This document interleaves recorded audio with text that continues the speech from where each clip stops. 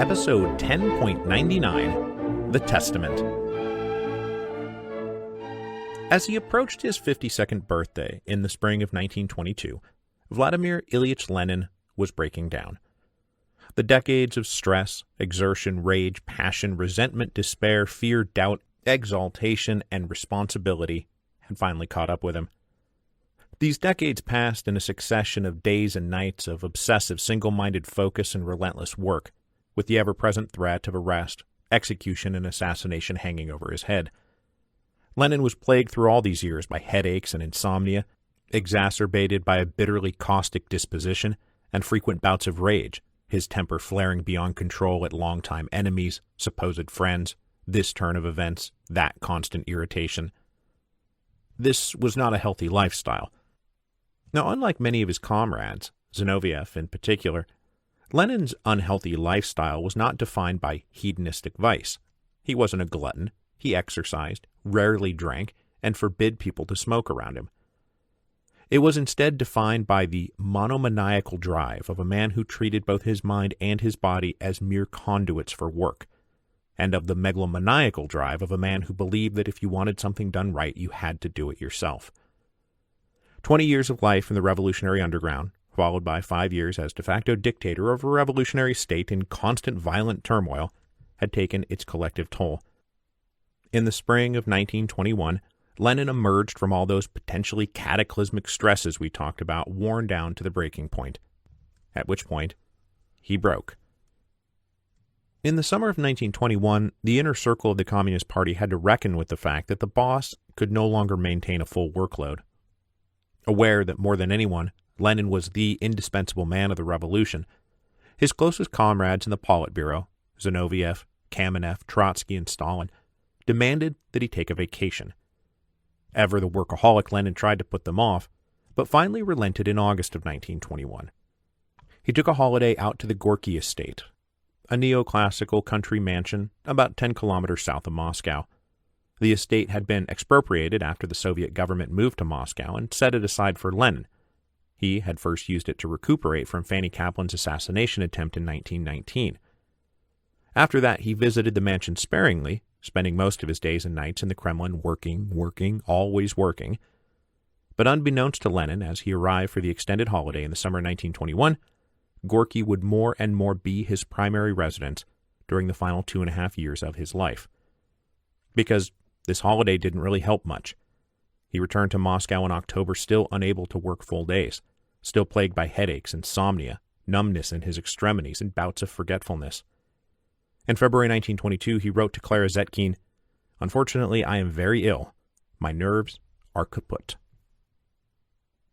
Among all the other things that needed to be dealt with in early 1922, the ongoing famine, the negotiations with the Germans that would lead to the Treaty of Rapallo, the conference of the three internationals, the upcoming trial of the SRs, and just generally trying to rebuild Russian society, Lenin also turned his attention to the state of the Communist Party. It was very clear he would not be around to manage things forever, and the party must be put on firm footing if the revolution was to survive his death. He was well aware of the fact that, at present, the Communist Party was not a gigantic popular force drawing strength, power, and authority from some huge proletarian working class. In March 1922, Lenin wrote to Vyacheslav Molotov, future Soviet foreign minister, but at this moment a younger communist, recently elevated to the Central Committee and made a non-voting member of the Politburo, "If one does not wish to shut one's eyes to reality, one ought to admit that at present the proletarian character of the party's policy is determined not by the class composition of the membership, but by the enormous and undivided authority of that very thin stratum of members who might be described as the party's old guards." This thin stratum Lenin described was composed of Bolshevik true believers, who, with a few notable exceptions like Trotsky, had joined the party long before 1917. They were a small group of professional revolutionaries turned state officials who were now responsible for the success or failure of their vision of the revolution. Lenin's great concern was that with so few truly reliable party leaders in charge of everything, that personality conflicts, petty grudges, or personal beefs between just a small handful of those leaders would cascade into total political apocalypse. As Lenin said to Molotov, Even the slightest dissension in this stratum may be enough to weaken its authority to such an extent that they should forfeit their power of decision and become unable to control events. At all costs, therefore, it was necessary to maintain the solidarity of the old guard. Occupying a position not unlike George Washington, Lenin was the one guy in the party that every faction, clique, and member listened to and respected. The danger of a fatal rift to the party after the bony hands of death removed the unifying linchpin of Lenin was all too apparent.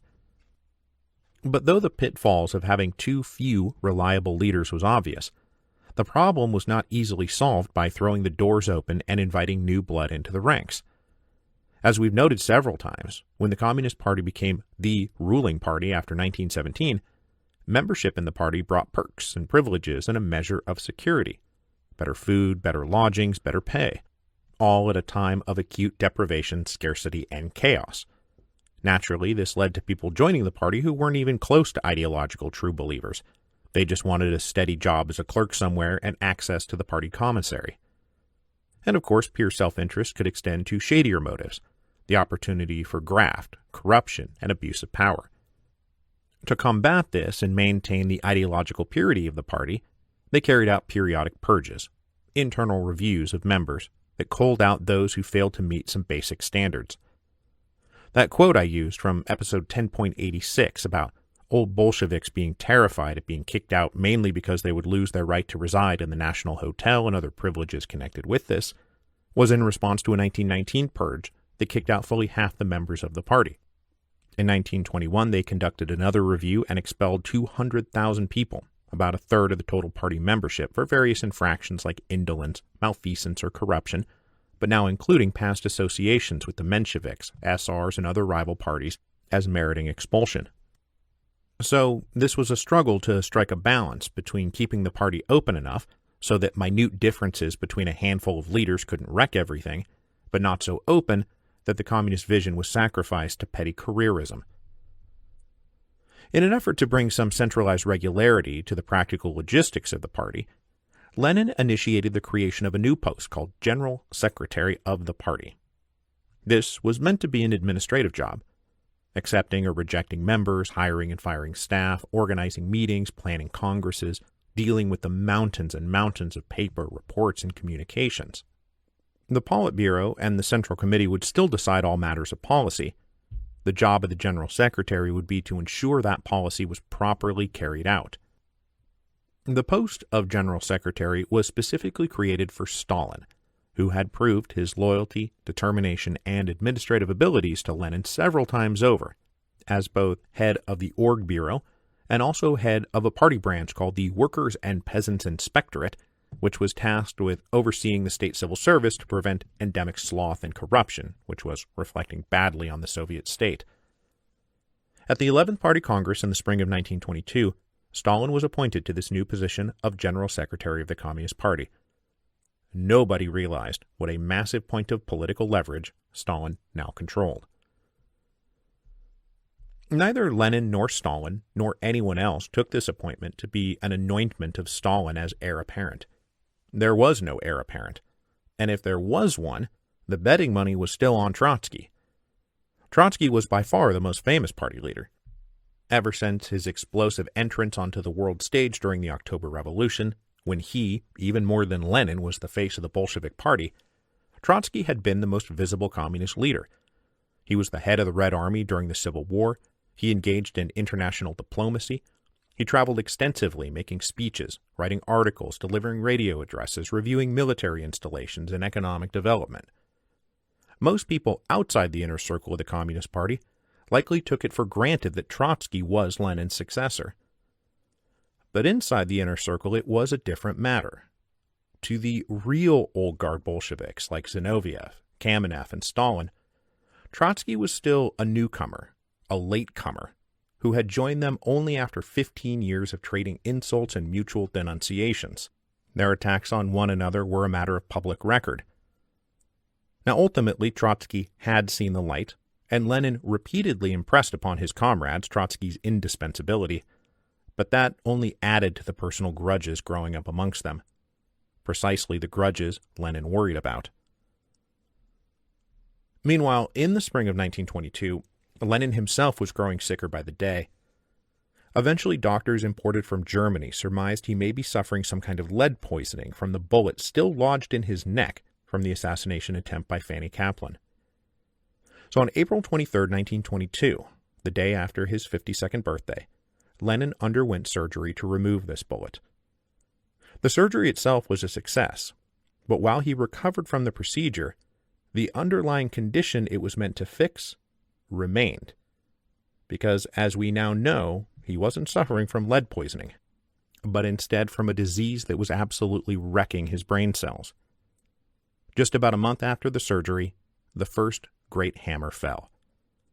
While out at Gorky recovering from surgery, Lenin suffered a major stroke on the night of May 26, 1922. The result was partial paralysis on his right side, temporary loss of speech and motor functions, and severe lapses in memory and cognitive ability. In the days that followed, he retained self-aware consciousness, but was no longer able to do simple physical and mental tasks. When he found himself unable to perform basic arithmetic, Lenin issued his first of many requests that in the event of total paralysis, incapacitation, or mental degeneration, they administer cyanide. So while Russian media was consumed with the sensational trial of the SRs in the summer of 1922, the chairman of the People's Commissars was out at Gorky, recovering from an undisclosed stroke.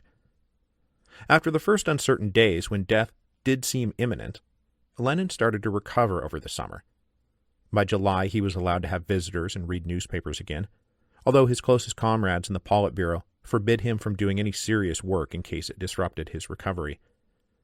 They put newly minted General Secretary Stalin in charge of enforcing Lenin's isolation, tasked with keeping papers, callers, petitioners, and questions away, and preventing the workaholic Lenin from trying to do an end run around these precautions and resume an active schedule too soon.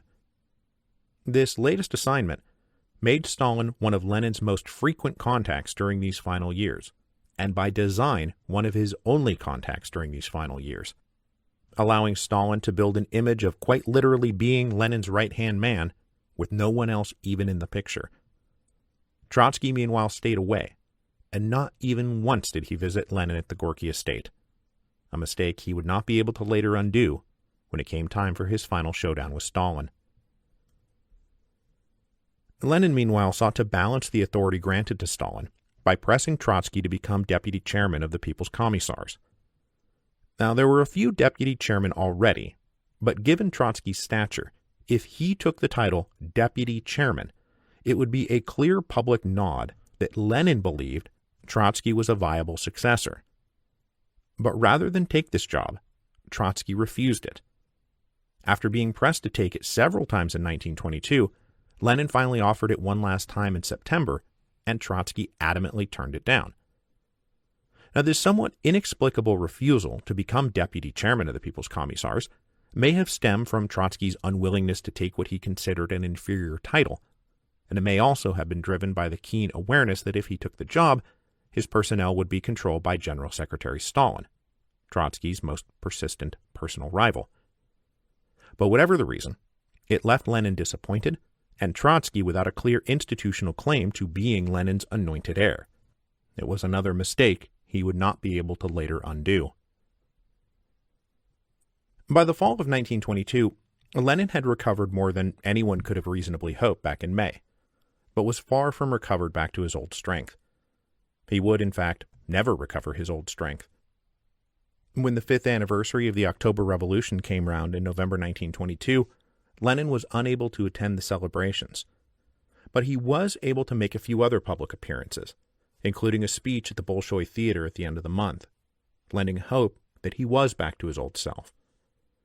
But one French communist in attendance said, "Those who were seeing him for the first time said this is still the same Lenin, but for the others no such illusion was possible.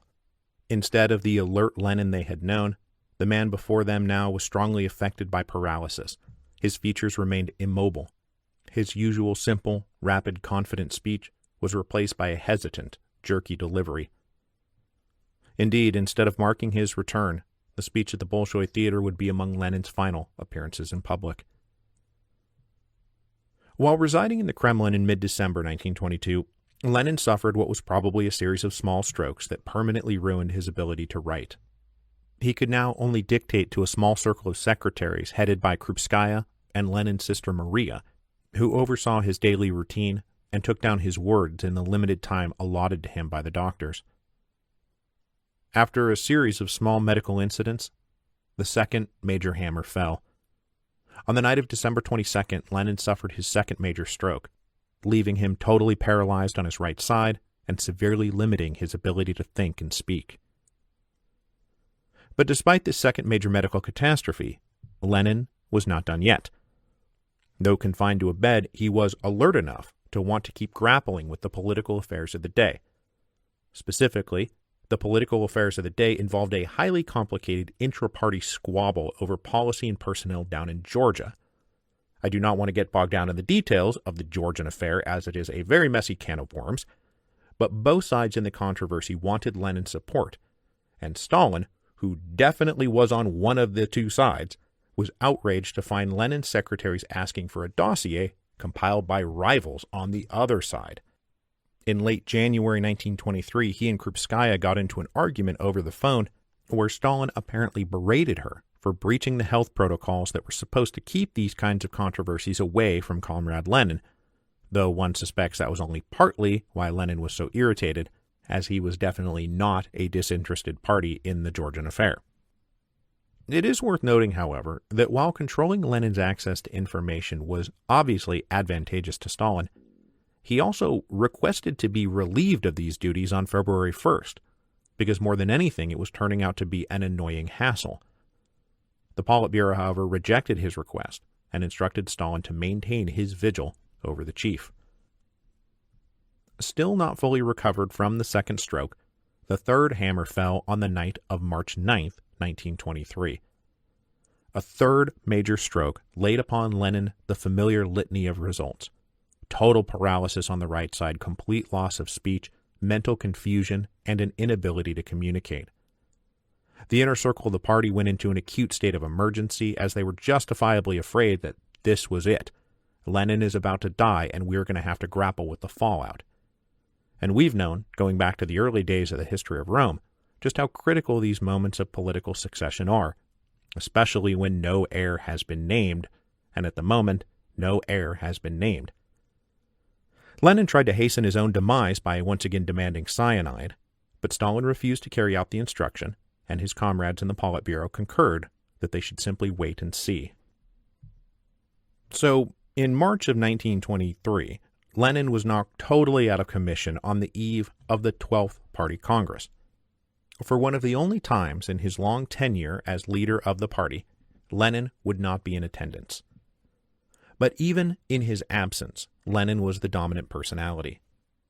His oldest Bolshevik comrades, Zinoviev and Kamenev, both paid almost embarrassing honor to the great leader, setting the groundwork for what would become the cult of Lenin, where he was an embalmed relic representing heroic revolutionary infallibility. Even absent the third stroke, though, Lenin was not going to be at the 12th Party Congress, and the other members of the Politburo agreed that it was vital to show the delegates to the Congress nothing but ironclad solidarity from the leadership, preventing any of the various opposition factions from prying open an opportunity. This public solidarity would cover over widening personality conflicts among them, most especially surrounding Trotsky, who was increasingly critical of his comrades and as a result increasingly isolated. Trotsky had only a few true allies left in the Central Committee, and none at all in the inner circle of the Politburo. And with Stalin now serving as General Secretary of the party, this was not going to change anytime soon. But for the moment, none of them saw a public rift for or against Trotsky as being in any of their interests. So they did indeed present a united front at the 12th Party Congress. Trotsky agreed to mute his criticisms and to give no hint to opposition elements in the party that he might lead them against the old guard. Rising to speak on behalf of a motion confirming their unified solidarity, he said, "I shall not be the last in our midst to defend this motion, to put it into effect and to fight ruthlessly against all who may try to infringe it. If, in the present mood, the party warns you emphatically about things which seem dangerous to it, the party is right, even if it exaggerates, because what might not be dangerous in other circumstances must appear doubly and trebly suspect at present. Still inside the inner circle, Trotsky zealously defended the leadership's ability to be right no matter what, including the facts. This was a position Trotsky would support right up until the moment he realized he had been pushed out of the inner circle, whereupon he would begin to champion those calling for more democratic openness inside the party.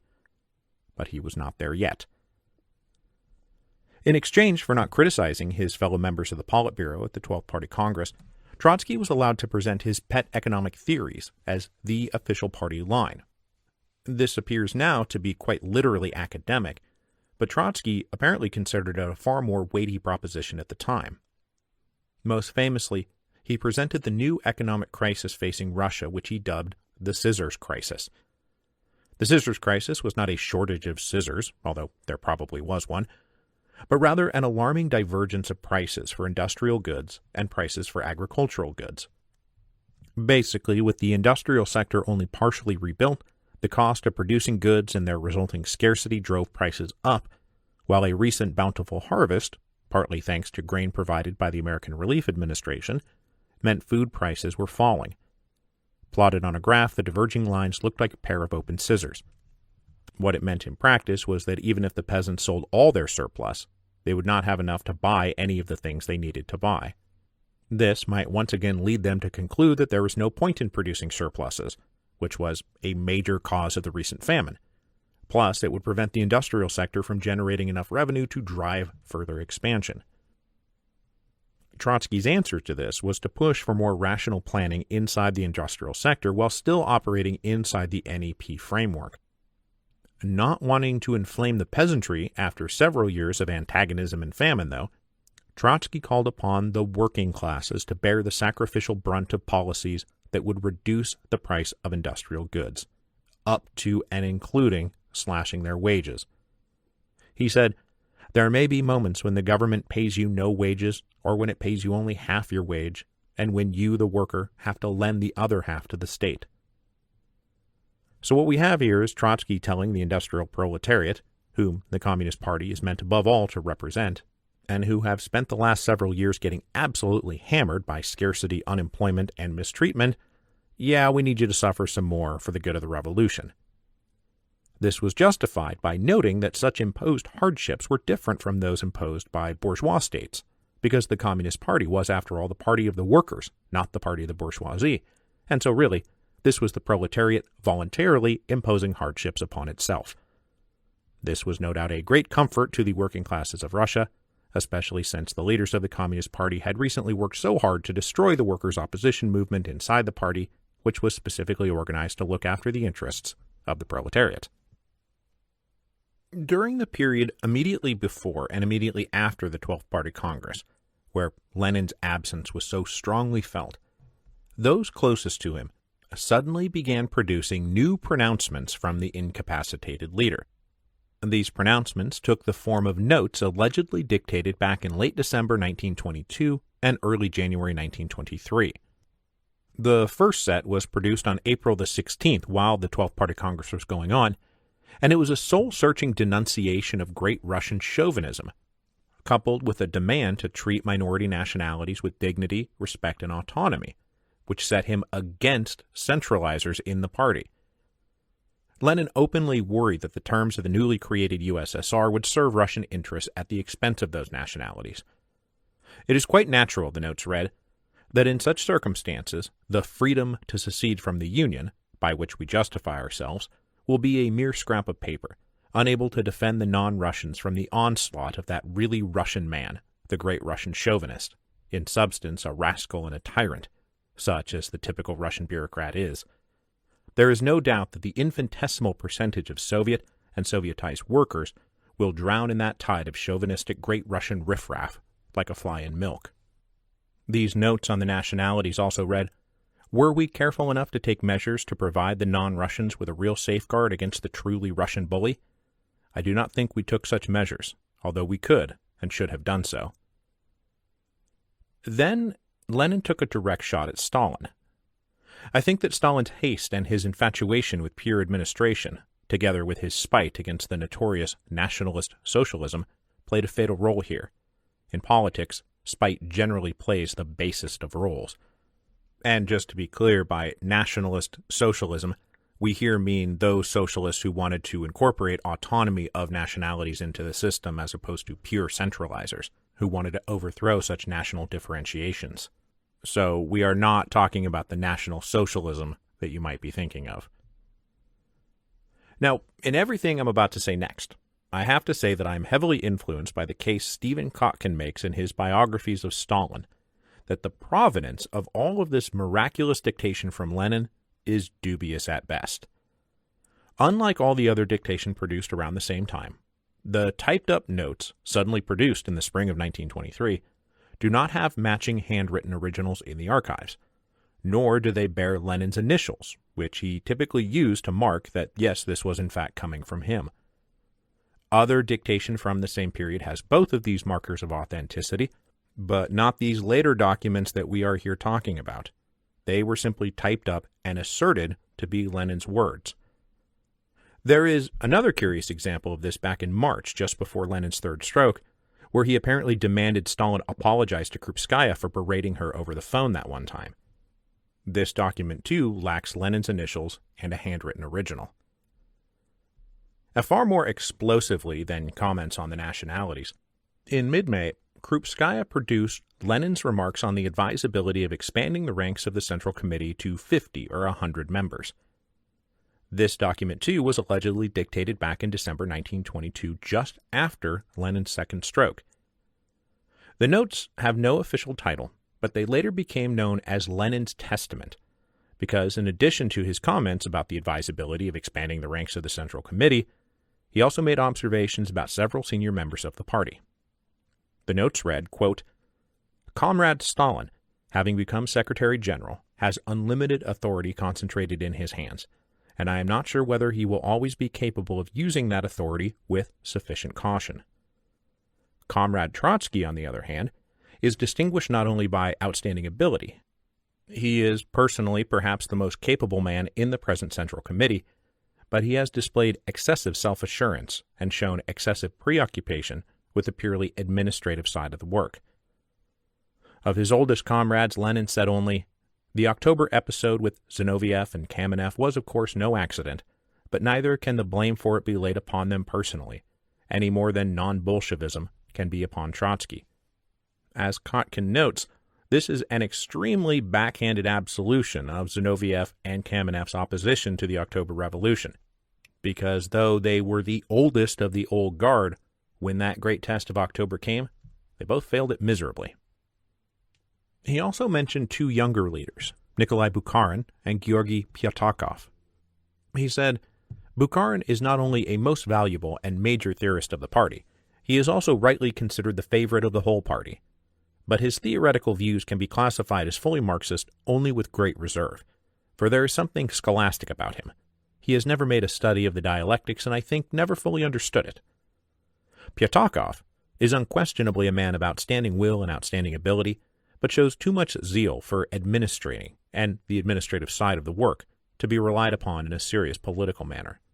Both of these remarks, of course, are made only for the present, on the assumption that both these outstanding and devoted party workers fail to find an occasion to enhance their knowledge and amend their one-sidedness. None of this is exactly a ringing endorsement of any of the principal claimants to Lenin's mantle. And while Trotsky perhaps comes off the best as the most capable man in the present Central Committee, and Bukharin gets noted as the favorite of the whole party, neither is without their major faults. Lenin's former deviant Menshevism was plainly noted, as was Bukharin's apparent immaturity. Then, to make sure there was no mistake, a further short addendum to this text, allegedly dictated in the first week of January 1923, took dead aim at Stalin.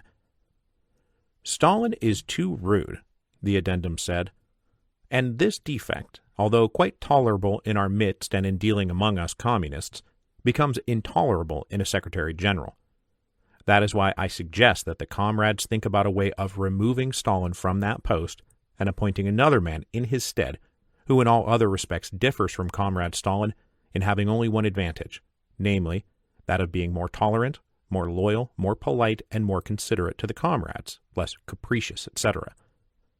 This circumstance may appear to be a negligible detail, but I think that from the standpoint of safeguards against a split, and what I wrote above about the relationship between Stalin and Trotsky is not a minor detail, but it is a detail which can assume decisive importance. Now, these explosive remarks were not like printed in Pravda or anything like that, but they landed like a bombshell inside the close-knit ranks of the inner party. With his practically dying breath, Comrade Lenin was saying, "Get rid of Stalin." But the thing is, and here's where I'm following Kotkin, it's very likely Lenin didn't say any of this, and that the little clique of secretaries around him cooked these remarks up themselves, with Krupskaya as the most likely mastermind.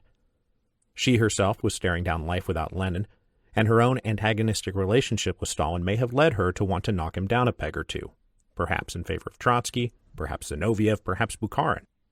Anyone but Stalin. But to be clear, this is all conjecture, based on the notable lack of evidence confirming that these notes were dictated when and where and by whom they were alleged to have been dictated.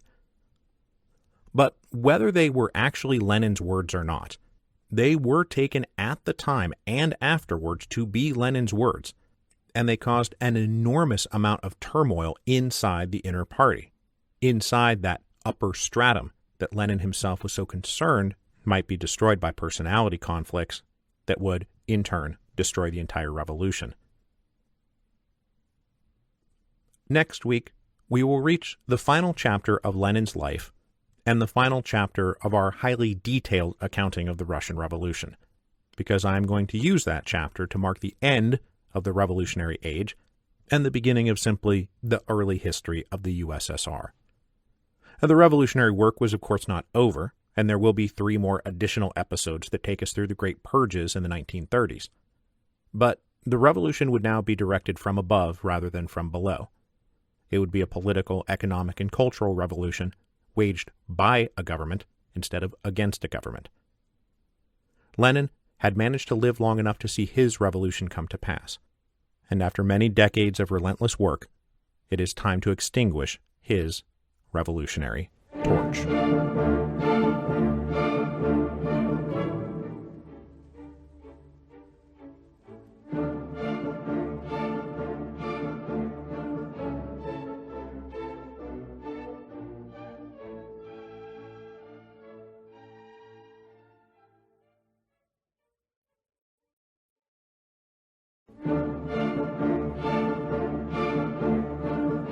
Episode 10.100, History Never Ends.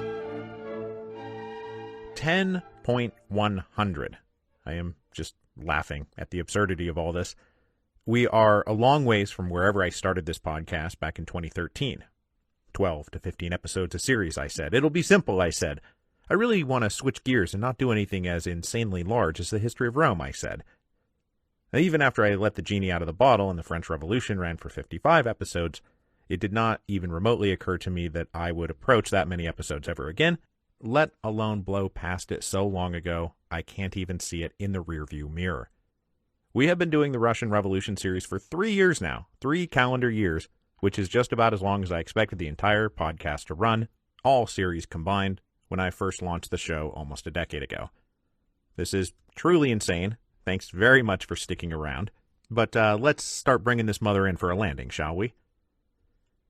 Now, one of the great lessons I hope you've taken away from this series, the whole of revolutions and the whole of the history of Rome, if you listen to that, is that history just keeps happening. Things just keep happening, one after the other, in an unbroken continuum. Crises, conflicts, accomplishments, setbacks. Old people retire and die. New people are born and replace them. Any random historical year could appear in one biography in the final pages, covering the final days and death, in another biography in the first pages, covering birth and early childhood. Historical causes produce historical effects that then become historical causes of the next historical effects. As World War I originated in the Franco-Prussian War, which came from 1848, which came from the Napoleonic Wars, which came from the French Revolution. Drawing invisible lines to divide up eras and periods and ages is an absolutely artificial exercise, as one day simply follows from the next in a seamless transformation from one day to the next. History passes one day at a time, 1 hour at a time, 1 minute at a time, 1 moment at a time. And there's never a break. There's never a pause. It's just the relentless passing of time since the beginning of time. Now, because history is always happening, there is always something happening, something to deal with, something exploding, something imploding, something beginning, something ending. But there's always something that comes along and derails carefully laid plans and forces people into that place that humans eternally live but are eternally trying to escape. That place where we must scramble and improvise responses to unexpected events. Ever since October 1917, for example, Lenin and his comrades had been aiming for this thing they called the breathing spell, the moment of relative peace, tranquility, and regularity where they would be able to implement their program free of mortal threats to the Soviet regime. This was the logic behind the Treaty of Brest-Litovsk. Make peace at enormous cost because we need a breathing spell. This was the great prize to be won during the Civil War. If we defeat all our enemies, we shall be able to finally work in peace. But this breathing spell they yearned for was a mirage. And it's always a mirage. We all know from our own daily lives that fabled next week or next month or next year, when we will finally be able to do all the things we have to put off today because we're too busy, too harried, and dealing with too many other emergencies, big and small. Sudden deadlines that force us to drop everything, unexpected events that just upend our lives.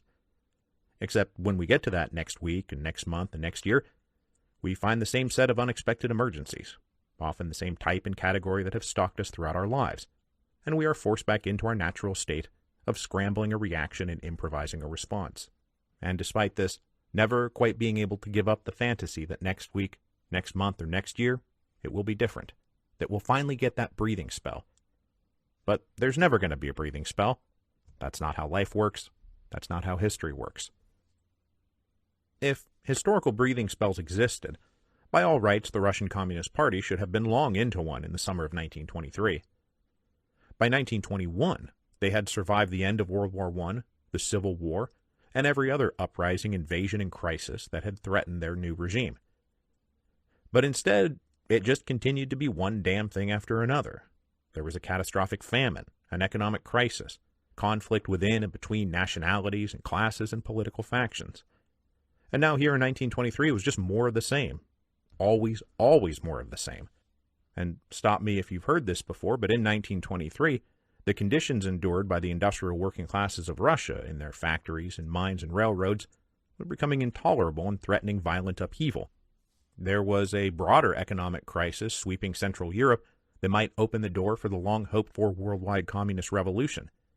And along with this, there stood poised the real possibility that Russia was about to be dragged back into a war between the great powers, a war that should have been unthinkable, as they were all just 5 years removed from the Great War, but which was somehow a very live possibility by the fall of 1923. So, there's no breathing spell. There's never going to be a breathing spell. There was only history over and over and over again, forever.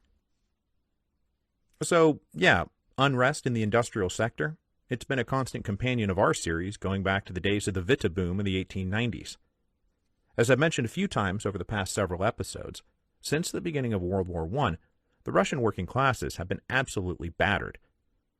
When the war came, the ranks of the proletariat practically doubled overnight, as every factory in Russia turned to cranking out coats and boots, guns, trains, equipment, and munitions. Russian peasants flocked to the cities to fill jobs. The urban population grew exponentially through 1914, 1915, and 1916. But then it all came crashing down. By the dawn of 1917, scarcity and inflation produced a rolling social crisis that smashed through the industrial economy and then smashed right through the Tsar. No fuel and no resources meant factories shut down and workers were laid off. Inflation meant their wages were worthless. Crop failures and the destruction of the railroads meant there was no food to buy anyway. So the explosive growth of the proletariat since the 1890s, and then especially after 1914, popped like a bubble. And when it popped, the factories went idle, the workers fled back to their villages, depopulating the cities and leaving behind only the demoralized and shell-shocked remnants of the industrial working class, often families who simply had nowhere else to go. Now, I'm not saying there is a causal relationship here, but one cannot help but notice the ironic demographic correlation to the Great Communist Revolution of October 1917. As outlined by Marx, this revolution was meant to be driven by the inexorable transformation of agricultural peasants into industrial workers. But since October 1917, the opposite has occurred. Workers are turning back into peasants. What was left of the Russian working class was so demoralized and exhausted that their angry convulsions in the spring of 1921, convulsions that had sparked the Kronstadt Rebellion, feebly dissipated in a matter of days. They were no longer able to sustain the kind of energy that had driven 1905 and 1917. Afraid of this briefest of flickers, the Communist Party leadership then set to work making sure it never happened again. Leadership jobs in all the labor unions went to loyal members of the party. Those were among the key patronage positions now doled out by General Secretary Stalin. The job of the union bosses were to keep the workers working, not press their claims for abuse, mistreatment, and exploitation. Meanwhile, the ban on factions issued by the 10th Party Congress had been specifically aimed at the so-called workers' opposition, that nascent faction inside the party that wanted to advance and defend the working classes against the policies of a central committee that seemed totally divorced now from the proletariat it claimed to represent. As if to drive home the point that the Communist Party was no longer in any sense the party of labor, the signature economic reform initiated to grapple with the great economic dislocations caused by a decade of war and conflict, the NEP, was specifically designed to favor the peasants over the workers. It was meant to favor the bosses over the workers, the bourgeoisie over the proletariat. The turn to market economics led the Soviet regime to expand their policy of leasing state-owned factories, mines, or railroads to private operators. The idea was that these operators were the ones with the technical knowledge and experience to run the factories, mines, and railroads efficiently and productively. In practice, it meant they were inviting back the same set of engineers and managers who had run everything before the revolution. So much so that by the spring of 1923, the revolution itself appeared to be a cruel joke. In 1917, the revolution had promised control of the factories would be handed to the workers' Soviets. This was the very essence of workers owning and controlling the means of production. But this promise had been forgotten ages ago. And the reality was they were abused, exploited, and controlled by the same old bosses, now working in profitable partnership with the grandees of the Communist Party. On the factory floor, in their canteens, and in their depopulated and dilapidated working-class neighborhoods, the urban labor force of Soviet Russia bitterly referred to the NEP as the new exploitation of the proletariat. So 2 years after the unrest of 1921, the griping of the workers in Moscow, Petrograd, and other cities once again gave way to active agitation. Opposed by the Communist Party and the union leaders the party appointed, working-class dissidents took matters into their own hands. In many cases, these leaders were themselves long-standing party members. They weren't reflexively anti-communist outsiders. A few of them had joined the Bolshevik faction way back in 1905, their membership cards older than all but a few of Lenin's closest followers. But they did not come from the intelligentsia set who ran the party, and they fumed at the hard turn away from representing worker interests. This was meant to be a revolution by and for the proletariat. Workers of the world unite. All power to the Soviets. Does anyone even remember these slogans? All the senior leaders could do is offer the deeply unsatisfying assertion that because the Communist Party was the party of the workers, they must be the party of the workers, or something. As Zinoviev wrote in an article in 1923, a party can be a workers' party in its composition and yet not be proletarian in organization, program, and policy. And how's that again? So, despite the ban on factions, clandestine groups formed to press the interests of the forgotten proletariats, one called the Workers' Group and the other called Workers' Truth. In July and August 1923, they organized wildcat strikes, labor shutdowns opposed and condemned by official union leadership. This was all incredibly vexing for the leaders of the Communist Party because at that same moment they were watching a similar rise in worker unrest over in Germany and concluding it meant that revolution was in the air. And if such conditions meant that a revolution loomed over Germany, what did it mean for Russia. Now, since we're here, let's hop over to Germany, because 1923 was a year of major crisis for the young Weimar Republic, even more so than the young Soviet regime. Reparations payments under the Versailles Treaty compounded the devastation wrought by World War I, leaving the German economy in shambles. As we've seen, the British tried to ease the punitive burdens in the interests of general peace and stability, and the interests of the British economy, but the French government adamantly opposed any changes. Their economy was also a devastated shambles, and it required German money and capital and manufactured goods to rebuild.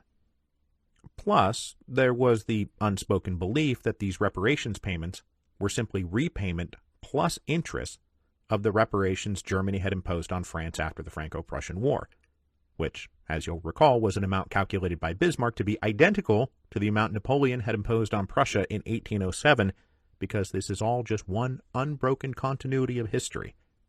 Causes becoming effects, becoming causes, becoming effects.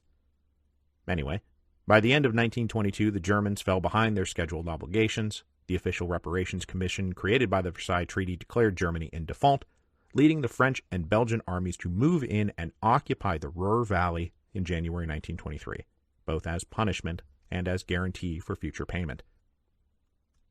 As the Ruhr Valley contained something like 3/4 of German iron, steel, and coal production, the occupation triggered the collapse of the German economy, a crisis of political legitimacy for the German government, and an international diplomatic crisis that might turn into the Guns of August all over again. It was among the several triggers for the infamous run of hyperinflation that rocked the very shallow foundations of the Weimar Republic. And by hyperinflation, we mean hyperinflation.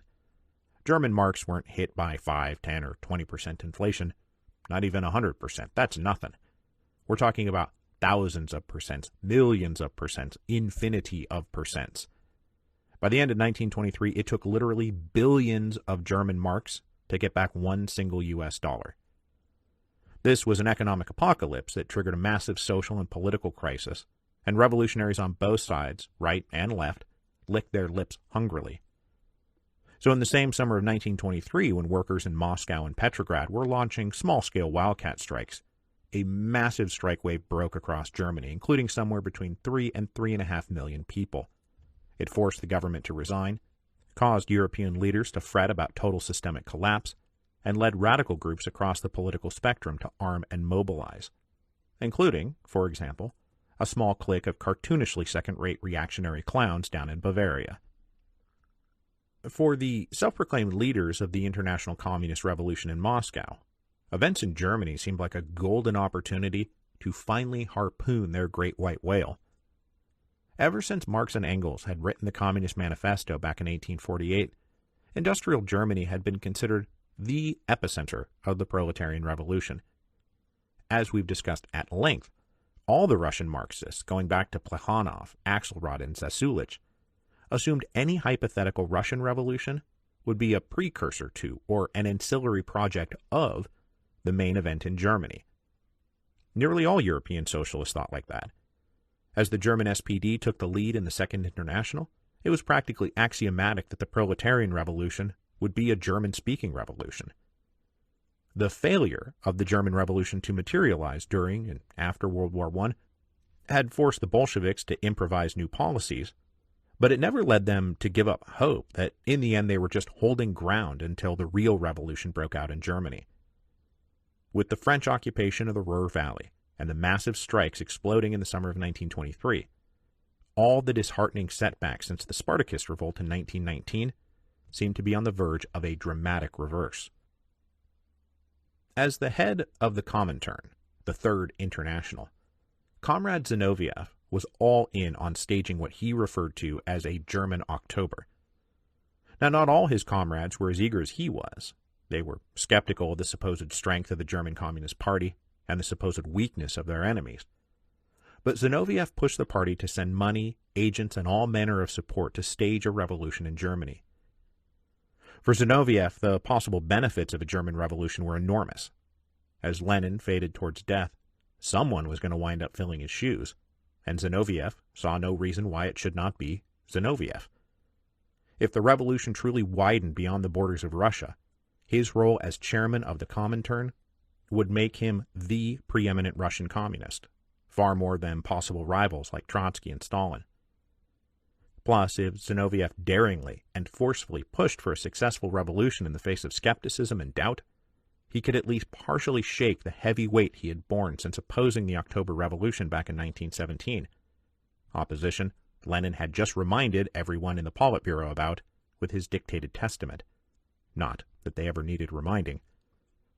And so in the summer of 1923, Zinoviev pushed and pushed for a German October. Now, while they were all discussing how to harness angry worker enemy in Germany, the leaders of the Communist Party wanted to repress it at home. Now, back around the trial of the SRs, the Cheka had rebranded itself as the State Political Directorate and was now known as the GPU. But they were still essentially the same operation, led by the same people and staffed by the same people. They were still tasked with internal political security and served as the regime's secret police. Now ordered to root out the causes of the worker strikes, the GPU first tried to prove links to the Mensheviks or the SRs. But one of the consequences of so thoroughly purging the Mensheviks and the SRs was that no links could be found because no links existed. One of the drawbacks of crushing all your enemies is that they are no longer around to blame for all your problems. So agents of the GPU followed leads into the Workers' Group and Workers' Truth and found most of them, as I said, were long-standing members of the Communist Party. The GPU struggled to find anyone willing to turn them in, and found many party members, even in the middle rungs of the leadership, unwilling to help the GPU root them out. It was one thing to use secret police to target monarchists and liberals and SRs, quite another to turn them on our own people. But in September 1923, the GPU finally pinpointed their culprits and carried out a police sweep to lock up the leadership of both groups. Their ultimate punishment, however, was mild, mere expulsion from the party. Gulags and midnight executions had not yet come to the party itself. Amidst the debates about what to do about encouraging the workers in Germany to revolt while discouraging the workers in Russia from revolting, the leadership of the Communist Party found itself in a novel position. For the first time ever, they had to grapple with major political dilemmas without Lenin. They had always argued and bickered and disagreed both among themselves and with Lenin, but Lenin had always been their undisputed leader. But now Lenin is laying out at the Gorky estate, immobile and nonverbal, and he could not lead them anymore. They had to figure all this out for themselves. And that meant not just settling matters of policy, administration, and governance, but also figuring out how to get along with one another without Lenin's presence. As mutual resentments and conflicting ambitions ran them headlong into one another, Lenin was not there to be the ultimate authority that they all acknowledged, the arbitrator of all debates. So, for example, Trotsky listened to and respected Lenin, but he exhibited habitual contempt for his other comrades in the Politburo, and the feeling was mutual. Trotsky had never really been one of them. Lenin's not unjustified insistence that Trotsky was irreplaceable had both been Trotsky's greatest protection inside the party and also a major source of ongoing resentment. Daddy likes him best even though he's a stepchild. Trotsky, for his part, remained ever aloof and did not deign to hang out with his Politburo comrades socially. And as I'm sure you all know, if a bunch of co-workers get together to drink, gossip, and talk shit, which members of the Politburo routinely did, you're probably the one they're going to gossip and talk shit about if you're not there. Now, if you know even a little bit about Russian politics in the early 1920s, you know that what's about to happen is that Zinoviev, Kamenev, and Stalin are about to form a unified triumvirate, a troika in Russian parlance, to the explicit and purposeful exclusion and marginalization of Trotsky. But this troika was just one temporary alliance organized within the long game that would decide who among them would claim Lenin's mantle as the preeminent leader of the party. During this long game, which got going in earnest here in 1923, everyone believed they were using everyone else, and alliances would form, dissipate, and realign as circumstances dictated, and each played their own hand. It was not inevitable that the first move would be against Trotsky. In the summer of 1923, it actually looked like Stalin would be the first to go. Krupskaya handed Zinoviev a copy of what they were now referring to as Ilyich's letter about the secretary, which was tantamount to Lenin using his dying breath to say, "Get rid of Stalin." As the letter circulated, the other members of the Politburo discussed doing just that. There were a bunch of clandestine meetings and exchanges of very passive-aggressive correspondence that seemed to be moving against Stalin. But probably because Zinoviev ultimately disliked and feared Trotsky more than he disliked and feared Stalin, instead of taking the poisoned dagger Krupskaya had given him and using it to slit Stalin's throat, he instead got together with Stalin and Kamenev to form a working majority inside the Politburo, specifically at Trotsky's expense. In September 1923, the Central Committee of the party met for a full session to discuss the German question. After being briefed on the readiness of the German communists and the state of Russian national defenses, as the Allied powers might invade in the event of a Russian-backed revolution in Germany, the party approved plans to launch a communist insurrection in Germany on November 9th, the anniversary of the German Revolution of 1918. A small group of senior party officials was dispatched to Germany to oversee preparations and coordinate the uprising. But after discussing this, a motion then followed to revamp the Military Revolutionary Committee, which had been chaired by Trotsky since the October Revolution, and which was understood by everyone to be one of his bases of power.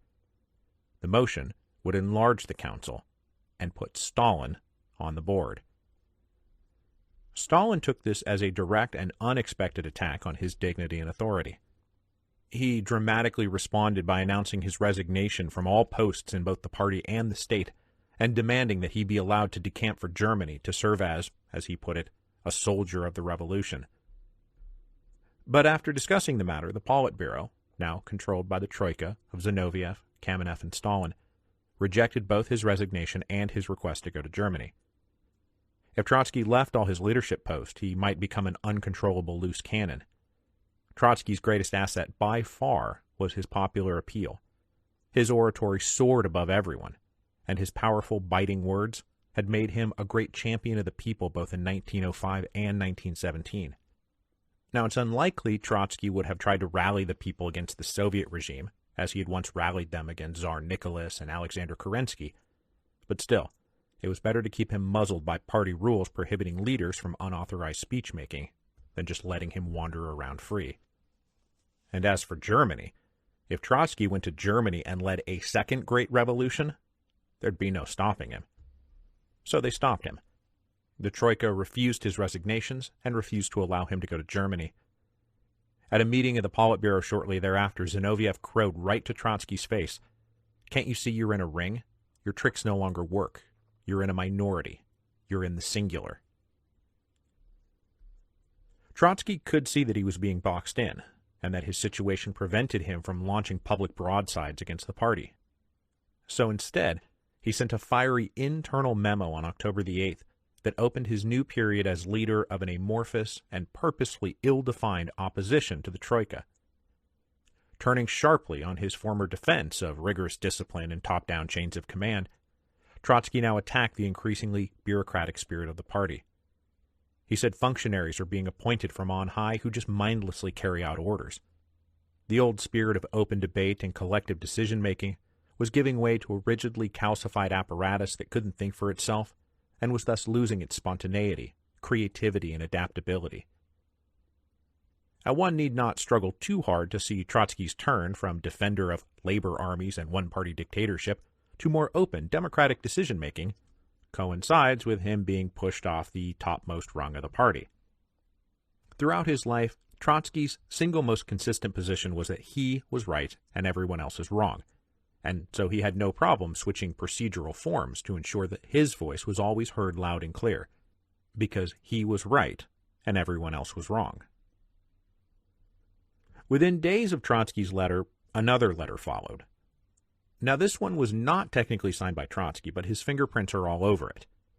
This is the so-called Declaration of the 46, which was signed by, you guessed it, 46 members of the Communist Party, who critiqued the Politburo and the Central Committee. The declaration opened with an absolute broadside saying, The economic and financial crisis beginning at the end of July this year, with all the political consequences flowing from it, including those within the party, has mercilessly revealed the inadequacy of the party leadership, both in the economic realm and especially in the area of inter-party relations. They then proceeded to attack the Politburo on two fronts. First, picking up the banner of the angry workers, the declaration attacked the industrial policy of the NEP, saying it was insufficiently committed to communist principles. What Russia needed was not markets and bosses, but more rational planning.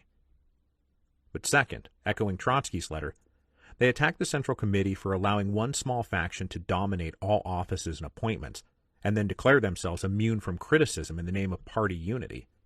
They said, if the situation which has developed is not radically changed in the very near future, the economic crisis in Soviet Russia and the crisis of the fractional dictatorship within the party will strike heavy blows to the workers' dictatorship in Russia and to the Russian Communist Party. With such a burden on its shoulders, the dictatorship of the proletariat in Russia and its leader, the Russian Communist Party, cannot enter the field of the impending new international shocks in any other way than with the perspective of failure, along with the entire front of proletarian struggle. The authors of the Declaration of the 46 cleverly tried to turn the question of factionalism back around on the Politburo, saying, you are actually the ones engaging in factionalism, not us. But this cleverness was no match for the stark reality of the party rules they had all approved back at the 10th Party Congress. The Central Committee had total discretion to determine what counted as unauthorized factionalism and what did not. The Central Committee was controlled by the Politburo, which was in turn now controlled by the Troika. At a session of the Central Committee at the end of October, which was packed by Stalin with allies, Trotsky and the other 46 were all denounced for their heretical factionalism. The ban on factions and the rules enforcing it would be unchanged and upheld. Forever after, this would be the method of purging internal enemies of whoever happened to control the Politburo. But the Troika was not yet a totally monolithic force, and Trotsky, the 46 and others who found themselves on the wrong side of the Troika would continue to try to dislodge them. We'll talk more about this next week when we discuss the rise and fall of the so-called left opposition. Now, as this was all playing out, Moscow got heavy news from abroad. The agent sent to Germany to organize and lead the revolution reported that the situation was far worse than they had been led to believe. There were not nearly as many Communist Party members or groups or weapons as had been supposed. Those forces loyal to the government probably outnumbered them 20-1. The Bolsheviks had won in October 1917 because nobody was willing to fight for Kerensky's government, and so a handful of guys with machine guns could pull it off. But that was not the case in Germany in 1923. In fact, a state of emergency had already been declared, local police had been forced to give way to the army, which had no love at all for any kind of left radicalism. On October 23rd, the leaders of the group sent in to lead the revolution pulled the plug on the revolution. They sent back word to Moscow saying the whole thing has to be postponed. Now, one small communist group in Hamburg did wind up trying to move forward, but they were quickly and easily crushed. There would be no German October. It turned out to be just another miserable failure as the white whale swam away. It was only small comfort that their enemies on the right fared no better. In that same November of 1923, that small clique of cartoonishly second-rate reactionary clowns in Bavaria got together in a beer hall and tried to copy Mussolini's March on Rome. They too failed miserably and were all arrested in what turned out to be a dismal fiasco. Tossed in jail, exposed as a bunch of cartoonishly second-rate reactionary clowns, they were, thankfully, never heard from again. As I said before, when it comes to history, the beginning of one biography often overlaps with the end of another. One person's start line is another person's finish line. And for Vladimir Ilyich Lenin, the end was now at hand.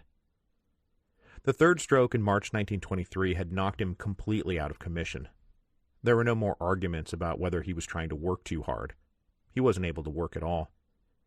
He could communicate now only by gesturing and was confined to a wheelchair on days when he felt able to get up and move around. Daily victories were simply staying alert and happy, eating and drinking well, listening to Krupskaya or his sister read him books. Bad days were full of vacant depression where he seemed more dead than alive. The only real hope left to him and his family was simply that he would recover enough to control his own body and speak his own thoughts clearly. But as the weeks and months passed, there were more bad days than good, and the truth was, he was slipping away. In October 1923, as his comrades intrigued against each other, and the ever-elusive German Revolution was pronounced ever-elusive, Lenin insisted on traveling the 10 miles up to Moscow one last time. He didn't tell anyone he was coming. He had no meetings with any of the old Bolsheviks. He just toured the Kremlin one last time and went back to Gorky, exhausted but satisfied. After New Year's, his doctors tentatively suggested he might actually be getting better, but Krupskaya was more attuned to him and more pessimistic. Starting on Thursday, January 17th, she wrote, I began to feel something terrible was coming. He looked horribly tired and tormented. He was closing his eyes frequently and went pale. But the main thing was that somehow the expression on his face changed. His gaze became somehow blind. On January 21st, 1924, Bukharin happened to be at Gorky visiting, and described what he saw. Lenin, he said, was propped up on a pillow in a sleigh and watched while a group of workers on the estate went out hunting. He was in good spirits, clearly enjoying himself. There were few things he enjoyed more than a hunt. When a retriever brought back a bird to one of the workers near the sleigh, Lenin raised his good hand and managed to say, "Good dog." But that night, after returning to his quarters and drinking some broth, Lenin started to slip into unconsciousness. Krupskaya wrote, At first I held his hot, damp hand, and then just watched as the towel beneath him turned red with blood, and the stamp of death settled on his face. He had suffered a fatal brain hemorrhage, and died just before 7 o'clock on January 21st, 1924. Lenin was dead. More than any of the other leaders of any of the other political parties or factions that we have talked about in this series, that includes Tsar Nicholas, Alexander Kerensky, Viktor Chernov, Pavel Milyakov, Sergei Witte, Pyotr Stolypin, his old mentor Plekhanov, all of whom had enormous personalities that filled every room they stepped foot in. None of them defined their political parties and factions the way Lenin defined his. Above and beyond any defining ideology or policy or worldview of the Bolsheviks were the party of Lenin. So much so that in the days after the infamous Second Party Congress in 1902, the difference between Bolsheviks and Mensheviks could be described almost entirely by one's own personal feelings about Lenin. Those who continued to support his leadership were Bolsheviks. Those who thought he was far too dictatorial, bullying, and close-minded were Mensheviks. Very little else separated them at the time of the first rupture. It was the thing that ruptured them. Lenin's stamp on his party meant that his party resembled his own personality. The Bolsheviks were hard, disciplined, sarcastic, blunt, and dismissive. But they were also ever practical, flexible, and adaptable. But Lenin's domineering personality meant that the whole party structure was designed to fit the leadership of a domineering personality. Now, as we've seen, Lenin was not a straight-up dictator inside of his party. His particular brand of megalomania was of a peculiar sort. Inside the party, he got his way through the force of persuasion, strong-arming people, insisting, very occasionally wooing and coaxing. And if on occasion he lost votes to his comrades in the Central Committee on a matter of policy, he gave way, as, for example, when they decided to boycott the elections to the Duma when he thought they should run candidates. But as the years passed, those who disagreed with Lenin typically fell out of favor and out of the party, and mostly all that was left in the end were those whose deference to Lenin was a matter of habit. And we should note that in the end, the Bolsheviks did run candidates for the Duma. Thus, deference to a strong leader was ingrained in the Bolshevik Party, now the Communist Party, from the beginning, as was the way Lenin built the party on the basis of congresses, elections, and committees, and yet always seeming to get his way by manipulating those votes or packing the committees with people who voted the way he wanted. Trotsky noted this from the very beginning, and just after the split in 1902 observed of Lenin's methods. In the internal politics of the party, these methods lead to the party organization substituting itself for the party, the Central Committee substituting itself for the party organization, and finally the dictator substituting himself for the Central Committee. He wrote this way back in 1902, but it describes almost perfectly the Troika's move to take over the Communist Party now that Lenin was fading, dying, and then dead. For good or ill, the Bolshevik Party was Lenin's party, and even though Lenin was now gone, the party he had built remained ever the same. Now, the Russian Revolution was not the work of a single man. It was obviously an impossibly convoluted set of events that sprawled across decades and swept up literally millions of people, great and small, who all contributed to how the revolution unfolded. But we can for sure say this. More than any other single person, the Russian Revolution was defined by Lenin. There are few moments in history where you can really say, oh yeah, that one person caused this particular massive historical event. But the October Revolution is that way. The October Revolution does not happen without Lenin. He was absolutely going out of his mind, pushing his comrades to do it, to take power, even in the face of heavy doubts from those comrades and nervous resistance from the rank and file of his party. Now, obviously, even the October Revolution is the work of tons of people. But the core drive to do it, the engine that produced the October Revolution, not the February Revolution, mind you, but the October Revolution, came from Lenin. And had he died or been arrested or been detained coming back from Finland, the October Revolution does not happen. And so, love him or hate him, revere him or loathe him, Lenin's singular impact on world history can never be doubted. But now Lenin is dead and gone. And next week, the Communist Party, the USSR, the International Communist Revolution will have to move on without their indispensable man, who has now gone to that graveyard that is full of indispensable men. Next week will be the first of our 3 final wrap-up episodes, and it will revolve around the great duel between Stalin and Trotsky for control of the Communist Party, the USSR, and the International Communist Revolution. Because even though we are ending this and drawing a line in the sand that says over there is revolution and over there is early Soviet history, there never is a break in history. There's never a pause. It just keeps going one day after the next. And so even though the revolution is ending, and revolutions is ending, history never ends.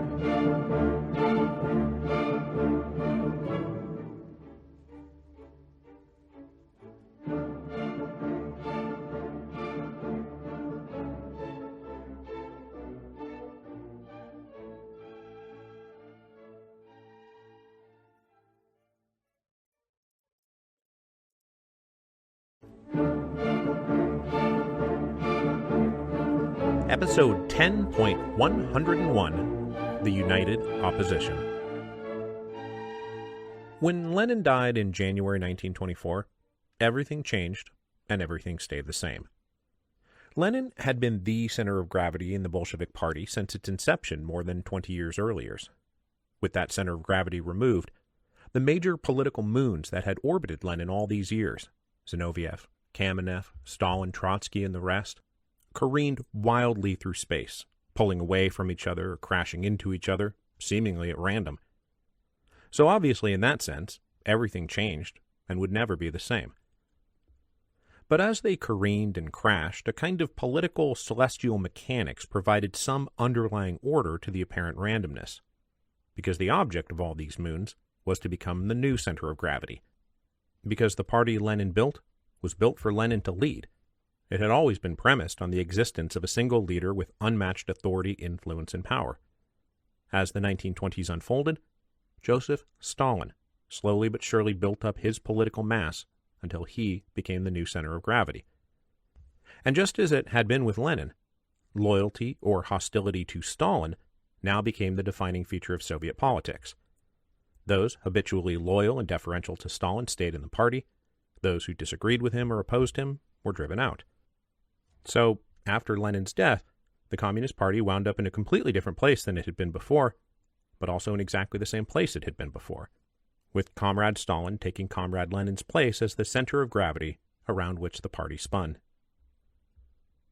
At first, the Politburo of the Communist Party tried to keep Lenin fixed as the center of gravity, afraid of what his death meant for the party, for Russia, and for the revolution. Instead of following instructions and giving Lenin a simple private family burial, they resolved to turn him into a permanent fixture of Russian life, to turn him into a kind of secular icon or saint for Russians to worship as a replacement for the icons and saints of the Orthodox Church. Lenin's image was plastered everywhere. He was referenced constantly. The various political battles of the 1920s and the 1930s were always waged in terms of who most accurately reflected Lenin's original vision. And like most religions, Leninism, the ideological faith, became detached from Lenin the actual man. His own statements were emphasized or suppressed to fit the changing needs and desires of whoever happened to be controlling the party, at the time. Shortly after his death, they renamed Petrograd Leningrad, the name that it would bear until the collapse of the Soviet Union. And then they went so far as to embark on a kind of lunatic scheme that I'm sure most of you are aware of, to embalm and preserve Lenin's physical body. After some trial and error with the preservation process, they finally concocted the right mix of chemicals, and so Lenin's corpse was embalmed and placed in a mausoleum in Moscow. The flesh and bone of Lenin, the actual human being, turned into an artificially preserved destination for the pilgrims of communism. It also gave the new leaders of the party a chance to stand beside Lenin any time they needed to remind the world that they were Lenin's true disciples, unlike the heretics and the Judases out there who had betrayed his legacy. And though the rituals and ceremonies at Lenin's mausoleum would stay the same over the years, who remained a faithful disciple and who was branded an incurable heretic would change with absurd regularity. As we all know, the man who would always be the faithful disciple and never the heretic, at least while he lived, was Stalin. With the benefit of hindsight, we can see that Stalin's ascendancy to sole dictatorship was already underway before Lenin died. His incremental consolidation of power had begun way back when he entered the Org Bureau in 1919 and skillfully exploited his hiring and firing prerogatives to promote allies and reassign rivals. This process accelerated when he became General Secretary of the party in 1922, and the slow, patient, but persistent process of promoting his friends and demoting his rivals, or supporters of his rivals, or friends of his rivals, continued. Now, this could have all come to an abrupt end in 1923 or 1924. The poisonous words in Ilyich's letter about the secretary could have been the end of him. The other members of the Politburo could have taken the recommendation to remove Stalin to heart and removed him. But Stalin was both skillful and lucky. He was lucky that Trotsky was right there to seem like an even bigger and more obnoxious threat to the other grandees of the party, and skillful enough to exploit it. At the 13th Party Congress in May 1924, Lenin's testament was circulated to the various delegations to their shock and consternation. But then, in a carefully choreographed show, Stalin offered to resign his post, while Zinoviev and Kamenev led the Congress to refuse that resignation and reaffirm their faith in the General Secretary. Only later did they realize they probably missed their last best opportunity to stop Stalin's rise to power, a mistake many of them would pay for with their lives. In the battle for control of the party and the right to emerge as the true heir of Lenin, Trotsky did himself few favors and seemed almost begging to be isolated by everyone else. His relationship with Zinoviev was so toxic that they hadn't spoken to each other privately in years. In October 1924, Trotsky had a chance to possibly re-seize the political initiative. Back in more collegial days, the Politburo had approved plans to publish an edition of Trotsky's writings from 1917. As a preface to this collection, Trotsky wrote a 60-page essay called Lessons of October that emphasized his close collaboration with Lenin and how the two of them had persevered in carrying out the revolution in the face of vacillating hesitancy and fearful opposition from other leaders, most obviously Zinoviev and Kamenev. Trotsky sought to make 1917 the test upon which Lenin's true disciples were evaluated, to nullify Zinoviev and Kamenev's claim to Lenin's inheritance, because while they had been with him the longest, that was meaningless, because they had not been there when Lenin needed them most. Trotsky, meanwhile, stood right by his side. Now, much of what Trotsky wrote was true, but as usual, he wrote with dismissive arrogance and a distinct lack of generosity. So while Lessons of October may have been cathartic and scored a few tactical hits against his rivals, strategically it proved to be a major, perhaps a fatal, setback. The bond of solidarity of the Troika, Stalin, Zinoviev, and Kamenev, had been slowly dissolving throughout 1924, lessons of October re-solidified them almost immediately. Their alliance had been uncomfortable, and Trotsky came along and helpfully reminded them why they needed to stick together. So the Troika spent the last months of 1924 assailing Trotsky from every angle. During his 15 years at odds with the Bolsheviks prior to 1917, Trotsky had left a long and very public trail of abuse of Lenin, ridiculing him, attacking him, mocking him, all of which need only be dug up and passed around to make Trotsky look terrible in the eyes of party members who had no conception of the dynamics of old emigre politics, who barely even knew that Bolsheviks and Mensheviks had once been two wings of the same party. They also blasted Trotsky for his conduct during the Civil War, highlighting his arbitrary abuses, poor decisions, and how he got good comrades killed or executed them unnecessarily.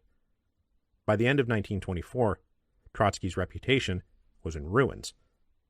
In response to all this, all he could do in January 1925 was resign as Commissar of the Army and Navy, that critical post he had held since March of 1918. Trotsky could lay rightful claim to having almost single-handedly organized victory in the Russian Civil War, completely remaking the Red Army and traveling relentlessly from front to front until victory was secured. But now, after nearly 7 years, he was unceremoniously dumped overboard.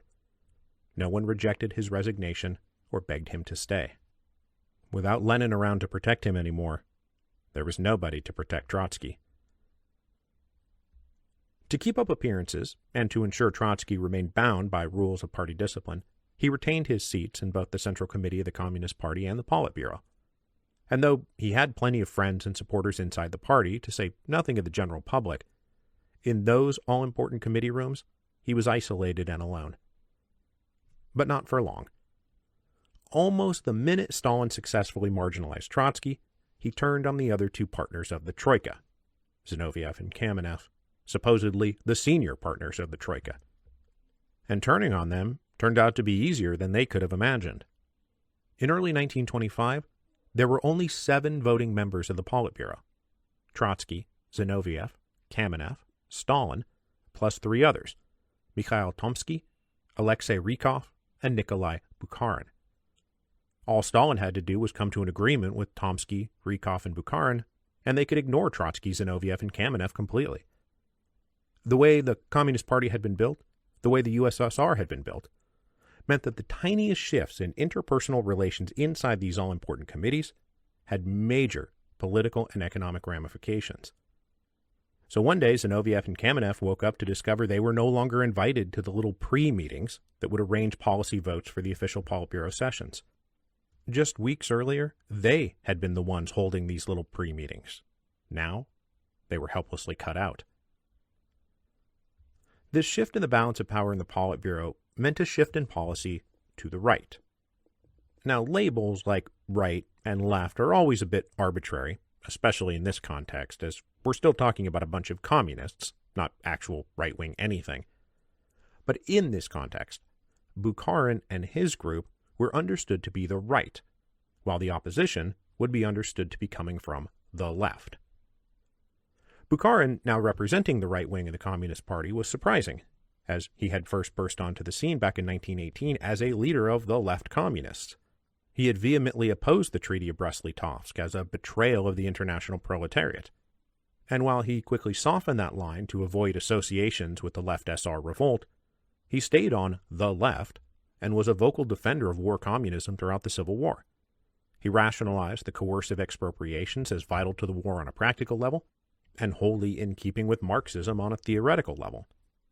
Over the past several years, Bukharin's stature had grown. He is, after all, now sitting on the Politburo, and he was considered the brightest theoretician in the party. He drafted books and essays that became the basic texts of the Communist Party. But by the end of the Civil War, Bukharin concluded, as Lenin did, that war communism needed massive correction. In the end, all it had gotten them was a ruined economy, peasant revolts, and mass starvation. So when the NEP came around, Bukharin hopped over and became its chief defender. However much it might rankle them, it was far better to incentivize peasants to grow grain surpluses by offering them the chance for personal, material enrichment, rather than simply confiscating those surpluses, which years of war communism had proved would drive the peasants to stop growing surpluses. But as he defended the principles of the NEP in 1925, Bukharin committed something of a verbal faux pas that would haunt him for the rest of his life. Believing that the major industrialization projects that would bring about full socialism and communism could only come after a slow and steady accumulation of national wealth that would begin by encouraging the peasants to seek profit in what they grew, his policy prescription was, enrich yourselves, which in French is enrichissez-vous, literally the words that François Guizot had used during the July Monarchy, when he was asked how people were supposed to make their voices heard in a closed regime run by bourgeois oligarchs. He did not say, we'll expand the franchise or increase democracy or make the government more responsive. He said, enrichissez-vous, which everyone took to mean once you have wealth, your voice will count. I mean, there's a reason Guizot gets specifically name-checked at the beginning of the Communist Manifesto, and Bukharin, using exactly the same phrase, allowed his enemies to make permanent hay of his ill-chosen echo of one of the original bêtes noires of communism. But Bukharin's point was that the USSR needed to grow its wealth and capital somehow if they were going to catch up to the Western powers, who had spent centuries running exploitive colonial empires that accumulated the capital for their economic growth and prosperity. This question of capital accumulation was vitally important because in 1924 and 1925, Stalin and Bukharin's ruling group started tossing around the idea of socialism in one country. The idea of socialism in one country had been percolating in the communist subconscious going back to 1919, when they first had to face the realities that global revolution wasn't inevitably surging throughout the world. As we have discussed ad nauseum, all Bolshevik ideology prior to the revolution was premised on Russia being one part of a larger revolutionary whole, that they would eventually get the resources they needed to turn backwards Russia into modern Russia from their friends in neighboring revolutionary regimes. But now years have passed, and they were still basically alone.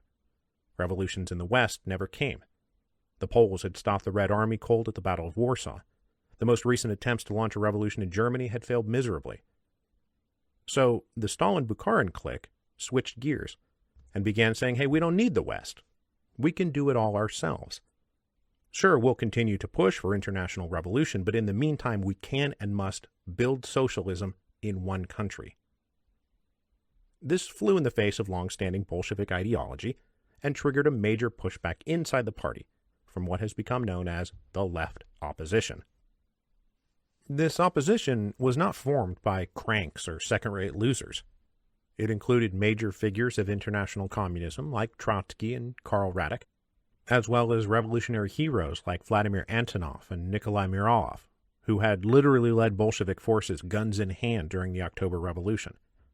These were people who had literally put their lives on the line for the Bolshevik Revolution, and whose courage and resiliency and revolutionary credentials could never be challenged, although, of course, they would be. The leading theorist of the left opposition was a guy called Yevgeny Preobrazhensky. In contrast to Bukharin's theory of slowly building capital by favoring the peasant farmers, Preobrazhensky advocated rapid industrialization. Industrialization now, right now, at all costs. Full communism required a modern industrial economy, with its food problems solved by collectivizing all land and turning it into giant mechanized farms, cranking out huge grain surpluses that would both feed Russians and be able to sell something abroad for profit. Profits they could immediately turn and reinvest in further industrialization projects. But like Bukharin, Preobrazhensky committed his own verbal miscue that haunted him and the left opposition, because he said that his plans required the exploitation of the peasants, that the party should embark on a kind of internal colonial project that would force the Russian peasants to play the part of exploited, colonized peoples. State taxes and the price of manufactured goods would be set purposefully high so that any and all wealth the peasantry might accrue for themselves would be necessarily directed right back to the state, who would use it to grow industry. Most of 1925 was taken up with this debate about economic policy and relations with the peasants. Stalin sided with the right wing, and thus the Politburo maintained those policies supportive of the NEP model of growth. The left, not unreasonably, said all this policy would do is build the economic wealth and political power of class enemies of the proletarian revolution, namely the kulaks and the Nepmen, whose reconciliation with the Communist Party was transparently thin. Bukharin's plan of enrich yourselves would probably take it to the point where they'd be able to challenge the communists for political supremacy. Bukharin, meanwhile, could reasonably tell the left, all you're doing is calling for a return to war communism, and we all know where that leads. We already tried to exploit the peasants, and all it did was create violent unrest and lead them to abandon making surpluses entirely, so that not only did we not grow the economy and improve our manufacturing infrastructure, but we actually drove ourselves into a massive famine. Better to let the kulaks get a little bit rich if it meant everybody's lives could be improved and the whole economy grew, because otherwise it's misery, chaos, failure, and we all get overthrown. On account of being iced out of the Politburo, Zinoviev and Kamenev found themselves by default in the opposition. Although their votes no longer mattered in the Politburo, they were still incredibly influential, and Zinoviev in particular held other institutional positions of power. He was head of the party in Leningrad, and he remained chairman of the Comintern. Throughout 1925, he and Kamenev followed Trotsky's journey from imperious autocrat to plaintive democrat as soon as they got kicked out of the inner circle of power. They joined together with no less a figure than Krupskaya, the oldest of the old Bolsheviks, who was now carrying the further mantle of Lenin's widow. They all attacked Stalin's tightening grip on the party that strangled free debate and creative discussion. They also joined the left opposition's attacks on Bukharin's policies that heavily favored the peasants over the workers, which Zinoviev was able to use to great effect from his position in Leningrad, that most heavily proletarian of cities. Now, a vital point that we have to make here is that these debates were not taking place out in the open or in public view. They were waged internally between factions of what Lenin had called that thin stratum of the party, a cohort numbering in the mere thousands. Now that they ran a one-party state, every communist leader considered it vital to maintain a public facade of party unanimity. Even those opposed to Stalin and Bukharin did not consider going public with their attacks. As I said last week, this self-fastened muzzle kept someone like Trotsky from using his most valuable weapons against the ruling clique, his popularity, his fame, and his oratorical skills. And so, too, it would be for Zinoviev and Kamenev. They wanted to fight for their positions and regain power, but they were never going to call on the people to join them in this effort. In fact, as members of the Central Committee and the Politburo, they were forbidden from freely expressing themselves to the people without permission. Going public with criticism of the party risked the greatest punishment of all: expulsion from the party. So despite bitter disagreements and an awareness on all sides they were playing a high-stakes, winner-take-all contest for control of the party, Russia, the Soviet Union, and the revolution, there were strict limits on how far the opposition would go to defend themselves. This put them permanently on the back foot, as Stalin, Bukharin, and their allies were free to trumpet their own views as official policy whenever and wherever they wanted. Going into the 15th Party Congress in December 1925, there were stirrings, at least inside the party, of a genuine desire to debate openly the policies of Stalin and Bukharin's clique. Zinoviev and Kamenev found influential allies in the senior leadership, and they came into this Congress ready to demand greater freedom inside the party and a review of Bukharin's economic policies. But they discovered Stalin was way ahead of them. He had long since ensured this Congress would be packed with delegates loyal to him and Bukharin. His years of hiring and firing, promoting and demoting, had produced a compliant Congress who had come to do as they were told, not think for themselves. Zinoviev brought with him a loyal delegation from Leningrad, but practically everyone else in the room opposed the opposition. Their attempt to dramatically carry the party away from Stalin was met with jeers and heckling. They were so thoroughly routed that Kamenev was demoted to non-voting member of the Politburo, and the Central Committee voted a Stalin loyalist named Sergei Kirov to take over the Leningrad party from Zinoviev. Trotsky, meanwhile, just watched and did nothing. Having himself been pushed out with the gleeful connivance of Zinoviev and Kamenev, he watched from the wings with at least a little bit of schadenfreude. He did not speak for or against anyone. He just watched, silently, as events played out. But after his two old foes had been laid low, the simultaneously natural and unnatural inevitability came to pass. In the spring of 1926, Trotsky, Zinoviev and Kamenev aligned with one another. Now, this was natural because their only hope of victory against Stalin and Bukharin was joining forces. That was obvious to all of them. But it was unnatural because they had spent so much time wailing away on each other that it was tough to even sit in the same room. They had crossed the line from policy debates to ad hominem personal attacks years ago. Repairing that damage was not just about making political compromises, but healing emotional wounds. And those wounds did not easily heal. But still, in the summer of 1926, they emerged as what became known as the United Opposition, which was open to just about anyone who happened to oppose Stalin and Bukharin for just about any reason. And this opposition, too, was not a bunch of scrubs. A good number of the most preeminent old Bolsheviks joined them, and Trotsky, Zinoviev, and Kamenev still had enormous influence and moral authority. But by 1926, Stalin had stacked the deck of the party so adroitly that it probably didn't matter how well they played their hand. They were gonna lose. The party apparatus itself was now staffed top to bottom with men and women appointed by Stalin because they were loyal to Stalin. Younger members who had joined after 1917, who cared little about what the old guard thought, and who knew full well that their own career, power, and prestige were based on Stalin's personal patronage, they were never going to support anybody but Stalin. Stalin was their meal ticket, and everyone knew it. But still, the United Opposition fought hard to win control of the party.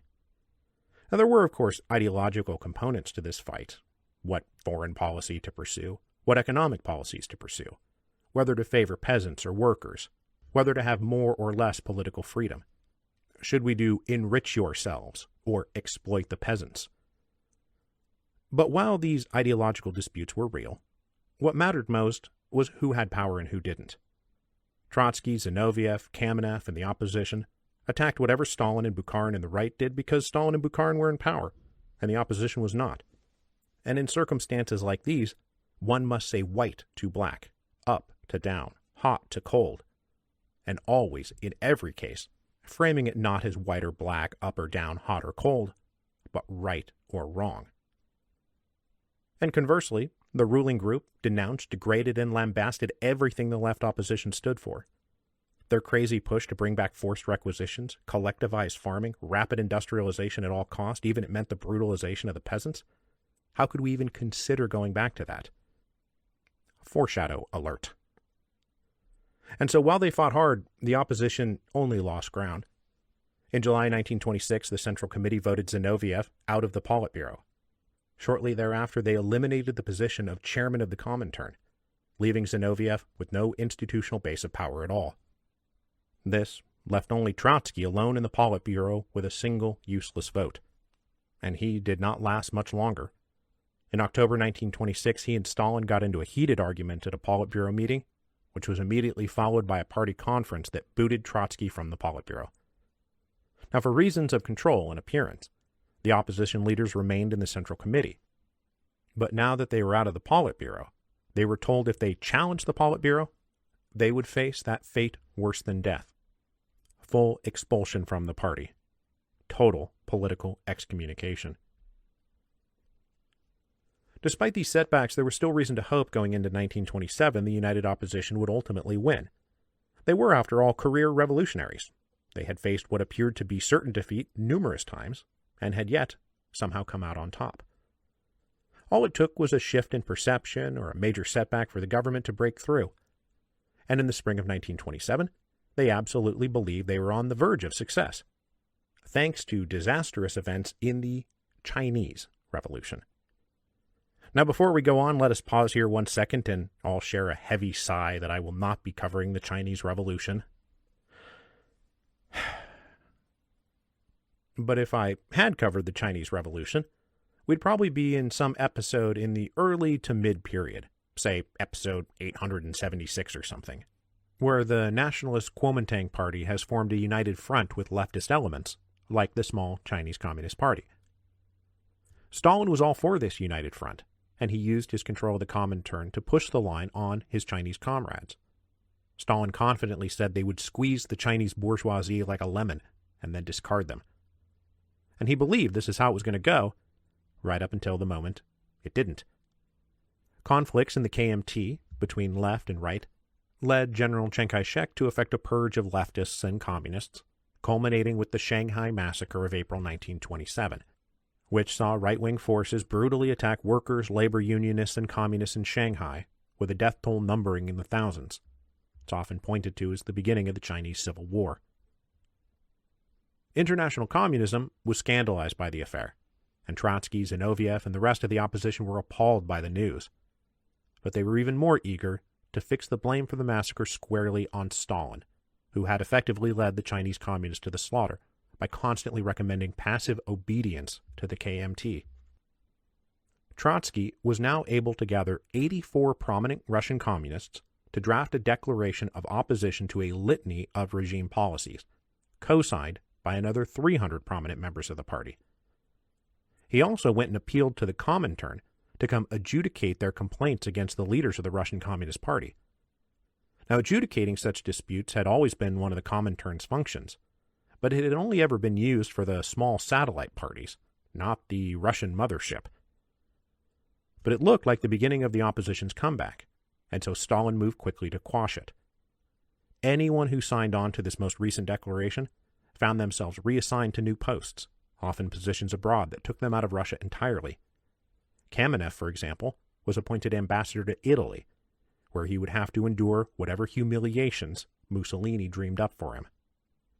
One popular opposition member was sent to a post off in Manchuria, but when he departed, an impromptu gathering of thousands saw him off at the station, and this seemed to signal that the fight may be moving out into the street. Fearing that Trotsky and Zinoviev would use their positions on the Central Committee to reveal damning details about the business in China, Stalin convened a party tribunal in July 1927 to expel them from the Central Committee. The charges were first Trotsky's appeal to the Comintern, and then second, that impromptu gathering at the train station. Trotsky easily fended off the charges, saying on the one hand, he had been following rules agreed to by everyone when he appealed to the Comintern, and as for the incident at the train station, the Politburo itself said these reassignments were totally routine and there was nothing untoward about any of it, and so having a bunch of people come gather to see off someone who the Politburo continued to maintain was a good comrade, how could that be considered an unauthorized act of opposition? At this meeting, Trotsky also opened up an attack that helps bring the Revolutions podcast full circle. Everyone was well-versed in the French Revolution, and they all believed that different moments, characters, and movements from the French Revolution were effectively archetypes for all revolutions. Since going into the opposition, Trotsky in particular had been banging the drum that Stalin represented the Thermidorian reaction of the Russian Revolution, that a clique of self-interested bureaucrats were overthrowing the true revolution and replacing it with something venal and reactionary. And because it'll help tie together the whole podcast now that we're coming to an end, I'm going to quote at length some passages from Isaac Deutscher's biography of Trotsky, specifically Volume 2, The Prophet Unarmed, where he quotes at length Trotsky's speech during this tribunal. Deutscher writes, "Shortly before the opening of the proceedings, Solz, that is, Aaron Solz, the leader of the tribunal, conversing with one of Trotsky's associates and trying to show him how pernicious was the opposition's role, said, 'What does this lead to? You know the history of the French Revolution, and to what this led, to arrests and to the guillotine. It is your intention then to guillotine us?' the oppositionist asked. To which Solz replied, 'Don't you think that Robespierre was sorry for Danton when he sent him to the guillotine? And then Robespierre had to go himself. Do you think he was not sorry? Indeed he was, yet he had to do it.'" Once the tribunal got going, Deutscher writes, "Having surveyed the major questions at issue, Trotsky wound up with a forceful evocation of the French Revolution. He referred to the conversation quoted before, between Solz and an oppositionist. He said that he agreed with Solz that they all ought to consult anew the annals of the French Revolution, but it was necessary to use the historical analogy correctly." And then we quote Trotsky.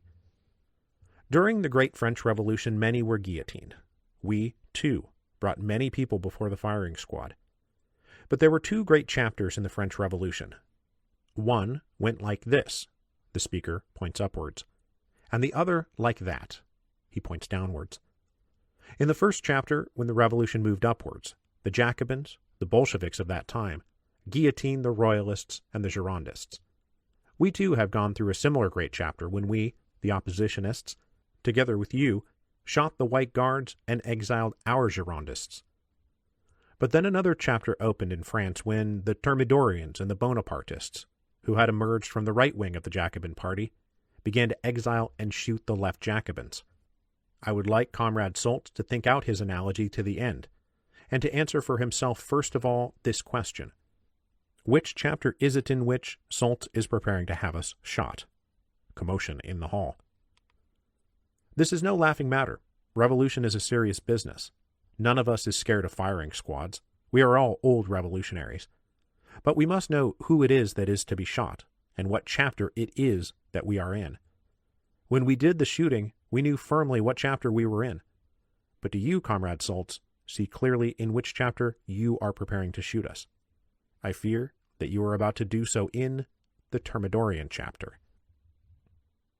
Trotsky then went on to say, do you think that on the very next day after 9 Thermidor they said to themselves, we have now transferred power into the hands of the bourgeoisie? Nothing of the kind. Look up the newspapers of that time. They said, we have destroyed a handful of people who disturbed the peace in the party. And now, after their destruction, the revolution will triumph completely. If Comrade Solz has any doubt about it, and then Solz interjects to say, you are practically repeating my own words. And Trotsky responds, I shall read to you what was said by Brival, a right Jacobin and Thermidorian, when he reported on that session of the convention which it had resolved to hand over Robespierre and his associates to the Revolutionary Tribunal. Intriguers and counter-revolutionaries draping themselves with the togas of patriotism, they had sought the destruction of liberty, and the convention decreed to place them under arrest. They were Robespierre, Couthon, Saint-Just, Lebas, and Robespierre the Younger. The chairman asked what my opinion was, and I replied, those who had always voted in accordance with the principles of the Mountain voted for imprisonment. I did more. I am one of those who proposed this measure. Moreover, as secretary, I hasten to sign and to transmit to you this decree of the convention.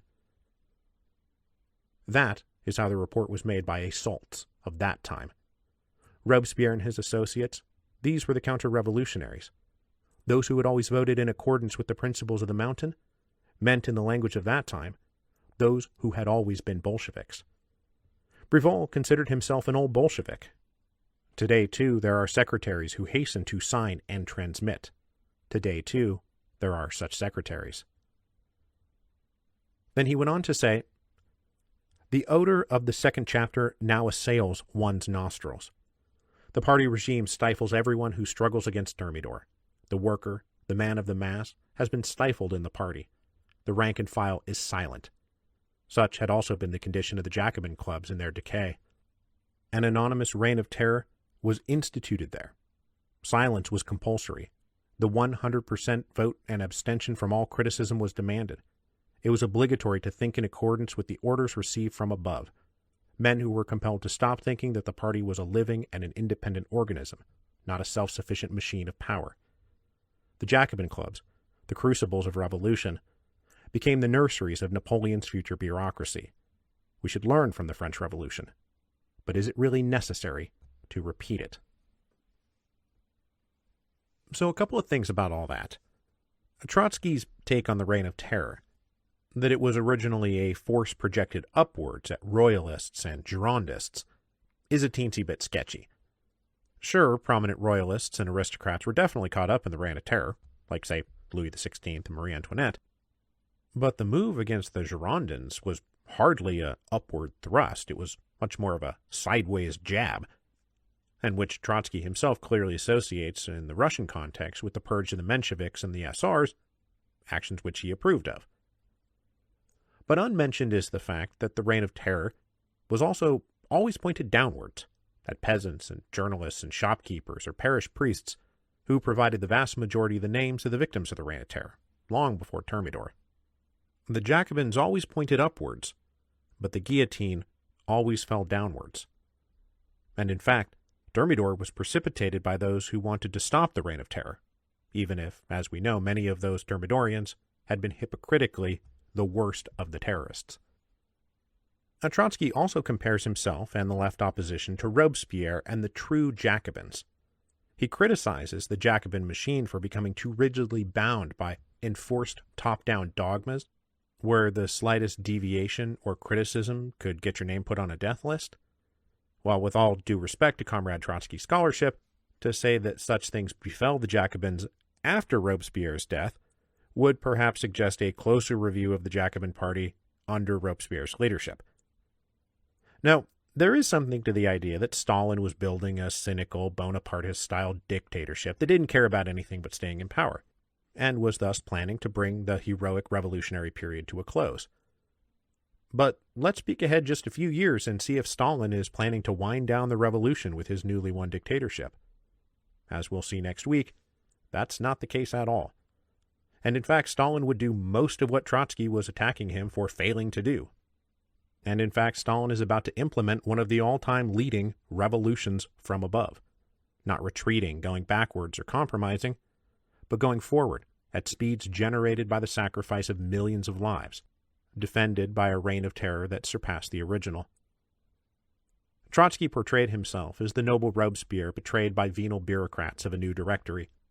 That was the chapter he thought they were in. That was the role he thought he was playing. But, really, he's just the victim of a sideways thrust of one revolutionary faction against another. And if anyone is Robespierre in this analogy, it's Stalin. And that means Trotsky is probably just another Girondin, set to go have his final supper in the crypt of the Conciergerie. Now, even though this tribunal was under Stalin's direction, they hesitated to go too far, and they did not boot Zinoviev and Trotsky from the Central Committee yet. They warned them, though, to cease their factional attacks on the Politburo. But sensing weakness, the opposition instead prepared for a showdown at the 15th Party Congress, which was set for December 1927. They drafted a whole separate platform and demanded the right to openly debate that platform and circulate it among party members. But of course, the Politburo forbid this. The opposition ignored them and set to work printing copies anyway, a fact that was quickly uncovered by the GPU, who appeared to catch the opposition red-handed. And even worse, one of those busted at the printing press was a former officer of the White Armies, which seemed clear proof that the opposition was no better than Kornilov or Kolchak. They were enemies of the revolution. The hilarious part, though, is that it was soon revealed that this former white officer was the police agent planted in the group to inform on them. That his presence there was not a shocking discovery. He was their guy on the inside. So, if collaborating with former white officers was a crime, it was mostly the regime's crime. By late October 1927, Stalin moved beyond calls for Trotsky and Zinoviev to not just be kicked out of the Central Committee, but out of the party entirely. Trotsky dared them to go forward with this expulsion. He was betting that Stalin was on the verge of overreaching, and that this would backfire. And so that brings us to the events of November 7th, 1927, the 10th anniversary of the October Revolution.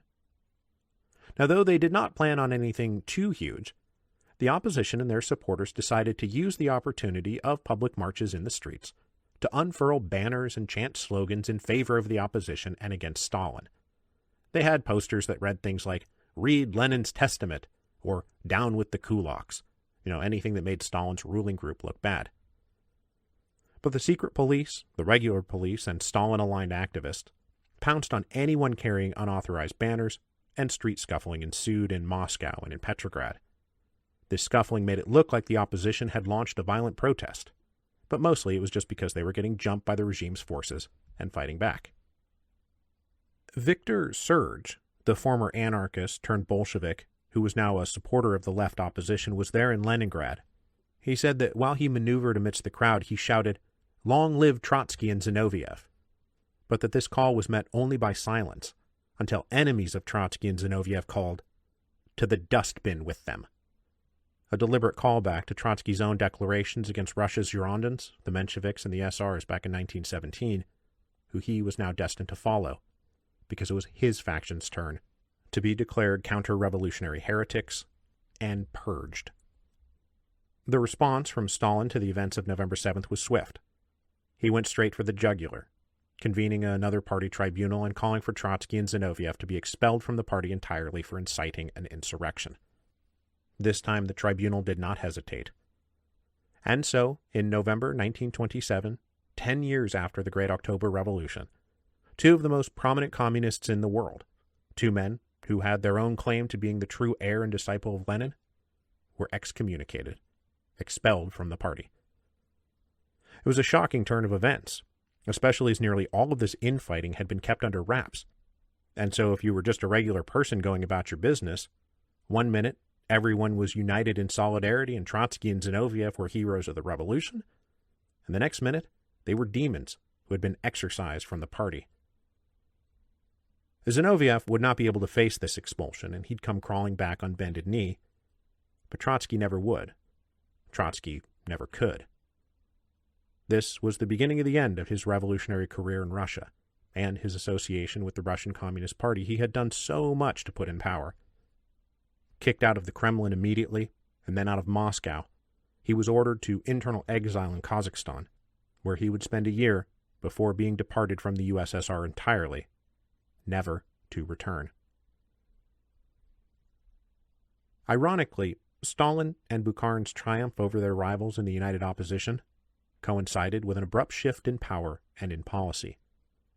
Next time, having triumphed over the left opposition politically, Stalin will suddenly embrace all of their policy proposals as if he has not just spent the last few years ceaselessly attacking them. He will turn and train his political guns on Bukharin and the right as he pushes the Soviet Union towards rapid industrialization, 5-year plans, and mass collectivization.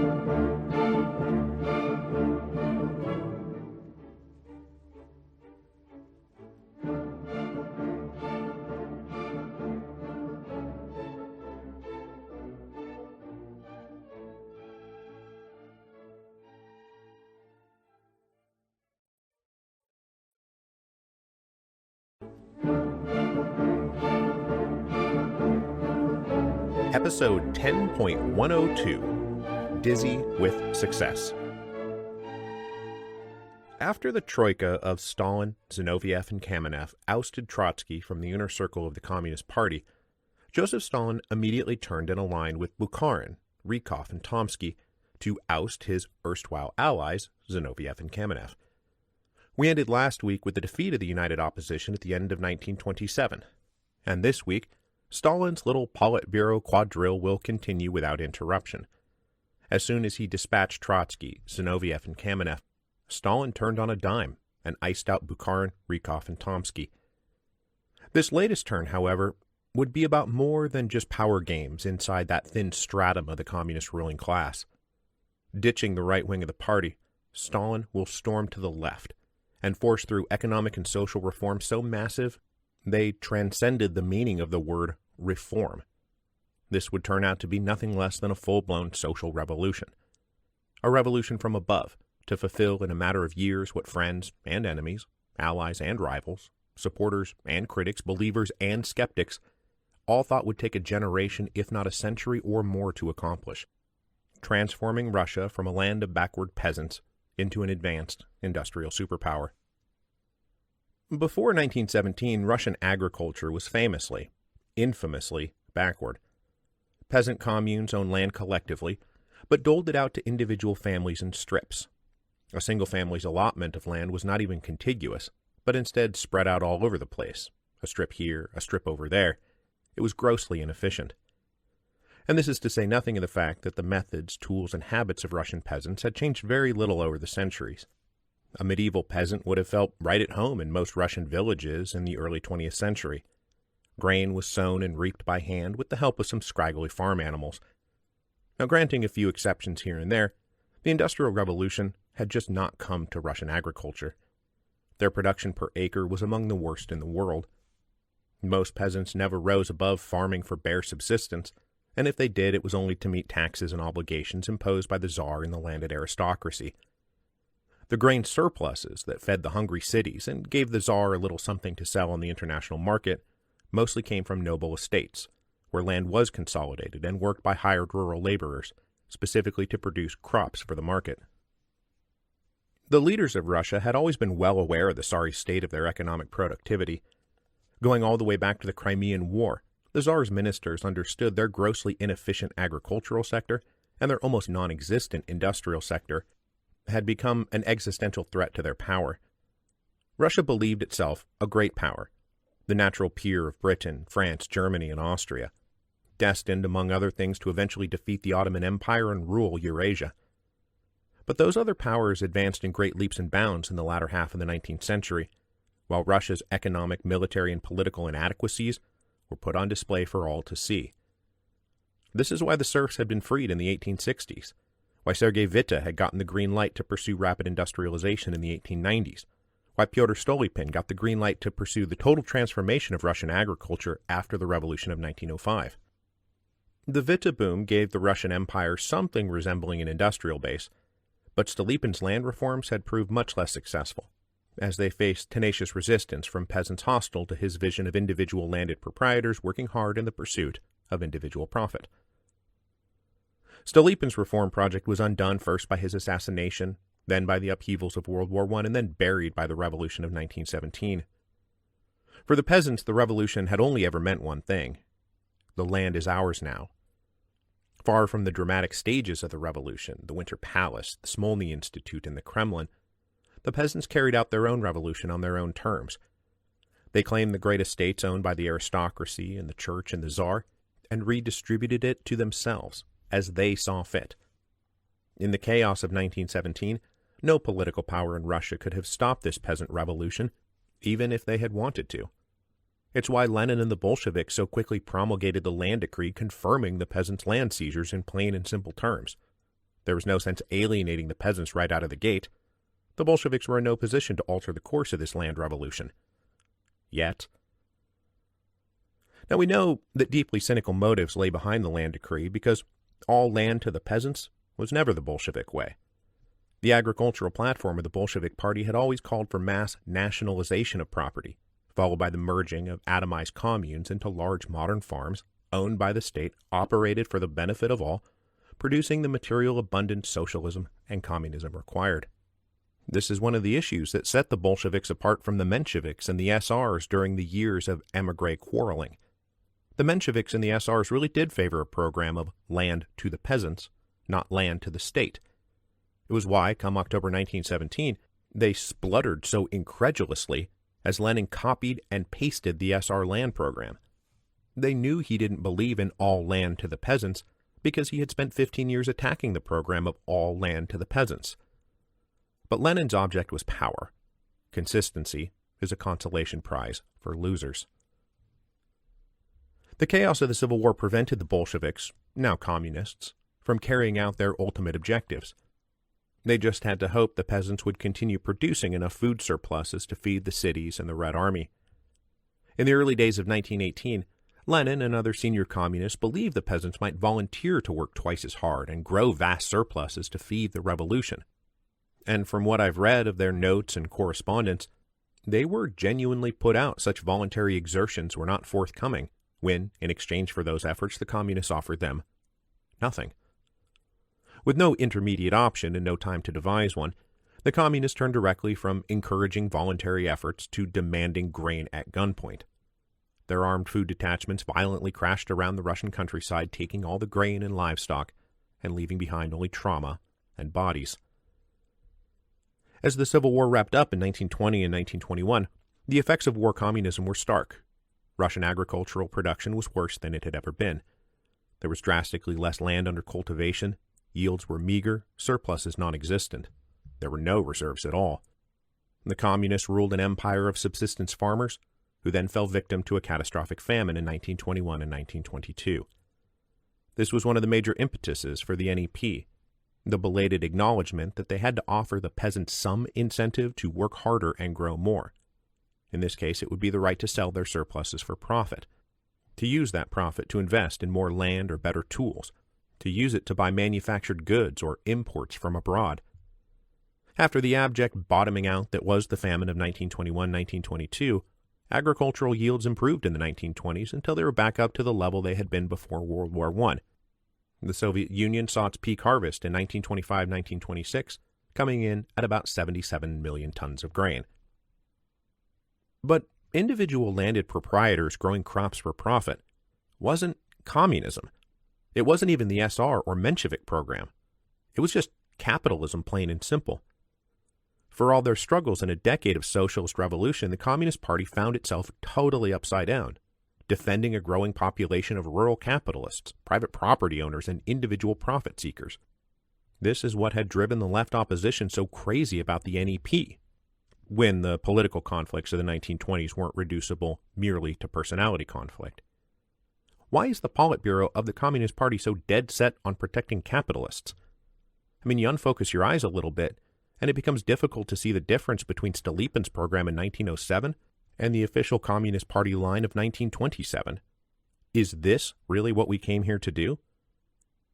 The left opposition's reward for raising such obvious concerns about the very identity of the party and the revolution was to be declared counter-revolutionaries and expelled from the party. Trotsky, the greatest living communist of them all, and second all time only to Lenin himself, was banished to Kazakhstan. Then he'd be deported to Turkey, on his way to a life of permanent exile, spent wherever he could find someone willing to host the most dangerous revolutionary in the world. On the industrial front, things weren't much better. As we know from the jillion-odd episodes of this series on the Russian Revolution, the origins of Russian industrialization lay way back in the 1890s, when Russia strategically aligned with France and then Britain. In exchange for the Russians planting an army on Germany's eastern flank, the French provided loans that allowed Russia to buy the latest industrial technologies, machines, and parts, and hire foreign engineers and managers to help them build and maintain factories, mines, and railroads. These loans were not only backed by the Russian army, though, and Tsarist Russia exported close to 10 million tons of grain a year, much of it from the Ukrainian breadbasket, these agricultural exports providing the economic profits to pay their debts to the French and the British. The industrialization of Russia proceeded rapidly in the last decade of the 19th century and the first decade of the 20th century, bringing rapid social, economic, and political changes that so explosively fueled the revolution of 1905. But though the industrial growth of the Russian Empire was practically exponential year over year, it was only because they started from such humble beginnings. The working classes of Russia doubled, tripled, quadrupled, but they were still a tiny handful compared to their peers in Britain, France, Germany, and Austria. They were tiny compared to their own population.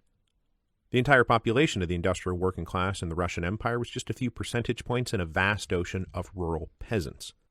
And we know that most of them were peasants themselves, passing fluidly from factory to farm and back again, following business cycles and growing seasons, like migrating birds heading south for the winter and north for the summer.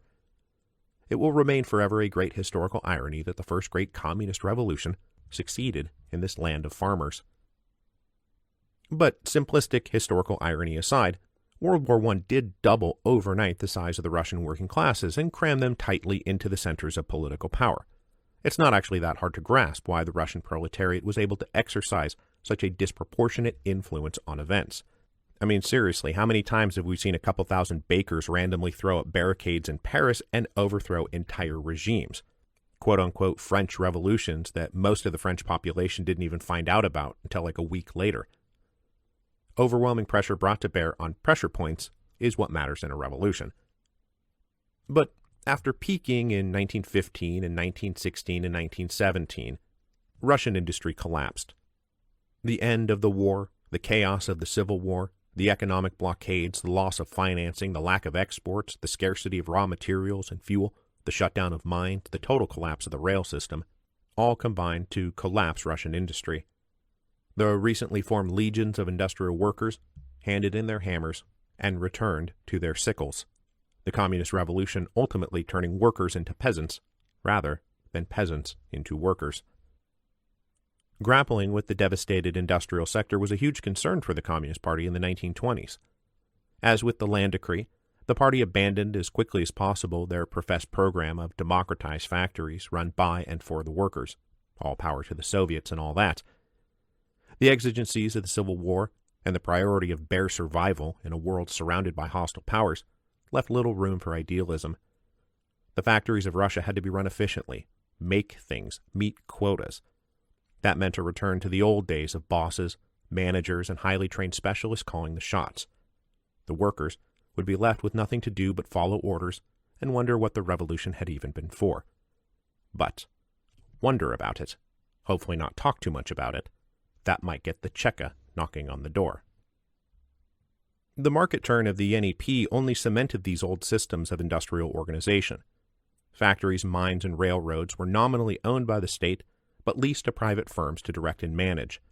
A strange bedfellows partnership of revolutionary communists and industrial capitalists, hopefully to their mutual benefit.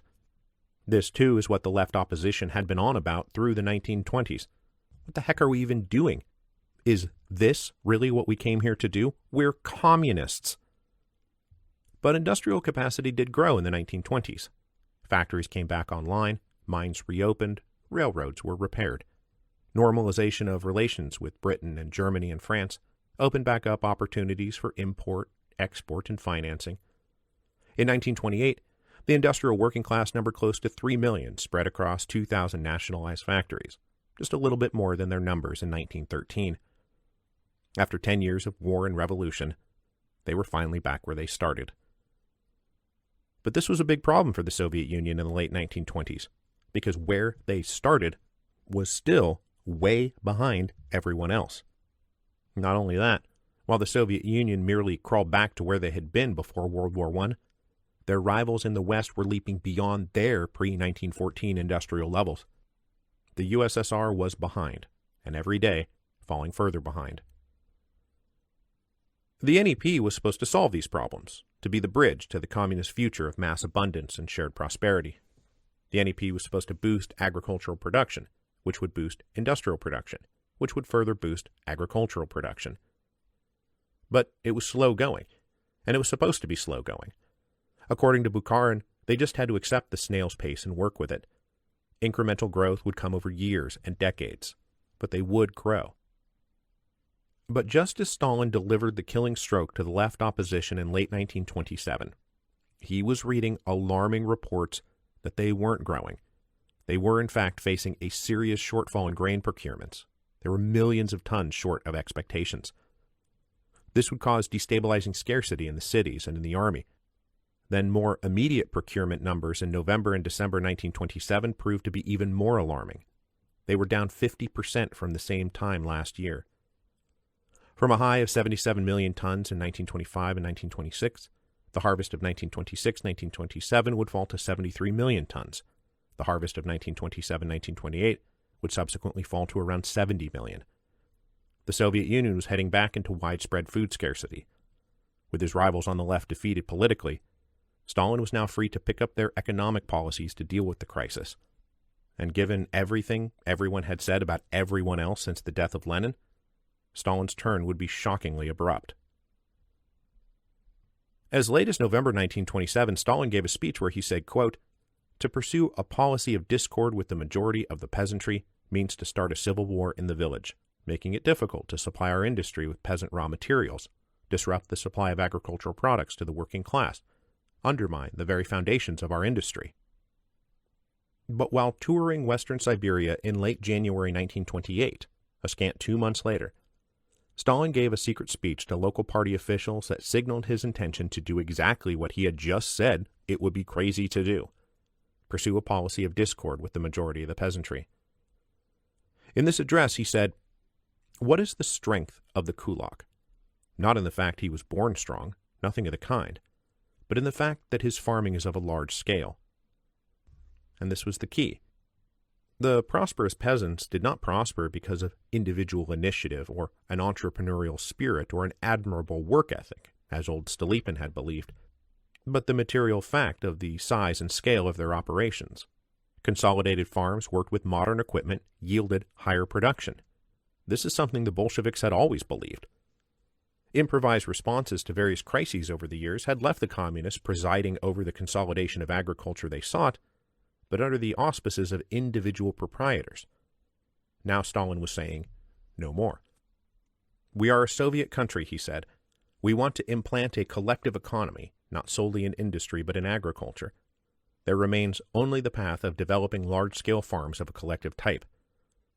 And this would be the new edict. He said, quote, unification of small and tiny peasant household farms into collective farms, for us, is the only path. This speech marked the beginning of collectivization, a policy which, as I said at the beginning, would be so massive that it transcends the meaning of the word reform. Stalin now aimed for nothing less than the complete transformation of traditional Russian peasant life, the end of traditional Russian peasant life. When all is said and done, collectivization is arguably the most revolutionary thing that happened since the revolution began. Everything else that's fallen into place since 1917 has produced an autocratic political system, running a network of appointed bureaucrats, backed by a strong professional army and insidious secret police, overseeing a multinational empire, trying to industrialize and modernize. I mean, I know I'm intentionally papering over differences to make this point, but still, it's a point worth making. There are lots and lots of cultural, political, and economic continuities between Tsarist Russia and Soviet Russia. Men make their own history, but they do not make it in circumstances of their choosing, etc., etc. There never is, and never was, and never will be a cataclysmic year zero. It's a revolutionary myth. But this, collectivization, this comes pretty close. To the extent that Stalin abruptly changed policy, it was to return to his roots as a lifelong Bolshevik, to re-embrace policies the Bolsheviks had pursued since before the Revolution of 1905. The NEP was the deviation. Collectivization was a return to form. If you'll recall in the episodes about war communism, the Bolsheviks had briefly tried to establish state-owned and managed collective farms, but the schemes were effectively abandoned as they realized they were making history, but not in circumstances of their choosing. After the revolution, the peasants owned more than 3 million square kilometers divided into about 25 million individual holdings. To the extent that collectivization was taking place, it was undertaken by individual households under the NEP. In 1922, consolidated farms accounted for about 2% of all rural land. By 1927, that number was up to 25%. But it was individually held. Meanwhile, only about 1% of land in the Soviet Union remained publicly collectivized in any discernible way. So, the collectivization Stalin now sought would take time, patience, and perseverance.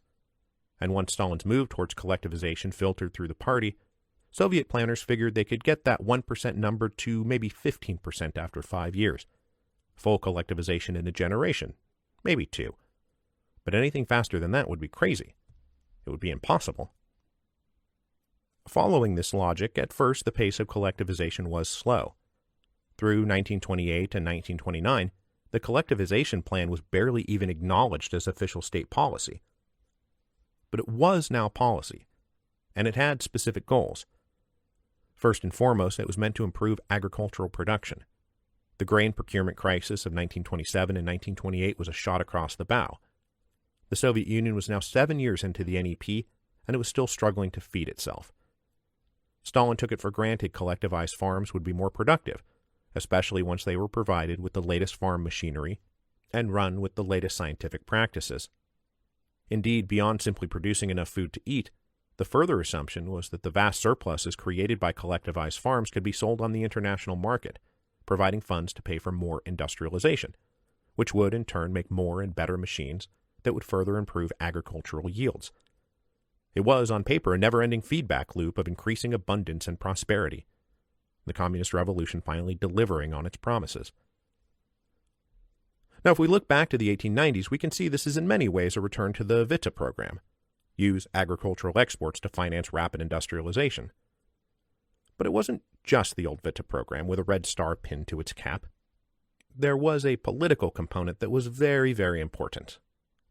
Despite the positions he had taken in the turf wars with the left opposition during the 1920s, Stalin was not insensible to the political threat posed by the growing class of prosperous peasants the NEP was openly fostering, the great kulak boogeyman of the Communist Party imagination. Prosperous farmers were almost by definition class enemies of the Communist Party, and their reconciliation with the Soviet regime was tissue thin. The more kulak wealth grew, the more influence they would have over state policy, the more independent they would become of state control, and the more likely they would be to challenge Communist Party supremacy. And then, of course, in the final analysis, there is an ideological component to collectivization. It would mark the elimination of private property, individual ownership, and exploitive profiteering. They were, after all, communists. Maybe it was time to start acting like it. Initially, there was a vague hope collectivization could come about peacefully, with peasants persuaded to voluntarily combine their land, tools, livestock, families, and embrace a new way of life. But the party also expected the necessity of threats, force, and coercion, especially against the group that had prospered the most and therefore had the most to lose, the kulaks. Now, kulak had always been a vague term, a loose pejorative rather than a strict economic category. But the Platonic kulak owned a large consolidated farm, had plenty of livestock, multiple barns and houses, and most importantly, hired labor. That, more than anything else, was the ideological definition of the kulak as a rural capitalist, owners of the means of production who hired wage workers and then sold the fruits of that labor for personal profit. Seizing kulak property would accomplish the economic, political, and ideological goals of collectivization in one fell swoop, and as such they expected resistance. To achieve these critical goals in the face of expected resistance, Stalin let loose the secret police, who were now rebranded from the Cheka into the GPU. They targeted kulaks under Article 107 of the Soviet Constitution, which prohibited grain speculating. The GPU would go around accusing kulak households of illegally hoarding grain in a time of scarcity. Sometimes it was true, sometimes it was false, sometimes there were reasonable explanations, and sometimes not. But the systematic result was that by the early spring of 1928, the GPU had made about 16,000 arrests throughout the USSR. Grain was confiscated, property seized, heads of household sentenced to prison. All their neighbors put on notice that this was the punishment for resistance. And this was only the beginning. Collectivization of farms was only the agricultural component of Stalin's great socio-economic revolution from above. It was meant to support and drive the other great component of the plan, the industrial component. As we discussed 2 episodes back, the left communist theorist, Yevgeny Preobrazhensky, preached the necessity of rapid industrialization. As Stalin surveyed the Soviet Union's place in the world in 1928, he suddenly took up Preobrazhensky's ideas wholeheartedly, even after kicking Preobrazhensky out of the party for having said it in the first place. But in short, the USSR was falling behind. And this was not merely about losing some international contest to see who can make the most widgets in a single fiscal quarter. It was about the political and military security of the Soviet Union. Now, as you may know, Stalin was himself personally quite a paranoid guy, but the Communist Party in general saw themselves surrounded and besieged by hostile forces eager to crush them. This had been their mentality since the beginning of the revolution, since before the revolution. There were new enemies like French and British and American capitalists, old enemies like Germany, Poland, and Turkey, all of whom they imagined to be forever knocking at the gates. Out in the Far East, Japan was clearly preparing to make major moves in Manchuria. Stalin and the other leaders of the party fully expected there to be another great war. Industrial capacity was war-making capacity, so to industrialize was a matter not just of economic growth, but national security. So in late 1928 and early 1929, the party rolled out the 5-year plan, or what we now call the first 5-year plan, because there will be more than one of them. The first 5-year plan was essentially a set of declared benchmarks for every sector of industry. This many more factories, that much more electrical capacity, this many more tractors, that many more miles of railroad track. Now, all the goals in the first 5-year plan were set insanely and impossibly high. Like, let's grow the GDP by 20% every year nonstop. Entire industries, factories, mines, electrical plants, telephone lines were said to be built from scratch. Entire cities were expected to rise from bare ground overnight. And no amount of, sir, this is crazy, would dial back expectations. The only way to keep your job, your place in the party, and possibly stay out of prison was to deliver. So, the first year of the first 5-year plan chugged along with a kind of nervous energy, as officials and managers and workers and engineers tried to keep pace with expectations from the top, which sometimes meant doing the work, and sometimes meant falsifying records, double-counting inventory, cranking out obviously defective merchandise to make it look like they were hitting their targets. Stalin himself urged them all on with a kind of relentlessly paranoid fear of what would happen if they failed. The rush to industrialize was always presented in terms of breaking a military siege. The survival of Russia, the Soviet Union, and the revolution was always at stake. In July 1930, he gave a speech where he said, "Either we will vanquish and crush them, the exploiters, or they will vanquish and crush the workers and peasants of the USSR." The following year, he made this point again. "We are 100 years behind the advanced countries," he said. "We must make good this gap in 10 years. Either we do it, or they will crush us." The slogan always and everywhere was, "We must catch and overtake the West." To naysayers, they would brag, "There is no fortress the Bolsheviks cannot storm." So everything from simple nuts and bolts to steel blast furnaces and power plants were put on impossible-to-meet quotas, under the logic that if you aim for the moon, even if you don't make it, you'll go pretty far. Forgetting, perhaps, that if you aim for the moon and fall short, you might also die in the endless vacuum of space, or the gulags, whichever. Now, there's no telling what would have come of the 5-year plan, whether it would have been sustainable at all or collapsed under the weight of its only on-paper successes, had it not been for the great boon to Soviet fortunes that landed in their lap at the end of the 1920s, the Great Depression. Here, finally, was the fatal crisis of capitalism Marx had long predicted. The Great Depression was an absolute boon to the PR fortunes of the Soviet Union. We are the future, they are the past, and look at them. They're dying just like we said they would. But beyond the propaganda hay they were able to make of the Great Depression, on a more practical level, Western businesses suddenly started taking calls from Soviet officials. Now, even during the NEP years, foreign companies had not been eager to do business in or with the Soviet Union. Western banks were not interested in financing their projects or issuing them loans. The investments were simply too risky. Plus, Soviet officials made no secret of their intention to overthrow Western capitalism by violent revolution.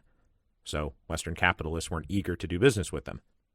But now all the Western capitalists were essentially bankrupt, and suddenly ideological differences ceased to matter. So when Soviet officials came round in the early 1930s saying, "Hey, we want to buy what you're selling," or "Hey, you want to help us build a power plant up in the Ural Mountains?" you took that call. Everyone from the Ford Motor Company to Caterpillar to DuPont and a bunch of others signed deals to help build up industry in Russia. They provided technology, expertise, and materials to build the USSR showcases of the 5-year plan.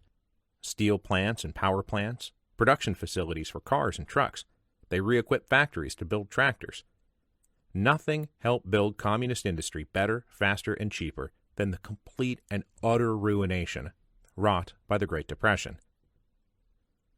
And though the targets of the 5-year plan were absurd, and there was at least some degree of Potemkin Village-style flim-flammery out there, the ultimate gains were undeniable.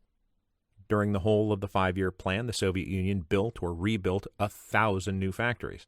Before World War I, Russia produced 0 machine tools of their own. By 1930, they were cranking out 20,000 a year. The full-time working-class population then doubled and doubled again. And by the end of it, 12 million rural peasants had been resettled in cities or industrial areas. Moscow grew from 2 million inhabitants to nearly 4 million. In terms of raw industrial capacity, the USSR was on its way to becoming second only to the United States in the world. But there was an ugly underbelly to all this. Endemic waste, accidents, environmental destruction, inefficiencies. Undertrained, underskilled workers and managers attempted everything at a breakneck pace, so there were injuries and there were mistakes. There were deaths. The products they made to hit quota were often qualitatively terrible. And even then, quotas were missed regularly. One tractor factory was supposed to produce 2,000 tractors in the third quarter of 1930, and instead they managed to make only 43. And even these weren't any good. An American engineer on site said that after 70 hours of work, they'll just fall apart. But joking aside, the 5-year plan was no joke.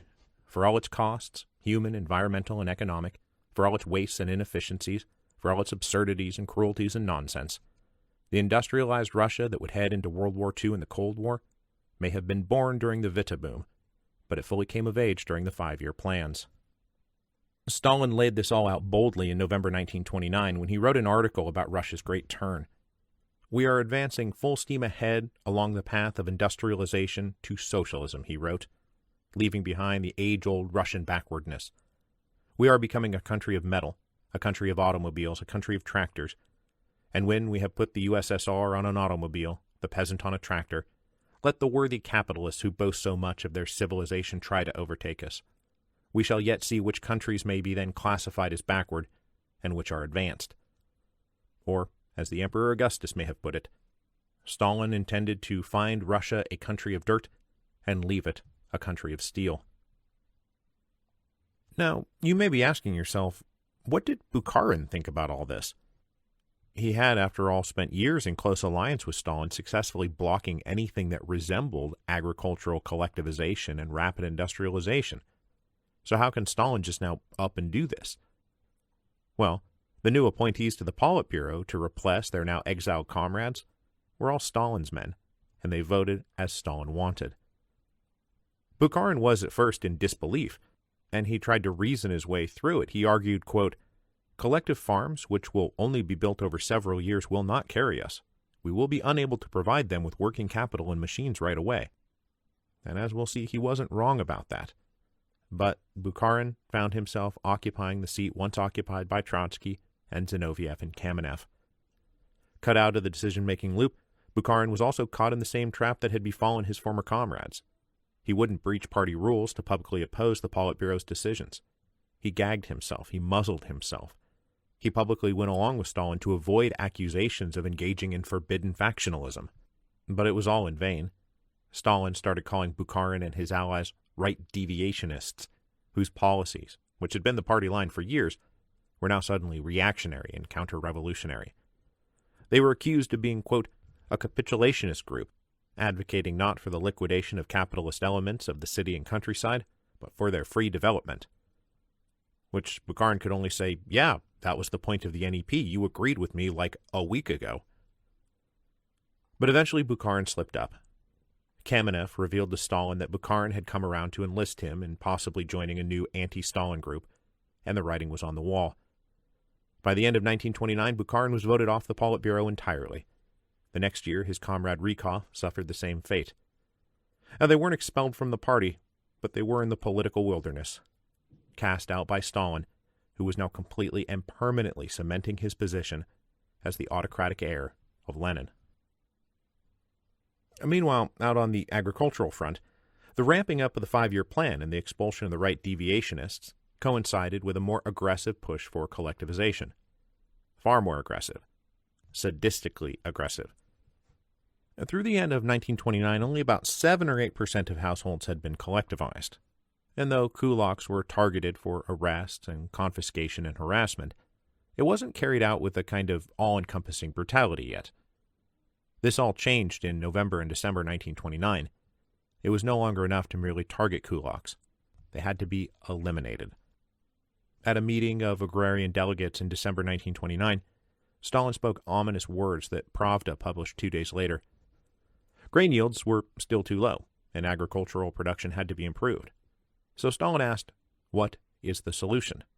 And then he answered, "The solution is to make agriculture large-scale, make it capable of accumulation, of expanding production, and in this way transform the agricultural base of the economy." Well, okay, that's nothing new, though. That's what he started saying in early 1928.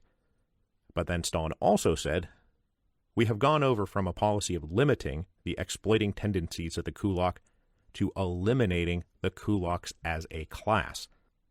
A few days later, memos went round to the secret police asking for proposals, suggestions, and plans on how to intern a lot of people all at once, how to round people up and move them quickly, how to build and run labor camps. Subordinates were encouraged to be creative.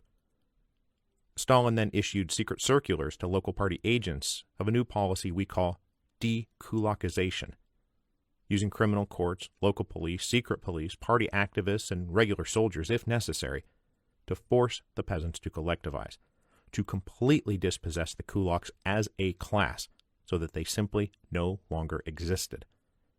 As for the millions to be identified as kulaks, they would be rounded up and deported to industrial sites or mines up in the Urals or way out in Siberia. While laying these plans, the party also called for activist volunteers from the ranks of the urban working class to go to the countryside and encourage villagers to voluntarily join collective farms. They got tens of thousands of volunteers to fan out across the Soviet Union in early 1930 to pitch the peasants on collective farms. And so, I'll be darned, look at that, we've come full circle. 50 years later, and we've got a bunch of revolutionary socialists once again going to the people. There were a few differences, though. These cadres, which were eventually known as the 25,000ers, because there wound up being about 25,000 of them, were not total strangers to the villages. Most of them had been born peasants and only later joined the industrial workforce. So this wasn't about weirdo strangers coming to town. It was about sons and daughters returning home. And they were, of course, not there to challenge the state or to call for its overthrow, but rather to enforce its will. They descended on the countryside in January and February 1930 in preparation for the coming spring, and one of them made the very simple pitch. Those who want to join the collective farm sign up with me. Those who do not want to join sign up with the police chief. Anyone who resisted or talked back or refused might be beaten up, their property trashed, subject to all manner of abuse, including rape, including murder. Meanwhile, the police made upwards of 140,000 arrests between January 1st and April 15th, 1930 alone. The conduct of the 25,000ers, plus the secret police's agents' zealous rush to meet deportation quotas, sparked quite a backlash, as you can imagine. Peasants resisted as much as they possibly could, as they always did. So much so that Stalin tactically retreated in March of 1930, writing an article titled "Dizzy with Success." In this article, he chastised the conduct of the collectivization agents. With a dead straight face, he wrote, "The collective farm must not be imposed by force. That would be stupid and reactionary." Then Stalin asked, "How could there have arisen in our midst such blockheaded exercises in socialization, such ludicrous attempts to overleap oneself, attempts which aim at bypassing classes and the class struggle, and which in fact bring grist to the mill of our class enemies?" Once again, Stalin answered himself, "It could have arisen only as a result of the blockheaded belief of a section of our party. We can achieve anything. There's nothing we can't do. They could have arisen only because some of our comrades have become dizzy with success, and for the moment have lost clearness of mind and sobriety of vision." It's almost as if Stalin was talking about himself. But he wasn't. He was engaging in one of Stalin's favorite pastimes, finding other people to blame for his mistakes. But by briefly letting up the pressure on the peasants, they felt free to take Comrade Stalin at his word. Those who had quote-unquote volunteered quit the collective farms, and the proportion of collective households almost immediately dropped from 56% on March 1st to just 24% by the middle of summer. And so Stalin reissued orders to go back to threats and arrests and deportations. And he would not waver from this line again. According to official statistics, and here official means probably kind of sketchy, by the end of 1930 about 33% of the land was collectivized, and Stalin issued bold demands for that to double and triple, practically overnight. He said by the end of 1931 we should be at 80% collectivization in the most fertile regions of the Soviet Union, and at least 50% everywhere else. And his people went out and did it. In total, by the end of 1931, about 67% of the land was collectivized. By the end of 1932, it was 77%. By the end of 1933, it was 83%. And by the end of the 1930s, practically all the land in the Soviet Union had been collectivized, at least on paper, at least according to the official statistics. As collectivization expanded, so too did the definition of kulak. The number of actually rich, actually prosperous peasants had never been that large, but officials still had arrest and deportation quotas to meet. So now everyone with an extra cow, a slightly better shovel, or some store-bought consumer goods now qualified as a kulak. Police agents also hit on the novelty of calling people henchmen of the kulaks, which counted just about anybody. Anyone who took wages to work, or refused to turn in a neighbor to the police, or who just irritated a local official. They were all now classified as henchmen of the kulak, themselves up for arrest and confiscation and deportation. Police sweeps became vast with little oversight or control or attention.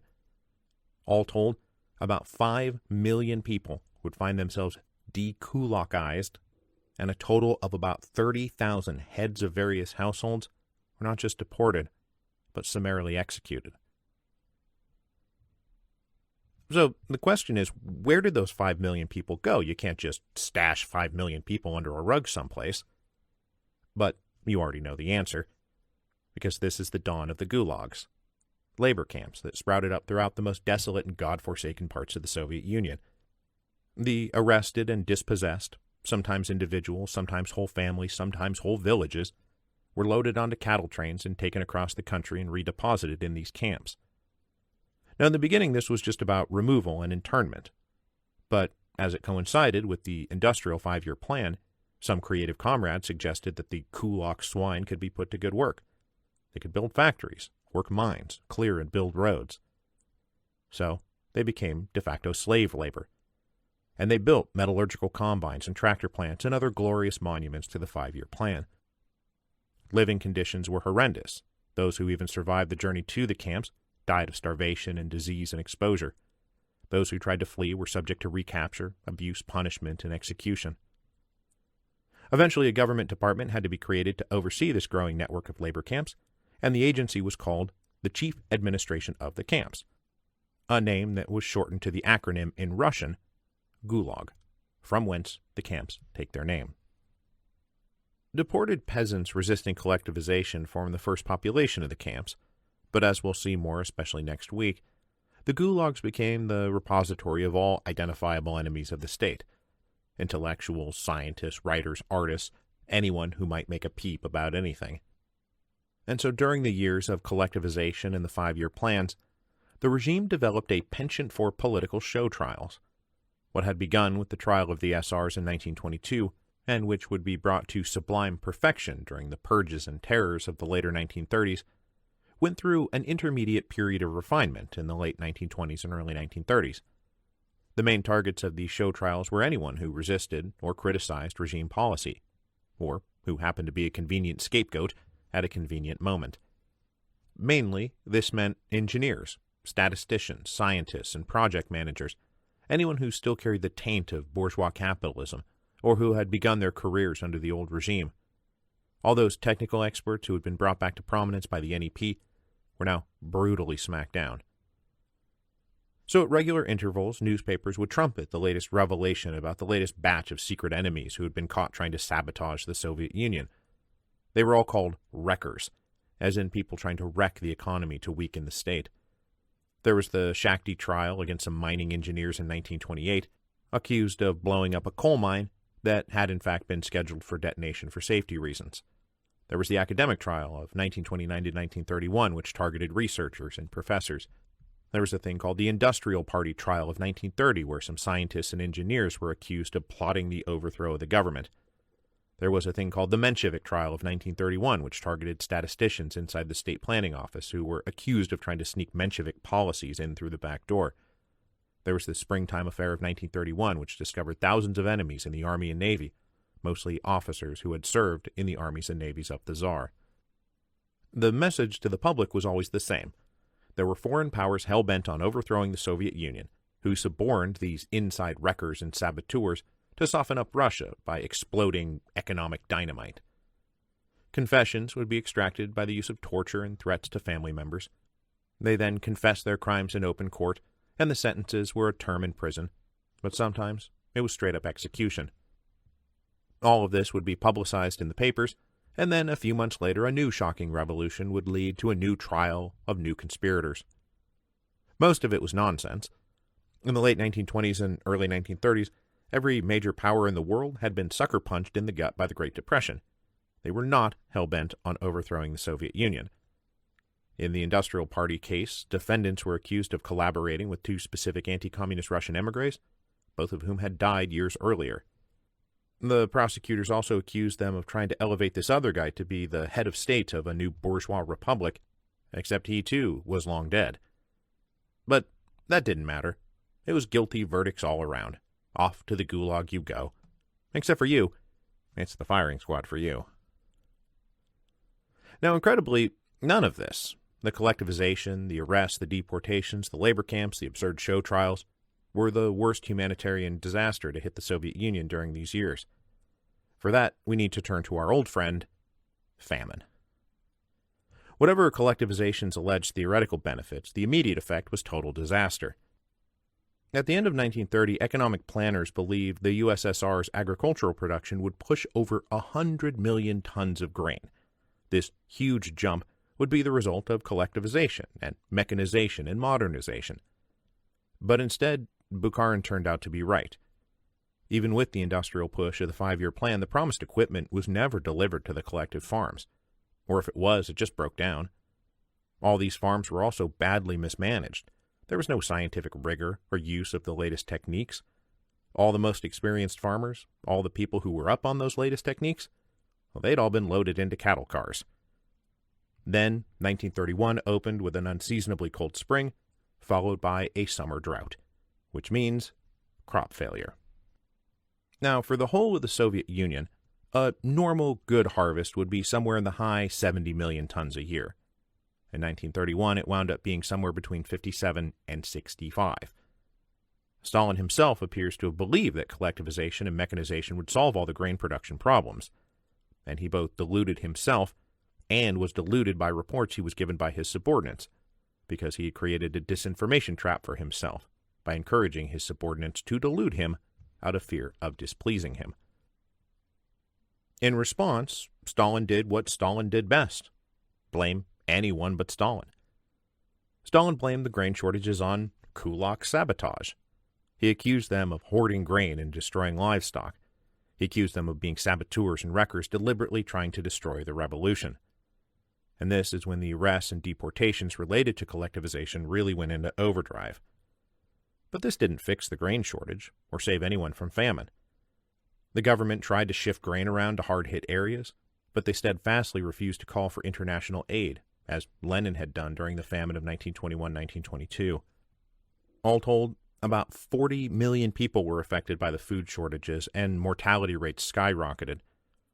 The centers of the famine were similar to the famine of 1921-1922: the Ukraine, the Don River, the Northern Caucasus, and Kazakhstan.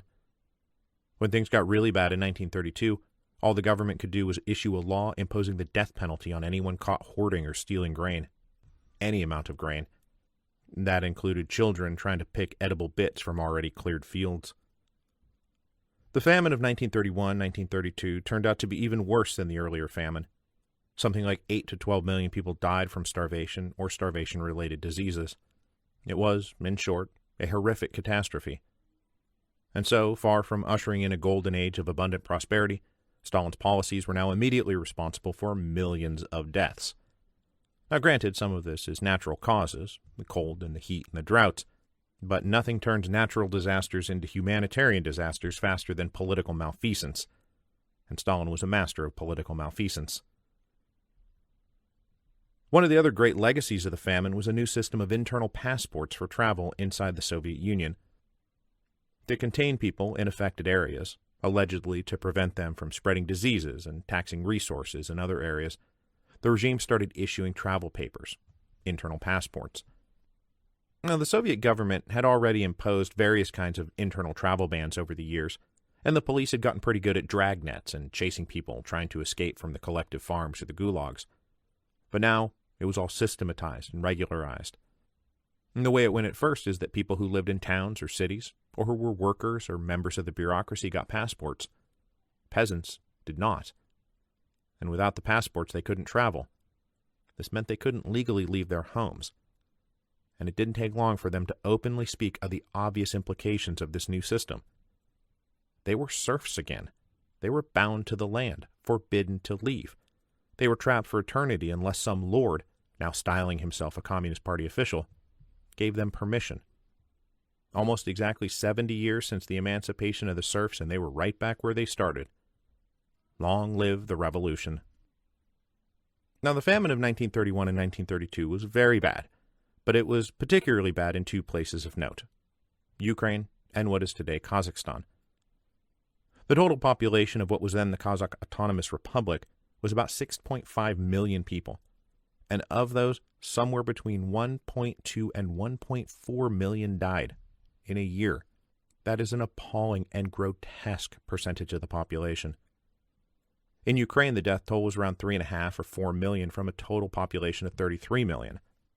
In Ukraine, this famine is referred to as Holodomor, derived from to kill by famine or the terror famine. The idea is that in Ukraine's case, the famine was not just an accident or negligence, but a deliberate policy by Stalin's government.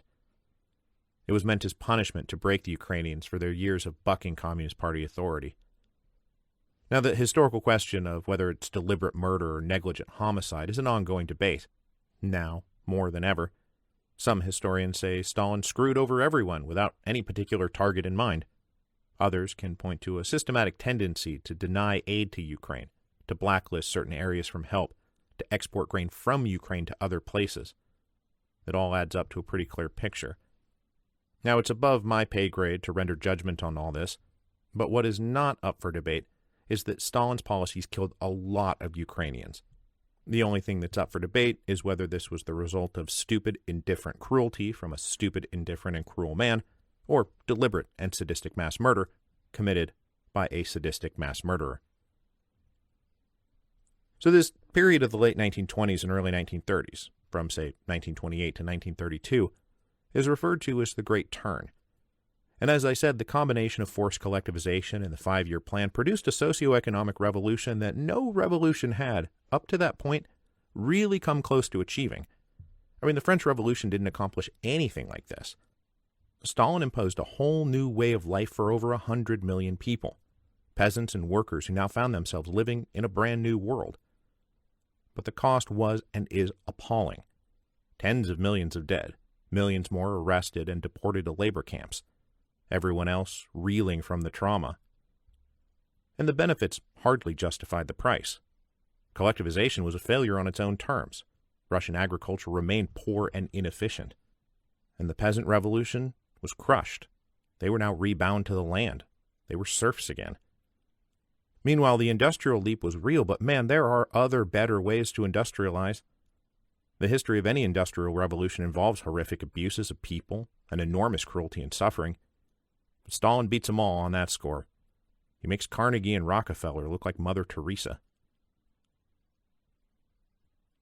Next week will be our final episode on the Russian Revolution series, as Stalin himself writes the final chapter of the revolutionary period in Russia. Having imposed this great revolution from above with his new cadre of supporters who were entirely dependent on his patronage to stay in power and stay alive, it was time to purge all the old Bolsheviks and anyone else who might threaten his rule. Because what are you going to do? Have a great revolution without a great terror?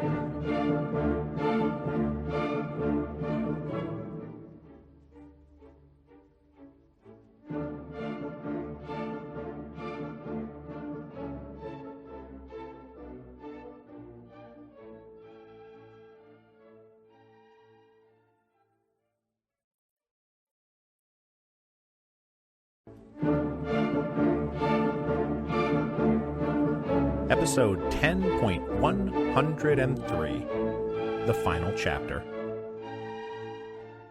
On May 19th, 2019, I published the first episode of the 10th and final season of the Revolutions podcast. It was episode 10.1, The International Working Men's Association.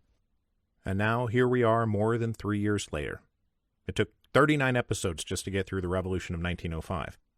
Then a hiatus to finish Hero of Two Worlds, which went from blank piece of paper when I started this series, to a completed manuscript, to the hardcover release, and now, as I read this, the paperback is imminently forthcoming.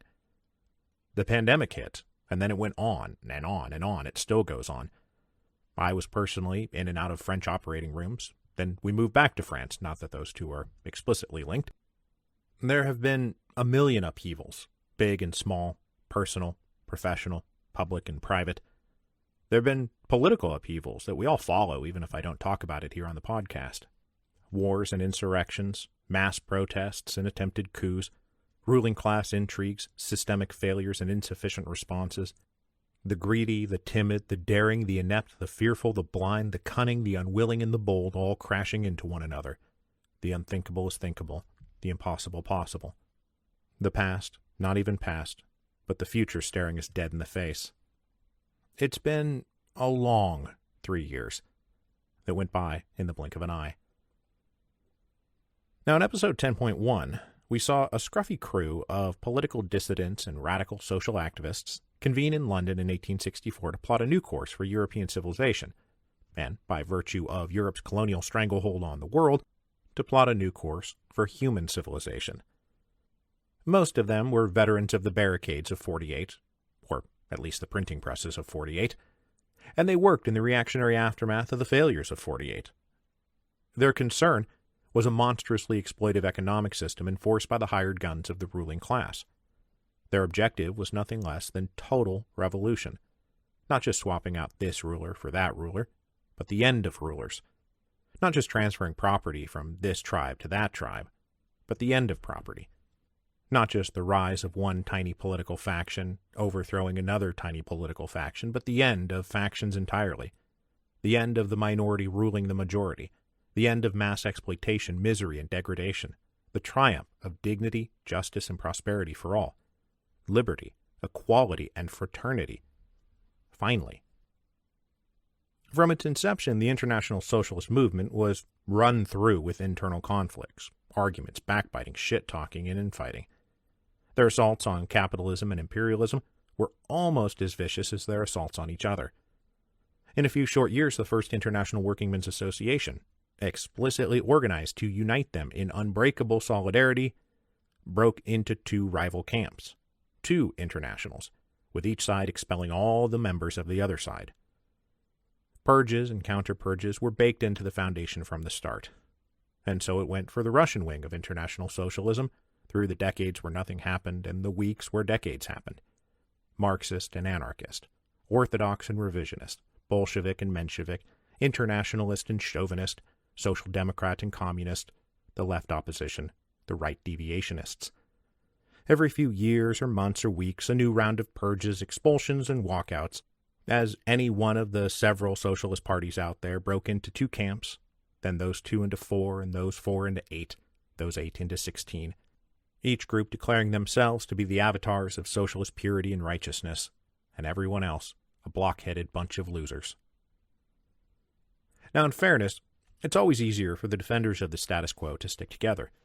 The status quo is a tangible, existent thing. It's here and now. It's what exists.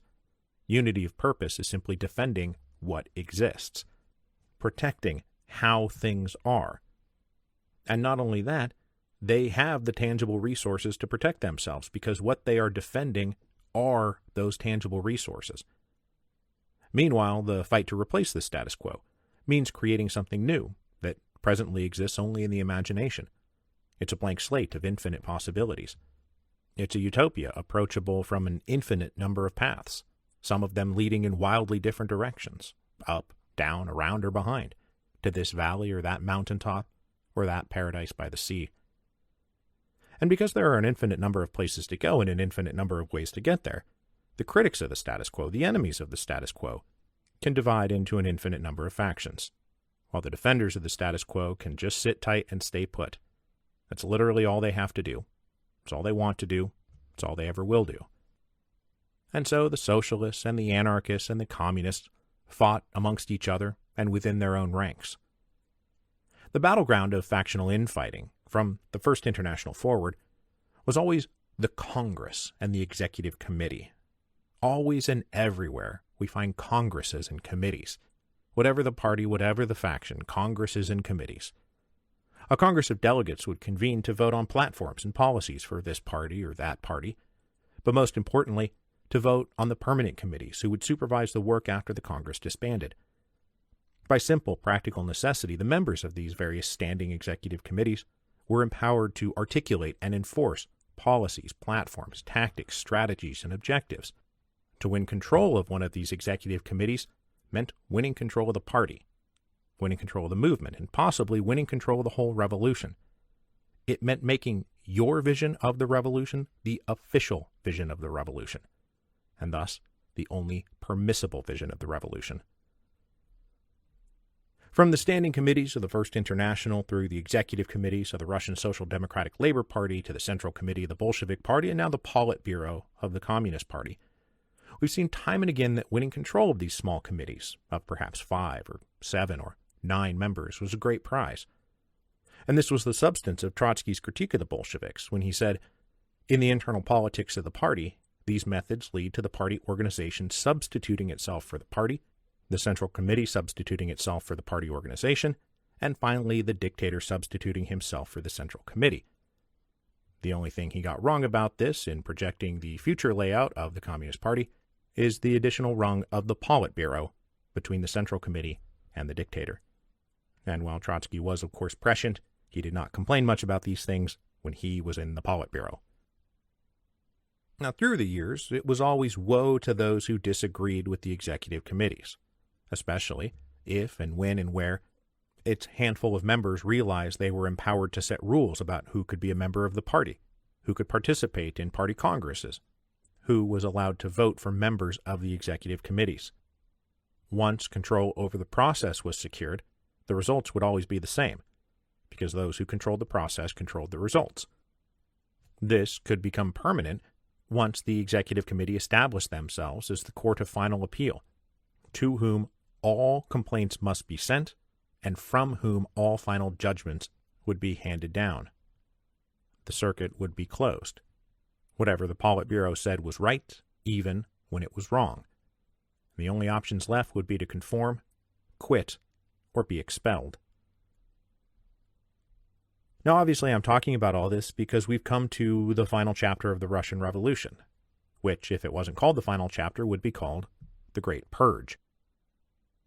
In the Great Purge, Joseph Stalin would carry the logic of committee rule and banishment of opposition, logic that had been a part of revolutionary socialism since the days of Marx, Engels, and Bakunin, to its most monstrous conclusion. It was the final elimination of all mental, legal, and political lines that separated disagreement with Stalin from treason against the party, the Soviet Union, and the revolution.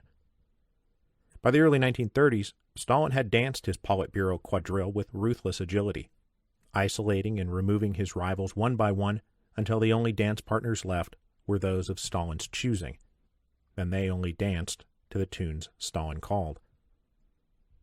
But his victory brought him no rest.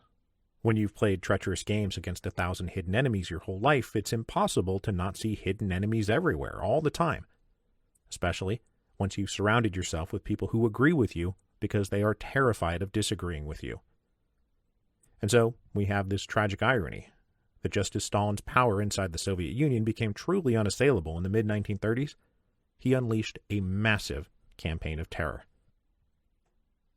Stalin aimed his Great Purge at all levels of Soviet society. Up at the top, he aimed to eliminate Lenin's thin stratum of old Bolsheviks, anyone who could claim political authority, legitimacy, or respect due to their own service to the party and the revolution, rather than simply Stalin's whims. In the middle rungs, he aimed at state bureaucrats, party officials, and local functionaries, anyone who even so much as hinted at the existence of a method of communist statecraft different from the glorious system handed down by Comrade Stalin.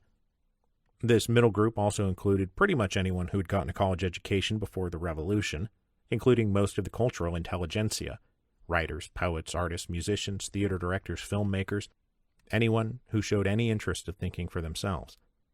This also included academic elites like professors and scientists and researchers, plus that class of engineers and technical specialists and managers who had already been feeling the heat of political terror since the beginning of the first 5-year plan. And then last, but certainly not least, because they felt it the most, we have the general masses.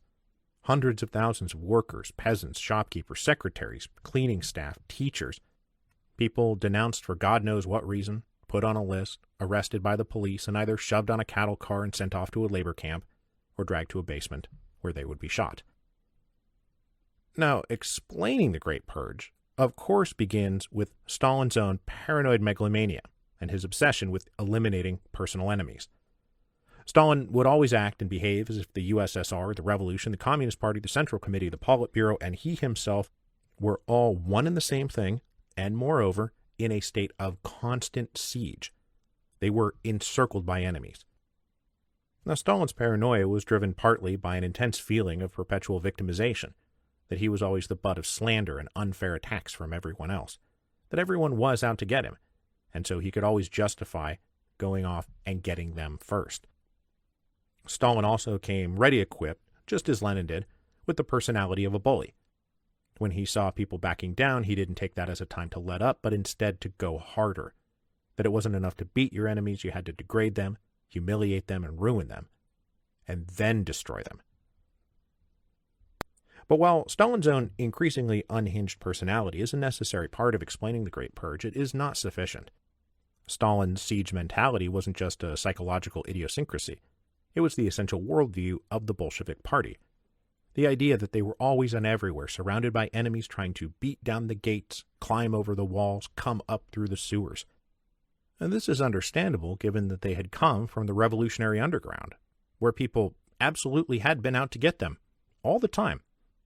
And not just visible enemies like policemen, gendarmes, or soldiers, but hidden enemies right in their own ranks. Every good comrade at every party meeting might, in reality, be an agent of the Okhrana, a spy, an informer, an agent provocateur. This wasn't paranoid delusion. This was just a fact of daily life. It isn't idle paranoia to suspect your closest comrade of secretly working against you. It's in fact in the job description of any alert revolutionary. This culture of paranoia grew proportionately when the Bolsheviks seized power and became the Communist Party. It was no longer about the police or the Ministry of the Interior, but about entire nations and armies and peoples, all of them out to destroy Soviet Russia and the revolution. The White Armies were backed by an international gallery of enemies: France, Britain, Germany, the United States, Poland, and Japan. It hardly matters that after historians got the time to sift through the various government archives, that it became clear the international interventions by these powers into Russia during the Civil War were far less vast, coordinated, or committed than the Soviet leaders supposed. Doesn't matter because in the heat of the Civil War, they saw enemies everywhere, because there were enemies everywhere. Internal and external, at home and abroad, inside and outside, above and below. The consequences of too much paranoia paled in comparisons to the consequences of too little. It's also not like the 1930s were a time to let one's guard down. Now, from our vantage point almost 100 years later, we can see plainly that what's about to happen in the Soviet Union is a grotesque farce. A deadly exercise in creating absurd fantasies that all participants recognized as absurd fantasies, but then pretended were real. And we also know that internally, the opposition to Stalin was hopelessly atomized, weak, and inconsequential. But in the 1930s, the USSR was still surrounded by enemies. The Nazis had come to power in Germany. Mussolini ruled Italy. In the Far East, the Empire of Japan, who had already dealt Russia a humiliating defeat a generation earlier, was aggressively expanding. Meanwhile, the lingering belief that the headquarters of Western capitalism in Britain, France, and the United States, the leaders of the international bourgeoisie, were always devising ways to undermine and then overthrow the Soviet Union. Was it beyond belief that right now, at this very moment, any one of those powers was suborning spies and saboteurs inside the Soviet Union? That political opposition to Stalin was ready to accept aid from any power willing to give it? It wasn't crazy. All you had to do was look at the history of the Communist Party itself. The Bolsheviks had, after all, pulled into Finland Station on a train paid for by the Kaiser. Now, whether he was working in the Kremlin, making the official rounds through the Soviet Union, or relaxing at his beloved retreat on the Black Sea, Stalin's mind always returned from whatever project he was working on to the larger problem of all those enemies out there out to get him. Foreign powers like Germany and Japan passing money and information to dissident political leaders inside Russia, who used that money and information to turn workers and peasants against Comrade Stalin, and by extension the Politburo, the Central Committee, the Communist Party, the Soviet Union, and the Revolution. As his mind returned to this place, one face stood out clearer than any other. One voice rose above the rest. One pen would not stop scribbling. Trotsky, the stepson Daddy liked best. The man whose intellectual arrogance rankled twice as hard because his intellectual superiority could not be denied. Trotsky, who embodied a totally legitimate communist alternative to Stalin, whose claim to being Stalin's true heir was distressingly plausible. Trotsky had been a world-famous political celebrity back when Stalin was an anonymous functionary. It's safe to say that Trotsky had lived rent-free in Stalin's head for 20 years, and time had only increased Stalin's obsession, his fear, and his hatred of Trotsky. And it's why Trotsky's name will be everywhere in 1936, 1937, and 1938. Every confession would include links to Trotsky. I met with Trotsky. I corresponded with Trotsky. I'm a member of a group led by Trotsky. Trotsky, Trotsky, Trotsky. It would always come back to Trotsky. Now, as with all of Stalin's paranoia, he was not wholly unjustified. All those people he had isolated and ditched in the Politburo quadrille, plus anyone associated with the old workers' opposition, or the left opposition, or the United opposition, or the right deviationists, all of those guys had networks of friends, allies, and supporters who had been pushed out into the political wilderness, where they nursed deep and bitter resentments and plotted their comeback. All of them fully intended their time in the wilderness to be merely temporary. And when they staged their great comeback, it would be to fulfill the dying words of Lenin, "Get rid of Stalin." In the fall of 1932, the secret police uncovered a couple of long documents written by an old Bolshevik named Martymyan Ryutin. The first was called An Appeal to All Members of the All-Union Communist Party, and the other was a 200-page booklet called Stalin and the Crisis of the Proletarian Dictatorship. Ryutin, who'd been an ally of the right, called for an end to forced collectivization, the slowing of industrialization, and the reinstatement of all exiled party members, including Trotsky. The appeal provocatively called Stalin the gravedigger of the revolution and the evil genius of the Russian Revolution, and stated bluntly Stalin must be removed by force. So, though Stalin's imagination was a feverish swamp of paranoia, it's not like he was wrong that lots of people would love to see him overthrown, tossed in prison, or executed.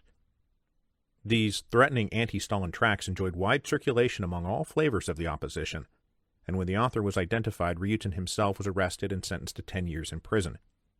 But the most troubling thing of all was not that somebody had written all this, but how many people had read it, and how many people chose not to report it.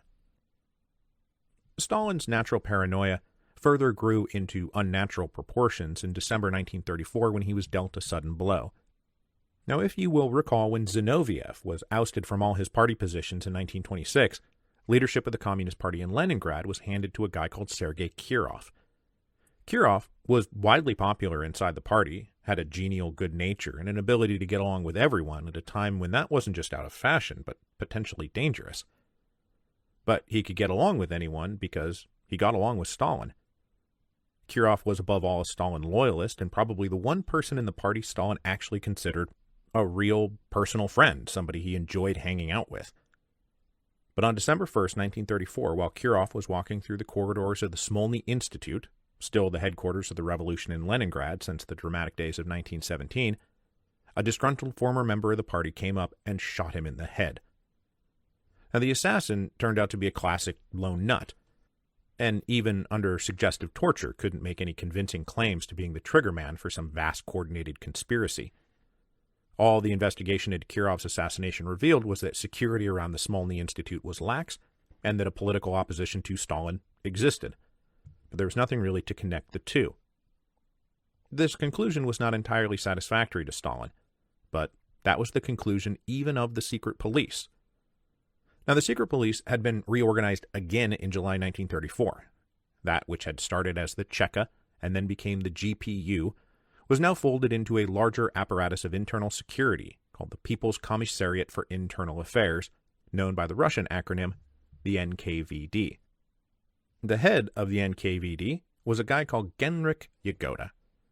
Now, the details of Yagoda's early career are disputable, but he joined the Bolsheviks before the October Revolution and quickly found a home in the Cheka. He rose to become its deputy chairman and run day-to-day operations after it was reorganized as the GPU, and he held that operational position for a decade. When the GPU became the NKVD in July 1934, Yagoda was named People's Commissar for Internal Affairs, giving him broad jurisdiction over both the regular police and the secret police, which was now a huge network of agents operating pretty much independently of all other party and state organizations. The NKVD was above, below, and behind you all the time, and everyone knew it. But while Yagoda was a careful political survivor and had absolutely no ethics to speak of, he did, after all, continue to hold his position as Stalin throughout faction after faction. He was not among those whose career had been entirely made by Stalin. He was not 100% Stalin's man, and it was a fact both of them were well aware of. Meanwhile, up through the ranks of the party apparatus rose another man who was willing to be far more accommodating of Stalin's wishes, particularly the wish to uncover the vast conspiracy he knew existed. This is Nikolai Yezhov. Yezhov came from the lower classes. He'd started his life as a tailor's assistant and a factory worker. He served 2 years in the army in World War I, joined the Bolsheviks in 1917, and then spent the Civil War serving in the Red Army. Through the 1920s, he bounced up the rungs of both the state and the party, promoted ever upward as people better than him, more talented than him, and more independent of him were ousted by Stalin. Finally, in 1934, Yezhov was elected to the Central Committee of the Communist Party. Now, unlike Yagoda, Yezhov was Stalin's man. He was one of Stalin's favorites, and he was constantly in and out of the boss's office. And as I just said, he was more than willing to enable Stalin's most paranoid fantasies. Yezhov harshly criticized the NKVD's investigation of the Kirov murder for failing to uncover a vast opposition network that must have been behind the assassination. Eventually, Stalin was himself convinced of what he was already convinced of, and at the end of 1935 reopened the Kirov case. Yagoda, who knew which way the winds blew, ramped up arrests and investigations of this vast Trotskyite conspiracy, well aware that Stalin had told Yezhov to keep a close eye on the NKVD. They had better deliver what the boss wanted. And so they did. In early 1936, without anyone being fully cognizant of what was happening, neither the perpetrators nor the victims, the Great Purge began. And the most infamous expression of the purge would be the Moscow show trials of 1936, 1937, and 1938. The show trials were the mechanism by which Stalin systematically targeted and eliminated all the old Bolsheviks. It was a mechanism that had been first introduced with the trial of the SRs, and then refined during all those trials against economic wreckers in the late 1920s and early 1930s. And the method would be the same. Almost no evidence would be needed. The show trials were first and foremost a show, and would rest largely on dramatic confessions by the accused. These confessions would be extracted by various threats and torture and false promises, and which provided Stalin with both public propaganda and the personal satisfaction of watching his enemies humiliated, ashamed, and groveling. First on the docket were Zinoviev and Kamenev. Since their political defeat in 1927, they had been kicked out of the party, but then later reinstated, kicked out again, and then secretly convicted of complicity in Kirov's assassination, even though no evidence existed, because they had nothing to do with it. In 1936, they were hauled back to Moscow and subjected to extended interrogations that broke them down mentally and physically. By the summer of 1936, they were ready to confess to anything to make it all stop. To secure the deal, Stalin personally promised they would not be executed if they admitted to being co-ringleaders of a vast conspiracy organized by Trotsky. He also promised not to do anything to their families. And so, they confessed to things they had nothing to do with. In August 1936, the first trial began. Zinoviev, Kamenev, and 14 other defendants admitted to leading what was officially dubbed the Trotskyite, Kamenevite, Zinoviite leftist counter-revolutionary bloc. In a shocking display trumpeted for all the world to see, Zinoviev, Kamenev, and the other leading lights of the Communist Party stepped forward one by one to confess in the most groveling terms treasonous acts against the Soviet Union and the revolution. As soon as they were done confessing, all 16 were found guilty and sentenced to death. Stalin had never intended to keep his word to his old comrades. On August 25, 1936, Zinoviev and Kamenev were taken down to a prison basement and unceremoniously shot. The oldest of the old Bolsheviks were done to death just like the Romanovs. The time had come for the revolution to devour the last of her children. To prepare this final revolutionary feast, Stalin needed someone who did not harbor any doubts or hesitations, and that meant getting rid of Yagoda. Now, this is not to exonerate Yagoda in any way. He oversaw the NKVD during a decade of mass arrests and imprisonments and executions. He was also a pioneer in realizing you could use slave labor from the gulags to help build Russian infrastructure. But he was resistant to the Great Purge. He had always doubted the existence of a grand coordinated conspiracy surrounding Trotsky, and in 1936 suggested they maybe not go forward with any more show trials because it would be bad for publicity on the world stage. These were doubts and hesitations Stalin could not tolerate. So, in the fall of 1936, Stalin wrote a memo to the Politburo that said, "We consider it absolutely necessary and urgent that Comrade Yezhov be appointed to head the People's Commissariat of Internal Affairs. Yagoda has obviously proved unequal to the task of exposing the Trotskyite-Zinovieite bloc. The GPU was 4 years late in this matter. All party heads and most of the NKVD agents in the region are talking about this."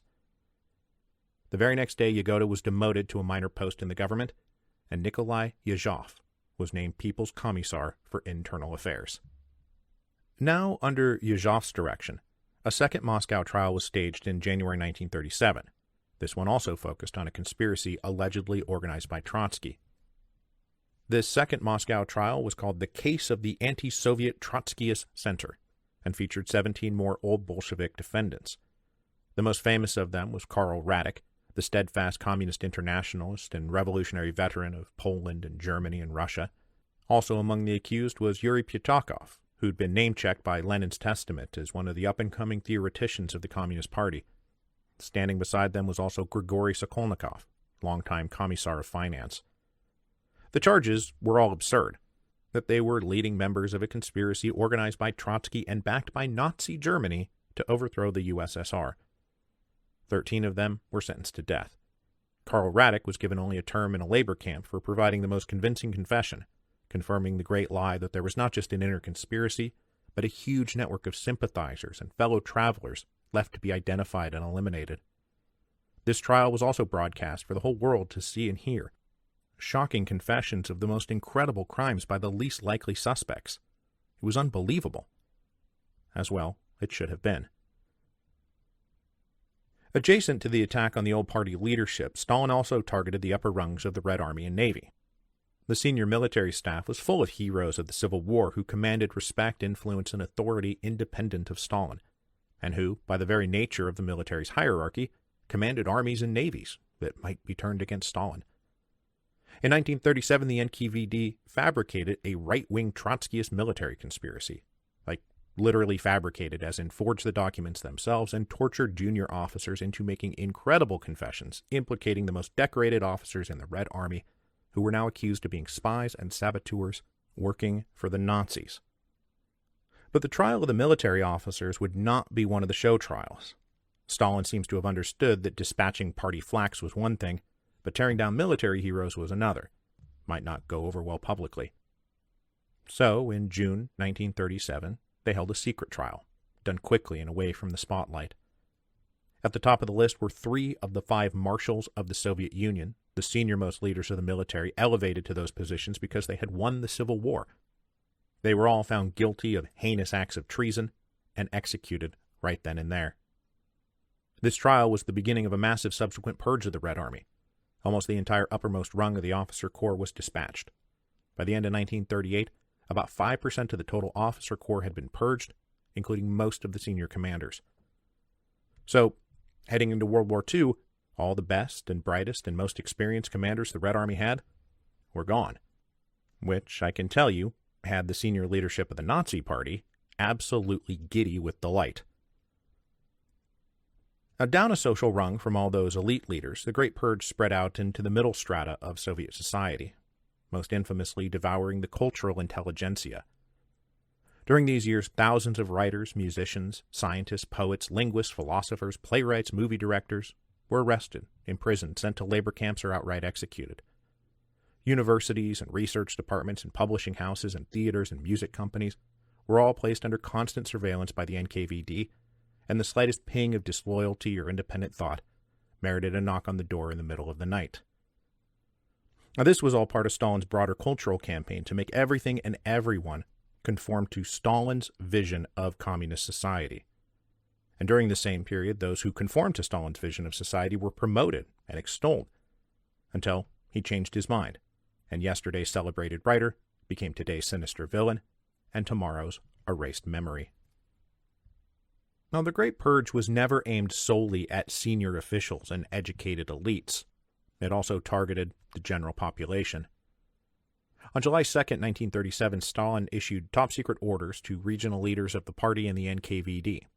They were told to immediately produce a list of all kulaks and criminals in their districts.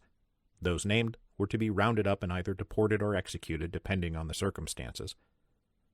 As we discussed last time, most of the real kulaks had been rounded up and deported years earlier, and so that left the NKVD to uncover new kulaks, wherever and however they could.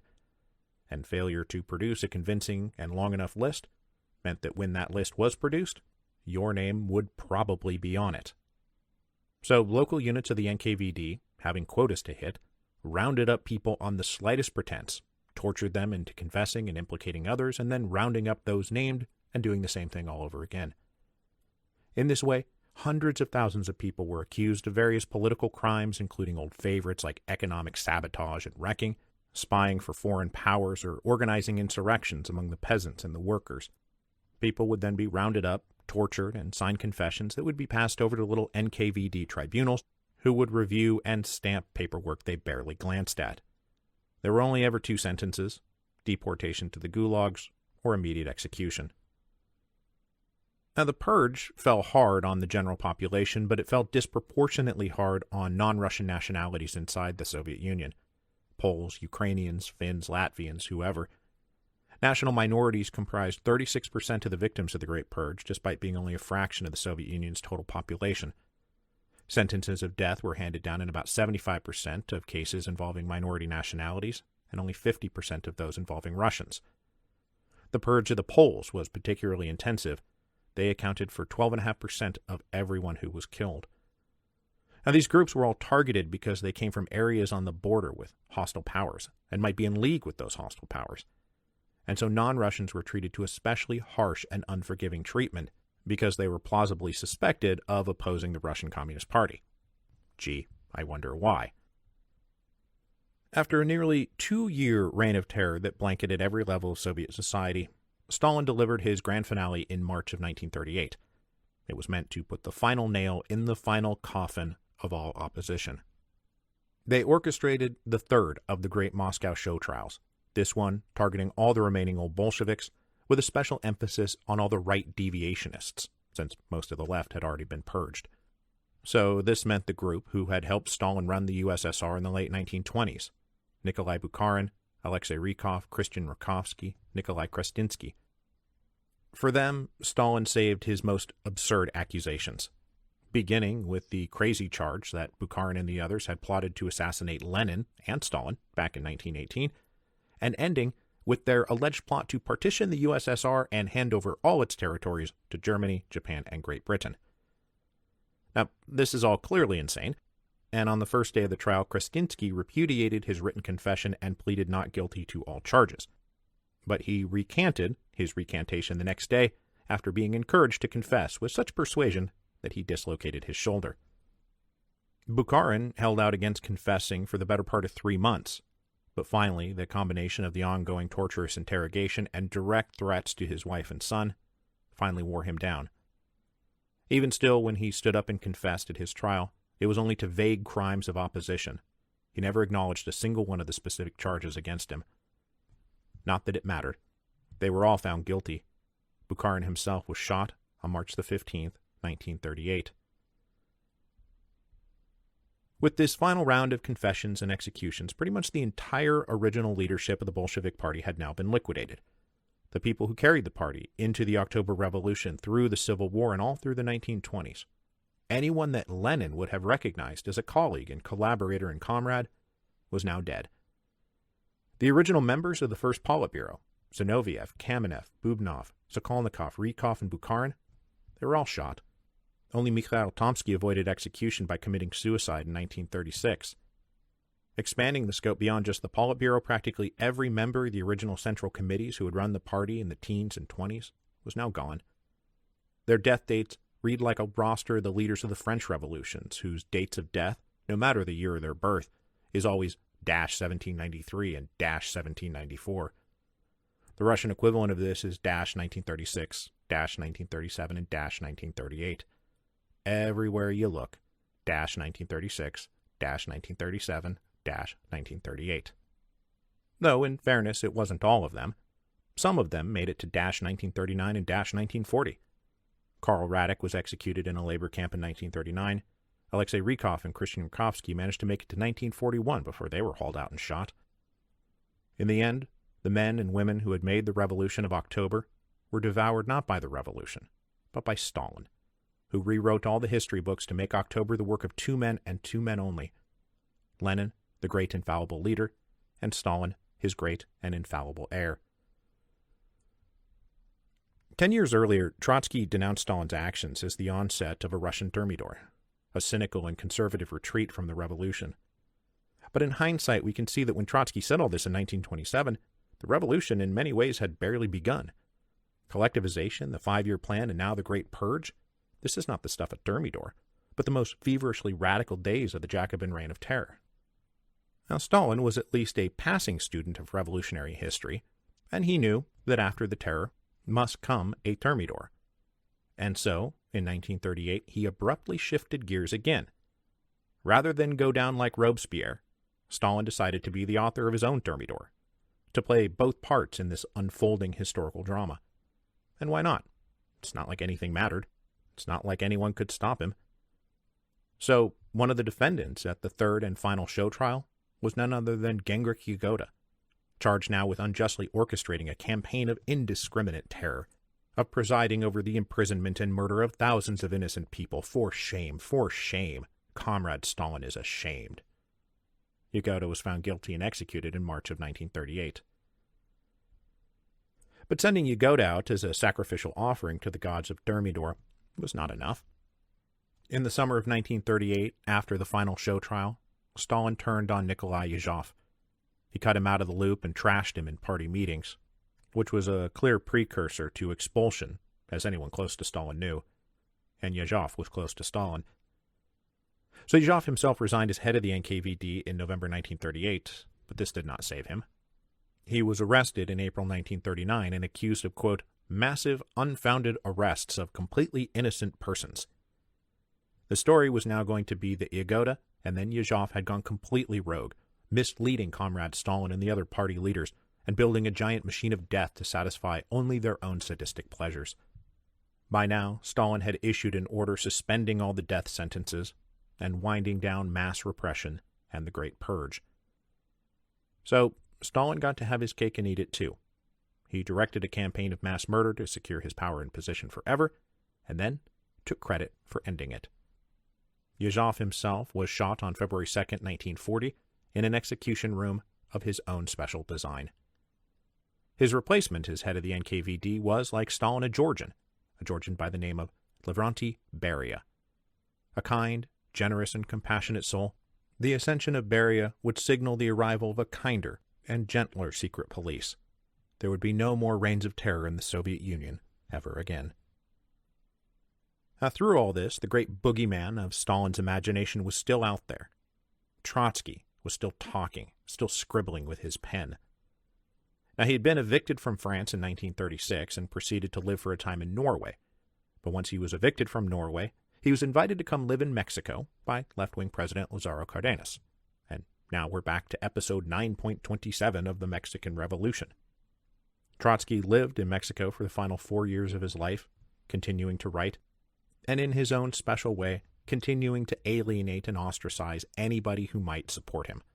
It's actually kind of funny that Stalin was obsessed with the idea that Trotsky was organizing a vast coordinated conspiracy, because anyone who got close to Trotsky was eventually pushed away. And Trotsky believed to his very last breath that his present condition of exile was exactly like the exile he had endured before 1917, that eventually his story would end with a triumphant return to Russia, where he would reclaim the mantle as Lenin's heir. But that is not how the story of Trotsky ends. It ends instead with an ice axe to the back of the head on August 21, 1940. The Russian Revolution was over. Stalin had won. Over the course of the Great Purge from 1936 to 1938, the total estimate of arrested was somewhere between 1.5 and 2.5 million people. The The gulags now burst with prisoners who were put to work as de facto slaves in the Soviet Union's ongoing projects of industrialization and modernization. The total executions were somewhere in the neighborhood of 700,000, give or take 100,000 here and there. If you include all those who subsequently died in the camps thanks to the brutal conditions, the total death toll of the Great Purge is around about 1 million. Many families followed the officially accused off to their deaths. Stalin promised not to harm the families of the old Bolsheviks if they confessed, but he broke those promises. Kamenev's sons were executed. So was his first wife, Olga. She was executed in 1941 along with 160 other prominent political prisoners, including the great SR leader, Maria Spiridonova. Bukharin's wife was sent to a labor camp, but she survived and saw her husband rehabilitated a half-century later. But most families were not rounded up. They just endured the pain and trauma of having loved ones disappear one day. Typically, the families of those put to death were told their loved ones had been sentenced to 10 years in a prison camp, but they were forbidden to write home or communicate in any way. When these 10-year periods elapsed at the end of World War II in 1946 and 47 and 48, the families were told their relatives had died in prison. Now, if we pull back and look at the big picture, the loss of life in Russia and the Soviet Union during this revolutionary period is staggering.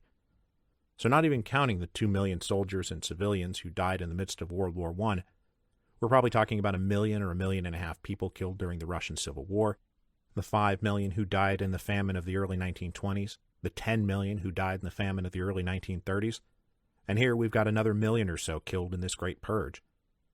These are all rough estimates, but it pushes the number of what we would call excess deaths stemming from the Revolution and the Civil War and every other thing that happened, close to something like 20 million. And this is all leading into the catastrophic disasters of World War II that's estimated to have killed 27 million people. I can't even begin to fathom the trauma endured by someone who was born in like 1900 and who managed to live to the age of 50. To have come of age in the Revolution of 1905 and its repressive aftermath, and then World War I, and then the Revolution and the Civil War and collectivization and the purges, and then World War II. I mean, it's just, my God, it's horrific. There are hard times in history, and then there are hard times in history. These were hard times. So, let us return now to the beginning and take stock of where we stand. What can we make of the Russian Revolution? What can we make of the long arc from Marx to Stalin? Now, in theory, the Bolshevik Party, and subsequently the Communist Party, was the party of the proletariat. That is where they came from. It's who they were meant to represent. The Communists were a manifestation of industrial capitalism, an answer to its horrors and degradations and exploitations. Opening Chapter 2 of the Communist Manifesto, Marx and Engels wrote, "In what relation do the Communists stand to the proletarians as a whole? The Communists do not form a separate party opposed to the other working-class parties. They have no interests separate and apart from those of the proletariat as a whole. They do not set up any sectarian principles of their own by which to shape and mold the proletarian movement." And now look, I don't want to point out the obvious here, but I think that the Russian Communist Party has strayed quite a bit in the interval between Marx and Stalin. The Communists absolutely opposed other working-class parties. They did have interests separate and apart from those as the proletariat as a whole. They absolutely developed sectarian principles of their own, which they used to shape and mold the proletarian movement. I think that the critics of the Russian communists, inside and outside the party, inside and outside the Soviet Union, have a fair point here. The inner party, the Central Committee, and the Politburo, they cut themselves off from that base. No matter how many times the Central Committee and the Politburo declared that the Communist Party was identical with the proletariat, it's very clear they were not. They developed into a run-of-the-mill ruling clique with their own interests. This had been clear since at least 1918. And whatever else the Communist Party was and the Soviet Union were, it was not by and for the workers. The Soviets had long ago been co-opted and were controlled by political appointees representing the party interests, not that of the workers. The spontaneous participation of the workers, it was over before the bullet holes were even patched up in the Winter Palace. It's why the Kronstadt Rebellion happened. It's why there was a whole workers' opposition movement inside the party. And what happened to those who tried to give voice to the workers? They were repressed, expelled, and ultimately liquidated once and for all in the Great Purge. Now, in terms of the little list of objectives that Marx and Engels put in the Communist Manifesto, admittedly, the Russian communists did pretty well. They abolished private property. They set up universal free education. They centralized credit, communications, and transportation in the hands of the state. Marx and Engels also explicitly called for the, quote, establishment of industrial armies, especially for agriculture, which Stalin could point to any time he wanted to justify collectivization.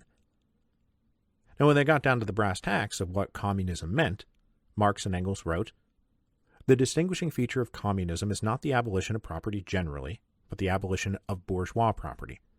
Modern bourgeois private property is the final and most complete expression of the system of producing and appropriating products that is based on class antagonisms and on the exploitation of the many by the few." Now, obviously, the Russian communists succeeded in eliminating bourgeois property, but I am among those who believes that the elimination of such property was never meant to be an end unto itself. It's why they made it clear that they wanted to abolish this system of exploitation of the many by the few, whether in the workplace, or in the state, or in the family. That the dictatorship of the proletariat, so often invoked and so often misunderstood, meant to them simply the first moment in history when the many would rule the many. Bourgeois property and capitalist exploitation needed to go because it was a legal and economic system that locked into place this system of the few ruling the many for their own benefit. And unfortunately, again, to look at the system that wound up prevailing in Russia, first under Lenin and then Stalin, that the few did not continue to rule the many. They abolished bourgeois property, sure, but was their dictatorship of the proletariat the rule of the many over the many? Or was it simply a dictatorship? It's impossible to look at the Soviet Union as it was ultimately constituted under Stalin and not recognize that the revolutionary dream of a world free of a tyrannically exploitive ruling class composed of a tiny fraction of society ruling over everybody else had gone unfulfilled. It is a dream that remains unfulfilled. We still live in a world in search of an answer to the conundrum posed by Bukharin. Liberty without socialism is privilege and injustice, but socialism without liberty is slavery and brutality. So that's it. As far as the Revolutions podcast goes, this will be my final narrative episode. The last time I'll tell you about the who and the what and the when and the where of revolutionary history, with a little why and how thrown in for good measure. By my account, which is probably not exactly right, I've written and edited and recorded 320 of these narrative episodes. From the kingdoms of Charles Stuart, fucking Charles, man, to Stalin's Great Purge. I've written somewhere in the neighborhood of 1.5 million words, give or take. I've enjoyed writing and reading and sharing every one of those words. Telling these revolutionary stories has been my life for 9 years. But the story is now over. And the podcast isn't over, and when we come back in a few months, I'll do my wrap-up episodes, but those are going to be essays that are reflective and thematic, not narrative. The story is over. This is the final chapter. But even though the podcast is going to end, I'm not going anywhere. And you'll notice that published right alongside this episode is some information about a book tour and speaking engagements that will start up in September and October, a tour that will run concurrently with the last run of episodes. And after that, it's just more podcasts, more books, more of whatever else I happen to dream up. And I've still got a lot of dreams left. But the 10th and final season of the Revolutions podcast is now done. The Russian Revolution, all 103 episodes of it, it's over. And I'll see you on the other side.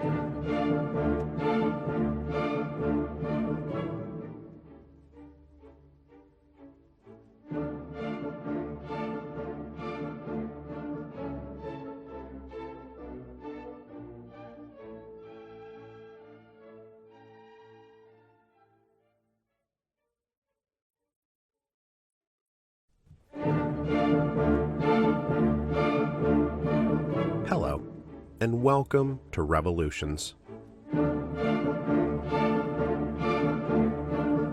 Appendix 1, Coming Full Circle. 9 years ago, I set out to write a series exploring great revolutions in history. My goal was to synthesize as much information as I could about these revolutions and then craft narratives that laid them out from beginning to middle to end. But here, at the end of the series, I want to take a look back and survey all of these narratives and see if we can't draw some conclusions about the nature, form, and progress of revolutions. Each revolution was unique unto itself, but many of them seem to have similar characteristics. I think we've all noticed little patterns and recurrences that are nested inside of the contingent distinctiveness of each series. Stock characters and groups seem to show up over and over again, and events of striking similarity just keep happening. I mean, how many times did I say, a large crowd gathered in a confined space, and someone fired a shot, but we'll never know who, and we'll never know why. Now, this absolutely is not about drawing out fundamental laws of history, because those don't exist. But we can recognize that in all the events we've talked about on the show, they fall under the category of revolution because they have certain common characteristics. So I want to spend some time together figuring out what those common characteristics are. I'd like to start these concluding episodes by returning to the very beginning. When I launched the show, I wrote an introduction, an episode 0 to introduce the series. And since I published that introduction way back in September 2013, hand to God, I haven't listened to it since. I always needed to focus on whatever the topic of the week was, and I knew basically what I had said in the introduction, so there was never any need to go back and listen to it again. And so, for the first time in 9 years, I sat down and listened to it again, because I thought that to end the show, it would be worthwhile to return to the beginning. Did I actually do what I set out to do? What can I say now that I couldn't say then? What did I get right? What did I get wrong? What was I vague and cagey about that I can now, after all these years, state more directly and confidently? So what we're going to do here in Appendix 1 is take an annotated look back at the introduction, kind of a director's commentary track on the things that I said oh so many moons ago. So I started the introduction by saying, the word revolution is one of those words that you think you know the definition of, until you actually start trying to define it. Then it turns out to be a slippery fish. Because first of all, the word revolution, coined by Copernicus in 1543, is supposed to mean completing an orbit, coming full circle. Okay, so right off the bat, I would rewrite this opening to say something like popularized by Copernicus, not coined by Copernicus. I'm looking at the Oxford English Dictionary right now, and they've got the first references to revolution coming out of Latin and Old French as early as 1390, with smatterings of additional references in the 1400s and early 1500s, all predating Copernicus. But then I go on to say, but the kind of revolution we're talking about is the opposite of that. It's a sudden, radical change, overthrowing the old regime and replacing it with a new one. It's not about coming full circle. It's about boldly setting out on a new path. So right away, the word doesn't even mean what it's supposed to mean, and it only gets muddier from there. Now, if we continue to scan down in the Oxford English Dictionary, we find the word revolution as alteration, change, or mutation, popping up as early as the 1600s, whereupon it would become very specifically linked with the events of Stuart-era Britain. It's still not clear to me why a word that literally means return to the old came to mean change into something new, but then again, the word literally now has an accepted secondary informal definition of figuratively, so language is gonna language. So I went on to say, because even overlooking the utter absurdity of using the word revolution to describe a fundamental change in political organization, we still have a hard time expressing precisely what we mean by revolution. We know it involves overthrowing the existing regime, but we also know it's more than a mere coup. We know it involves a conflict between two competing forces within a country, but we also know it's more than a mere civil war. We know it involves mass mobilization, but we also know it's more than some half-baked peasant revolt. It's more organized, more directed, more thoughtful. Isn't it? Well, sometimes yes, and sometimes really no. As it turns out, distinguishing coups from civil wars, from revolts, from revolutions is a very sticky proposition. Okay, so now here I'll just make a comment on the writing because I've gone from this being a slippery fish to a sticky proposition. And if I had to do this all over again, I would have picked a lane. I would have talked about how it was very slippery or how it was very sticky, not both of them at the same time. But, you know, maybe the slippery fish got left out too long, and now it's a sticky proposition, which, ew. So let's move on.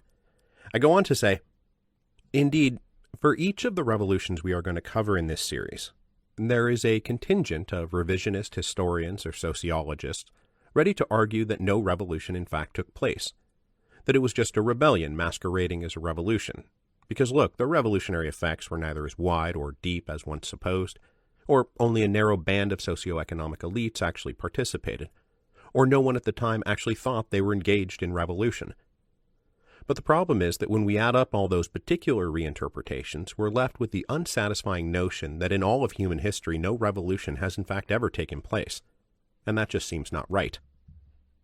Now, when I wrote that, I was deep in the weeds of the English Revolution and looking immediately ahead to the American Revolution, both of which come with very heavy, it wasn't actually a revolution, factions within their respective historiographic traditions. But having moved on down the line, I've found that this has broadly held true. In every revolution I've covered, with the possible exception of Haiti, I have found people arguing against interpreting this particular historical event as a revolution, often deploying the argument that the end result was so similar to the original conditions that we might have witnessed a civil war or a coup d'etat or a chaotic breakdown of the legal order. But if the word revolution applies, it's only in its original sense, coming full circle that nothing really changed. Now, I don't personally buy most of those arguments, and I think the great invisible pillar of the case is a pedantic special pleading, which is why I'm happy to continue to endorse what I say next, which is, with that in mind, this series is based on a broad definition of what counts as a revolution. So the Revolutions podcast was always based on that principle, erring on the side of an inclusive definition of revolution rather than a restrictive one. But even still, I then offered some guidelines for how other people have tried to define the definition of revolution. I said, the Encyclopedia of Political Revolutions, dealing with this same problem, casts a wide net by including events that share two characteristics. First, irregular procedures aimed at forcing political change within a society, and second, lasting effects on the political system of the society in which they occurred. So let's unpack this a bit more than I did at the time. Any given society, no matter its form, has rules, laws, traditions governing who holds power, why they hold power, and who power will be transferred to next. This could be tribal heritage, oligarchic consensus, constitutional law, genetic inheritance, or random lottery. It doesn't matter what the system is, it just matters that the system is. It serves as the quote-unquote regular procedure of allocating power. A revolution necessarily manifests from outside regular procedures and instead deploys irregular procedures to allocate power in a novel and heretofore illegitimate way. Now, this could, of course, also apply to a mere coup d'etat, which is why the Encyclopedia of Political Revolutions requires that second condition, lasting effects on the political system of the society in which they occurred. Which is to say, it can't just be about swapping out political personnel, changing only the answer to the question, who holds power. A revolution also changes the system itself. It changes the why and the how of power allocation as well as the who. A revolution uses irregular procedures to overthrow the old regular procedures and then impose new regular procedures in their place. The tribal heritage, oligarchic consensus, constitutional law, genetic inheritance, random lottery that existed before must be swept aside and replaced. So then I go on to say, but I'd like to get a touch more specific than that, because it's not enough to have a cabal of elites force their way into power, that's a coup, and it's not enough to have an amorphous blob of angry peasants marching around with clubs and axes. That's a revolt. Or maybe an insurrection. Sociologist Charles Tilly narrows the definition a little bit further to a forcible transfer of power over a state, in the course of which at least two distinct blocks of contenders make incompatible claims to control the state, and some significant portion of the population subject to the state's jurisdiction acquiesces in the claims of each block, which is jumbled, well, because he's a sociologist, but basically, we need some cross-class alliance of dissidents to overthrow an existing regime by extra-legal means and then alter the political system in some fundamental way. Now, before I move on, I will say that I don't actually think that what I said there about we need some cross-class alliance of dissidents is actually a necessary part of Tilly's definition, I think that was just me projecting my own beliefs about the mechanics of a successful revolution. I think a revolution needs a cross-class alliance, but that's not something that logically follows from what Tilly was trying to say about two distinct blocks of contenders. Anyway, I go on to say, where it starts to get messy is when further wrinkles are added. Theta Skocpol, for example, creates a superclass called social revolutions that requires change to the political structure be accompanied and reinforced by deep changes in the social structure. This is perfectly reasonable, but leaves us grappling with difficult and ultimately subjective questions like how much change, for how many people, for how long, and how do we even measure it? These are the kinds of questions that academics will be arguing about forever as new evidence is uncovered and old evidence is re-examined, and which I plan to neatly sidestep. Don't get me wrong, we'll get into it, but I have no intention of adhering to some strict analytic criteria and then casually tossing away events like the Mexican Revolution because not enough hectares of land were ultimately redistributed to make it a really real revolution. If it walks like a duck and it talks like a duck, it's probably a revolution. Now, this is the part of the introduction that I personally remember most. Well, this and one other part. That if it walks like a duck and talks like a duck, it's probably a revolution. I absolutely did not want to get bogged down in semantics. And I still don't, by the way. I often find the pedantic urge to create perfect definitions to be incredibly tedious. But after 9 years and 10 seasons, I think maybe I should take a stab at trying to define what a revolution means. So for me, the first thing we must do is delineate between a political revolution and a social revolution. And okay, here we go. A political revolution is when the existing structure of political power, that is to say, how power is exercised, justified, legitimized, defended, and transferred, is displaced by a force originating beyond the bounds of that existing structure and replaces it with something different. Okay, we got that? Meanwhile, a social revolution is when the economic relations and/or cultural hierarchies of a society, their personnel, rationalizations, habits, norms, obligations, and modes of production, are rapidly transformed such that the society is reorganized in a fundamentally different manner. Now, when those two are combined, we get what I can loosely dub a great revolution. A great revolution is the combination of a political revolution and a social revolution, when the revolutionary transformation of the political structure of society unfolds alongside a fundamental reorganization of the society's economic modes of production and cultural hierarchies. Now, the first thing to say about my stab at creating a definition here is that, like all definitions, mine are entirely inadequate to the task and are open to obvious critique and objection. Even as I try to be as precise as possible, all I can come up with is something like, society is organized in a fundamentally different manner? I mean, what does that even mean? Who gets to define what is the same and what is different? I've frankly moved no further than Skocpol.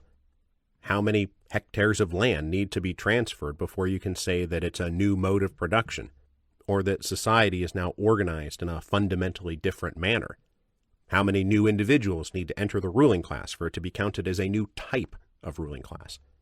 I don't think there's any combination of words that will so thoroughly and completely define what a revolution is to be beyond objection and beyond subjective interpretation.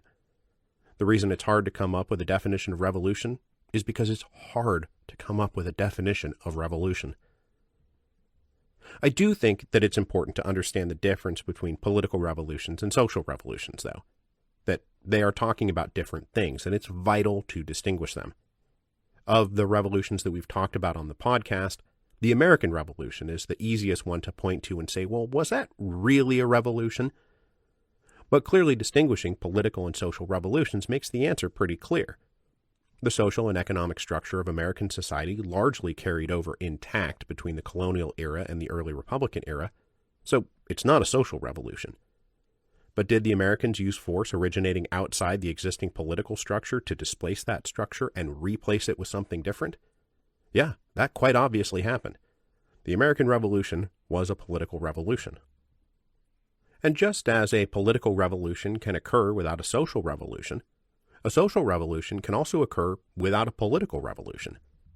We never talked about these things because the existence of a political revolution was kind of a prerequisite for being included in the podcast, but things like the scientific revolution, the industrial revolution, the digital revolution, can and do rapidly transform the economic relations and cultural hierarchies of a society without necessarily requiring a political revolution to also occur. The arrival of computers and the internet at the end of the 21st century has pretty massively impacted our social organizations and also pretty much unfolded without the displacement and replacement of existing political structures. At least not yet. The special category of great revolutions comes into play when social and political revolutions are combined, when forces outside the existing political structure overthrow that structure and replace it with something new, and it happens alongside a general reorganization of economic and social relations inside the society, resulting in a permanent change to that society. So what did we talk about on the show? Did we talk about political revolutions, social revolutions, great revolutions? Well, to apply these definitions, I want to first turn to what I said next, specifically about the English Revolution. I said, if there was ever a historical period that highlights this problem of what do we call it, it's the period we're going to begin the series with, Britain in the 1640s and 1650s. Something happened, everyone agrees on that, but was it a revolution? And if it was it a religiously driven Puritan revolution, or an economically driven bourgeois revolution? Or was it neither, and instead just a civil war that has been anachronistically labeled a revolution? The men and women who lived through the period often referred to it as simply the late Troubles and left it at that. So what was it? A revolution? A rebellion? A civil war? In truth, it was all of these things. It started as a conflict over whether the political system should be reformed, descended into civil war, sparking a totally unexpected revolutionary period in the late 1640s and early 1650s that saw the king executed, monarchy abolished, and a written constitution introduced for the first time. But then the storm passed, and by 1660 the monarchy was restored, and most of the recent innovations swept away. So what do we call it? Every possible label, the Great Rebellion, the English Revolution, the English Civil Wars, the Wars in the Three Kingdoms, fails to capture some essential element of the story. Since I am primarily interested in the revolutionary aspects of the period, I am going to use English Revolution as shorthand. I know that this is problematic, not the least of which because, Scotland and Ireland. And if you want to yell at me about calling it the English Revolution, please email me at revolutionspodcast@gmail.com. Side note, you can actually stop emailing me about that. But just so you know, I'm not a Marxist or some unreconstructed Whig. I'm just a guy interested in the revolutionary aspects of the period who is going to be talking a lot about the English revolutionary aspects of that period. So this part of the introduction gets at the trouble of naming things and the inadequacy of naming things and how hard it is to define things. But given that we've now worked up a couple of definitions of our own, let's see if we can't apply them to what we've talked about in the show. So, Series 1, about the late Troubles in Britain in the 1640s and 1650s, was very clearly a political revolution. The revisionist take that it was merely a civil war cannot account for the displacement and replacement of the political system that went on. They chopped off the king's head and they promulgated a new Republican Constitution. And even though the monarchy came back in the end, that monarchy was fundamentally different as a result of the revolutionary upheavals. The political arrangements of Britain after the late Troubles was completely different. It was a political revolution. But that said, even though there were socially revolutionary aspects in the form of the levelers and the diggers, these pockets were ultimately pretty limited in scope, duration, and reach. Yes, those people called on property relations and cultural hierarchies to be overthrown, but those relations and hierarchies were not ever actually overthrown. So, Britain, 1640s and 1650s, a political revolution, but not a social revolution. Now, moving on to the American Revolution, we just kind of talked about that, so I think we can move on. It was a political revolution without a social revolution. Now, the French Revolution, on the other hand, absolutely entailed a social revolution running alongside its political revolution, and so it's the first of our great revolutions. That said, though, the quality and quantity of the social revolutionary aspects can be debated. What really happened to land ownership and commercial relations and social privileges and cultural interactions and linguistic transformations? I mean, the French Revolution ultimately destabilized not just the existing absolutist monarchy, but also the social and economic systems that it rested on. But how much and how far and to what degree these things changed is a matter of ongoing debate. We must also always keep in mind de Tocqueville's argument that there was at least as much continuity as change between the Ancien Regime and revolutionary France. But when you look at the leadership of the First French Republic, what they were up to and why, it's very clear that they believed it was their job to change everything, up to and including the nature of time itself. And from having also studied the Restoration Bourbon period in some detail, I can also say with confidence that the Restoration period was not simply a reversion back to pre-revolutionary norms. Now, many of the revolution's most ambitious dreams did disappear, but French culture, economics, language, and politics, they were all changed forever. The revolution came, and it touched everything, and it left a permanent impression on everything. It was a great revolution. Now, moving on, there's not really much to say here about the Haitian Revolution. There's no real confusion or debate. It was probably the single most revolutionary event we talked about on the show, and about which there can be the least argument. The Haitian Revolution was a great revolution. Maybe the greatest revolution. So the series on Spanish-American independence, then, obviously covers many different regions and countries, each with their own unique dynamics. But in the main, we're talking here about an anti-colonial revolution that displaced and replaced the systems of political power. So it's definitely a political revolution.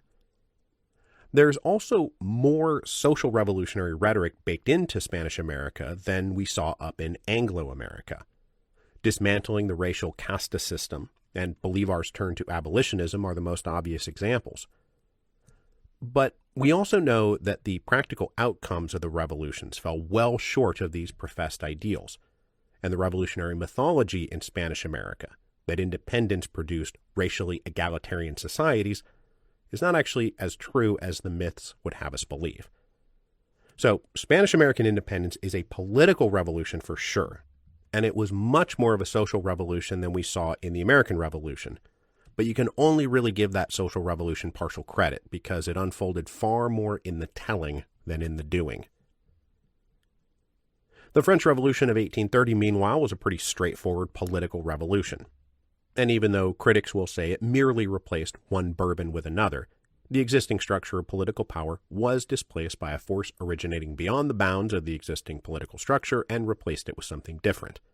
That happened. And though the July monarchy is referred to as the bourgeois monarchy, because, as Jacques Lafitte said, now the bankers will rule, the actual impact on social hierarchies and economic relations is pretty muted. And to the extent that things changed in France, it was just part of an ongoing transformation of European society as it moved from the early to the mid-19th century.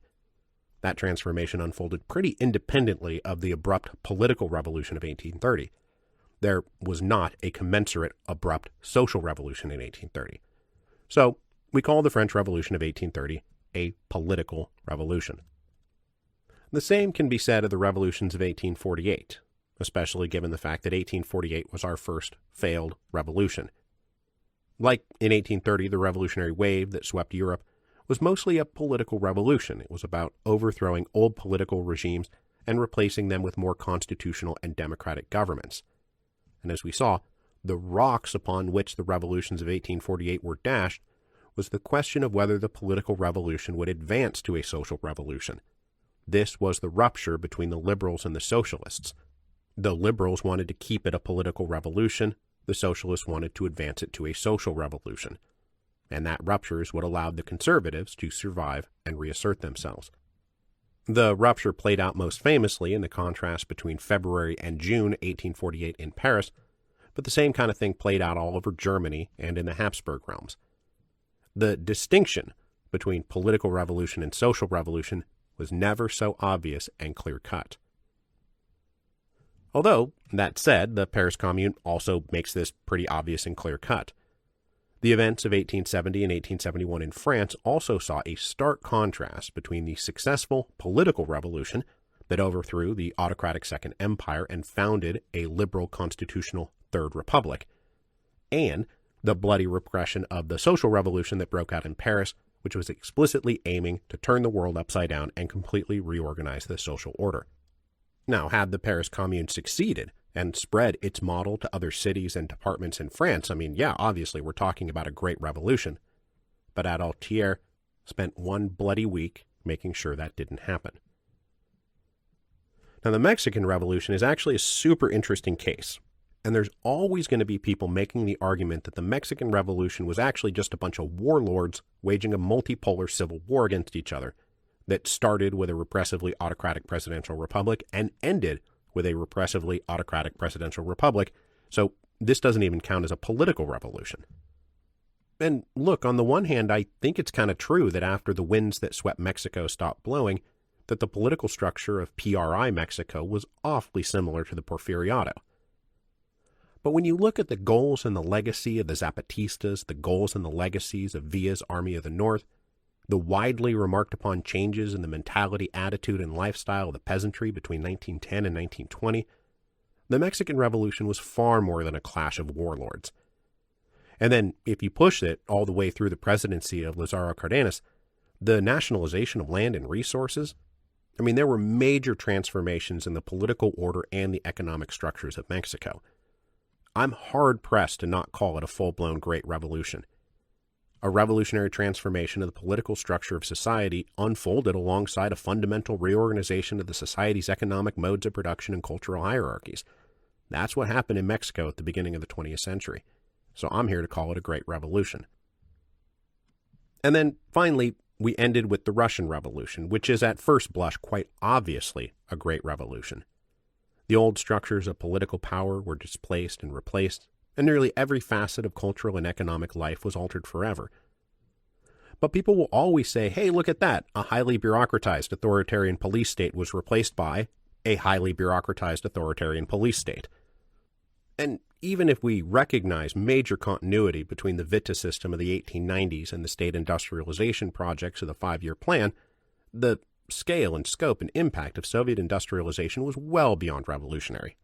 And that is to say nothing of collectivization, which was brutal, imposed by raw force, and traumatized tens of millions of people. But it's hard to say the economic relations and cultural hierarchies of Russian society, their personnel, rationalizations, habits, norms, obligations, and modes of production, weren't rapidly transformed such that society was organized in a fundamentally different manner.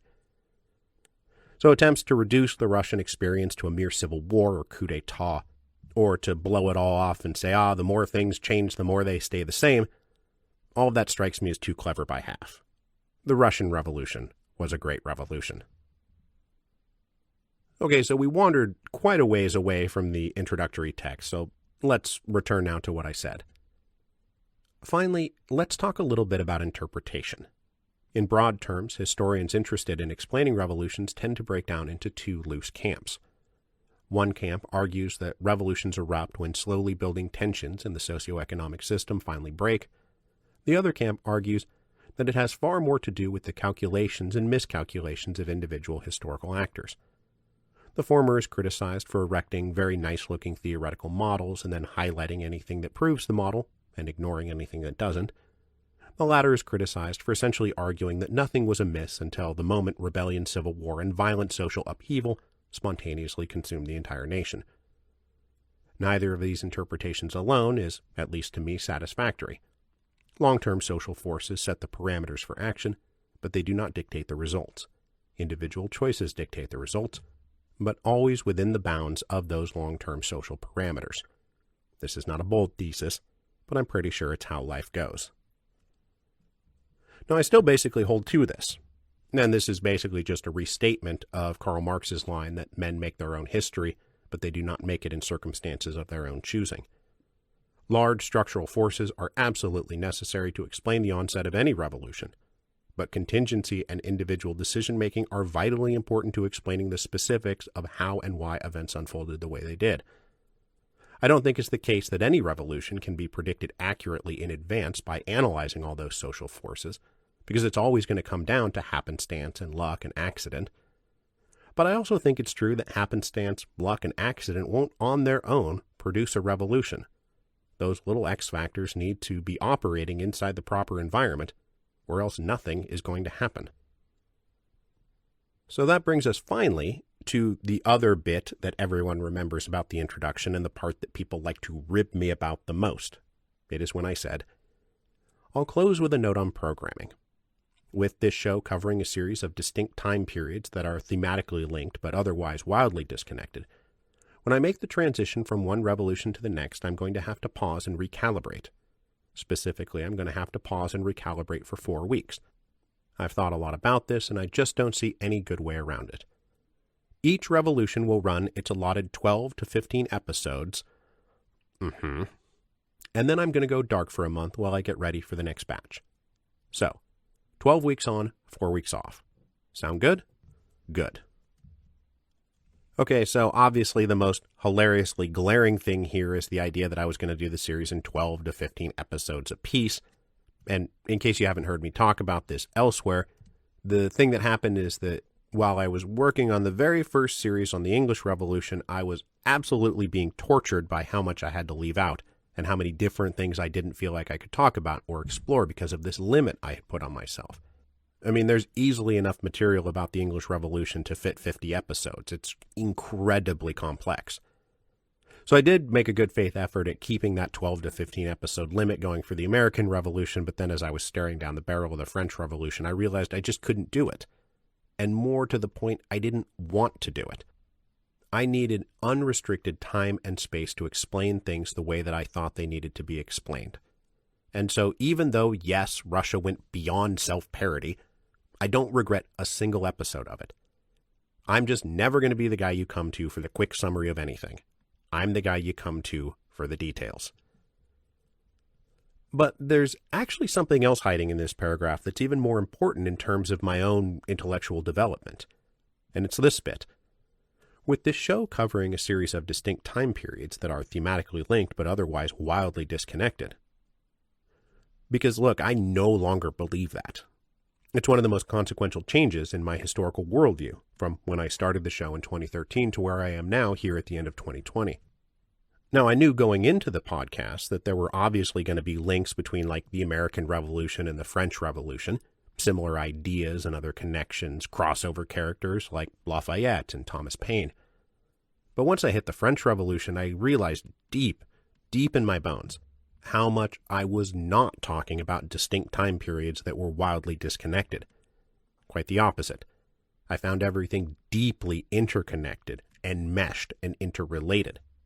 I basically lost all faith in discrete national histories being able to even remotely answer the basic historical question, what happened? It probably started when I realized that there was no way to explain the French Revolution without explaining the Polish partitions. But then as I advanced into Haiti and Spanish America, I became fully consumed by the idea that this whole time I've just been describing one single revolutionary event playing out in different theaters.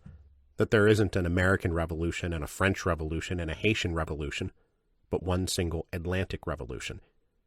I simply do not believe that things are wildly disconnected anymore. I have a fundamentally holistic understanding of history now. But then, advancing through the years as we moved to 1848 and the Paris Commune in Mexico and Russia, the histories and personalities and ideas, they grew, they developed, they shifted and transformed, but there was never a break in continuity. Everything is connected to everything else. There are no histories. There is only history. One single thing that never ends. So then I wrapped up the introduction by saying, so with all that out of the way, let's get into this thing. I apologize in advance if I butcher any pronunciation. It's bound to happen. Email me when it does. Don't just leave me hanging. And yeah, pronunciation was always a challenge. I use Forvo and Google Translate and dictionaries and videos and direct contact with native speakers, but still I failed and failed and failed again with only the thin hope that maybe in the future I would fail better. I know for a fact that I managed to mispronounce a minimum of one word in each of the following languages: English, French, German, Hungarian, Russian, Polish, Italian, Portuguese, Serbian, Croatian, Czech, Slovakian, Latvian, and Lithuanian. There are probably others I can't remember at the moment, But, for the record, the show is over now, so you can stop emailing me about my pronunciation. Then the very last thing I said was, the show lives at revolutionspodcast.com. That is as true today as it was when it was written, and it will remain there until civilization collapses. So, 5, maybe 10 years. Haha, just kidding. Or am I? So I think looking back from this vantage point, coming now full circle and doing a revolution on revolutions, I think we're off to a pretty good start on wrapping up the show. And over the next several episodes, we'll walk through the processes and structures of all the revolutions that we've talked about, all the beginnings and middles and ends, to see how they relate to each other, how they connect to each other, and kind of come to that good old conclusion that while history never repeats itself, it sure has a habit of rhyming.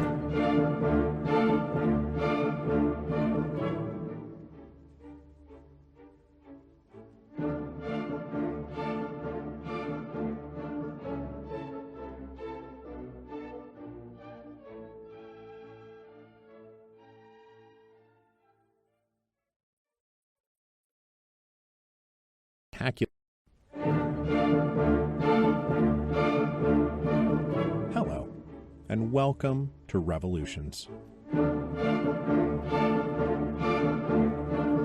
Appendix 2, The Ancien Régime. One of the inspirations for the Revolutions podcast is an old book called Anatomy of Revolution by Crane Brinton. It first came out in 1939, so it's an old book. Brinton set out to compare and contrast 4 great revolutions: the English Revolution, the American Revolution, the French Revolution, and the Russian Revolution, and then attempt to identify enough structural similarities between them to at least gesture in the direction of the existence of a uniform process for all revolutions. I read Anatomy of Revolution once when I was young, and then came back around to it much later in life, just as I was wrapping up the history of Rome. And if you don't remember this story, what happened is I reread Anatomy of Revolution because I was taking a class at the University of Texas where I had to write a paper about Cesar Chavez and the United Farm Workers movement. The paper I wrote applied the patterns Brinton identified in Anatomy of Revolution to the United Farm Workers movement. Writing that paper is when the idea for the Revolutions podcast first struck me. So here we are about a decade later, coming back around to follow in Brinton's footsteps. Not to copy his model, but to walk through the 10 examples that we have at our disposal to identify in our own way and to our own satisfaction what kind of identifiable patterns exist within the random chaos of revolutionary history. Now, as we go through this process over the next several appendices, we will be sticking tight to my boring thesis that major historical ruptures, like revolutions, are the result of individual agency acting upon large structural conditions. Both factors need to be taken into account when describing the development and unfolding of a revolution. But hopefully along the way we'll find some similarities both in the structures, the larger forces impacting events, and also the decisions made by individual actors. All revolutions, after all, must have at least a few things in common, otherwise they wouldn't be recognizable as the same type of thing. So I want to begin where all revolutions begin, with an existing political structure. You can't have a revolution without something to overthrow, something to turn the regime into the Ancien Régime. If you've read around in revolutionary history, you'll find historians and authors often using that term. Ancien Régime, which was obviously first applied in terms of the French Revolution, to any pre-revolutionary state, whether we're talking about Tsarist Russia, the Mexican Porfiriato, or the kingdoms of Charles Stuart. And one thing English speakers need to always be aware of is that the word ancien can be a bit of a faux ami, a false friend. It looks very much like we're talking about an ancient regime, something deeply rooted in the past, a sovereign entity that has prevailed for time immemorial and whose roots stretch deep into the misty past. You know, an ancient regime. But in point of fact, the French word ancien doesn't mean ancient, and instead it simply means old or former. And so you'll see the word used like l'ancien ministre de la culture, which means simply the former minister of culture. That minister could have had their job for like a year and lost it last week, and they would still be l'ancien ministre de la culture, the former minister of culture. They were never the ancient Minister of Culture. Now, I bring this up because as we run through our various ancien regimes, we find that they are not, in fact, very ancient at all, and most of them are of very recent vintage. With the kingdoms of Charles Stuart, for example, we're talking about a dynasty that had been in place for a mere 22 years when young Charles I took over from his late father James I in 1625. And this arrival of a new form of government wasn't a small thing. The Stuarts represented the unification of Scotland and England under a single crown and brought with them wholesale revisions to the political order that had prevailed under the Tudors. When the Revolution broke out, it was responding to something quite new, not very old. In the American Revolution, we have a colonial regime that had been in place for 150 years, which is quite old compared to many of our other ancien regimes, and it is worth noting in this context that the American colonists were rising up as much in defense of their traditional way of life as they were advancing something new and different. In France, Louis XVI inherited a kingdom that had been completely remade by Louis XIV less than 100 years earlier. The French ancien regime par excellence bore little resemblance to the truly ancient feudal modes of government. The royal absolutism of the 18th century was a very recent innovation, and it is against that recent innovation that the French Revolution would be staged. Like Anglo-America, the French colonial administration of Saint-Domingue had been around for 150-odd years, but it also was not until the mid-18th century, in the generation or two before the Haitian Revolution, that the French government back home started to take a real interest in how the colony was administered. Now, the Spanish Empire in the Americas was, of course, centuries old by the time the independence movements break out. But remember that after the War of Spanish Succession in 1714, the Spanish crown passed from the Habsburgs to the Bourbons, and the colonial apparatus underwent a top-to-bottom overhaul. When Francisco de Miranda was born in 1750, the colonial regime against which he would set himself was barely a generation old. Now, moving on to the French Revolution of 1830, we don't have to do much here because obviously it was staged against a regime that had been in place for a mere 15 years. The same is true of the French Revolution of 1848, which was staged against a regime that had been in place for a mere 18 years. Now, of course, elsewhere in Europe in 1848, the Habsburgs and the Hohenzollerns obviously had deep dynastic roots, but between the reforms initiated in the 18th century by enlightened despots like Joseph II and Frederick the Great, and radical changes imposed during the Napoleonic invasions, the legal structures and political alignments and methods of statecraft in Central Europe were, in 1848, like 30 or 40 years old at best. The Second French Empire then was less than 20 years old when it was overthrown and replaced with the Third French Republic in 1871. The Mexican Porfiriato had just celebrated its 30th anniversary when it started to fall apart. And then finally we have Russia. And the Romanovs had, of course, been in power for like 300 years. But much like the rest of Europe, the Tsarist regime had been changed and changed again by figures like Peter and Catherine. And then the political settlement was reorganized again after the Napoleonic Wars. This means that the Revolution of 1905 was staged against a regime that was like a century old, and then 1917 obviously comes against a post-1905 settlement, which had been in effect for a scant 12 years. So acknowledging that in general our ancien regimes are not very ancient, but in fact quite young, we must also note that they started out life very successful. They must have. Now, given that the only reason we are talking about these regimes is because they are on the verge of spectacular collapse, it's often easy to forget that at some point these regimes must have worked. A regime does not last long enough to become an ancien regime unless it was able at some point to answer the political questions of its own particular time and place. Now, what I mean by that is that every time and place has its own way of assessing the legitimacy and solidity and resiliency of a sovereign regime, whoever or whatever that sovereign may be. The political system might be grappling with clashes between regional interests, clashes between families or ideological factions, clashes between religions. All of these clashes ultimately about the basic question of who will wield power and who will not. So let's take a random example, the political question facing Porfirio Diaz in the mid-1870s. In Diaz's case, the great political question facing Mexico was how to balance the central power with regional powers, balance conservative factions with liberal factions, and then ensure that Mexico would keep up economically in a rapidly industrializing world. And Diaz was able to answer these questions with the famous or infamous construction, pano palo, bread or the stick. With one hand, he offered favorable inducements, and with the other menaced deadly force in order to achieve the political stability which had eluded Mexico since independence. And initially, he was very good at this. Porfirio Diaz would not have lasted long in power had he been bad at it. And Louis XIV did a very similar thing in France in the late 1600s and early 1700s. And though the theatrical trappings of court life at Versailles would eventually become an absurd joke, when they were first rolled out, Louis had to tame the unruly French nobility, and he successfully did it. He answered the great political question of his era, and it's why his system of royal absolutism stuck.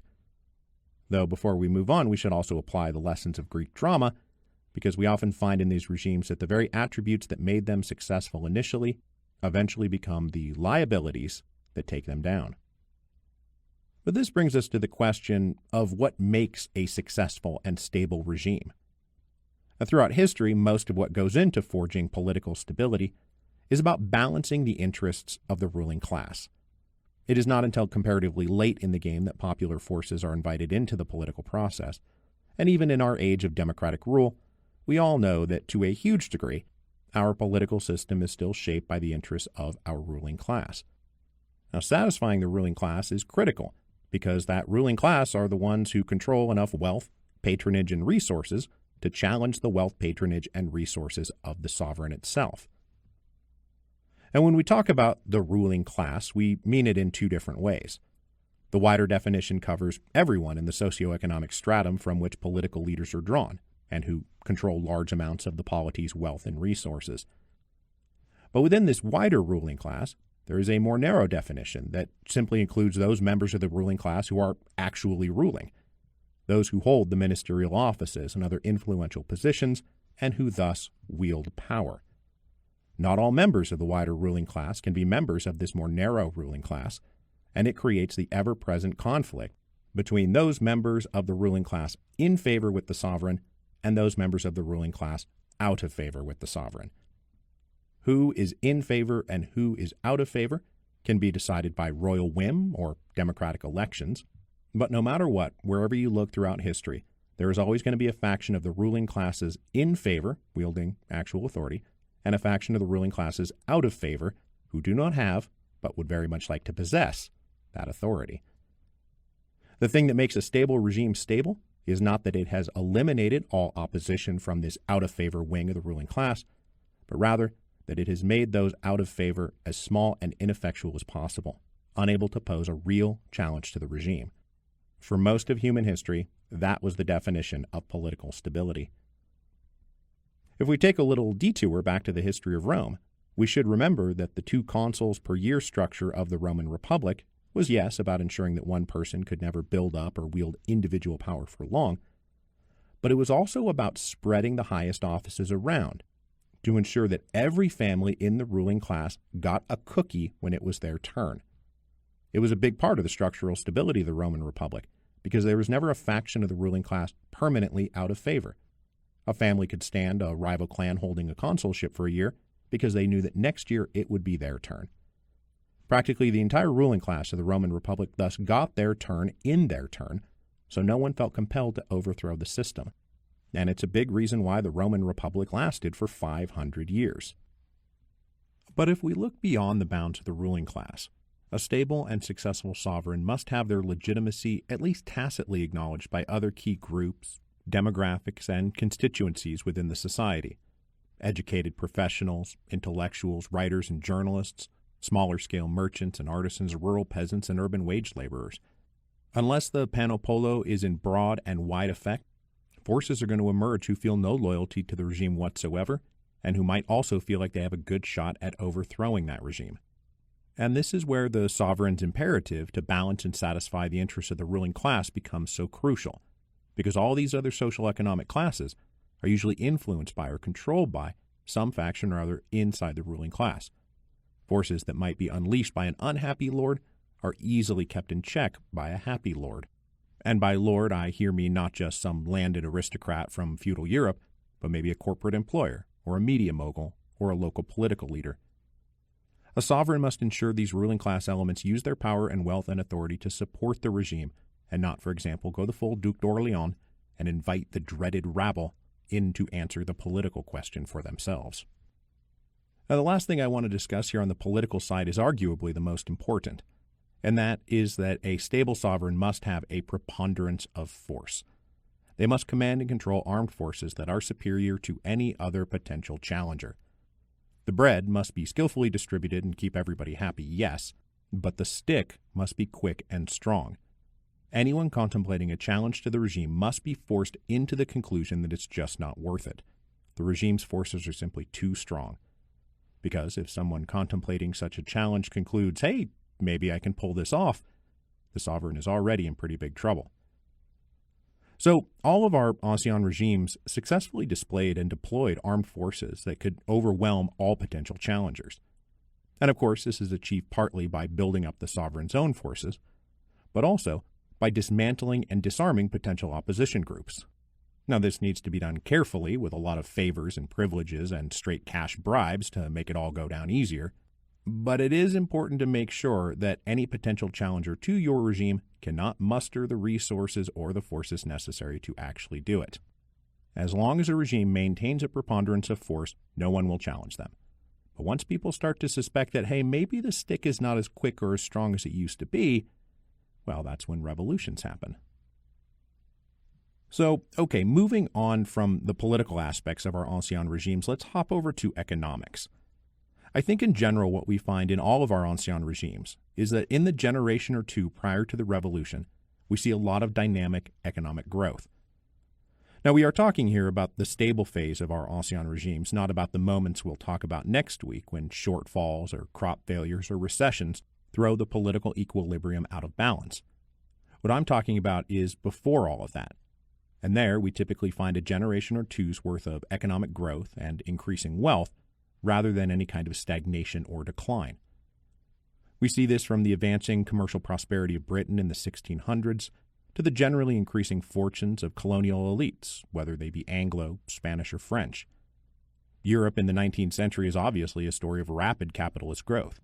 You can say a lot of different things about 19th century European economics, but one thing you cannot say is that it was stagnant or declining. Later in the series, we found both Mexico and Russia in very similar places in the latter bit of the 19th century. Found on the periphery of the capitalist empires, they initiated rapid industrial growth to keep up. Critically, the fortunes made during this period of economic growth are not necessarily distributed evenly, and thus create two revolutionary forces that will act both in concert and contradiction. On the one hand, we have the growing ambition and self-confidence of those who have benefited from dynamic economic growth, and on the other, the growing anger and bitterness of those exploited and impoverished by new economic modes of production. The fact that we find a lot of economic dynamism in pre-revolutionary societies naturally lends itself to talking in Marxist terminology. A natural outgrowth of the sovereign's imperative to maintain stable relations within the ruling class, and the imperative of that ruling class to have a reliable sovereign, means that there is invariably a convergence of the economic systems and political systems of a society. The socioeconomic base creates the political structure, which turns around and further entrenches the organization of that base. So, a society where the means of production are owned by major landowners in a medieval agrarian society means that the political system will naturally develop a stable equilibrium that accounts for how wealth, influence, and authority are distributed in a feudal agrarian society. And this is going to be different from a heavily industrialized urban capitalist economy, which will naturally draw in different units, corporations, banks, leaders of trade and industry and commerce, and their beliefs about what an acceptable political system looks like need to be taken into account. And so, in the Marxist account of revolutionary history, a shift in the economic base, like the one from feudalism to capitalism, is going to trigger revolutionary energy when the old political arrangements of the superstructure no longer fit the base. And the fact that we see shifts in economic activities and a lot of dynamic economic growth in pre-revolutionary ancien regimes does lend some credence to the notion that a disconnect between the economic base and the political superstructure is a critical source of disequilibrium that will require a political response. So everything we've spoken about thus far has had to do with the structures of these societies, their political, economic, and social arrangements. the structural backdrop for historical action. But there is this whole other side of the revolutionary equation, and that is individual agency.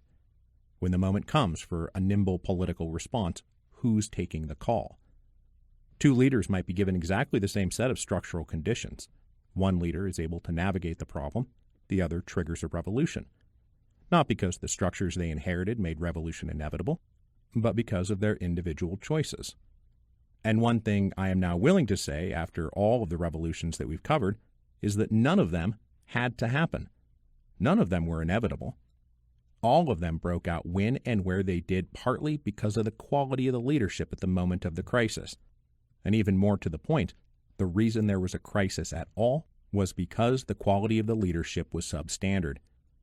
Individual agency is a key component of creating revolutions, and there's nothing quite like incompetence to create a revolution. The roster of leaders for our various ancien regimes is an absolute rogues gallery of buffoons, blunderers, and absolute fail-sons.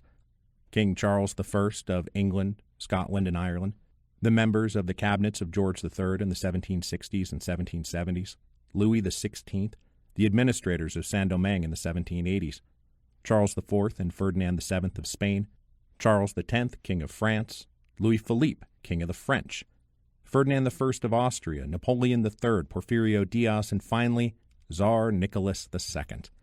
These are some of the biggest dumbass leaders in history. And from quite early in the process of making the Revolutions podcast, I realized that there is a great idiot theory that exists right alongside any great man theory of history. That as often as history is made by the brilliant, the wise, and the bold, it's made by the ignorant and the incompetent and the weak. Every single ancien regime we have talked about on the show did not have to fall into a revolution. It took the very special and unique incompetence of each member of our rogues gallery of dumbasses to make it happen. The single character trait that all of our great idiots seem to have in common is a fundamental lack of imagination. And this lack of imagination usually manifests itself as pig-headed inflexibility. If revolutionary energy is building, that means the regime is facing new political questions it may not have the answer to. Successful leaders use their imagination to dream up new answers to these new questions, instead of stubbornly insisting on sticking with the old answers. And what I've witnessed a lot in the run-up to revolutions is kings and emperors and ministers being very insistent and demanding, where they should have been flexible and creative. Tsar Nicholas could have easily forged a settlement within Russia's ruling class that would have allowed him and his family to remain on the throne forever. There might still be a Tsar of Russia. Instead, he refused to let in even the smallest shaft of imaginative light, such that he could see a positive place for himself, his family, and his dynasty in an ever so slightly reorganized political system that acknowledged the existence of changes in economic, intellectual, and social currents. A different leader making slightly different decisions dies happy in a big fancy bed instead of getting shot in a basement. The great idiot theory of revolutionary history also has a very specific subset to it. It's not just that our sovereigns and their ministers are doing a bad job and therefore bad things happen, although that is very much the case. It's also that people around the bumbling sovereign, who are smart and ambitious and capable, get extremely frustrated with the very act of watching the bumbling sovereign make such a hash of things. It's offensive to their intellect and their pride. Why is my great nation or kingdom being ruled by such an idiot? And thus offended, these educated members of the ruling class start entertaining the idea that it might be necessary to remove the incompetent sovereign. Incompetent rulers will always invite challenges to their rule, and incompetent rulers presiding over a society whose structural forces are generating discontented energy, well, that's going to invite a revolution. So to sum this up, how do we define a stable regime? We define it as one whose economic and social arrangements align with the political regime of the sovereign, producing a general sense of the regime's legitimacy. This consensus is forged with both bread and stick, with bribes and inducements existing alongside brutal oppression and persecution. These regimes must also have competent leaders in charge to grapple with the ever-changing set of political questions, as the passage of time provokes new questions to be answered. It was once the case for each of our 10 pre-revolutionary regimes that we talked about on the show that they were stable, that they had equilibrium. that they were all once regimes and not ancien regimes. Next week, we will turn our attention to the moment when that transition starts to happen. Everything we talked about today was about establishing and maintaining stable political equilibrium. But what happens when elements start entering the system that create disequilibrium? When the old political settlements, agreements, privileges, and penalties are no longer enough to keep the discontentment, anger, and above all, ambition contained. When the structural forces of society begin grinding into one another and creating revolutionary friction, deft leadership is required to find a new equilibrium. And if, instead of deft leadership, you have one of the great idiots of history running the show, well, my friends, I think your regime is about to become ancien.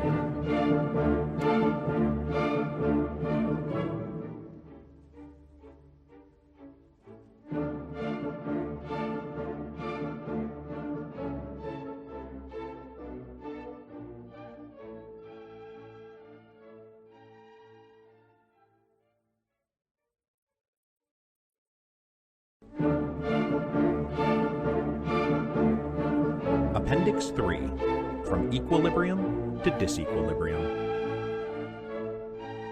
Before we get going, I want to remind everybody that I'm doing ticketed live shows in October, and those dates are coming up fast. I will be talking about history and narrative building and how we situate ourselves in the world by telling historical stories about ourselves and our societies and the whole world.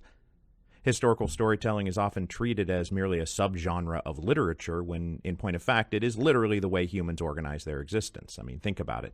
Anytime you start trying to describe your own individual life or explain the society you live in, you're almost automatically doing historical storytelling. So I will have deep thoughts on all that and then take any burning questions you might bring with you.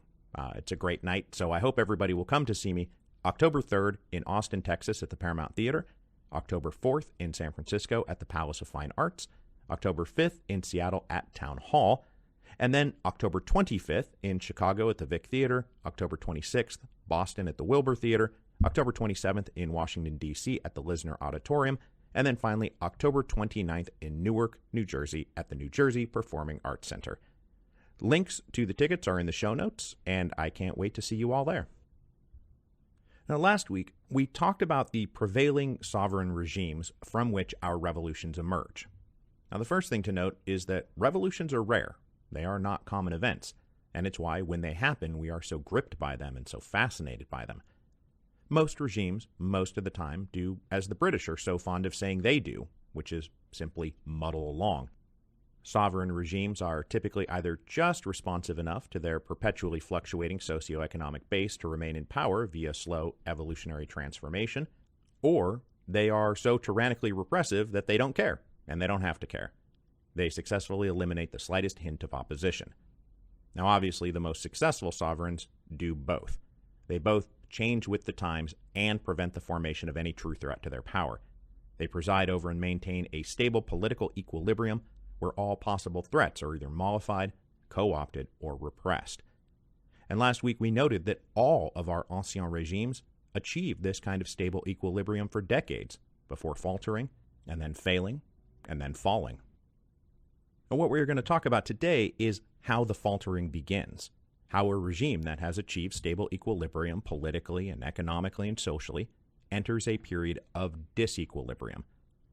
Because the kind of historical events that go down as revolutionary triggers, the kinds of things we're going to talk about next week, wouldn't have happened, or they would not have mattered at all in a stable political regime.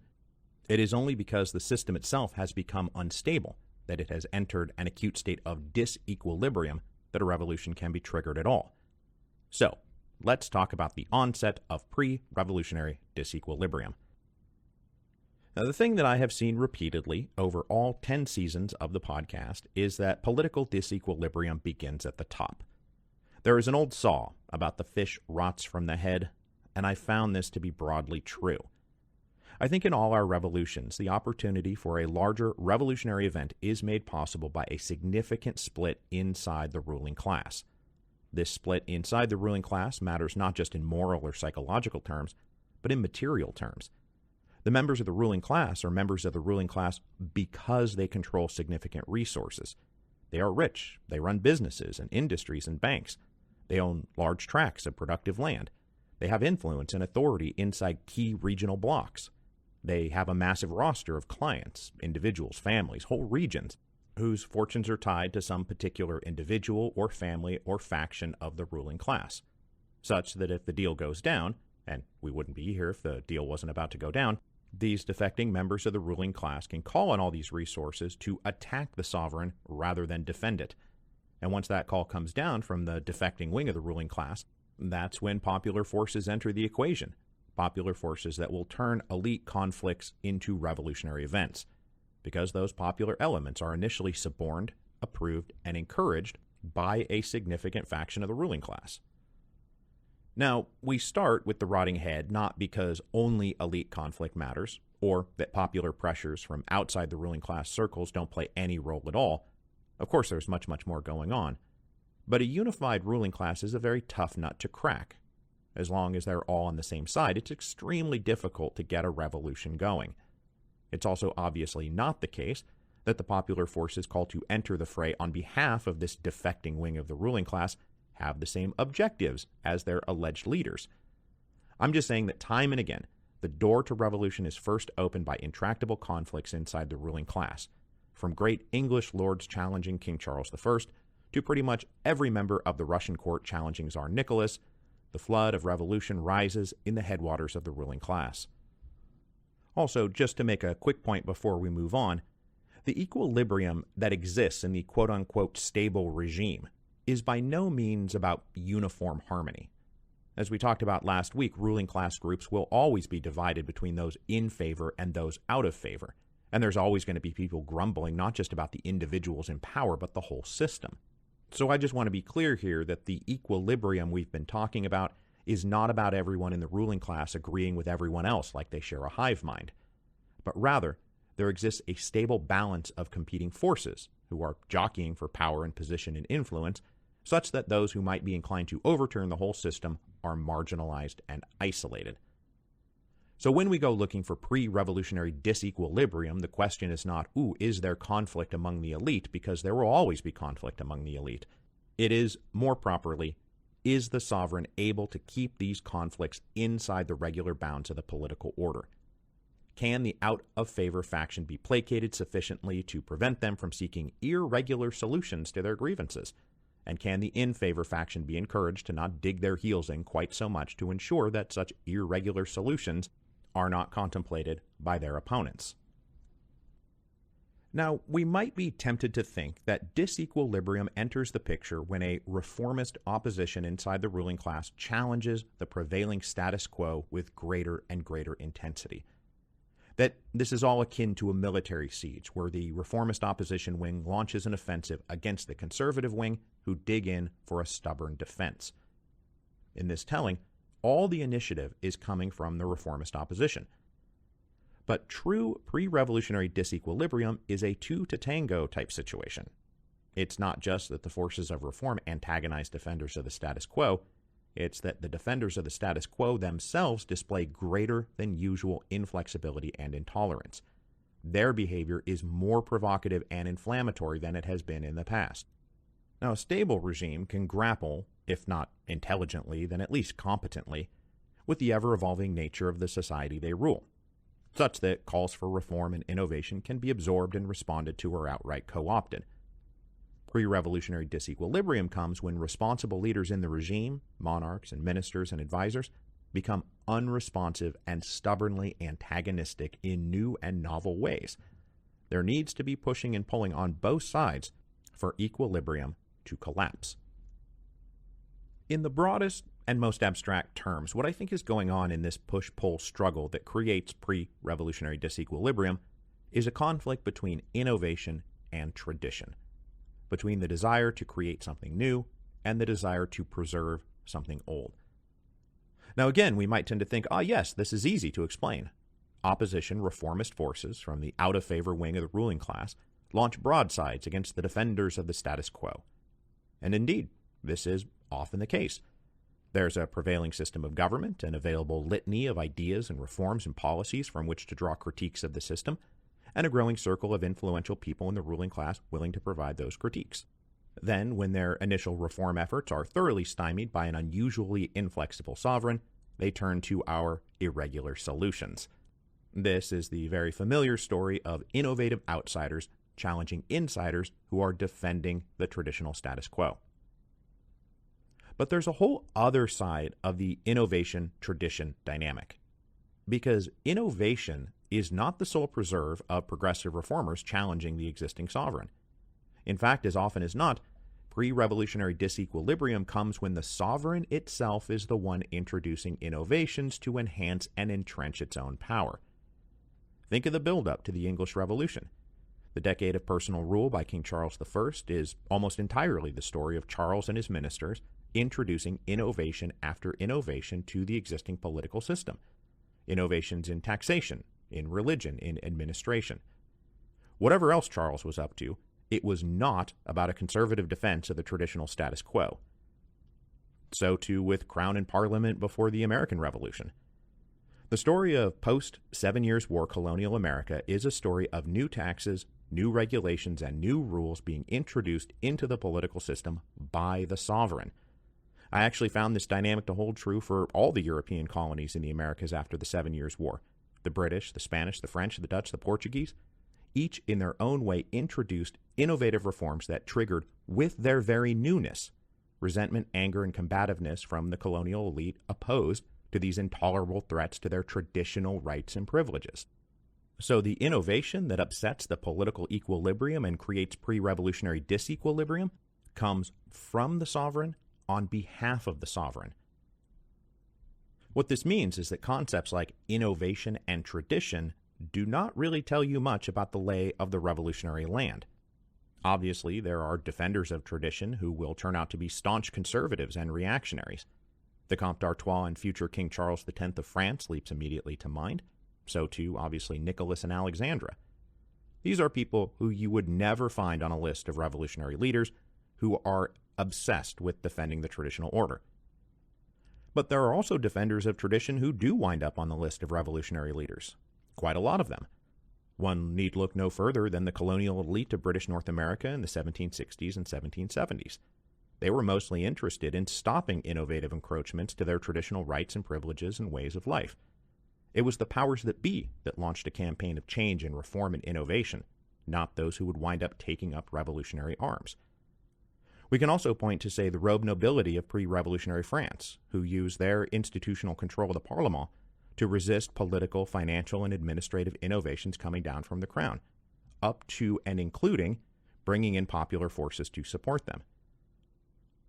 But on the other hand, we do of course find the forces of innovation intuitively in the revolutionary camp.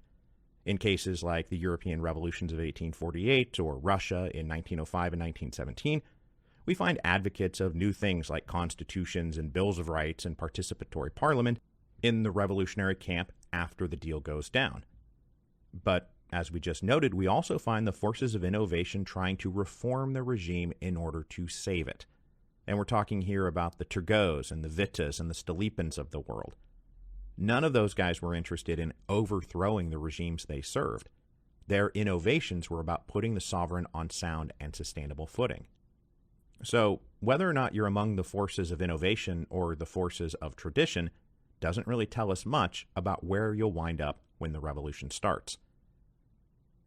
Now, in this conflict between innovation and tradition, I have observed two recurrent models for how things unfold historically, and I cannot help but laugh because these two models are totally contradictory.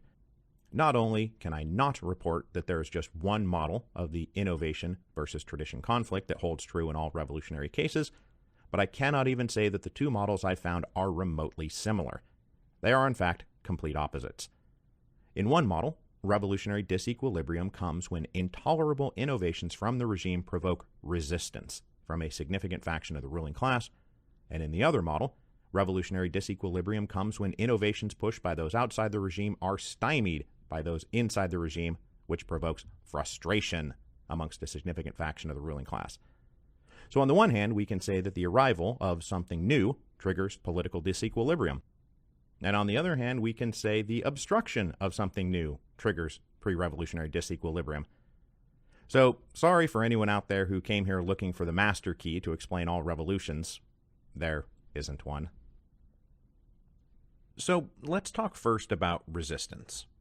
Many revolutions begin their life in the resistance. The sovereign introduces something new and inflammatory, and inflamed groups organize to resist. As I just mentioned, the new taxes and religious dogmas introduced by Charles I provoked Puritans and parliamentarians to organize a resistance. In the American Revolution, the arrival of the Stamp Act, the Navigation Acts, the Intolerable Acts triggered progressively more organized resistance efforts, mostly in the form of protests and boycotts and petitions. In pre-revolutionary France, crown ministers like Turgot and Malesherbes and Necker introduced revenue and administrative reforms that ran afoul of the Parlement, who believed, not incorrectly, that the crown was attempting to grow its power at their expense. So the build-up to 1789 was about resistance to innovations from the crown. We even see this in Haiti, because remember, before the real revolution got going in 1791, the big whites of Saint-Domingue were getting annoyed at attempts by the crown to control their activities in the colonies, like new policies handed down from on high demanding they be not quite so brutal in the treatment of their slaves. In Spanish America, the reforms to colonial administration imposed by the Bourbon kings Charles III and Charles IV in the name of efficiency, rationality, and profitability posed a threat to the Criollo elite in those colonies because the major connective thread of all those reforms was more centralized control by Spain. Then the Revolution of 1830 is probably as pure a case of resistance to revolution as we're likely to find. King Charles X tried to roll back politics to 1788, and resistance to his efforts in the late 1820s exploded spectacularly in the summer of 1830. The barricades that went up in July went up quite literally as an act of physical resistance to the four ordinances. Now, before I go on, I do want to establish that in most cases of sovereign innovation, the principal issue on the table is money.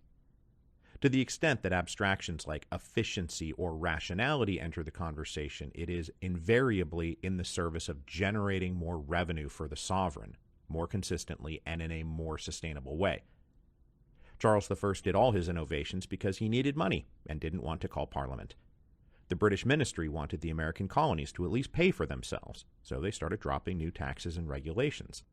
Then obviously everything going on in pre-revolutionary France is about the crown trying and failing again, trying and failing some more to get its financial house in order, to somehow extract money from their very wealthy kingdom.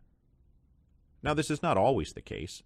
1830 seemed to be mostly about personal pique rather than a cash grab, but resistance is very often driven by the sovereign's attempt to extract money in ways intolerable to those who have money.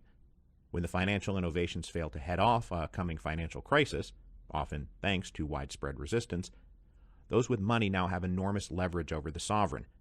And they're also now mad as hell about 10 to 15 years of intolerable innovations. That's where revolutions can come from. Okay, so many revolutions come when the sovereign innovates in ways that make people mad and trigger a resistance. That makes sense. But a bunch of revolutions come about in the opposite way, when the sovereign is not innovating. Society is changing, events are unraveling, inadequacies are obvious, and yet nothing is being done, everything is staying the same. As I mentioned last week, watching a bunch of incompetent ministers run your country or your kingdom or your empire into the ground is downright offensive to members of the ruling class who consider themselves smart, wise, and capable, or at the very least, smarter, wiser, and more capable than the jokers currently wrecking things. So the feeling that's growing out there and creating pre-revolutionary disequilibrium is not resistance, but frustration. Nobody's trying to stop anything. In fact, they're desperate to get something started. And what's kind of weird, but I think is just a coincidence, is that the first 6 series of the podcast seem to follow the model of resistance to innovations, while the final 4 fit this model of frustration. I mean, 1848 was so much about mounting frustration across Europe from nationalists and liberals looking for things like constitutions and self-rule and bills of rights and participation in government and unification of national interests, all being stymied by regimes stubbornly sticking to the reactionary spirit of the age of Metternich. The banquet campaign in France was driven by people who believed they deserved to have the right to vote and be heard in national politics, and it was their frustration with Guizot's inaction that got them going more than resistance to Guizot's innovations, because there were none. Guizot was just sitting there, arms folded, refusing to do anything. The Third French Republic will come along and overthrow the Second Empire after an entire decade of mounting frustration with the inadequacies of Napoleon III's imperial regime. The build-up to the Mexican Revolution is mostly a story of out-of-favor Mexican elites organizing themselves around the idea that Porfirio Diaz has to go, because his regime has become old and stagnant and is not keeping up with the times. This is why the Creelman interview turns out to be so important to the early run of events, because in that interview Diaz indicated that desired changes would be coming, and then he reneged. And finally, in Russia, we have this huge array of elites, practically everyone outside of Nicholas and Alexander's nuclear family, craving new ministers, new leaders, and new policies. All those educated professionals in the Zemstva, they were begging to be allowed to help run Russia because they knew they could do a better job. And instead of being invited in, they were shut out. Much to their great, what? That's right, frustration. So, pre-revolutionary disequilibrium can be stirred by one of two great emotional forces, resistance and frustration. But just as with the existence of elite conflict, I have to make the point that resistance or frustration are two very normal political feelings even in stable systems. Those who don't want something done that is being done will resist its rollout and impact. Those who want something done but see that it's not being done get frustrated. The difference here is that resistance and frustration will grow beyond the bounds of the existing political system because they've been building for too long, or because some kind of crisis hits the system that amplifies the political stakes. So regimes enjoying stable equilibrium will always contain elements of resistance and frustration, but they are kept at a low simmer rather than heated up to a rolling boil. And just to reiterate the point we introduced in our last appendix, one of the great ways to take things from a low simmer to a rolling boil is to have one of our great idiots of history running the kitchen. Now, the last thing I want to talk about today that brings some unification to the different types of pre-revolutionary disequilibrium, whether in the form of resistance or frustration, is the presence of new ideas in the society. New ideas that provide a glimpse of what an alternative regime might look like, or rhetorical language that casts a political struggle in newer and more explosive terms. Without new ways of thinking, the old ways of doing will never change. A society organized around an absolute monarch can't be challenged by new notions of rights and constitutions or liberty and equality until those ideas exist. Defending worker rights in a capitalist system isn't going to happen until people articulate new critiques of that system and offer new solutions to the new problems. These new ideas are generated from a variety of places: intellectuals, writers, philosophers, literary and artistic salons, all of which and all of whom are often patronized and attended by prominent members of the ruling class, who are happy to encourage the growth and elaboration of new political and social ideas. These ideas also often come from entirely different countries. This is ideas migrating across borders in that ever-present international republic of letters. And the intellectual currents of regimes on the verge of becoming ancien regimes must, almost by definition, be flowing without effective interference from that regime. New and novel ideas that challenge the regime spread because the regime can't stop them. We see this in pre-revolutionary France and Central Europe in the 1840s, and especially in Russia, where the alleged smothering blanket of official censorship was always exaggerated, because if it was really true, nobody would be able to read the revolutionary denunciations of censorship, which they always could and always did. I think I've mentioned this, but the details of the Tsar's censorship office are hilarious with how overworked, understaffed, and hapless they were. So a regime that is transitioning from political equilibrium to political disequilibrium is one in which new ideas that challenge the prevailing regime cannot be stopped, and, just to reiterate this point, are often being encouraged and spread by elements of the ruling class. We call this going the full Duc d'Orléans. Now, one of the most important ways that new ideas can destabilize the equilibrium of a regime is not just about introducing wholly novel ways of thinking about things, but also providing rhetorical frameworks that successfully recast mere self-interest as a fight over great abstractions like justice and liberty.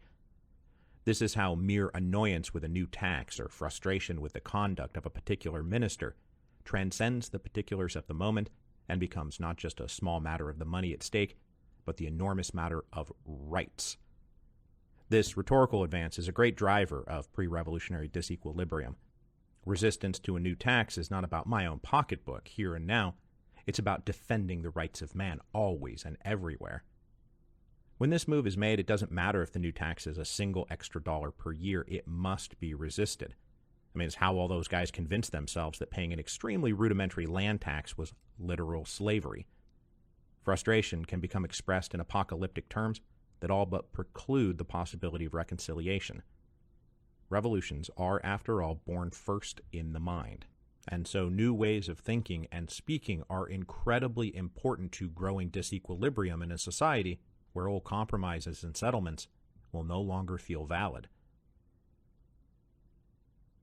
All of this leaves us on the verge of where I will start next week, with a political regime now consumed by disequilibrium being hit by shocks to the system, which opens the door for some spark, some trigger, some flashpoint to send everyone flying in wildly different directions, opening up the possibility of a complete reformation of the political order.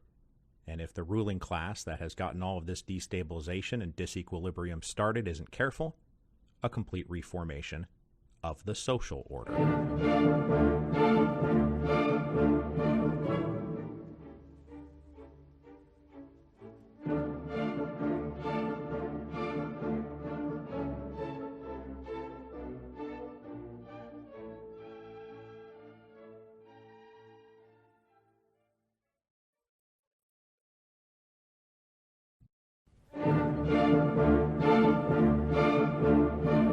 Hello, and welcome to Revolutions.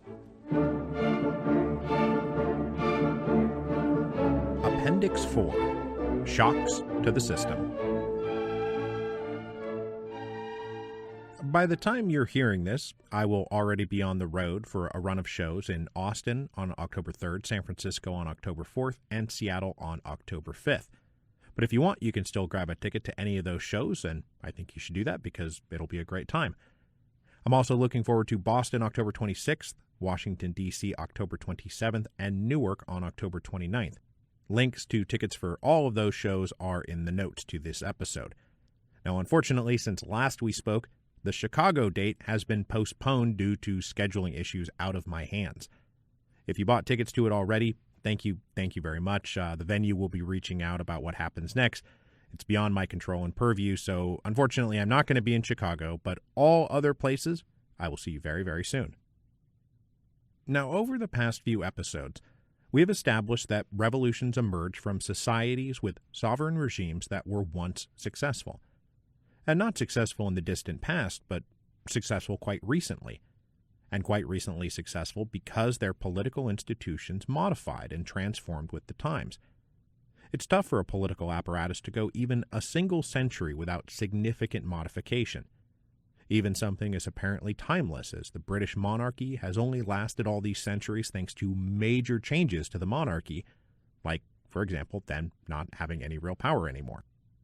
Here in the United States, we have this thing called the Constitution, which was ratified in 1788, but there have been, at minimum, like a half dozen major transformations to the prevailing constitutional regime over the past 230-odd years. I mean, the Constitution that was ratified wasn't even the Constitution that was in effect like 20 years later. They were already amending the hell out of it. And it's been continually shifting to fit the structure of American society ever since. Now, as we've discussed, the stable equilibrium of successful regimes is always dynamic and full of conflict. Political rules, structures, expectations evolve, grow, and shift constantly. No successful regime is successful because they are static.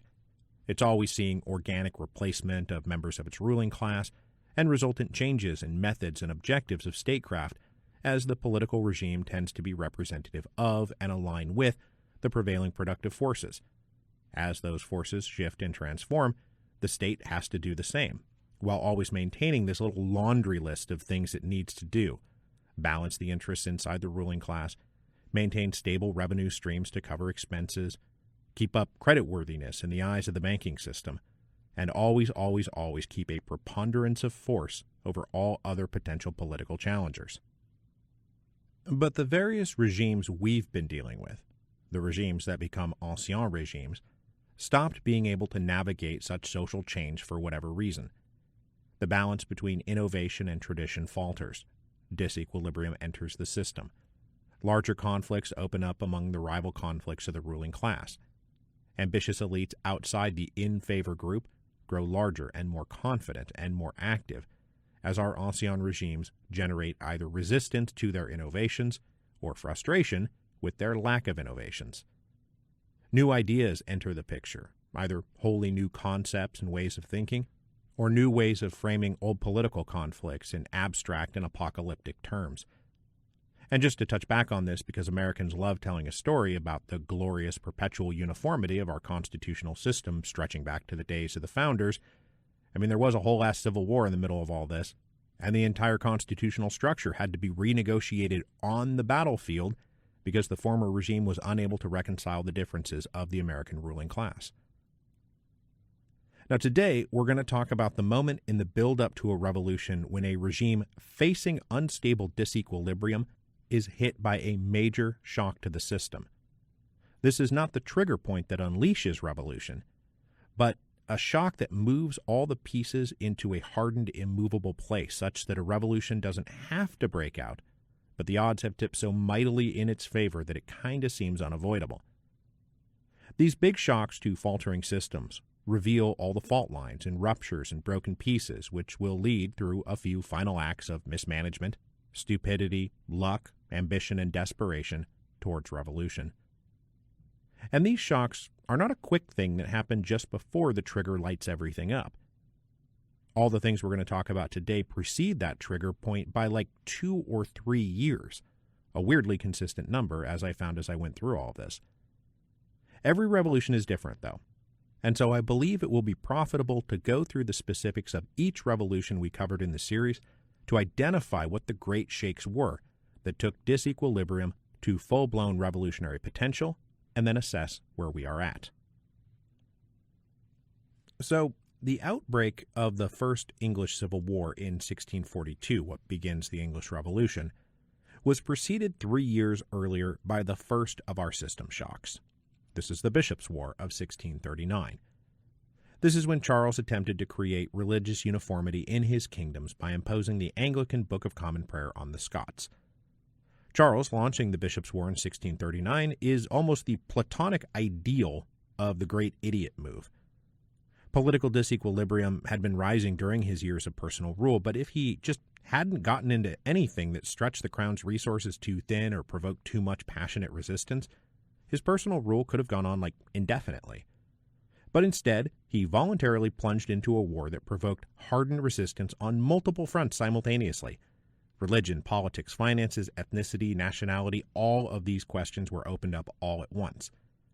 The Bishops' War shocked the political system from disequilibrium into hardening polarization that also gave all of Charles's enemies the point of leverage they needed to pursue their ambitions for power, and that was money. Charles needed money to prosecute the Bishops' War, and he was going to have to come to them for money. And to get that money, he was going to have to recall Parliament. And when they reconvened, they planned to make Parliament the arena of revolution. So 1642 is made possible by the system shock in 1639. Now, it's a little harder with the American Revolution to pinpoint the exact shock that made conflicts over colonial administration following the 7 Years' War truly unresolvable. The exact moment when colonial resistance to Crown and Parliament's innovations became a true pre-revolutionary crisis. But if we don't overthink it too much, one does tend to land on the showdown over the Tea Act of 1773, the resultant Boston Tea Party and Intolerable Acts. In response to these final shocks, rhetoric on both sides escalated in truly mutually exclusive directions. On one side of the Atlantic, there was the need to defend the principle of parliamentary supremacy, and on the other side of the Atlantic, the need to defend the sacred rights of Englishmen. And though it's often not talked about quite as much as the closing of Boston and other onerous trade restrictions, the Quebec Act is actually one of the major shocks because it threatened Virginia planters like George Washington who were speculating in Ohio land as much as the other parts of the intolerable acts affected the hooligans of Boston. So all those correspondence committees, pan-colonial coalition builders, and active organization of the militias to defend the colonists from threats not just from below or from beyond, but from above, began to be taken very seriously, which set up the powder alarms of 1774 and 1775. But the final system shock to the American colonial regime came in May of 1773 with the Tea Act. It was, after all, extremely downhill from there. Now, if the American Revolution is a bit nebulous about the precise moment of the system shock, the French Revolution can be drilled down to a very specific date. That date is August the 8th, 1786. This is the day Controller General Calonne went to King Louis XVI and said, "Sir, we're stony broke. We simply don't have the money to pay our bills anymore." Opposition elements inside the French ruling class, particularly the rising robe nobility, had been resisting political, economic, and administrative reforms for a good 15 years. But as awareness of the crown's financial distress circulated, they braced for what was sure to be the strongest push for those kinds of reforms yet, at a time when they had the best chance of resisting that push, because they wielded both the material resources and political rhetoric necessary to force a constitutional settlement on the crown. And the response to the financial crisis, the desperation of the crown, the ambition of the robe nobles, and their incompatible rhetorical claims, drove France into a political crisis that opened in the summer of 1786, just as a social crisis was breaking out that would snowball into 1789. But I don't think that hailstorms and bad harvests trigger the French Revolution absent the stunning shock that hit the system on August the 8th, 1786. Now, the Haitian Revolution was intimately tied to events in France, so much so that when we go looking for the pre-revolutionary shock that would shatter the web of tension in Saint-Domingue, the answer is just the French Revolution. As we saw repeatedly during the series on Haiti, events in Saint-Domingue were determined by the arrival of the latest news from France. The Big Whites of Saint-Domingue followed events in France closely, and when those events moved towards the Day of the Tiles in 1788, the subsequent call for the Estates General, questions about what sort of representation the population of the colony should have broke out everywhere. The Big Whites started talking independence, talk that scared the hell out of the free people of color in the colony, as they knew full well that the Big Whites looked enviously at the young United States, which was a closed republic of landed white oligarchs defending slavery and answering only to themselves. This created the conditions of an outright civil war between the Big Whites and the free people of color in the colony, as the free people of color could not and would not allow a declaration of independence in the name of racial apartheid to go through. These irreconcilable conflicts, triggered by the French Revolution in 1789, that's the big shock here, made possible the real revolution that was set in motion in 1791, the slave insurrection. So you can almost say here that August the 8th, 1786 is doing double duty, because absent the French Revolution, there is no Haitian Revolution, at least not the one we saw in our historical timeline. Now, Spanish-American independence is very messy to explain because there's multiple phases to those conflicts stretching out over like 25 years. But there was one big shock to the Spanish colonial empire in America, which, as with Haiti, actually happened back in Europe. This is Napoleon's invasion of Spain in 1807, which knocked off the Bourbon monarchy and created absolute havoc in all Spanish jurisdictions. Up until that point, all the revolutionary hopes of people like Francisco de Miranda and young Simón Bolívar were proving hopelessly quixotic. The forces of prevailing order were simply too strong. But the catastrophic impact of the Napoleonic conquest and the Peninsular War so completely reshuffled the political alignments in the Americas that those dual axes of power we talked about, liberals against conservatives and centralists against federalists, saw each of those four factions come out about as strong as all the others. Now, events in Spanish America do not move in quick linear fashion towards revolutionary victory, but the shock of Napoleon opening up his bleeding ulcer in Spain in 1807 created the conditions against which potential revolutionary triggers could actually trigger a revolution. And one need only look at the spectacular failure of Miranda's expedition as late as 1806 to see how important the Napoleonic invasion of 1807 was to the possibility of revolutionary action in Spanish America. Now, when I went looking for the shock to the system of the French Revolution of 1830, I looked and I was just striking out. Couldn't find a war, not an economic crisis, not even really a financial crisis. There didn't seem to be anything that looked like a great shock to the system the way that these things played out in other revolutions. Until it dawned on me that the shock to the system came on September the 16th, 1824. And this is when Louis XVIII died, and the Comte d'Artois ascended to the throne as King Charles X. The Revolution of 1830 was so completely and thoroughly about Charles himself that his elevation to power was, in and of itself, the final shock to the Restoration Bourbons. Final shock that they didn't survive. Now, the North Star of his elder brother, Louis XVIII, had almost literally been maintain political equilibrium at all costs. It's why Louis XVIII died with a crown on his head, and his brother did not. After Charles X came to power, France advanced rapidly towards disequilibrium and then revolution, just simply by the very presence and behavior of Charles X. After he arrived, the incompatible and apocalyptic rhetoric on both sides of the political divide exploded in mutually exclusive directions by the late 1820s. Charles believed he was tasked with restoring a traditional order ordained by God. The liberals believed they had to defend the rights they had won through hard years of war and revolution and refused to give back. I'd venture to say that 1830 was likely the most avoidable of all the revolutions we covered. Having even a slightly less combatively provocative monarch on the throne, the Kingdom of France sails through the summer of 1830 with nary a barricade in sight.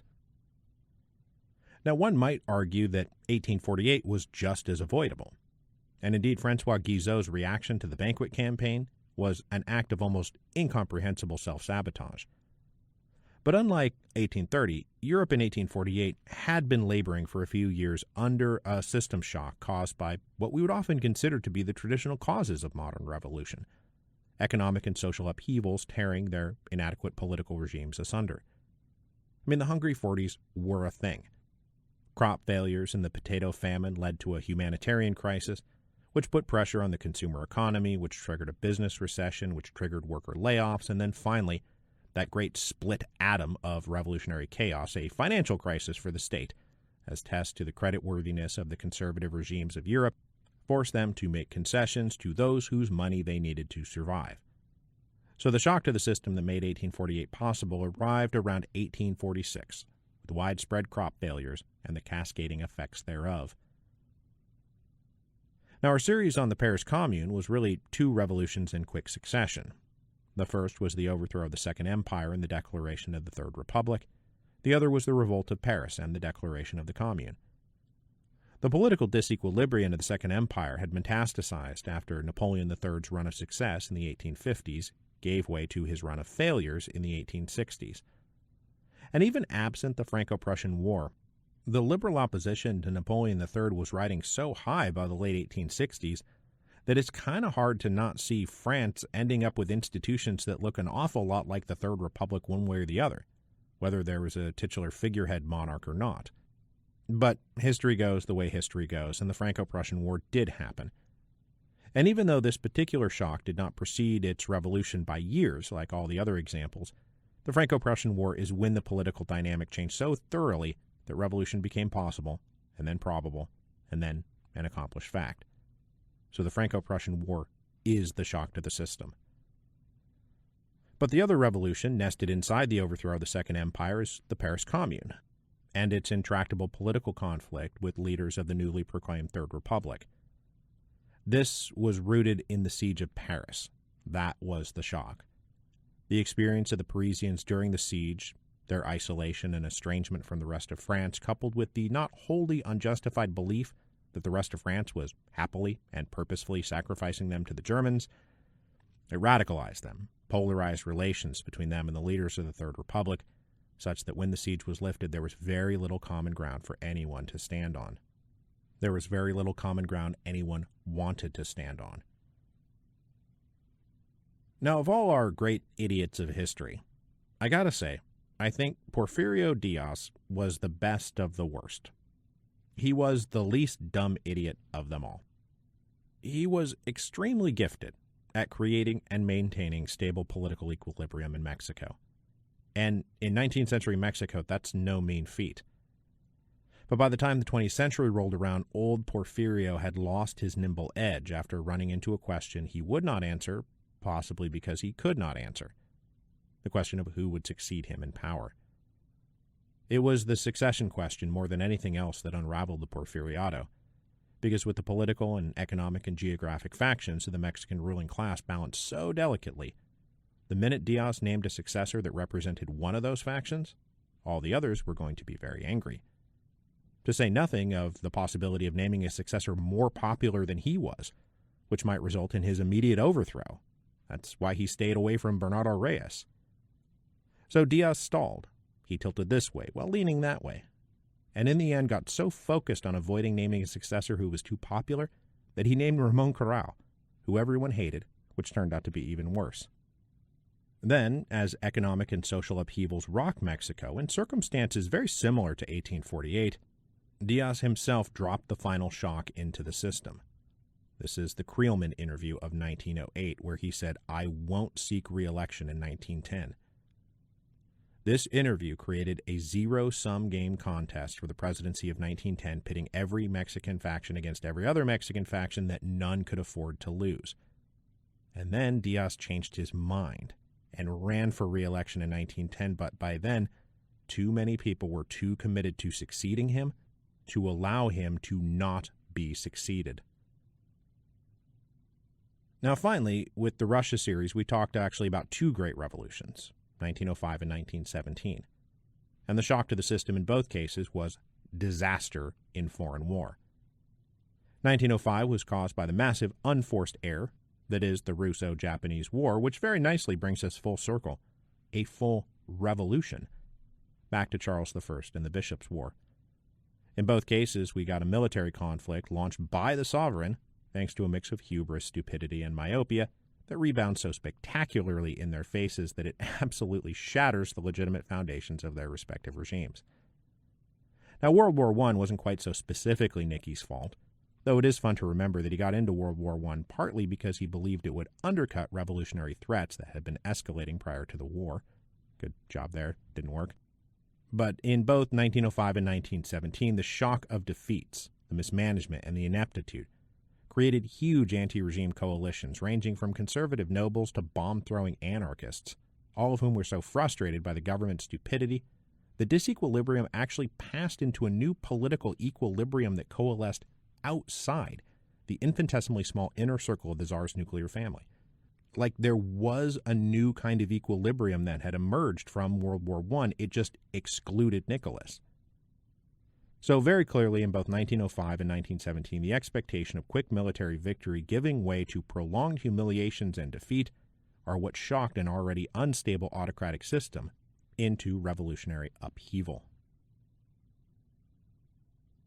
Now, an observation we can make here after reviewing all of this is that almost no two revolutions faced identical shocks to their respective systems. There is very clearly not one weird trick for shocking an already shaky system into revolution. Now, war is a pretty good culprit in all of this. We do see this repeatedly. In Stuart England and Romanov Russia, both proactively started wars that undid them. The Spanish-American Empire also got shocked by a war, but they were invaded, conquered, and occupied by an outside force. That's a very different thing. Now, the Franco-Prussian War was more similar to Stuart England and Romanov Russia, and was absolutely the thing that loaded the Second Empire into its deathbed. So, for those four revolutions, I think war really is kind of the answer. But war is not always the answer. The French Revolution, the greatest revolution of them all, was not shocked by a war. There was no war to be had. It was all about a state financial crisis that was so bad the French couldn't even do wars anymore. The American Revolution was meanwhile just about intolerable administrative reforms. It also had nothing to do with a war.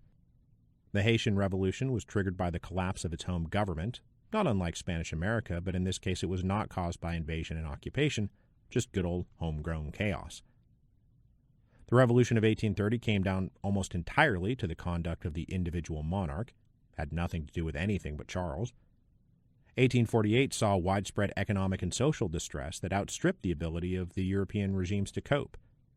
And then finally, Porfirian Mexico followed 1848-style social problems with financial panics and recessions, but was mainly about a regime unable to answer the question of succession, which is the one time we really saw something like a succession crisis trigger a revolution in the whole series, which surprises me because the history of Rome was so full of revolts and insurrections and revolutions surrounding succession time. But whether the shock was military or economic or political, when it came, the effect was the same, and that's the point. Competing factions in the ruling class polarized away from mere disequilibrium into something far more combative. Because in all the cases, from the Bishops' War to World War I, the regime was exposed as weak, ineffectual, and incompetent. That's what the shock does. There was now blood in the water, and ambitious elites see a golden opportunity to grow their power and authority at the expense of the weak and ineffectual and incompetent sovereign. The shock to the system means that it now looks like a very good time to strike, the time to risk it all, rise up and attack, instead of meekly backing down in the face of the forces of traditional order. Because more than anything else, it was no longer clear that the sovereign held that all-important preponderance of force. And critically, as we talked about last week, the breakaway faction of the ruling class looking to capitalize on the regime's apparent weakness was now armed with new ideas and theories and phrases that elevated their struggle from mere self-interest up into the lofty realms of liberty and rights and justice. They staked their lives and fortunes in sacred honor to the idea that they fought for more than just a refusal to pay new taxes. And when those kind of lofty motives, that lofty rhetoric, meet the opportunity created by a shock to the system and the awareness that the regime is now weak and ineffectual and incompetent, well, backing down becomes as unthinkable as standing up had once been. Next week, the people are going to start standing up, and things are about to start getting out of hand. Appendix 5 is trigger time, when all the kindling has been laid, fuel has been piled up, and the sparks are flying all over the place. And there have been plenty of times in history where even at this late hour, even when an unstable regime has been hit by a heavy shock to the system, revolution still does not break out because the final triggers don't hit just right. But we're not here to talk about any of those, because what's the fun in that?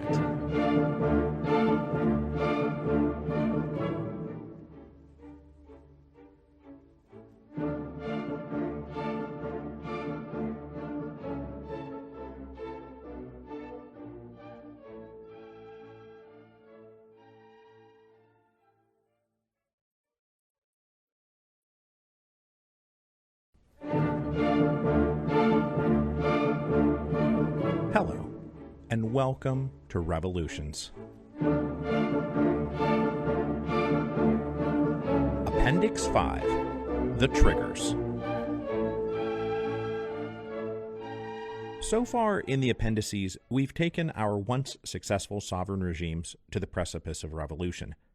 About 10, 15, maybe 20-odd years before the revolution, destabilizing disequilibrium enters the picture, caused by an increasing inability of the sovereign to balance competing political interests in the ruling class or manage the prevailing and ever-changing socioeconomic conditions.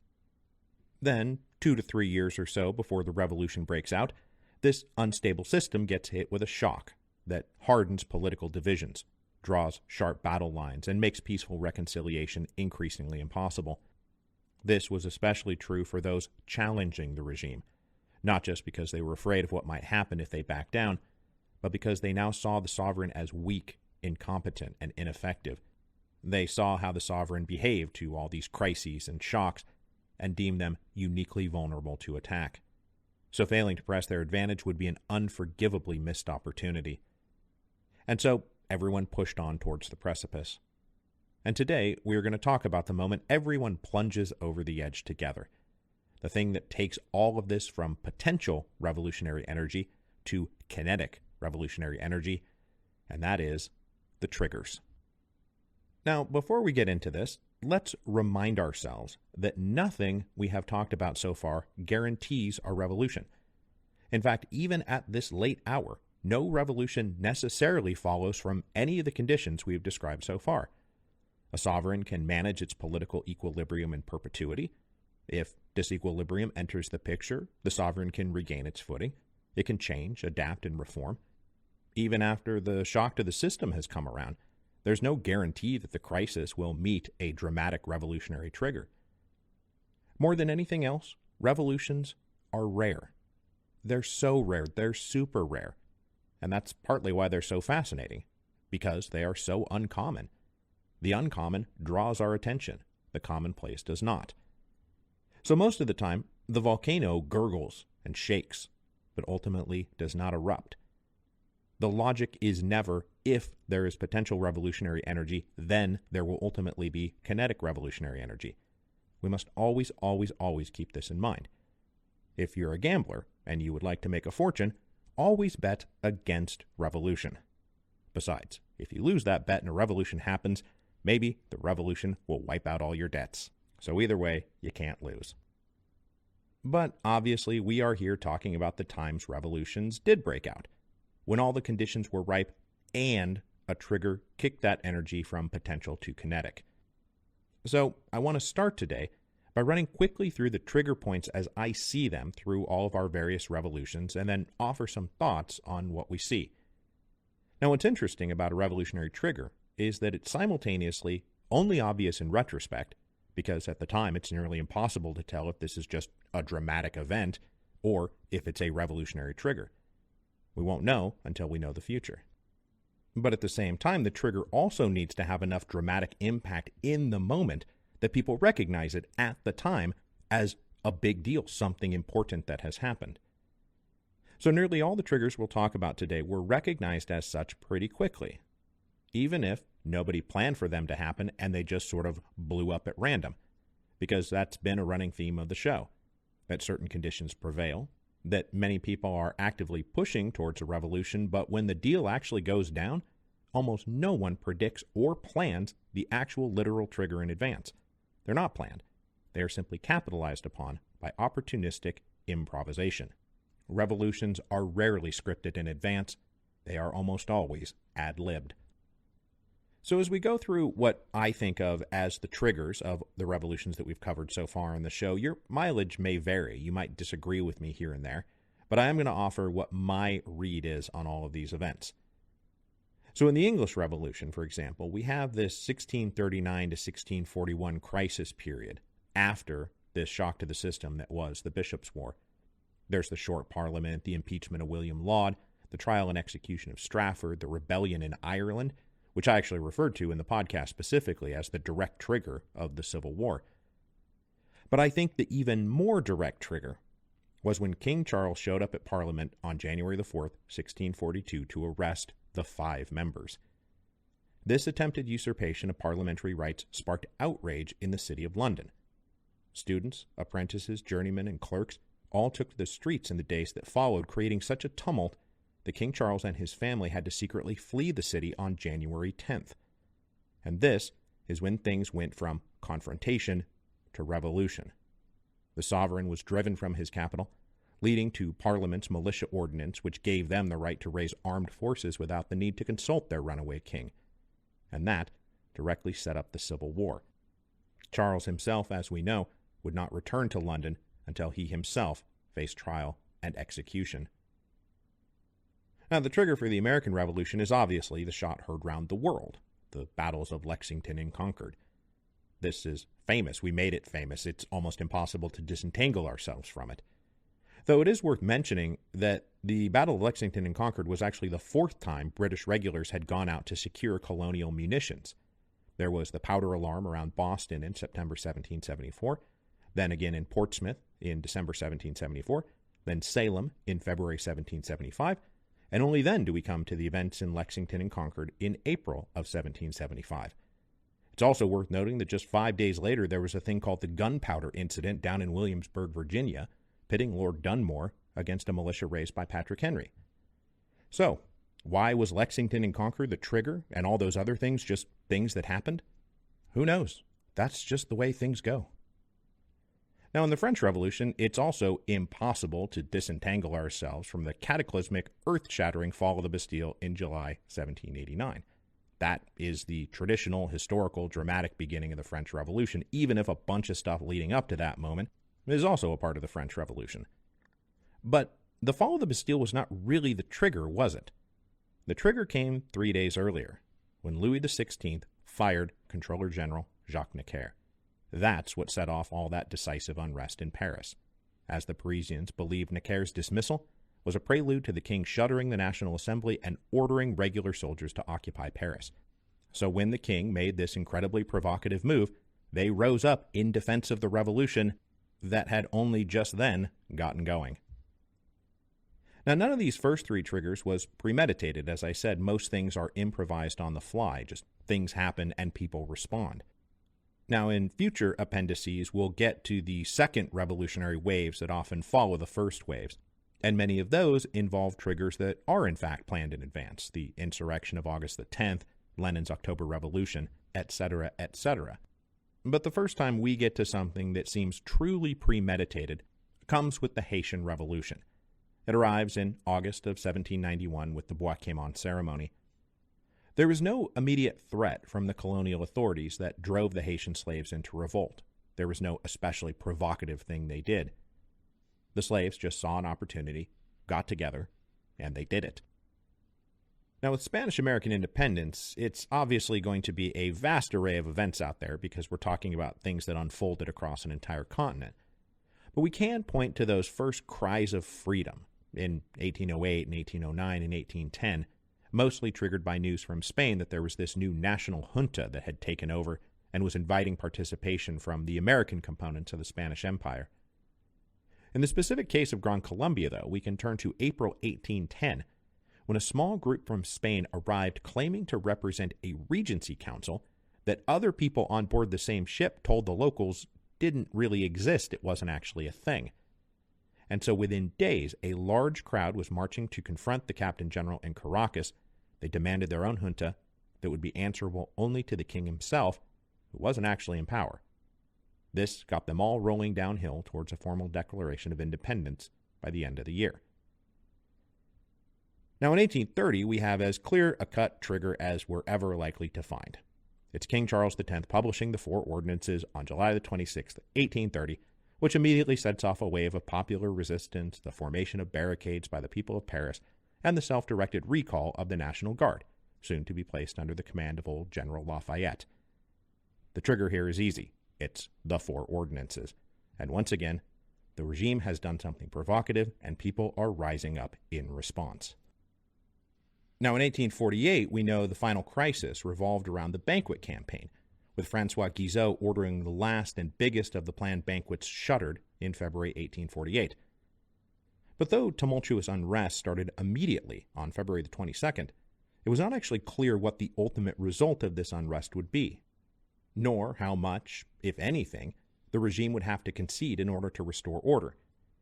And this was true until about 9:30 p.m. on February the 23rd, 1848, when French troops fired on Parisian demonstrators, leaving scores of dead and wounded.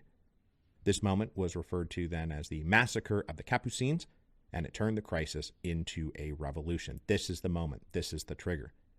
Louis Philippe was riding out of Paris into exile by noon the very next day. And as for the rest of Europe, as we talked about in Season 7, when you make a circuit around the continent, you can basically track the beginning of each revolution in Germany or Italy or Austria or Hungary by how long it took to deliver news bulletins from Paris. That was the trigger there. What happened in Paris? And the third time we see news bulletins serving as a revolutionary trigger, I think the first was Spanish America, the second was Central and Southern Europe in 1848, is the collapse of the Second Empire into the Third Republic, which began as soon as news of the Battle of Sedan arrived. As with Spanish America, it was similarly triggered by news of a massive political vacuum opening up. The emperor had been captured. What are we going to do now? Let's declare another republic. The trigger for the Paris Commune, on the other hand, was far more standard issue, where the regime does something and people mobilize to resist. And it's in fact very similar to the American Revolution. The regime was trying to take the cannons of Paris the same way the British had tried to secure the powder of the American colonies, and the people rose up in opposition. Now, the Mexican Revolution followed immediately on the heels of the clearly rigged presidential election of 1910. And while the arrest of Francisco Madero and thousands of his supporters in June 1910 probably planted some very fertile revolutionary seeds, the real final trigger that drove Madero and his inner circle into revolution was the National Congress ratifying the fraudulent election in October 1910. This is when they re-elected Porfirio Diaz to the presidency and, more provocatively, made the hated Ramon Corral vice president and de facto heir. This was the immediate trigger for Madero to publish the Plan of San Luis Potosi and raise a revolutionary army in the north. Now, the Russian Revolution of 1905 comes with one of the most infamous of all triggers, the events of Bloody Sunday. This is when the Tsar's troops fired on unarmed protesters and drove nearly all segments of Russian society into a vast revolutionary push to demand fundamental political reform. But what's kind of funny about the trigger of the Revolution of 1917, one of the greatest revolutions in human history, is that it was not about the regime doing something provocative or some apocalyptic piece of news from abroad. It's just that February 23rd, 1917, Petrograd was just a really nice day. It was warm and comfortable after a very long and very cold winter. So it's weird to go through all these and then write down that the trigger for the 1917 revolution was just that it was a nice day. But that's what happened. It's why the protests surrounding International Women's Day were able to roll so seamlessly into demonstrations from the Petrograd garrison. It was so nice. Everybody wanted to be outside. History, man, it's crazy. So these triggers all come in many shapes and sizes, but what nearly all of them have in common is that the sovereign made some kind of final provocative move. This isn't true of all of them, but it's true of most of them. The trigger that triggers revolution is almost always the regime doing something. They try to take our guns, they try to take our rights, they try to take our lives.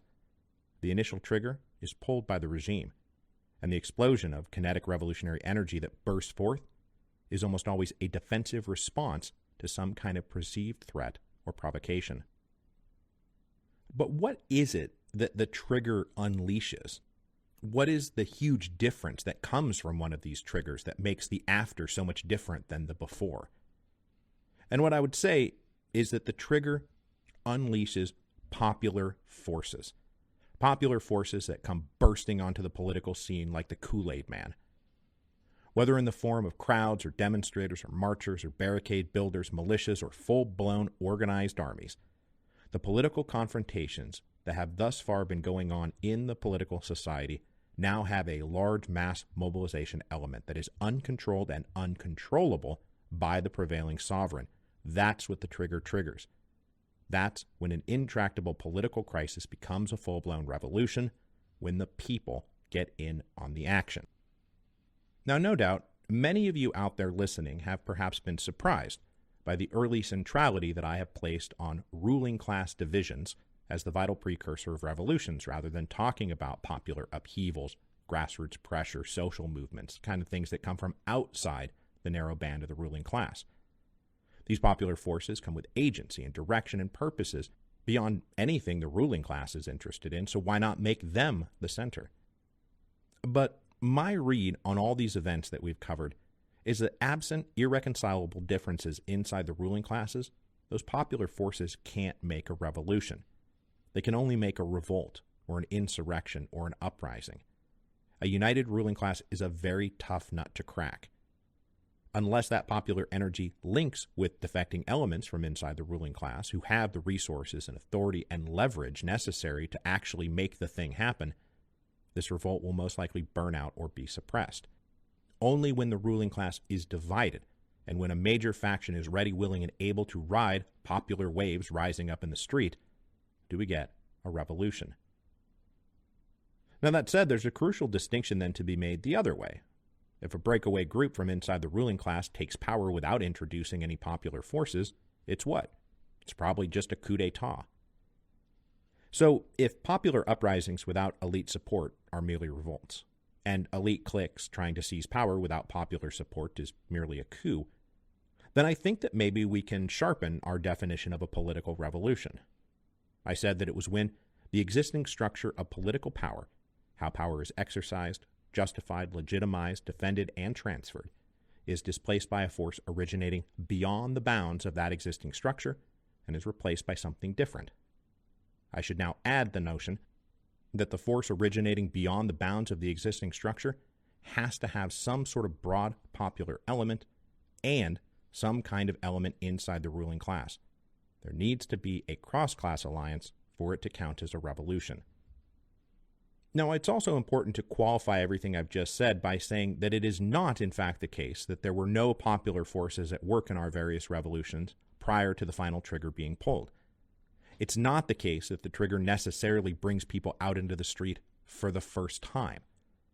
Let's remember here that there was plenty of mob violence and destruction of property in Boston carried out pretty routinely in the 1760s and 1770s.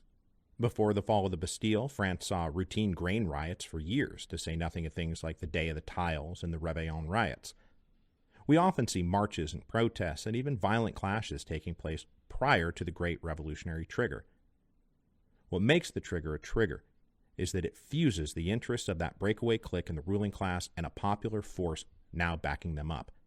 They are now pushing in the same direction towards a very irregular solution to their collective political problems. But the entrance of a popular element does complete the cross-class alliance I think is so vital to a successful revolution. We now have an armed force populated with individuals ready to fight against the prevailing regime and taking orders not from any institution of the old regime, but from their own new chain of command, which terminates with some pocket of the old ruling class now setting itself up as the new ruling class. The trigger locks into place what is effectively a whole shadow society, featuring everyone from wealthy elites to middle-class professionals and intellectuals to artisans and workers and soldiers and peasants. All of them are now linked by a new set of binding ties, often defined by all those new ideas that we talked about, which are now floating around out there. This shadow society is going to try to displace the old society. Another thing we have to mention when we're talking about all this stuff is that though a popular force is now present, and the people have now entered the picture, that does not mean that the people are a single united entity, nor that popular forces represented anything close to a majority of the inhabitants of whatever kingdom, empire, or republic we're talking about. The people, capital T, capital P, are an invocable political concept, not a description of the sentiments of the overwhelming majority of the population. As you may have noticed, the popular forces unleashed by our various revolutionary triggers are often just a subset of the population of a single major city, like Boston or Paris or Petrograd. And even when the revolution spreads to include other regions and cities and villages, it's not like the revolutionaries ever make up a true majority of the population. Not only are there plenty of people, from rich elites on down to poor peasants, who will be ready to uphold and defend the former regime, let's face it, most people, most places, most of the time, are apolitical. They don't care. They're just trying to ride the thing out. So the kinetic revolutionary energy unleashed by the trigger, these popular forces, are never actually representative of the people everywhere united. That's just never going to be a thing that happens, nor is it even necessary. It's just that so many of those people are in fact willing to march out into the streets that the sovereign regime can no longer control events. That's what we mean by popular forces entering the picture. They have become too big for the regime to control. And that right there is the rub. That's the point. That's the crux of the thing. In the grand scheme of things, I think what's really going on with these triggers, what they do when they turn political confrontations in the ruling class into full-blown revolutions, is that they open up the great challenge to the sovereign's last bulwark of power, their preponderance of force. That preponderance of force is what kept everyone and everything in line. It's what the sovereign has that practically makes it a sovereign, a monopoly on the legitimate use of force. Until the revolutionary trigger gets pulled, this preponderance of force is not questioned.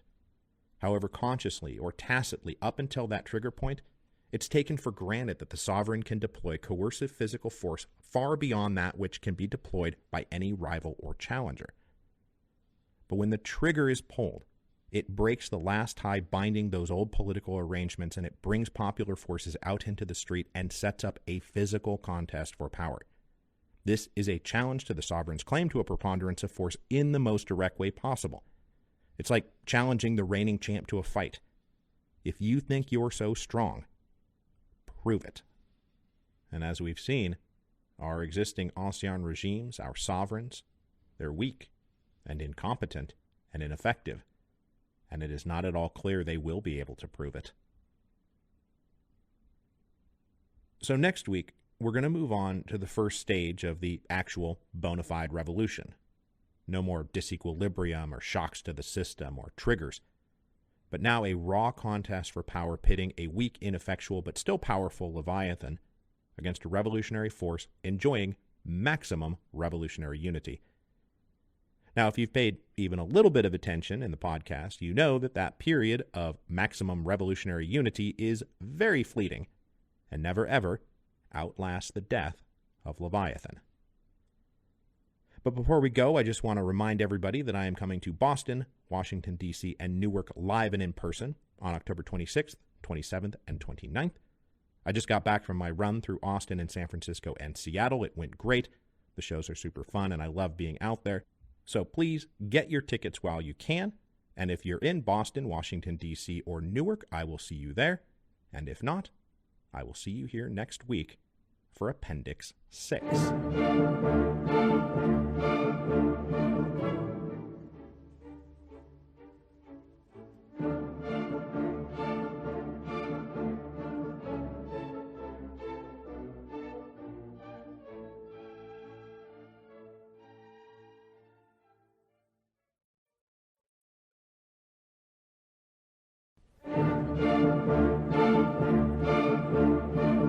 Hello, and welcome to Revolutions.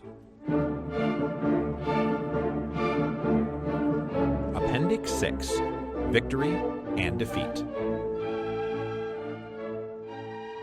So the revolution has come. All potential compromises, accommodations, and settlements have been spurned. All off-ramps have been missed. Not only has the potential revolutionary energy stoked by years of resistance and frustration to the sovereign grown to uncontainable levels, but the trigger has now been pulled, turning all that potential energy into kinetic energy.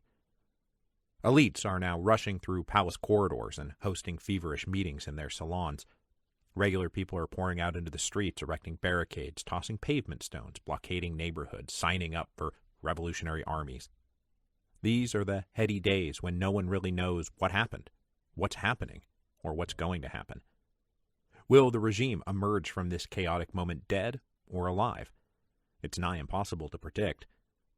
But as I said last week, one of the main things that the revolutionary trigger does is open the final contest to decide the fate of the regime, whether the sovereign still holds a preponderance of force.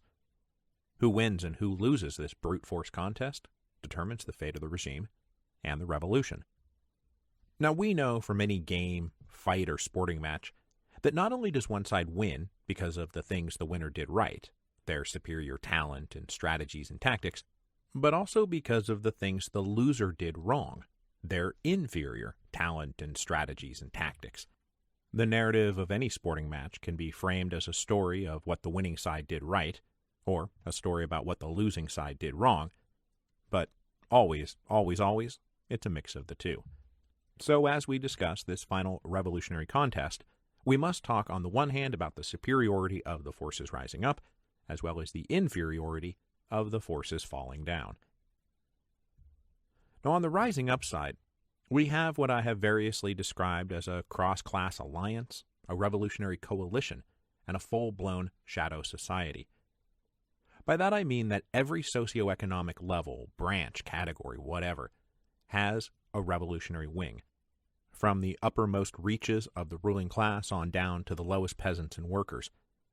In between, there will be revolutionary lawyers, students, shopkeepers, administrators, merchants, clergy, artists, journalists, clerks, artisans, servants, bankers, professors, all of them springing into action to advance the revolutionary cause in their specific socioeconomic niche.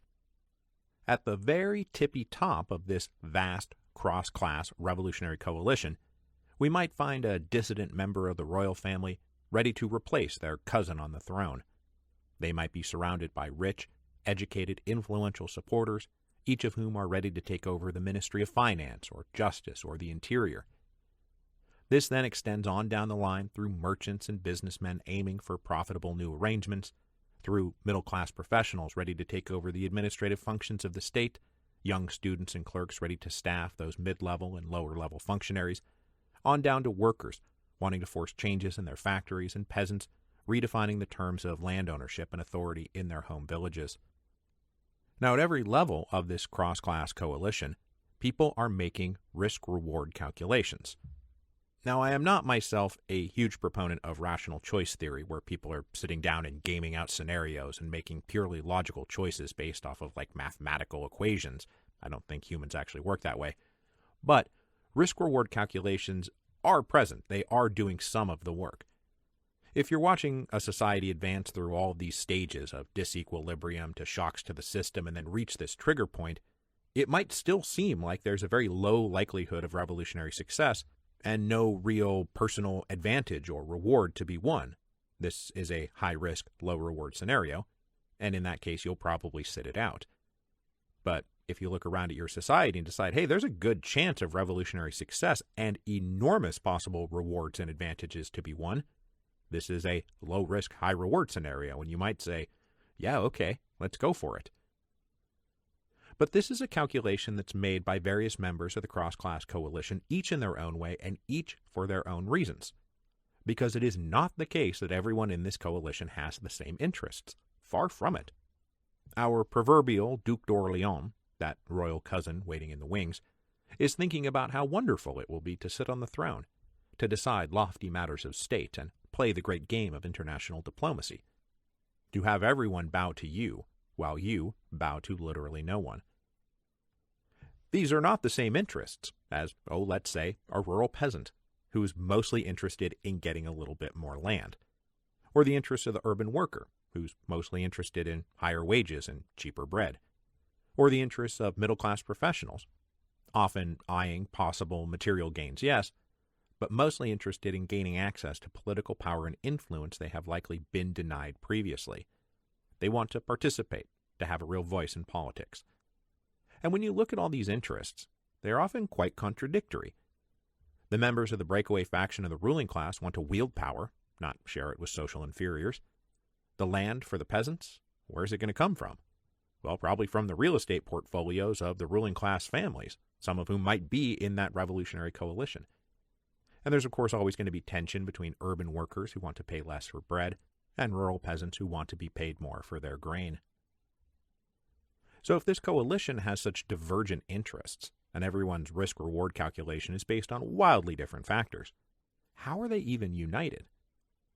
Well, I think there are several unifying categories. There might be geographic ties, where we over here see the sovereign as representing them over there. This is obviously a huge factor in fights over things like independence and national self-determination. All of those other conflicting interests are papered over by shared geographic proximity or ethnic identity, where the sovereign is seen as a fundamentally foreign object they can all get together to remove. This can also take on a religious tone, as religious differences often follow geographic and ethnic contours, so that religious doctrines and belief become binding touchstones for the revolutionary coalition against those heretics over there. Religious doctrines can also be seen as a subset of one of the major unifying ties, just abstract principles and ideas, which often spring from those new ideas that help fuel all the political disequilibrium in the first place. We've talked through so many late 18th century and early 19th century revolutions, we know that things like liberty and equality, as words, as concepts and slogans, exert a major unifying effect. Now, these ideas need to be vague enough and universal enough that everyone can feed their specific interests through that abstract slogan. So both the banker and the worker, the landlord and the peasant, might say that they are fighting for liberty or equality, while they are talking about very different things. But what I really think brings them all together, really fuses them into a single force capable of overthrowing the regime, is the fundamental belief that the sovereign is an obstacle. The sovereign is an obstacle that has to be removed. Whatever it is you want, liberty, equality, bread, land, power, respect, wealth, the sovereign stands in the way. It is an obstacle. This takes us back to those two big things causing equilibrium, resistance and frustration.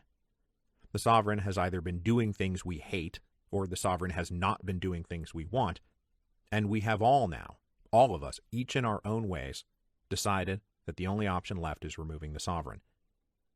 People at every rank and class have come to believe that the main thing preventing them from having all the things they want is the sovereign.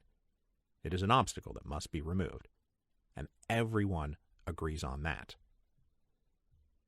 Now, one interesting point I want to make before moving on is that I have not found it to be the case that this initial revolutionary coalition is fused together by a single charismatic leader.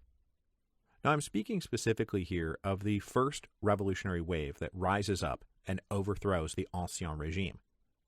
With one notable exception, the cross-class revolutionary coalition will have leaders. Some of them may even enjoy a popular following, but they are invariably just one among many. First-wave revolutionary coalitions have many different leaders, most of whom no one has ever heard of.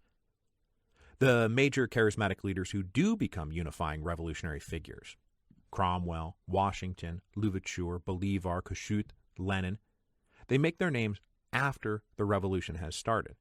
They do not make the revolution with their names. Even someone like Washington, as unifying a charismatic revolutionary leader as we're likely to find, was not the one out there leading the people of New England into armed revolt in 1775. The people of Massachusetts were not shouting, "Long live Washington," at Lexington and Concord. They'd probably never even heard of the guy. Now, the notable exception here is the role Francisco Madero played in the Mexican Revolution. Not that Madero himself was such a charismatic revolutionary leader that he commanded unrivaled authority in the revolutionary coalition, because he really did not. But given the particulars of the Mexican Revolution, emerging as it did from a rigged presidential election, Madero became a symbol. His name and face were absolutely a unifying element of the Mexican Revolution. People were absolutely shouting "Viva Madero" as they rode off into battle. So that brings us to the fact that people are now riding out into battle. The great physical challenge to the sovereign has been launched. The contest over who has a preponderance of force has begun. This means that the cross-class revolutionary coalition must be able to produce armed forces capable of taking on the sovereign's armed forces. There must be enough willing volunteers to risk not just their socioeconomic position, but to risk their lives. And by virtue of the very nature of clashes like this, that means that they must come overwhelmingly from that popular force now exploding into the streets, what has been unleashed by the trigger, the popular forces that make the revolution a true revolution. These armed forces can take several different victorious forms depending on the needs of each revolution. They can be whole, regularized armies, the New Model Army, the Continental Army, Madero's Army of the North. They can be volunteer citizen militia groups, the most famous of these being the French National Guard. And as we saw, the National Guard was such a decisive force that you could basically predict how a revolution would go based on the loyalty of the National Guard. There are also semi-organized but mostly irregular forces operating on their own revolutionary initiative, neighborhood groups building barricades and watching out for their own quarter. And this probably also includes political parties who organize inside of existing military structures in the interests of fomenting mutiny and unrest. We've seen that in groups from the Levelers to the Bolsheviks. And then finally we have our good old-fashioned unorganized mobs. Protesters, demonstrators, and marchers appearing so spontaneously and in such huge numbers that the regime simply cannot contend with them. The women marching on Versailles in October 1789, the women marching through Petrograd in February 1917. Whatever form they take, however organized they are, whatever weapons they have, all of these forces serve the same function. they challenge the sovereign's claim to a preponderance of force. And that means that they are the force that will make or break the revolution. It's why the popular element is so important. No popular element, no force strong enough to openly challenge the regime's forces. But, how can the sovereign possibly lose this contest? They are the sovereign. They control the army and the navy. They command the resources of the entire polity. All existing social hierarchies, economic production, chains of command terminate with them. Their word is law. And it's been that way for decades. The sovereign's ability to project physical force inside of their polity is quite literally unrivaled. It's why they're the sovereign. So how on earth can they possibly lose? Well, again, first things first, they usually don't. That's why the number of failed revolutions and revolts, insurrections, uprisings, rebellions, etc. far outnumber the successful ones. But when we come across a very specific set of political, economic, and social circumstances, and those circumstances are presided over by one of our very special great idiots of history, the sovereign can lose, and then does lose. The reason they lose is that while the ties binding the forces of revolution grow stronger and wider, the ties binding supporters of the sovereign wither and disintegrate. So, just as the revolutionary cross-class coalition coalesces around a few lofty abstractions and the fundamental belief that the sovereign is an obstacle to peace, land, justice, equality, bread, and/or freedom, the corresponding cross-class alliance that has propped up the regime all these years is now breaking apart. By the time the final trigger is pulled, years of resistance or frustration have already pushed former supporters into the ranks of either the opposition or, more probably, the ranks of the apolitical dropouts. And just as with the Revolutionary Coalition, I'm talking about people up and down the socio-economic line. Lawyers, journalists, peasants, workers, bankers, clerks, servants. A bunch of people who had previously defended the regime and supported the regime, each in their own way, and each in their own niche, now start to passively go quiet. They start to care a little bit less. Or they start actively defecting to the revolution. Once the trigger is pulled, push is truly coming to shove, and the alliance that has long supported the sovereign runs its own risk and reward scenarios to decide what they should do.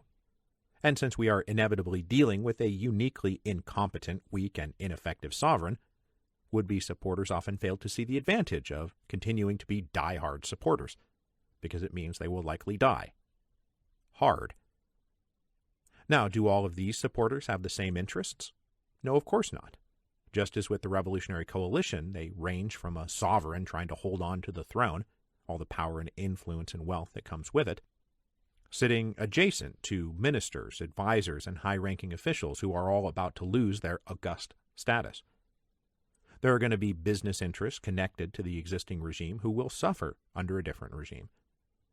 But there are also bakers with a contract to supply a palace, prosecutors who will lose their positions, maybe a customs official who will be replaced, even village elders who have a pretty nice plot of land and good standing in the local community might tend to prefer the present sovereign. There are also other abstractions out there binding them together, things like tradition, duty, obedience. Maybe religious principles are coming into play that hold supporters together against the rising revolutionary tide. But here's the problem. Those binding abstractions and those individual interests are rapidly losing their potency. And even if that doesn't push them into the revolutionary ranks, it at least pushes them out of active support for the regime. It makes them willing to shrug their shoulders and acquiesce to the final outcome of the contest without too much fuss one way or the other. So the moral, economic, and political ties binding together the sovereign's coalition of supporters is unraveling. But even still, right up to the moment that the trigger is pulled, the sovereign is still a mighty force. The sheer number of rifles, pistols, swords, cannons, and bayonets they command invariably dwarfs anything the revolutionaries can put into the field. I mean, look, we're talking about the entire British Army and Royal Navy against whatever the colonials are trying to scramble together. The French army against protesters roaming angrily around Paris. the Tsar's combined military forces presently organized to wage a world war against a few malcontents in Petrograd and Moscow? And this is not even counting yet their police forces, elite bodyguards, secret services, and Black Hundred-style reactionary paramilitary groups, all of whom are well practiced in the bashing of heads. On paper, the balance of forces is nowhere near balanced. The sovereign commands so much more. More men, more weapons, more munitions, more resources, more everything. So how can this on-paper dominance fail so spectacularly? Well, it fails thanks to a corrosive trifecta called loss of faith, loss of trust, and the mother of them all, loss of will. Now remember, the deal here is that the sovereign at the moment is uniquely weak and incompetent. That's why they're being taken out. That's why the revolution is going to succeed. And people inside the regime's armed forces can sense that weakness. They can sense that incompetence. And so they begin to lose faith. This includes those who might, in nearly any other circumstance, support the regime, or who reluctantly still support the regime even though their hearts are not really into it anymore. So rank-and-file soldiers, non-commissioned officers, senior officers, and staff on up to commanders-in-chief, they've all been watching political events with growing dismay and disillusionment, and they are rapidly losing faith in the sovereign. And I often think here of General Marmont from the Revolution of 1830, who read the four ordinances with shock and dismay and said to a friend, "Well, I suppose I'm obliged to now go get killed for them." And then he was in fact ordered to lead the armed repression of Paris, even though he wanted nothing to do with the four ordinances and thought it was totally stupid. He did his duty, and people like General Marmont may be instinctively and temperamentally supportive of the sovereign, but their own mounting exasperation with the sovereign's inability to manage events might start to produce in them this thought: I'm a professional soldier, loyal to the sovereign of my kingdom or empire or republic, whoever that may be. Once senior officers start to lose faith in the individual presently on the throne and realize that their professional loyalties are merely to the abstract concept of the sovereign, and that they owe their faith and fidelity to that rather than the present great idiot sitting on the throne, it's pretty bad news for the great idiot presently sitting on the throne. Now, even if they have not completely lost faith, and they are inclined to defend the present great idiot at all costs, they may yet be doused with another corrosive acid, and that is loss of trust. And where loss of faith is looking up at the sovereign, loss of trust is looking down at the rank and file. We've seen this repeatedly over the course of the podcast. Sure, there are battalions of soldiers mustered under arms and ready to be deployed, but what happens if we actually deploy them? So many times we've seen loyal officers assessing the morale of their soldiers and reporting back up the chain of command, if I order them to fire on the people, it's entirely likely they will mutiny and shoot me instead. It's the men, sir. They can't be trusted. And this is often what truly paralyzes the sovereign's ability to deploy their overwhelming force, when they cannot be sure that those forces won't immediately defect. And this is not theoretical. We saw it happen a bunch of times where protesting citizens are on one side of a street and soldiers are arrayed against them on the other side of the street, and then they just physically switch sides. They literally cross the street.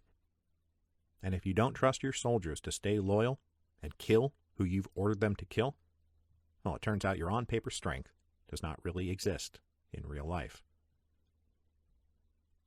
And that brings us to the moment of defeat for the sovereign. And this is when their will disappears. Now, this is not an original idea, this focus on will. And it's a point I've so often seen and become so attached to that I actually wrote about it in Hero of Two Worlds when I got to the point when the British were going to call it quits after Yorktown, and I figure rather than reinvent the wheel, I'm just going to quote this paragraph, which I wrote to open up Chapter 9. War is a contest of wills. Weapons, armies, fleets, and fortresses are simply the means by which one breaks the will of their enemy. A generation hence, Clausewitz would write war has three broad objectives: destroying your enemy's armed forces, occupying their country, and breaking their will to continue the struggle. But the first two are merely the means by which one achieves the third, the only true goal of war, breaking the enemy's will to continue the struggle. Victory and defeat are subjective psychological events, not objective material conditions. If the enemy's will is broken, 1,000,000 cannons will sit idle. But if their will is not broken, it does not matter if they are disarmed or occupied. It does not matter how naked and defenseless they stand. They will simply kneel down, pick up a rock, and throw it. And so the final moment of truth comes for our beleaguered and besieged sovereigns, not when all their forces have been wiped out, but when their will to fight on dissolves. Maybe they are told that thanks to a loss of faith or a loss of trust, further action is impossible. Maybe they themselves don't want to commit mass murder to stay in power. Maybe their closest friends and advisors are saying, "Sire, it's over. It's time to sign this piece of paper announcing to the world that it's over, that you, the obstacle, are going away." And even if there are still armies to be deployed, money to be raised, plans to be drawn up, there's simply no more will left to do any of that. Now, in terms of the revolutions that we have covered, the period between the trigger being pulled and the sovereign's will disappearing can take anywhere from several days to several months to many, many years. This contest over the preponderance of force, that final conflict, goes on for as long as the sovereign can maintain it. Charles X in 1830 and Louis Philippe in 1848, they gave up and abdicated the throne in a matter of days. Tsar Nicholas held out for just over a week, from late February to early March 1917. Porfirio Diaz waged a war against Madero's army for several months before calling it quits in May of 1911 and sailing into exile. But in other revolutions, this period takes years and years. Louis XVI salvaged his position by coming to Paris within days of the fall of the Bastille and saying, yes, I accept it all. No more fighting. I am now your citizen king. But it wasn't until August of 1792 that he really gave up. The contest between Crown and Parliament and the American colonies lasted from the trigger in April of 1775 to Cornwallis's defeat in October 1781, and even then it was several more years before it was clear that hostilities would not resume. The wars of Spanish-American independence continued off and on for more than a decade before the Spanish sovereign claiming authority over the Americas finally called it quits.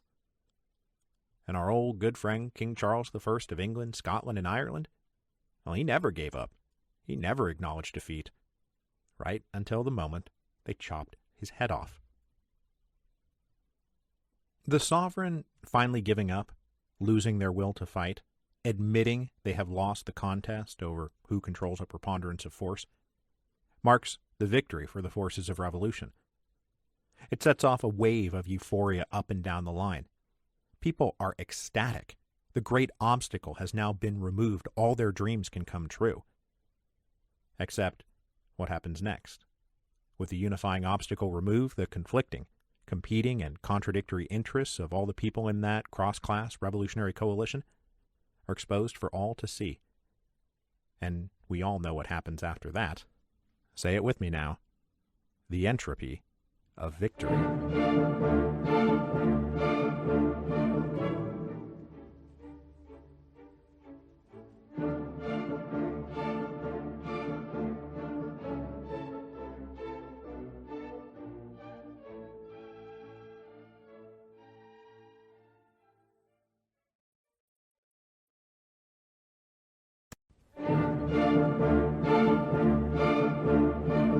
Hello, and welcome to Revolutions. Appendix 7, The Entropy of Victory. Last week, we ended with victory for the revolution and defeat for the now former sovereign. This was the moment when one of our great idiots of history stepped forward and managed to screw things up so badly that despite every material, political, social, and ideological advantage, still managed to get overthrown. I mean, you have to be pretty incompetent to allow this to happen. And yet, here we are. It came down to that final test of strength.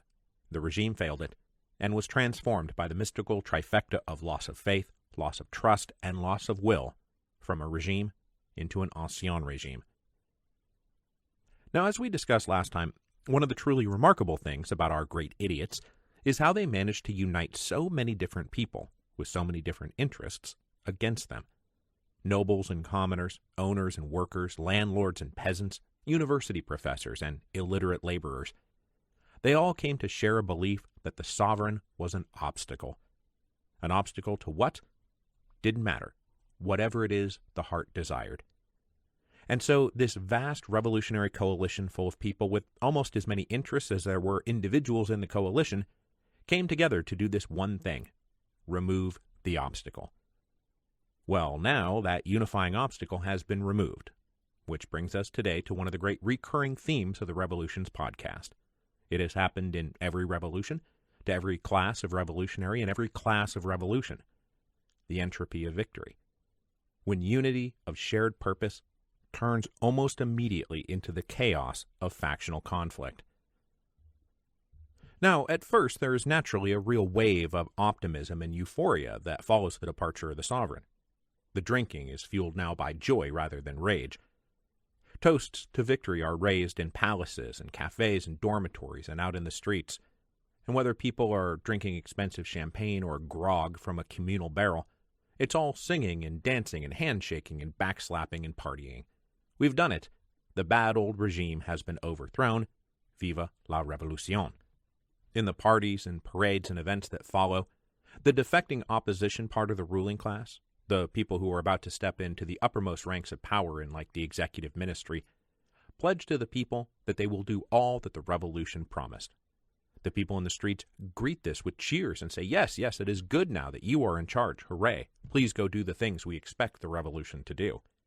Everyone agrees that everything is great. But when the booze wears off, and the sober and hungover light of day intrudes, our oh-so-recently unified revolutionaries gaze upon each other with fresh eyes. The naive only belatedly realize after the fact that the revolutionary coalition will not hold after revolutionary victory. The more savvy and calculating have already begun making moves to ensure that their revolutionary program becomes the revolutionary program. And there are many programs to choose from. Is this the end of reform or the beginning of reform? Have we already gone too far and need to pull back? Or have we not gone far enough and need to push forward? Differences of opinion about what the revolution is and what it means can break down along economic class lines or geography or religion or naked interpersonal conflict. But it does break down, and it will break down. Now, this does not necessarily happen right away. Sometimes it can take as long as several hours. But however long it takes, the revolutionaries will turn on each other. They'll maneuver against each other, box each other out, and shut each other down.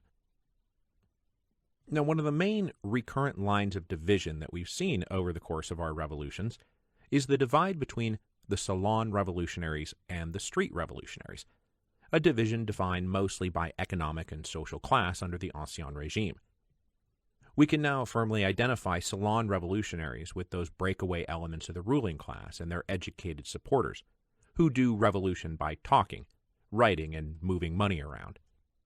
Meanwhile, the popular forces unleashed by the revolutionary trigger are synonymous with the street revolutionaries, who do revolution with barricades, paving stones, and guns.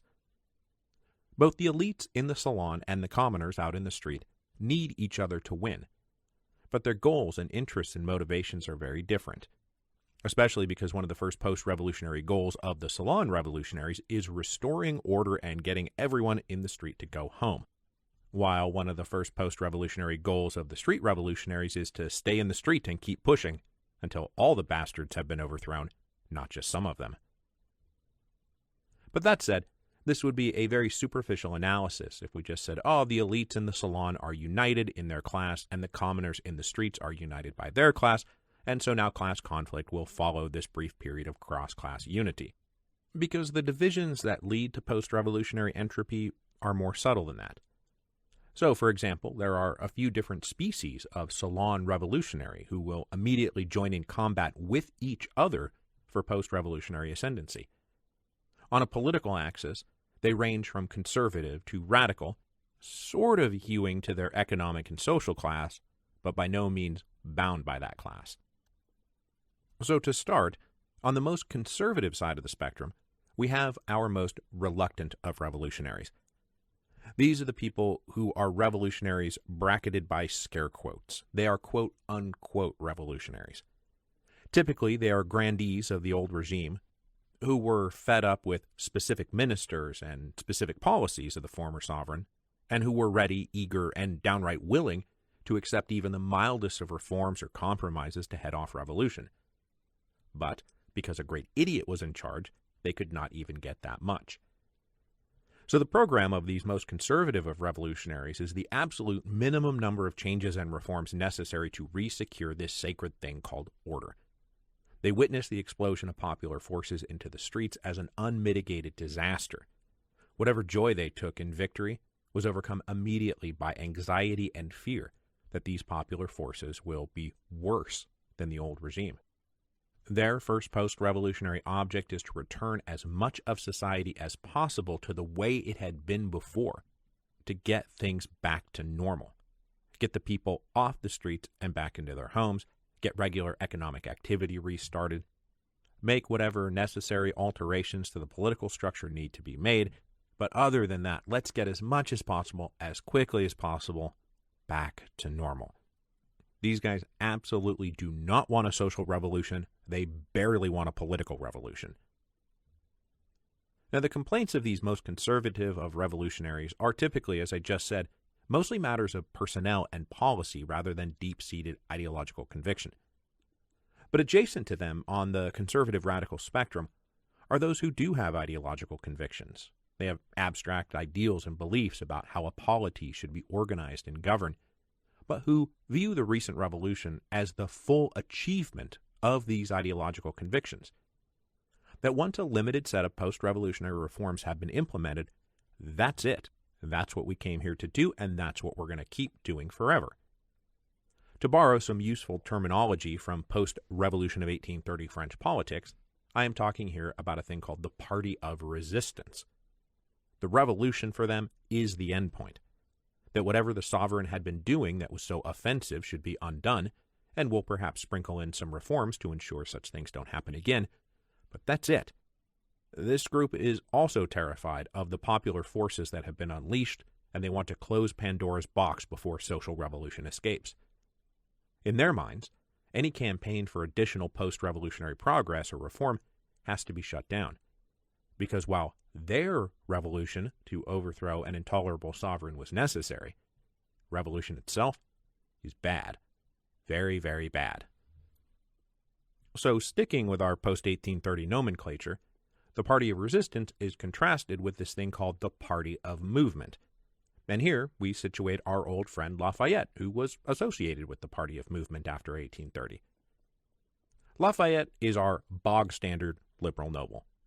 He has deep political convictions and believes that sometimes revolutions are justified and sometimes they are not. But if and when a revolution does happen, it is meant to establish a regularized framework for further reform and a continuous renewal of society. Movement. Now, generally speaking, Lafayette and his cohort of liberal nobles were not thrilled about revolution and would also prefer order be restored and people in the streets return to their homes. But they believed that the way to maintain permanent order was to funnel all that energy into a political framework designed to facilitate reform rather than stifle it. The revolution was supposed to lay the groundwork for more reform and more change and more progress. The revolution was supposed to be the beginning of something, not the end of anything.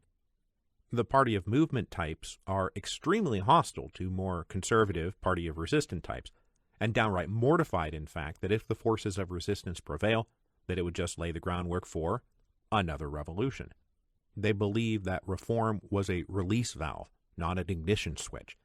And if the Party of Resistance wasn't careful, the Party of Movement might decide it had no choice but to call the streets back into play. But sliding over to the more radical side of the spectrum, there are voices inside the salons who are not mortified at all by the popular forces out in the streets, who do not think the first order of business is order. These radicals are the link to the streets. They do not think that link is merely an alliance of necessity entered into with anxious trepidation and terminated at the earliest opportunity. No. They believe the revolution in the streets is the revolution, that those popular forces, the people, ought to be the main focus of the post-revolutionary program. They thus tend to be far more democratic in their politics and happy to make promises that their other brethren in the salon would view as crossing the line from political to social revolution. With society in a scramble as a result of the revolution, the radicals in the salon see a golden opportunity to rethink not just a few political rules and ministerial portfolios, but how people relate to each other and how the wealth and resources of society are distributed. Against the party of movement types, these more radical salon revolutionaries believe the revolution that overthrew the ancien regime was not just about creating the conditions for more reform, but for more revolution.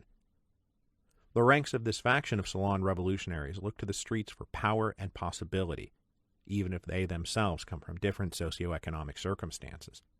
Radical leaders like Lenin and Trotsky and Robespierre and Danton may have cheered the streets and riled up the streets, but they were not from the streets. So let us leave the salons then and turn to the streets. Now, in the main, the dominant emotion in the salons after the revolution was anxiety over how to restore order as quickly as possible. For the folks out in the streets, it's not that at all. At least in the beginning, it continues to just be euphoria. It's a revolution. We did it. Anything and everything is possible. The folks out in the street are often slow to catch on how much the elites in the salons want to limit the breadth and depth of the revolutionary outcome. Because remember, there was a prevailing unity built around a few shared, simple ideas, like liberty, freedom, equality, bread, and land. In the wake of the revolution, the elites now stepping into power will continue to shout those same slogans and say what we're doing now is fulfilling those promises. But those words always meant very different things in the salons and in the streets. It will take days, weeks, months, and sometimes even years for the streets to realize that actually we're not getting from this revolution what we thought we were getting. Everything on our list of grievances and our list of hopes has been dropped, while everything on your list of grievances and your list of hopes has been enshrined. Thus, the euphoria and optimism give way to anger and disappointment, and the seeds of the second wave of revolution are planted amidst the manure of unmet popular expectations. But even had the elite revolutionaries of the salon say, you know what, let's advance the agenda of the lower classes first. After all, they provided the popular forces necessary to overthrow the old regime. Just if they said that, we would still run into the entropy of victory. Because the people are not a monolith. And out in the streets, there are many different kinds of people doing many different kinds of things. And even setting aside all the people from the people who don't support the revolution or don't care about the revolution, there are still many different people who make up the people. And so, like on a very basic level, we have urban workers and rural peasants. They're all a part of the popular masses, but that's very different factions, very different classes. They all may be salt-of-the-earth commoners, but they have very different expectations that are in fact often in direct conflict with each other. If we go talk to urban workers, what they want is cheap and plentiful bread. And in fact, a revolutionary policy they might support is sending armed cadres out into the countryside to requisition grain to keep bread cheap and plentiful. The peasants, meanwhile, hate all that. They absolutely hate it when armed people come around and take all their grain. What they really want is land, and to be paid more for their grain, and then to be left to their own devices. There's also, of course, often a more conservative worldview out there in the villages, especially because the peasants in the villages are the peasants who stayed in the villages, as opposed to the peasants who left the villages to go off in search of work elsewhere. So in those villages, we have people often rooted in old social traditions. They might be in favor of tossing out rich landlords and redistributing the land. They are, after all, hugely radical on that front. But in the smaller scale social order, in terms of husbands ruling wives and fathers ruling sons and the family structure and religion, they're interested in keeping most of that intact. And so when it's time for the revolution to pay off, things that are good for the urban worker wing of the people and things that are good for the rural peasant wing of the people are diametrically opposed, and will likely lead each side to conclude that they will have to fight the other side in order to get what they want. So after the revolution is won, entropy is now entering the system along political lines and class lines. Conservatives are looking to consolidate and hold, progressives are looking to change and advance. But hopping off the political axis of interest and the economic axis of interest, there is also in any revolution geographic divides. Once the fundamental binding ties of a former political regime are broken, everything can be called into question, especially when we are talking about revolutions that involve independence or national self-determination. So we see this in South America, where Gran Colombia suddenly becomes Venezuela and Ecuador and Colombia. In the British colonies, remember, there's Virginia and Massachusetts and South Carolina. Are these actually going to be bound together in a new polity after the overthrow of the old polity? Russia was a multinational empire. Overthrowing Tsar Nicholas meant we now have Ukrainians and Lithuanians and Georgians who are thinking to themselves, hey, maybe Ukrainians and Lithuanians and Georgians ought to be in charge of Ukraine, Lithuania, and Georgia. Who the us over here is and who the them over there is changes overnight when an ancien regime is overthrown, especially if it involves the expulsion of a foreign imperial power. Everyone's brain immediately remaps everything, and suddenly over here and over there take on different meanings. So when they all rose up in independence, the people of Gran Colombia viewed themselves as separate and different and unified against Spain, but once Spain is gone, we're Venezuelans and Ecuadorians and Colombians. These geographic divisions then feed into one of the great post-revolutionary political questions. Where will power now reside? Should it be centralized and run from a large urban capital, or devolved down to the local level? This is that age-old centralist-federalist divide. Because there will be those who think it vital and necessary to have a centralized authority, and in fact maybe consider the goal of the revolution to be increasing the centralized power of any new sovereign. On the other side, there will be people who think the whole point of the revolution was to break such centralized power and let local regions and states and cities call their own shots. After the revolution, does Lyon have to take orders from Paris? Do Bostonians have to take orders from Virginians? Do the Russians have to rule Ukraine? Now, the interesting thing about all these political and economic and geographic divisions that are going to lead to the entropy of victory is that it's very difficult to map where any single individual is going to wind up on the post-revolutionary ideological spectrum. So some Virginia planters like George Washington and James Madison are going to become political centralists, whereas other Virginia planters like Patrick Henry and George Mason are going to become staunch federalists. When we look at Russian SRs, Bolsheviks and Mensheviks through the lens of socioeconomic class, it's nearly impossible to distinguish one from the other. They all look, sound, and dress the same. They all live in the same kind of places. They all had the same level of education. They all basically read the same books and do the same kinds of work. And yet, all of them are going to want to kill each other. In the French Revolution, Jacobins and Girondins wind up at each other's throats, even though there's no way socioeconomically to distinguish them. And then up in the upper classes, how does a Lafayette, who's a wealthy noble, or a Jacques Lafitte, who's a rich banker, wind up in the party of movement after the Revolution of 1830, whereas a simple bourgeois intellectual like Francois Guizot winds up in the party of resistance? Why, in the case of post-Tsarist Russia, does one Georgian leader think that Georgia should be truly independent in this new thing called the USSR, while another thinks that the USSR should be unified and ruled centrally from Moscow? These questions can't be explained by where people grew up or what their socioeconomic class is. A lot of it comes down to individual biography, character, and choices. So we must admit that at a certain point, individual power and influences come into play.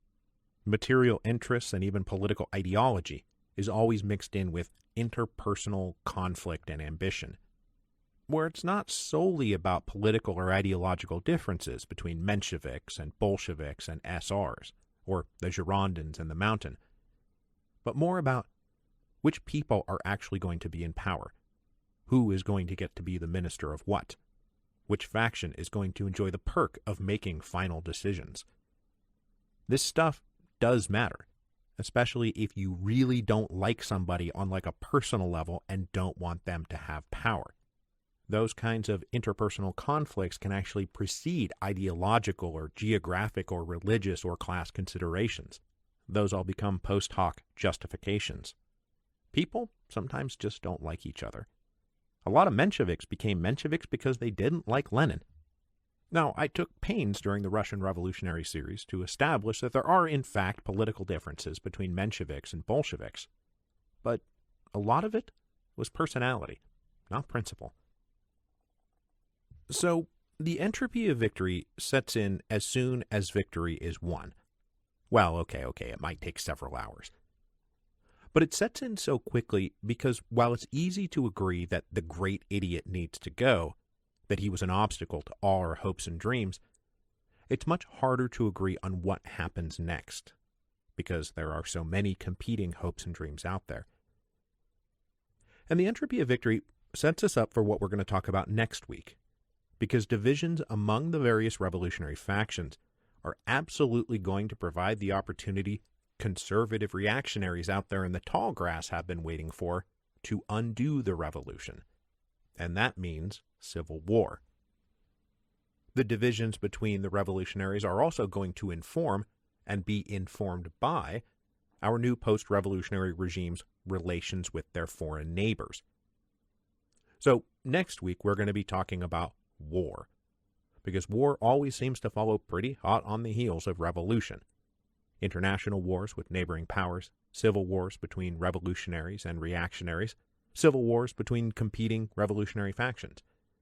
It's extremely difficult, though not impossible, to get through a revolution without a war, and it is extremely difficult for that war to not spin around and further radicalize the revolution.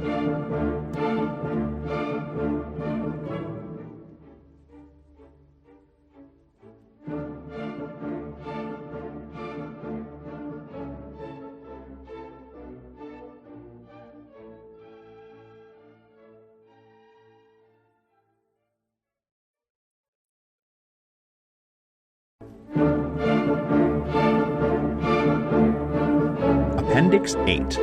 Wars, both foreign and domestic. Last time, we discussed a nearly universal characteristic that follows any successful revolution, and that's the entropy of victory. Today, we're going to talk about another near universal characteristic that follows a successful revolution, and that is war. Now, we know that in normal times, war is the continuation of politics by other means. This goes double in a revolutionary moment, when all the old rules and norms and laws of politics have collapsed anyway. Violence has already entered the picture as a viable and justifiable means to political ends, so it's not much of a leap for a full-blown war to break out as a direct consequence of the revolution. So what we're going to do today is break down the types and categories of revolutionary wars, both civil and international, because though war itself may be a constant, the particulars depend very much on time, place, and circumstance. Now first, let's talk about domestic wars, civil wars. One thing that became very clear to me in making this podcast is that all revolutions are civil wars. It is always and everywhere the case in a revolution that at least two sides are contesting sovereign power using force. The preponderance of force stage of the revolution is by its very nature a civil war. Now this is true whether it's armies on a battlefield or street fighting around barricades. So technically civil war has already entered the picture thanks to the contest over the preponderance of force, but we've already talked about that. What we're here to talk about today are the kinds of conflicts that happen after that phase. Whether that phase took 3 days or 3 years or 3 decades, it resulted in revolutionary victory. And what happens after revolutionary victory is what we're here to talk about. Now, there are two broad categories of civil war that follow revolutionary victory. One is wars between revolutionary factions, now that the entropy of victory has broken their unity. The other kind is wars between the revolutionary regime and some restorationist group, fighting to bring back the ancien regime. Typically, these two types of civil war are going to be happening simultaneously, driving into each other and feeding off of each other, because we would hate for anything to be simple and uncomplicated.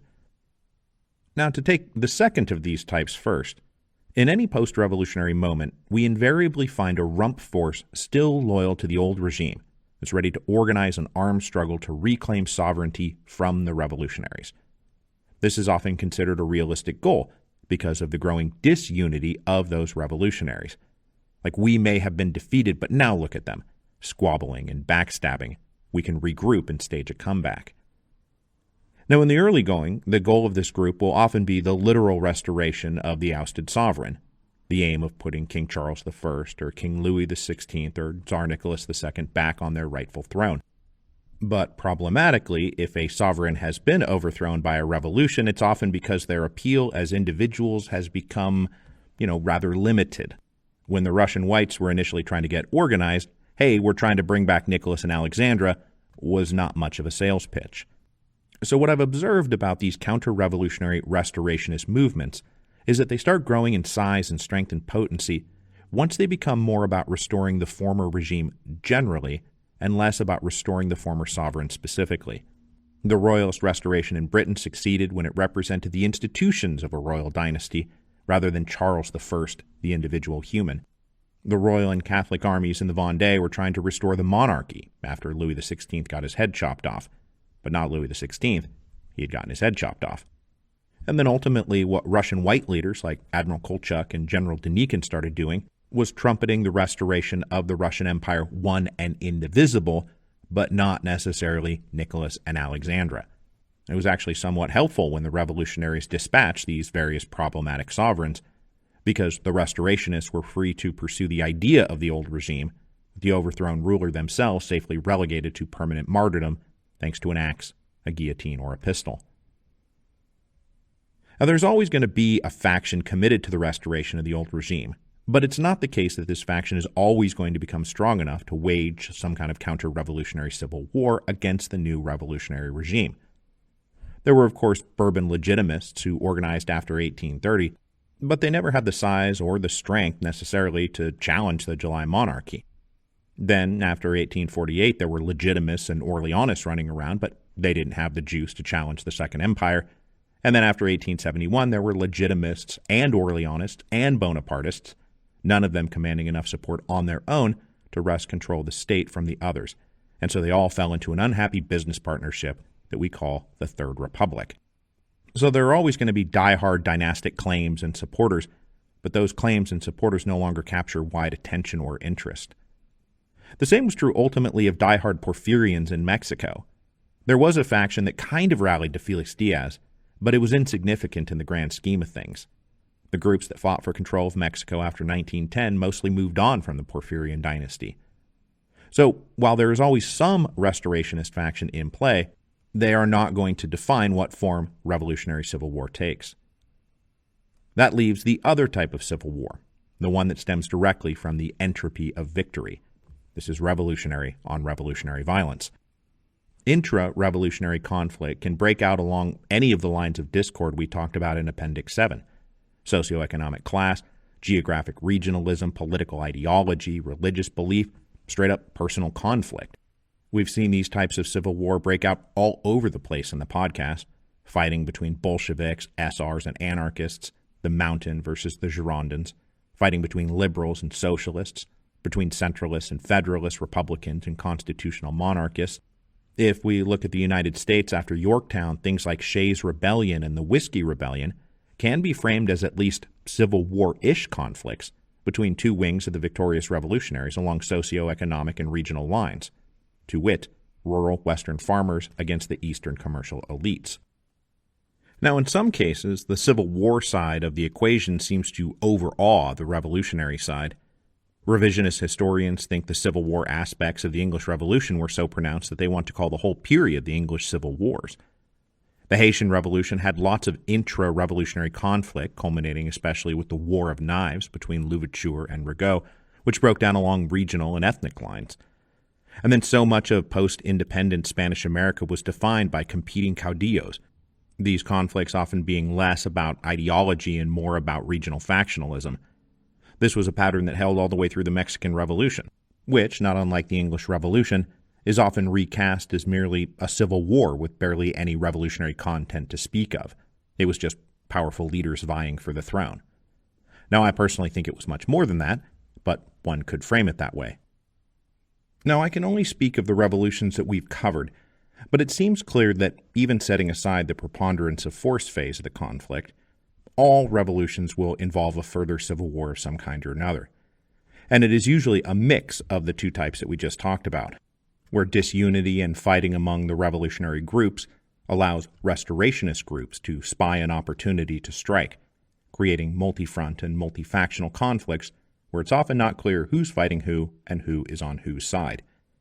This certainly describes the situation in the French Revolution after about 1792 and the Russian Revolution after 1917, where there were simultaneously strong restorationist forces in the field and intensely bitter conflicts amongst the revolutionaries themselves.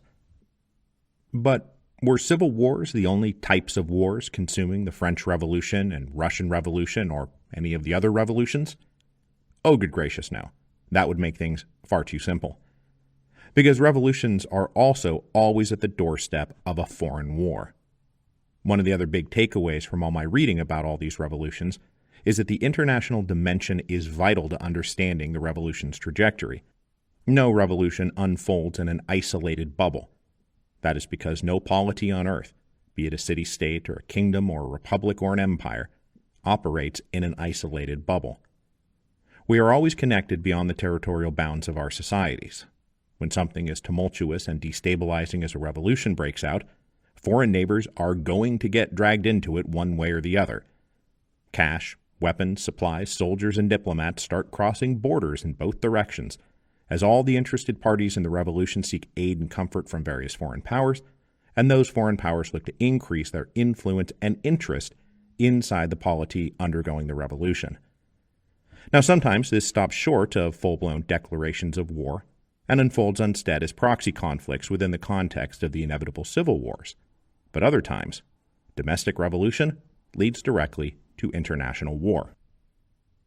Now, there is something of a prevailing myth out there that the most common type of international war will break out when neighboring powers fear the spread of radical ideas and invade and crush the revolution to restore the ancien regime. One imagines an ousted sovereign turning up in a neighboring court begging for help, and the sympathetic neighbor saying, "Ah, yes, we must raise troops to put down the revolution before it spreads." Now, don't get me wrong, this does happen sometimes. The Russians sometimes march into Hungary, but usually it's not that way at all. The great powers of Europe eventually concluded the First French Republic was an intolerable menace that had to be destroyed, but that's not how the war started. Indeed, almost nowhere do we find international powers mobilizing for war primarily on restorationist grounds. Not in the English Revolution, nor the American Revolution, French Revolution, Haitian Revolution, Spanish-American independence, not in 1830 or 1848 or 1870, not in Mexico or in Russia. Now, these kinds of things can happen. France did, after all, invade Spain in the early 1820s with the express purpose of overthrowing the liberal regime and restoring Bourbon absolutism, but these are the exceptions rather than the rule. I mean, even after the Allies had been at war with France for 23 years, they still found themselves without a clear answer of who should follow Napoleon in 1814 and 1815, because the Allies did not agree amongst themselves that it was a war aim to restore the Bourbons to power. Now, what more typically draws neighbors into a war is not their solidarity with the ousted monarch, who could, after all, easily be a long-despised rival who they were happy to watch burn, but instead their interests in the neighbor's resources, strength, and general disposition. Probably they've had local clients who were always happy to orient trade and diplomatic relations in the foreign patron's direction, and now that the regime has broken down completely, they want to back factions most inclined to support their interests. This is what happened in the Mexican Revolution, where the United States, with all its banks and guns, decided to be the kingmaker of Mexico. They constantly shifted their support. First Villa was great, and then he was the devil. Madero and Carranza and Obregón came in and out of favor.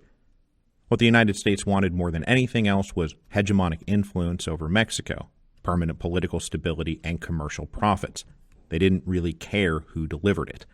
This also happened in Haiti, which effectively became a battlefield between the British and Spanish and French forces, in addition to the local population, because it was the most profitable piece of real estate in the world.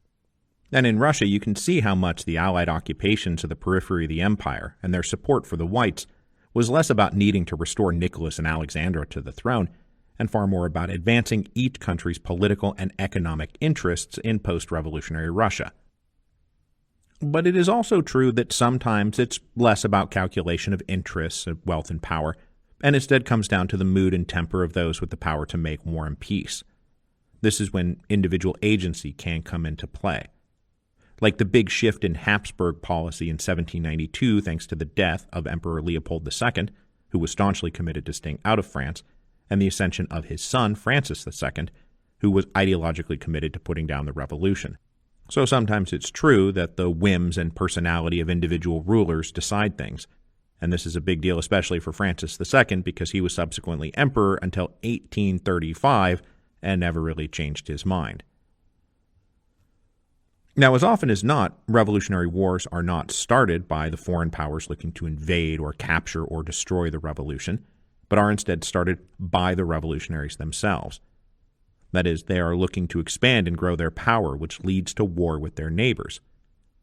The wars of the French Revolution, I think, began when the Jacobins started to push for a war in 1791 and 1792 as like a character-building exercise that would invigorate the nation and push the expansion of this empire of liberty they were trying to create. They had dreams of the universal salvation of mankind and wanted to overthrow neighboring regimes to see it done.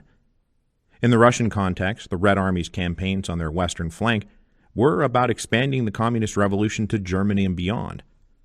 Now, in the case of their conflict with Poland, well, Poland had its own expansionist dreams that ran them right into Russian expansionist dreams, so it's not like the Polish-Soviet War was entirely about Bolshevik dreams of worldwide socialist revolution, but that did have a lot to do with it. There was a reason they were trying to march on Warsaw, and that was to create a bridge to Germany. And many observers saw the Battle of Warsaw explicitly in terms of a battle between capitalism and communism, with the result being the miraculous salvation of capitalism from the invading communists. Now, there are, of course, also international wars where the neighboring country or foreign power is not at all opposed to the idea of revolution at all. Sometimes the regime is positively giddy at the idea that a revolution has broken out somewhere in a neighbor's territory because of the wonderful opportunities it affords. The prototypical example of this is France deciding to support British North America in their rebellion against Crown and Parliament. It was certainly a wonderful opportunity to stick it to the British.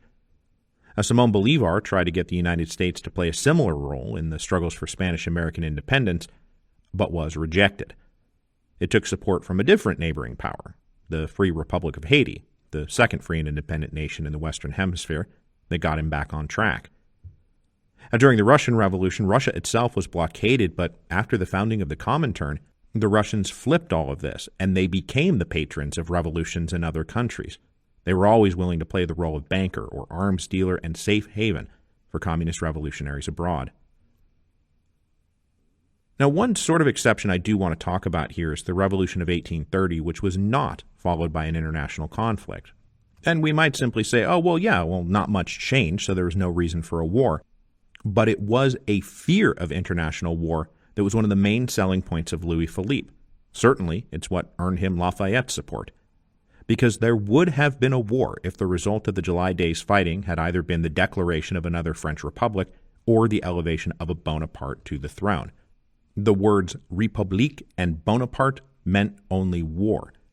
And it is very unlikely that in 1830, the other great powers of Europe would have allowed either a republic or a Bonapartist restoration without a fight. And so the French swapped one Bourbon for another, and then made it very clear in their first communications with all the other foreign offices of Europe, we are not a threat to you, we mean you no harm. So what all of these wars mean, whether they are foreign wars or civil wars, is that a revolutionary epoch is a militarized epoch. Nearly all the revolutions we've talked about involve military mobilization on a scale that far exceeded the military mobilizations of the Ancien regime. From the creation of the New Model Army to the creation of the Continental Army, the Levée en Masse, the Red Army, the various armies of the Mexican Revolution and Spanish-American independence and the Haitian Revolution, we have tons of people either volunteering to serve in the ranks or conscripted into service. In all of these places, the number of people under arms dramatically increased, and the hearts and minds of tons and tons of people were stamped by military service, with the drilling and the orders, the battles, the blood, the boredom, the losses, the courage, the victories, all of it. The shared experience of war marks the revolutionary generation. One of the effects of this is that military service has always afforded an opportunity for upward mobility. The Army and the Navy have always had room for talented recruits and opportunities for young men to advance up the social ladder. And in a revolutionary war, these opportunities are everywhere. People can come from nowhere and become something. This is especially true in a situation where the martial aspects of the revolution increase, and so the social and political authority of military officers increases beyond their mere military authority. This upward churn creates leaders and heroes, and at the very top, opportunities for commanders-in-chief to lead the whole nation. Napoleon is obviously the most famous example of this, but George Washington went from merely being a prominent Virginia planter to being like God of America. Simón Bolívar did it in South America. Obregón did it in Mexico. If wars are everywhere, soldiers will become your leaders.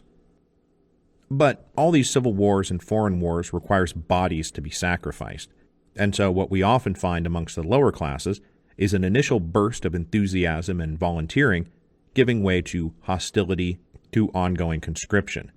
This then becomes a major driver of resentment and backlash against the revolutionary regime. Husbands and brothers and sons and fathers being hauled off to go kill or die in a war they don't really want to fight in. Obviously, in the French Revolution, the Vendée uprising is explicitly an uprising against conscription. Throughout the old Russian Empire, every side engaged in impressment and conscription of one kind or another, which provoked local resistance whenever and wherever it happened. Dodging the draft, whoever's draft it was, became a cause for local celebration of the sly foxes who kept clear of the recruitment officers.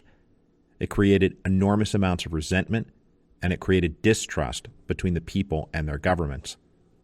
Now, going alongside this resentment over conscription is resentment over requisitions, where armies operating in theaters are simply plundering the local population in order to keep the war machine going. These requisitions at bayonet point often seem very anathema to the idea of liberation and emancipation and utopian prosperity that the revolution was supposed to be about. Instead, people wearing revolutionary cockades or stars on their hats come around telling you you have to give them all your chickens. With civil wars and foreign wars erupting all over the place, the common people always have to endure crisscrossing armies, conscripting and requisitioning, and then occasionally running into each other in huge battles that cause enormous pain, suffering, and destruction wherever they break out. And this is a huge part of the explanation for why revolutions break out with so much hope and optimism, and often sink into so much cynicism and pessimism. War-making also has a profound effect on the course of the revolution. With existential emergencies constantly coursing through the revolution, the new regime has to deal with every single one of them, and as they attempt to win whatever war it happens to be fighting, they are often led to take draconian measures implemented for the salvation of the revolution. And if the government is not doing enough, if they seem to be losing the war, this presents a path for radical challenges to that regime. Radicals can demand sterner measures and more clear-eyed leadership. They can say that victory alone ensures survival, that this is no time to hem and haw and have a heart. So, next week, we'll get to the stage in the revolution I'm sure you all knew was coming eventually, the radicalization of the revolution, when many of those who started the revolution are now suspected of being weak-willed traitors who can no longer be trusted with power. And with so much at stake, how can we possibly allow them to remain in power even one day longer?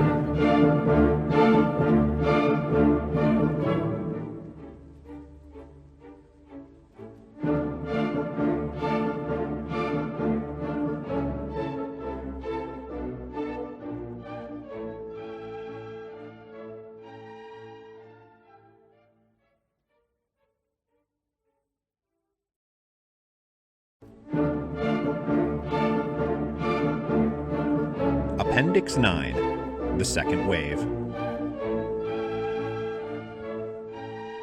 As we've discussed over the last two appendices, when the first great revolutionary wave recedes, inherent divisions among the revolutionaries emerge. Those who find themselves in charge of the post-revolutionary government struggle to maintain cohesion. The disequilibrium of the later stages of the Ancien regime finds its counterpart in the disequilibrium of the early stages of the revolutionary regime. Things are still extremely fraught, and nothing at all is settled. The revolutionaries turned responsible agents of government must improvise on the fly a new set of political arrangements that will hopefully allow equilibrium to return to the society they've seized control of. And this is no easy task, because all the chaos balls bouncing around the later stages of the Ancien regime are still bouncing around in the early stages of the revolutionary regime. Plus, there are almost certainly shooting wars breaking out on multiple fronts. Achieving stability is an incredibly difficult task, and occasionally, it's impossible. Now, we know that divisions among the revolutionaries can open up on many fronts: religious, geographic, economic, and social class. But one of the most dependable splits is along temperamental and ideological lines. This is a split between moderates and radicals. Radicals cheered on the first revolutionary wave and now want it to advance further in bigger and bolder directions. Moderates cheered on the first revolutionary wave and now want to consolidate a few minimal gains before risking anything more, if indeed they even want to risk anything more. Chances are they are satisfied with the minimum gains and don't want the revolution to advance further at all. It usually happens that as the early stage revolutionary regime coalesces, moderates wind up in key positions of authority. If that government tries to put the brakes on the revolution, they will inevitably be criticized by more strident radical voices. If the conflict between radicals and moderates escalates, then the stage will be set for a second revolutionary wave, a more radical wave that sometimes succeeds and washes out the moderates, and other times breaks against the storm wall and is forced to fall back. Before we go on today, though, let's get our terminology down, because words like radical and moderate can take on all sorts of meanings in people's minds. The definition of these words shifts constantly depending on time period, geographic location, and political context. So, let's be clear about what we're talking about. Let's start with radicals and radicalism. I often find people misunderstanding one another about who or what should be called radical because we equivocate on the meaning of the word. Broadly speaking, we need to disentangle two types of radicalism: radicalism of means and radicalism of ends. Radicalism of means is a willingness to engage in any strategy or tactic that will achieve political objectives, whatever those objectives happen to be. A radical in this case is somebody who will ignore both the spirit and the letter of any custom, law, rule, or norm in the pursuit of their objectives. The ends justify the means. Radicalism of means is thus measured by a willingness to do things beyond the bounds of what we might consider normal ethical behavior. It involves a flexible imagination, single-minded clarity of purpose, and very few compunctions about doing things that other people might consider bad or wrong. If a radical of means is losing a chess match, they might win that match by bashing their opponent over the head with a chair. This is the tactical approach of a radical of means. This kind of radicalism can be deployed towards any objective. So conservatives, liberals, moderates, all of them have radical wings. So a radical conservative is absolutely a thing, even if the words themselves appear to be contradictory. A radical conservative is someone willing to go to any lengths and use any tactic in defense of the status quo. Now, the other type of radicalism is radicalism of ends. When we talk about ends here, we are talking about how much society will change from the present status quo. A conservative is somebody who wants things to change not at all or change very, very slowly. A moderate is willing to tolerate some change but not go too far or too fast. A radical, meanwhile, wants the complete reordering of society after an apocalyptic year zero. This total reordering of society is often premised on the destruction of old social and political institutions. The goal of such radicals is not remodeling the house, but tearing it down and building something new from the foundation up. Radicalism of ends is not limited to left-wing or progressive political actors. A religious fanatic might have the radical end of a theocracy. A nationalist might have the radical end of an ethnically pure society. The point being that the radical end involves a great departure from the present status quo and a greater willingness to toss out institutions of that status quo that are seen as irredeemably corrupt. Now, on the other side of our looming confrontation, we have moderates. In contrast to the radical, the moderate is going to limit the scope of their imagination, whether we're talking about means or ends. Moderation of means entails having some kind of mental list of things one won't do, that if one can only remain in power if one does X, and X is too radical a step to contemplate, whether it's assassination, blackmail, or hostage-taking, then the moderate will not do it. They will acknowledge defeat and quit the field. Moderation of ends, meanwhile, entails a cautious imagination about what is possible. Change and reform must happen, but it should not go too far or happen too fast. We must proceed one step at a time. They consider calls by radicals to cut the cord and sprint away from the chains of the past as a reckless risk that will provoke a backlash threatening to undo even moderate revolutionary gains, let alone the great dreams of the radicals. For the moderate, prudence and patience are the watchwords after so much chaos and violence. With these parsed definitions in mind, we can now see that there can exist moderate radicals and radical moderates, which, like the radical conservatives, seems like a contradiction in terms. A moderate radical, though, is somebody who dreams of great social transformation but has limits on what they are willing to do to achieve that grand objective. A radical moderate, meanwhile, is willing to engage in any activity or behavior necessary to ensure the revolution is not handed over to radicals, or anybody who wants to turn the world upside down. When I think about the French Revolution of 1848 and the ministers of the provisional government who deliberately sabotaged the national workshops in order to discredit them and halt further advances on the social front, well, those seem like radical moderates to me. So if we go back and survey the people who come to power after the first revolutionary wave, we typically find ourselves among moderates of ends. This is explainable in part because of where they come from. The first batch of post-revolutionary leaders is typically drawn from the ranks of the old ruling class as we broadly defined it. Educated elites with the money, connections, and standing to have a place in society under the Ancien regime, even if they were not actually holding the levers of power. These leaders then typically come from that breakaway faction of the ruling class we talked about in our early appendices, people who had become so resistant or frustrated with the now former sovereign that they launched a revolution to overthrow them.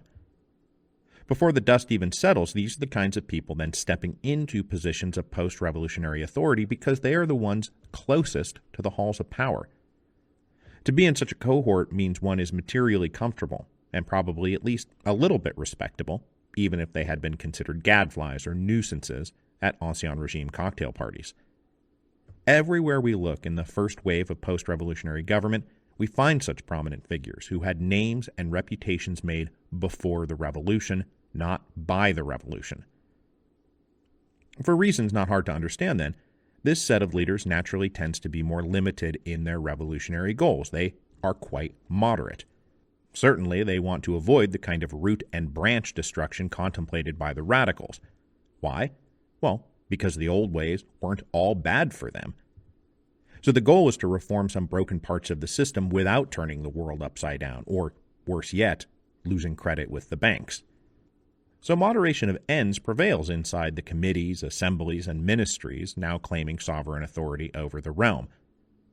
Though, it is worth pointing out that even if all these folks are considered moderates because they are moderate of ends, this first batch of quote-unquote moderate leaders have just passed through a period where they were quite radical on the question of means. They have, after all, just come from performing the mental gymnastics necessary to justify a revolutionary power grab. Even an arch-moderate reformer like Francisco Madero was briefly a radical, and doesn't get much more radical than launching an armed revolt against the government. Complicating the situation for our first batch of moderate revolutionary leaders, from the Earl of Essex to Prince Lvov, is that upon taking up their post-revolutionary authority, their time and attention is now split. The issue here is that the revolutionary government must serve two masters, the revolution and Leviathan. The former demands liberty, the latter demands order. Now that they oversee the administration of society, this group must see to it that society is well administered. Many of the functions of the former regime need to be maintained in full: municipal infrastructure, social programs, tax collection, the administration of justice and regulatory agencies, seeing that the entire military apparatus is still functional. The first generation of revolutionary leaders are now tasked with ensuring all that stays functional. This is an especially difficult task given that if the state was functional, there probably would not have been a revolution. So we are invariably talking about a society whose political and economic systems are frustratingly out of sorts. Just trying to keep the lights on will consume an enormous amount of time and energy and take up most of the emotional and psychological bandwidth of our initial revolutionary leaders. But consumed as they are with trying to keep the lights on, with maintaining order, with serving Leviathan, they also must deliver on the promises made by the revolution. These are usually pretty simple promises: liberty, equality, bread, land, freedom. But while it was easy to shout slogans like these to the masses while the Ancien regime was recognized as the great obstacle to all of that, to anything and everything that one might desire, it turns out to be far more difficult to deliver after the obstacle has been removed. As it turns out, it was never just about one of our great idiots standing in the way of all that is good and pure. There are lots of competing interests out there that must be considered when formulating policy. Lots of competing revolutionary interests. There is tension, after all, in the workers' cry for cheap bread and the peasants' demand for better prices for their grain. Peasant demands for redistribution of land will incur protests from major landowners who may have themselves been a part of the revolutionary coalition seeking liberty and might even consider breaking up their estates if they are adequately compensated. But adequate compensation means making demands of the peasants that might infringe on their conception of revolutionary liberty. Governing means making decisions. Making decisions means making enemies.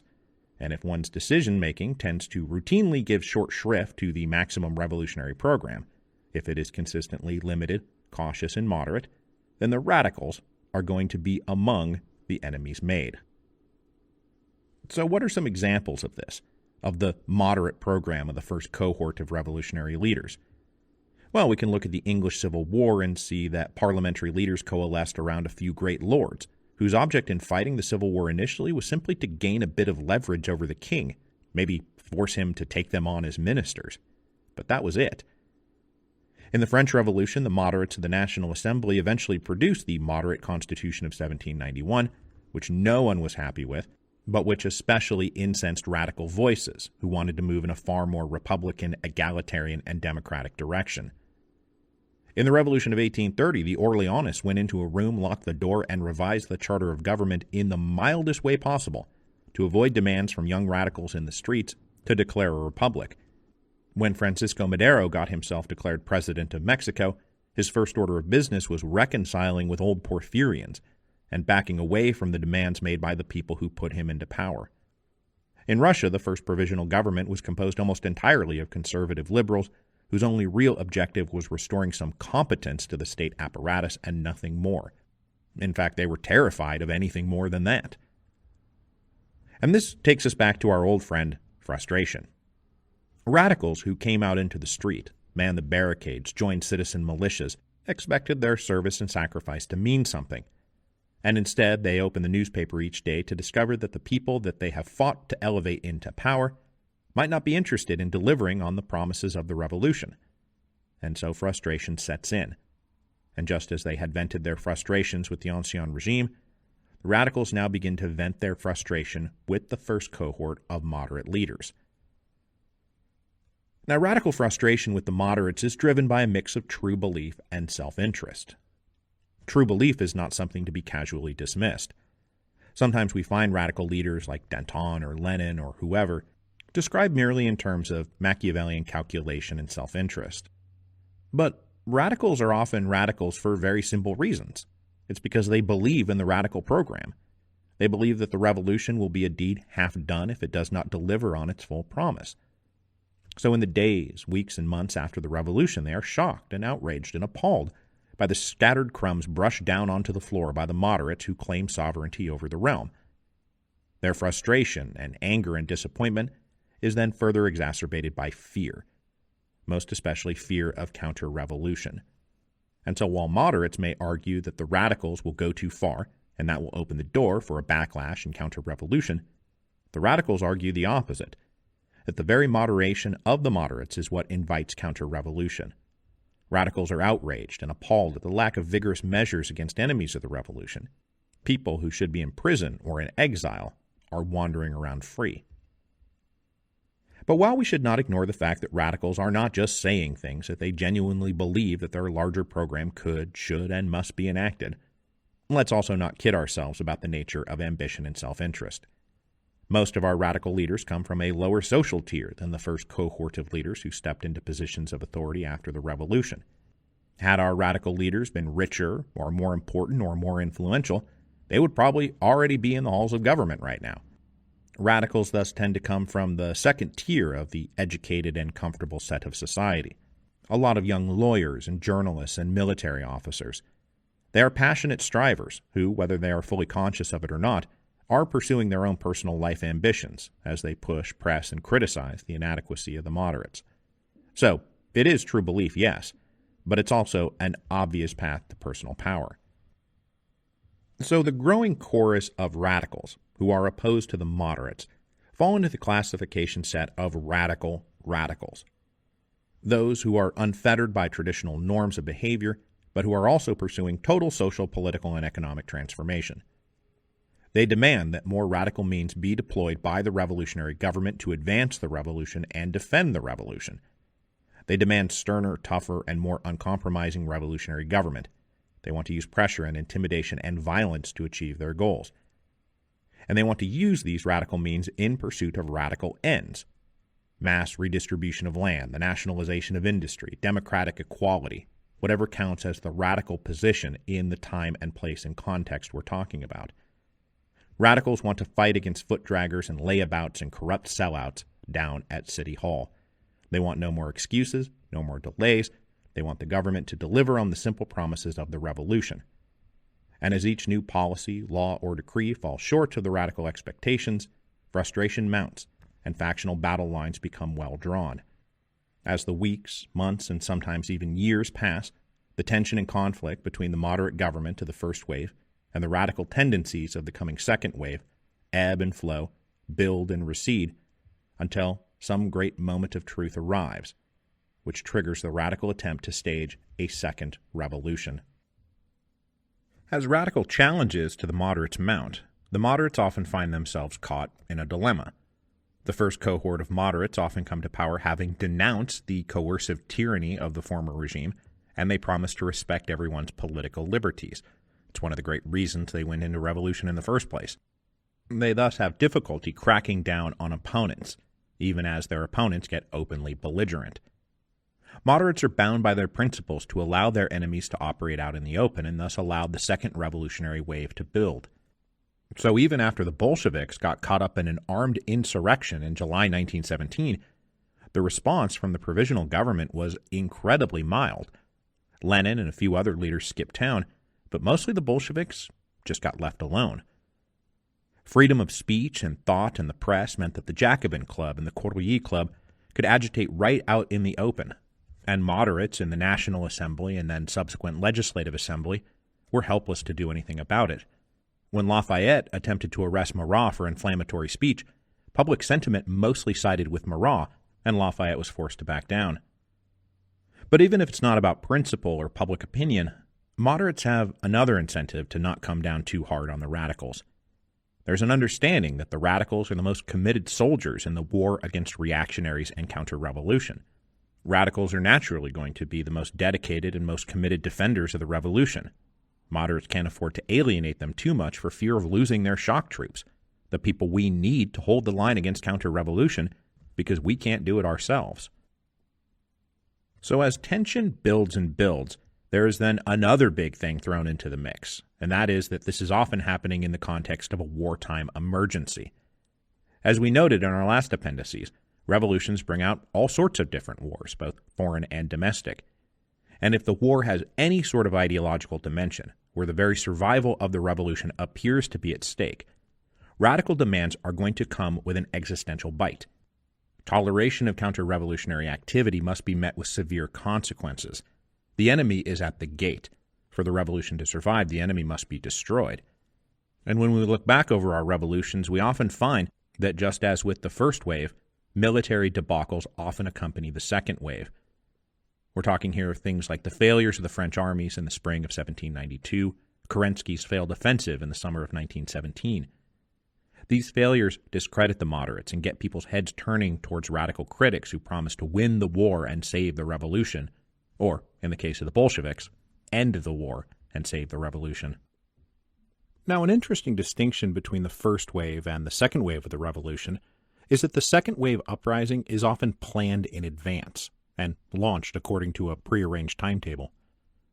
As we've seen, one of the great hallmarks of the first wave of the revolution is that it breaks out spontaneously. It's random. It catches everyone by surprise. Both revolutionaries and defenders of the ancien regime scramble to respond to an event that nobody foresaw. But the second wave typically comes after a degree of planning. Arrangements are made, orders are given, a date is circled on the calendar. The second wave does not happen as a spontaneous reaction to some trigger, but because somebody decided that this is the moment we strike. So what are some examples of this? Well, obviously the French Revolution looms large.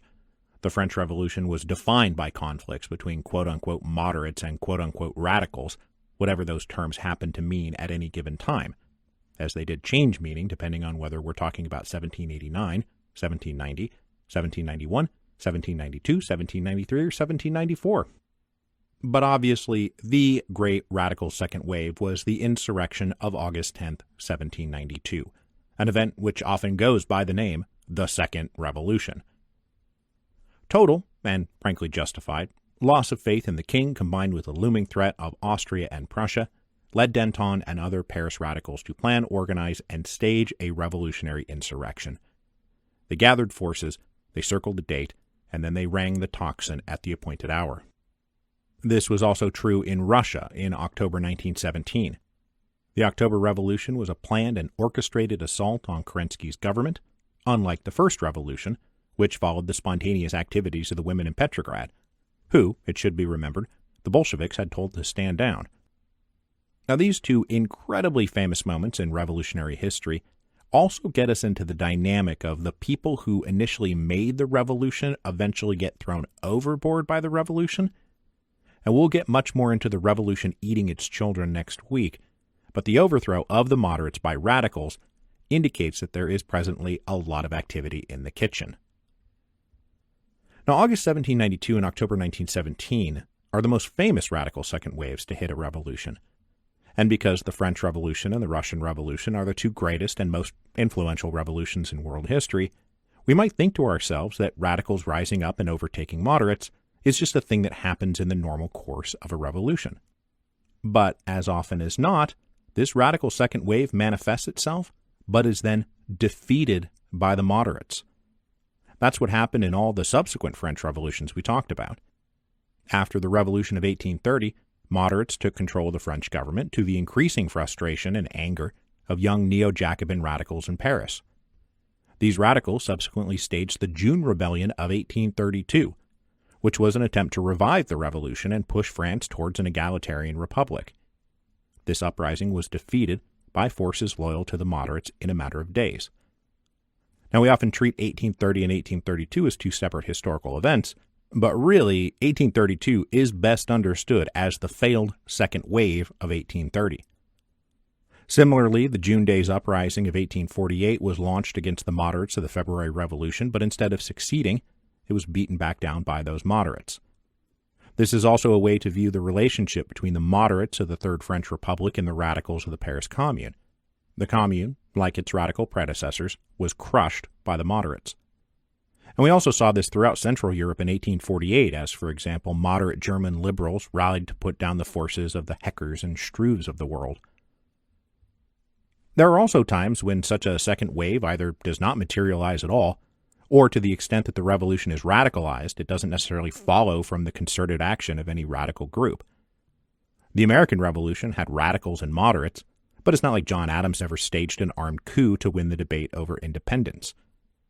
The Haitian Revolution radicalized as emancipation went from unthinkable to fact of life, but this just occurred inside a five-sided messy conflict rather than a binary struggle between moderates in power and radicals out of power trying to overthrow them. In South America, Simón Bolívar traveled a path from seeking merely Republican independence for Gran Colombia to seeking to overturn the racial caste system and emancipate the slaves, But this did not involve a direct insurrectionary dynamic like August 1792 or October 1917. So as we talked about last week with the fact that there's always a restorationist wing of any revolutionary civil war, there's also going to be a radical faction inside of the revolution. That faction is always going to be present. They are always going to want to push further, and they would love to toss the moderate sellouts out on their butts. But they're not always going to have the forces or resources or luck necessary to carry that out. So the radical challenge will thus always manifest, but it can be beaten back. But other times, they very much do have the forces and resources and luck necessary to carry it out. And so next week, we will move on to the subsequent attempt to consolidate and settle the revolution once and for all. This typically involves crackdowns, purges, imprisonment, exile, and executions for those on the wrong side of the revolutionary government, whether it takes the form of a dramatic reign of terror carried out by victorious radicals, or more mundane repression by the state, because the moderates won their conflict with the radicals and now would very much like to restore order. Such top-down violence by the government on the people, or at least some targeted group of the people, inevitably follows. As we discussed in the first appendices, ultimately, the legitimacy of any government rests on its monopoly on violent force, and eventually the revolutionary government is going to have to prove that it has a monopoly on violent force. And it is this late-stage process in any revolutionary event that often takes that revolutionary event to one of the most common results of any revolution, and that is authoritarian dictatorship.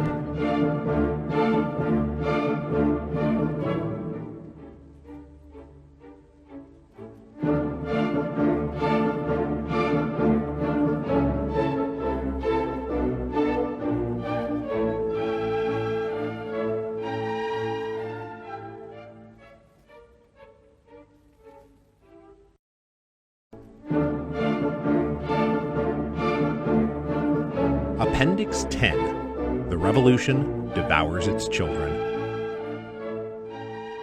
Well, we all knew this one was coming eventually. The point in the revolution when a small clique of radical fanatics who seize control of the government in the second wave of the revolution embark on a reign of terror to purge the enemies of the revolution. At the moment of maximum crisis, surrounded by enemies on all sides, they turn to firing squads and guillotines and chopping blocks to ruthlessly eliminate all perceived threats.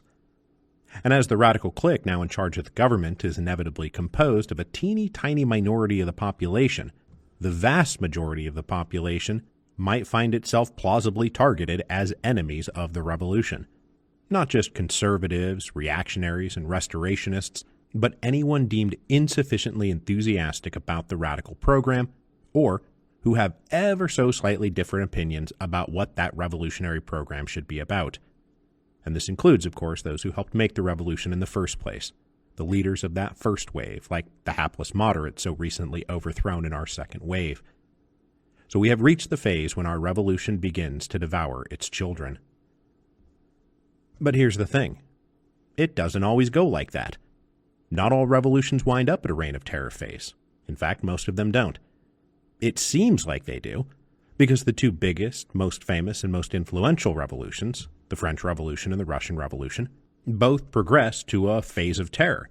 And since we take those to be our model revolutions, we think that all revolutions must progress to a phase of terror. But as we discussed last time, that radical second wave challenge to the moderates fails as often as it succeeds.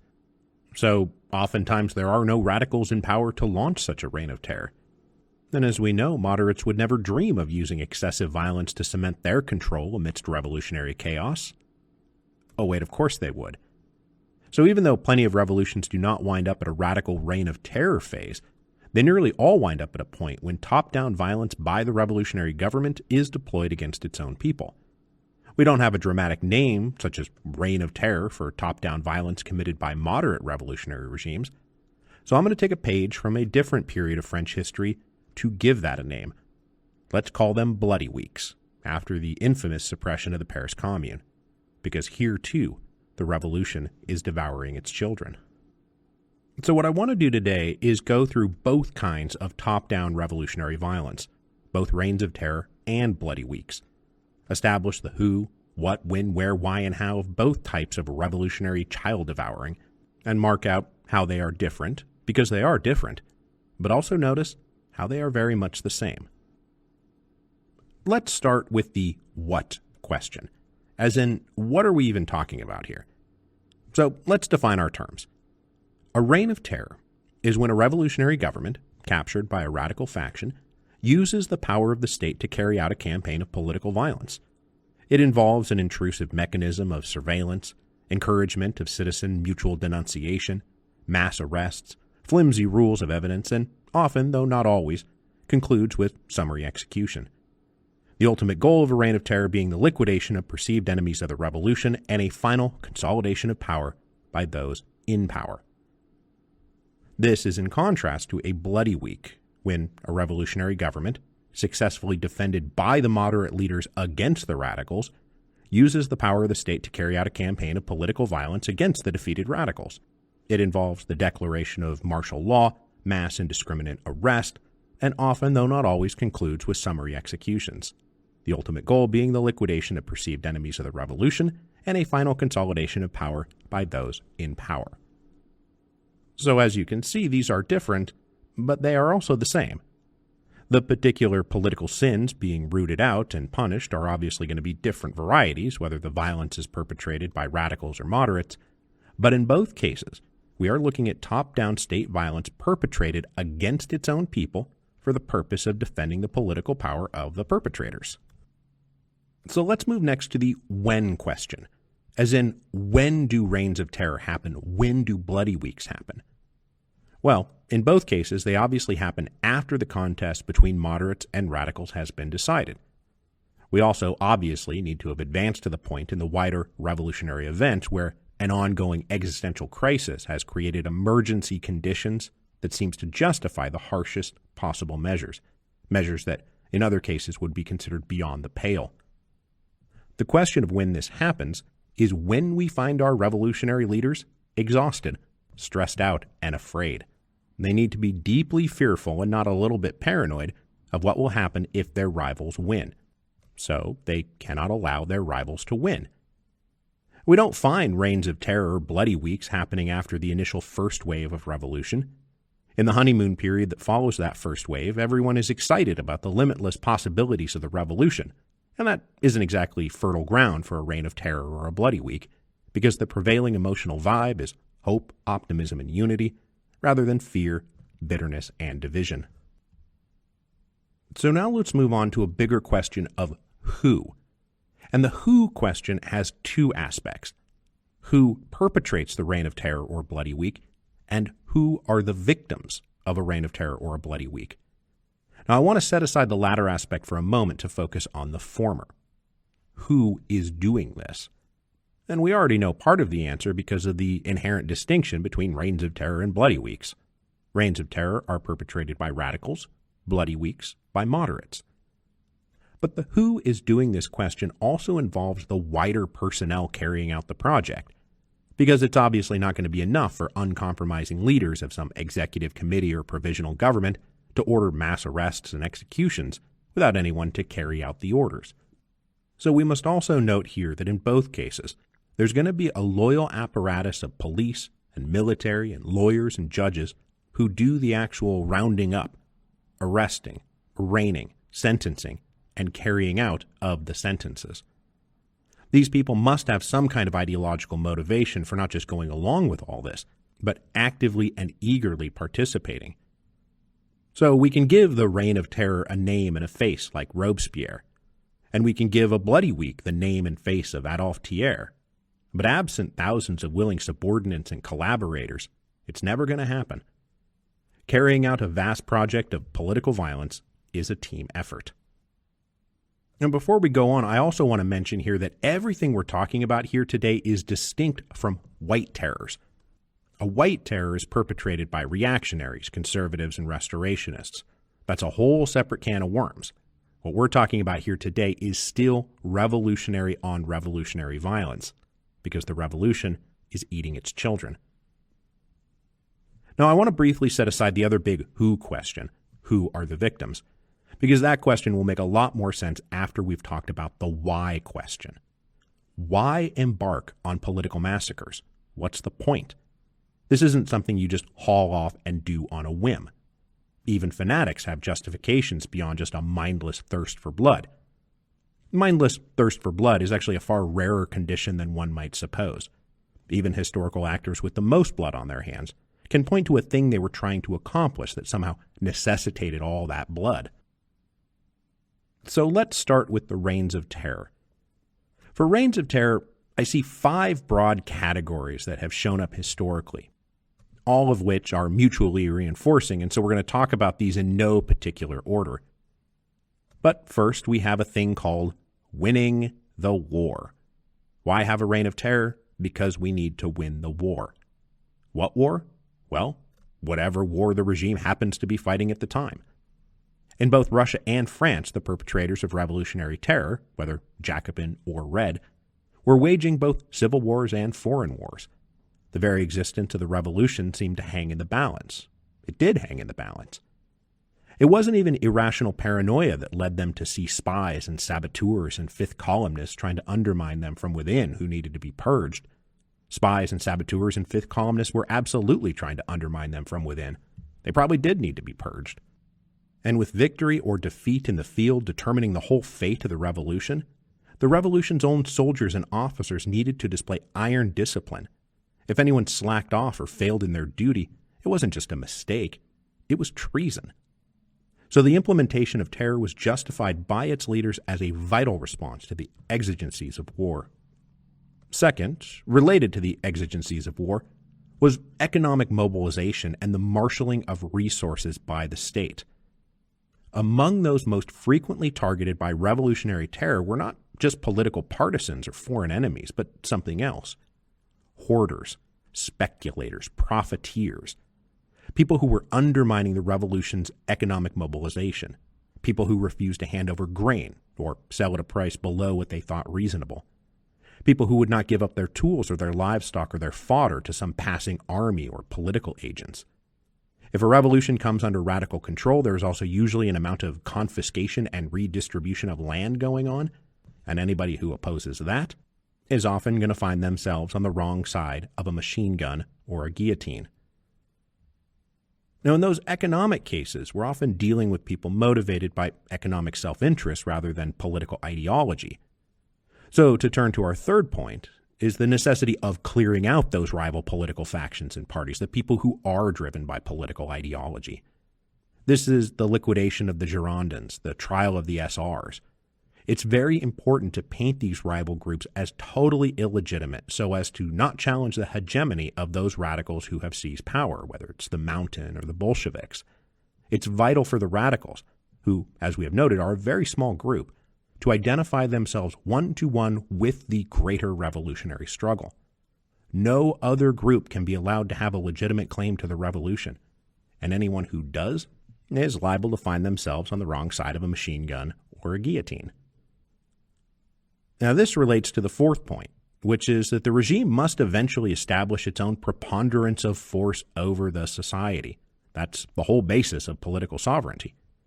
The first wave of the revolution broke the ancien regime's claim, but eventually the post-revolutionary chaos is going to have to give way to something resembling a new order. If the radicals won their contest with the moderates, then obviously the moderates were unable to establish such a preponderance of force for themselves.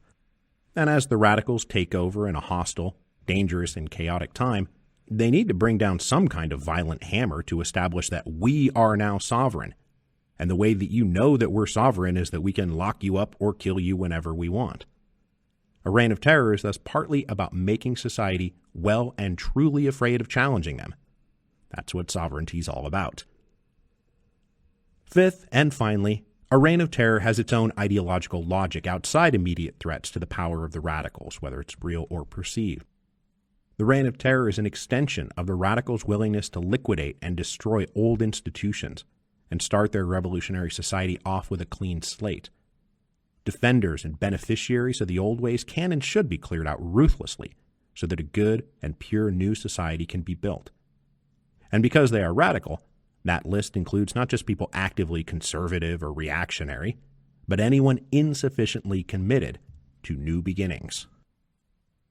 So broadly speaking, those are the justifications for reigns of terror. They answer the question, why do we need to have a reign of terror? And it's not that we have to accept those justifications. It's just that those are the justifications the radicals themselves believe. Now, Bloody Weeks, on the other hand, have subtly different justifications. To follow up from that last point about the desire to start new and destroy everything old, the top-down state repression that goes along with a good Bloody Week is the other side of that coin. They must arrest and deport and confiscate and kill not to ensure a year zero fresh start, but to prevent a year zero fresh start. Moderates, as we've defined them, often love a good political revolution, but they hate the possibility of a social revolution. And they are absolutely willing to kill to prevent the world from being turned upside down. In fact, they're perfectly willing to compromise and reconcile with many parts of ancien regime society, but unwilling to compromise with the most radical wing of their own revolutionary coalition. So it's pardons for conservatives and firing squads for radicals. But the principal justification for a Bloody Week is order. Where a reign of terror is tied to the continuing advance of the revolution, Bloody Weeks are all about restoring order. The radical challenge and further extracurricular activities by revolutionaries out there must be declared out of bounds for all time. And so the radicals who keep challenging and pressing the new moderate regime are condemned for their criminal behavior, for their rioting, their disturbing of the peace, destruction of property, and treason. The justification for a brutal smackdown on the radical wing of the revolutionary coalition rests on the need to restore order. But just like a reign of terror, this restoration of order is about establishing the moderate regime holds a preponderance of force and a monopoly on the legitimate use of force. The time has come for people to stop taking up arms, stop manning barricades, and stop with all these irregular solutions to their political problems. The moderate regime that's in charge right now is in charge. You are playing by our rules, and if you don't like it, there will be fatal consequences. And this is related to the same kind of clearing out of political rivalries that we see in a reign of terror. The moderates need to poison the legitimacy of the radicals to make sure that whatever standing they once had amongst the people is destroyed. And as much as we think that such behavior is only the purview of a radical, moderates can get up to some pretty shady business in the interest of preserving their own position against ideological rivals. Radical leaders claiming to represent a better, truer, or less compromised version of the revolution must be swept off the table. The people must not be allowed to hear their alternatives to the moderates. And if they suggest that revolutionary solutions are the answers to their problems, there must be fatal consequences. So now that we have a sense of the whys, we can return to the second part of the who question. Who are the victims? Because the question, why are we doing this, sets the stage for who are we doing it to? So let's talk about who winds up a victim of a reign of terror.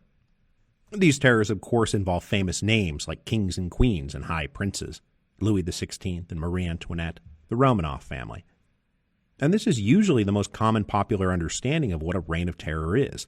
It's the people rising up and dispatching once and for all the hated benefactors of the former regime, ruthlessly killing the blood-sucking parasites who had been rightly overthrown by the revolution. But when you actually go through the numbers and the lists of victims, we find that those people generally make up a small minority of the victims. Aristocrats are not the most common victims of a reign of terror, for a very simple reason that by the time the revolution has reached the reign of terror phase, most of those original benefactors of the ancien regime, like the old nobility, have fled into exile. They are beyond the reach of the revolution. Most of the French aristocracy had taken up residence elsewhere by the time the Reign of Terror came along. Same is true of the old Russian nobility. So if they're not around to get killed, who is getting killed? Well, obviously, we should talk about the fact that a lot of people getting killed are revolutionary leaders who were simply rivals for power of those who now happen to be in charge. This is Jacques-Pierre Brissot and the Girondins against Robespierre and the Mountain. This is the leadership of the SRs against Lenin and the Bolsheviks. This is where the colloquialism about the revolution eating its children comes from. It's the Girondins talking about the Mountain. And most especially, it applies to those overthrown moderates now rebranded as reactionaries.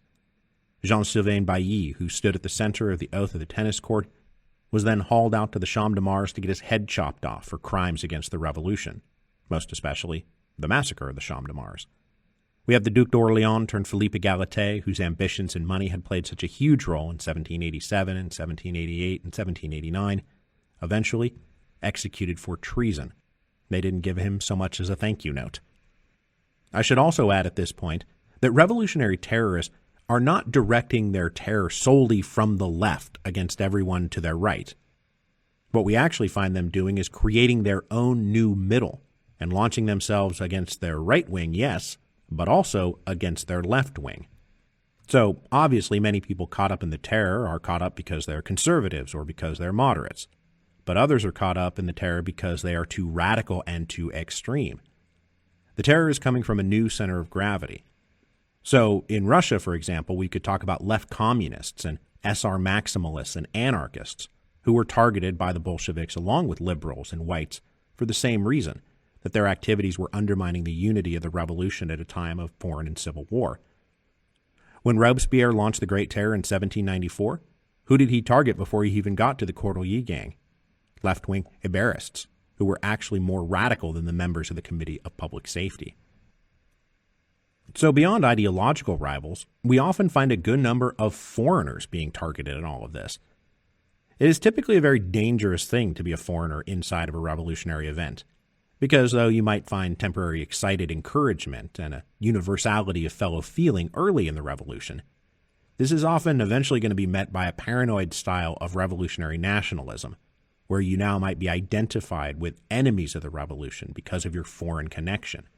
Revolutions are very dicey times for even the most apolitical of expatriates. But most of the victims are simply poor, anonymous commoners. Peasants, workers, lower-class randos who run afoul of the regime in one way or another, or who simply live in an area that happens to be in a state of acute unrest, and the government decides to order in some infernal columns.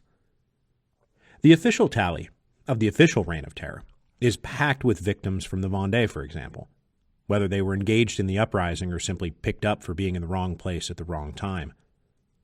Those who are subject to such summary executions, whether by drowning, hanging, cannon fire, guillotine, or machine gun, their names escape our notice because they were nobodies. For every execution of a famous celebrity historical figure, there are hundreds or thousands of executions of unknown commoners. Partly this can be the result of ratcheting up draconian capital punishment for the simplest of crimes. Lots of victims of the French Reign of Terror were like pickpockets and thieves, people who had just broken the law.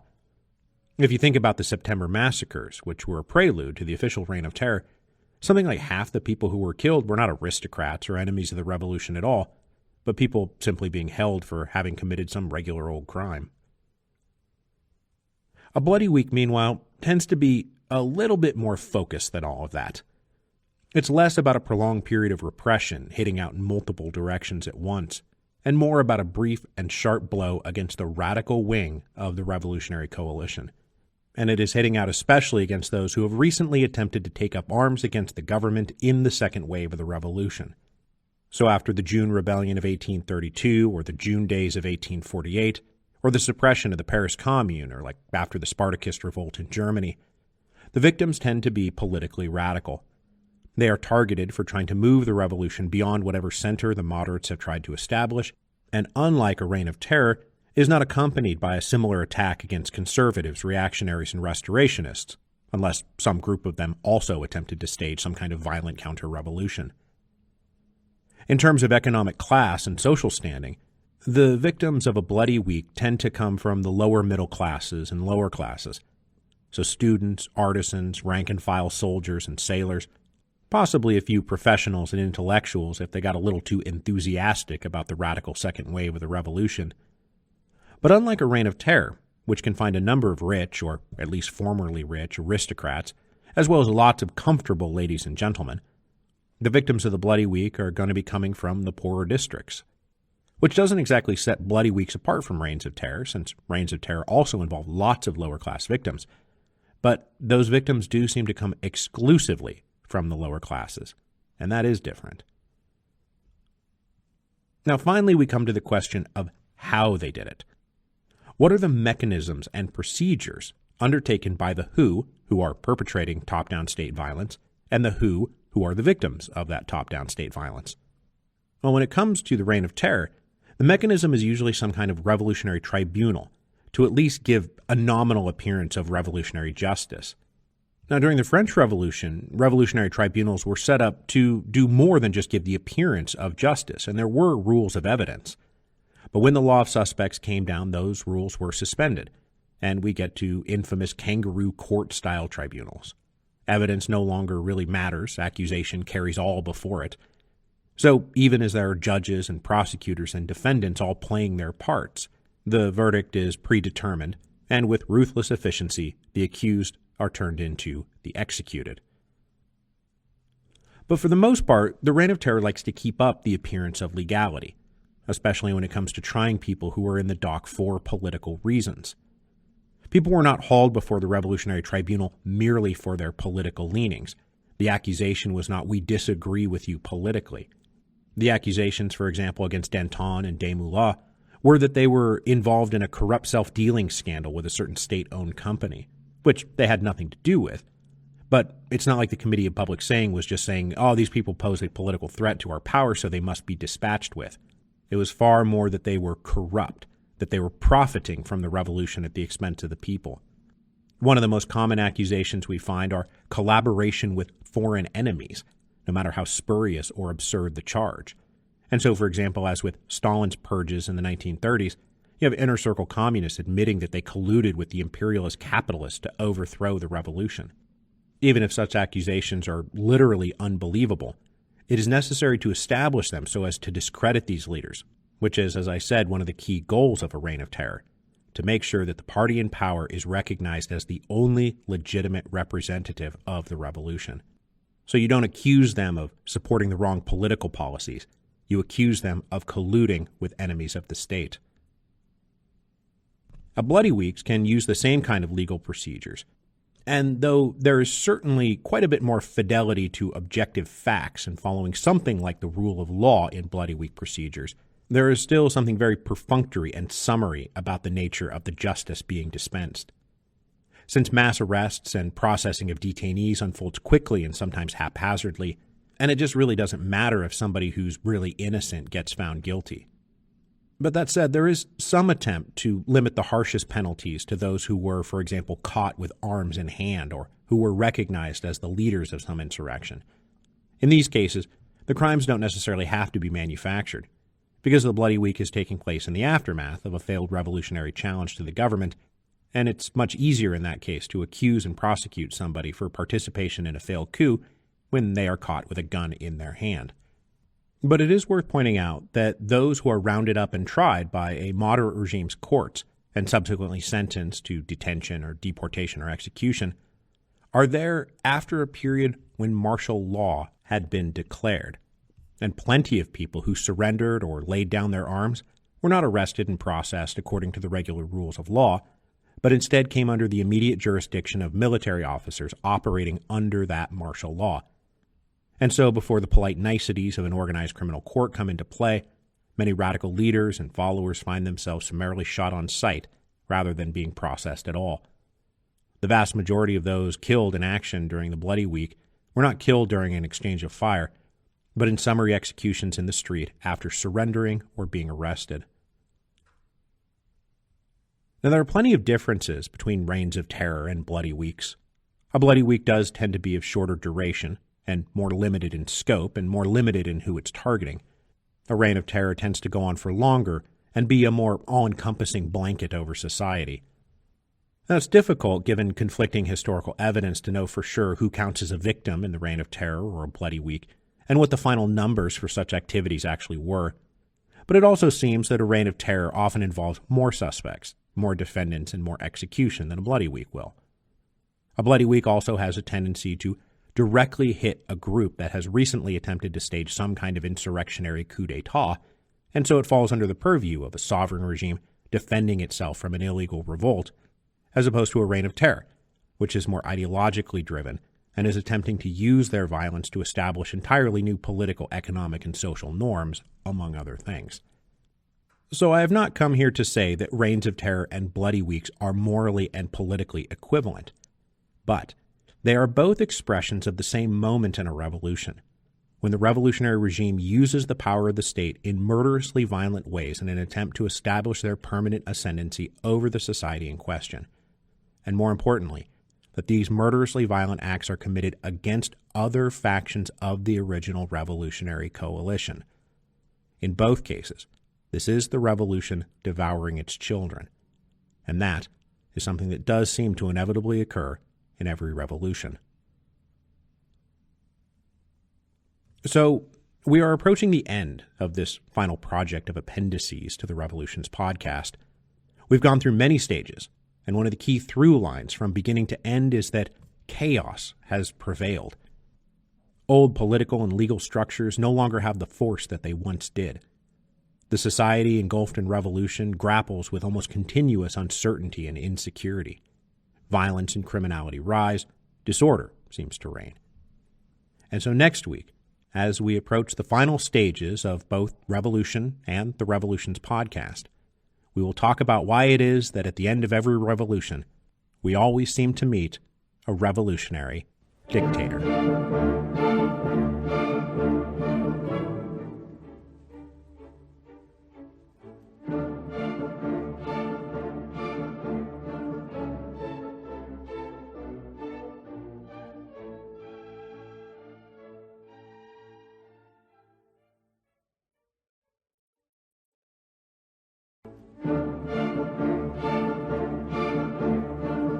Appendix 11. Meet the New Boss.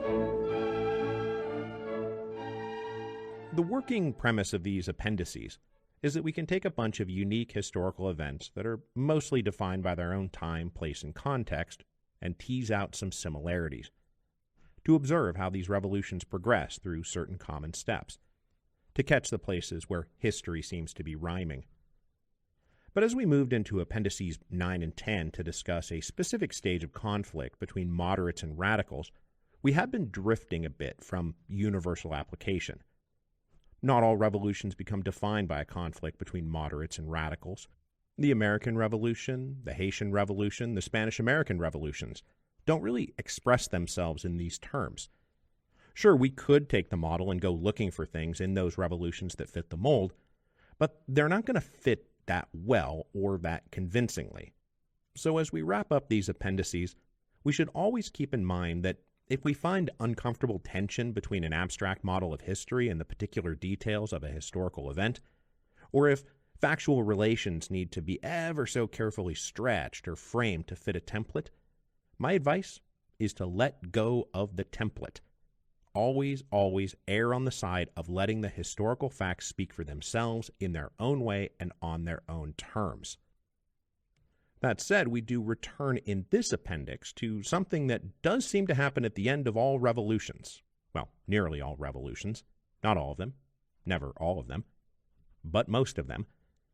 It's actually one of the most common observations about the universality of certain revolutionary events, that they seem to invariably reach a stage where political power and authority coalesces around the magnetic personality of a single charismatic leader.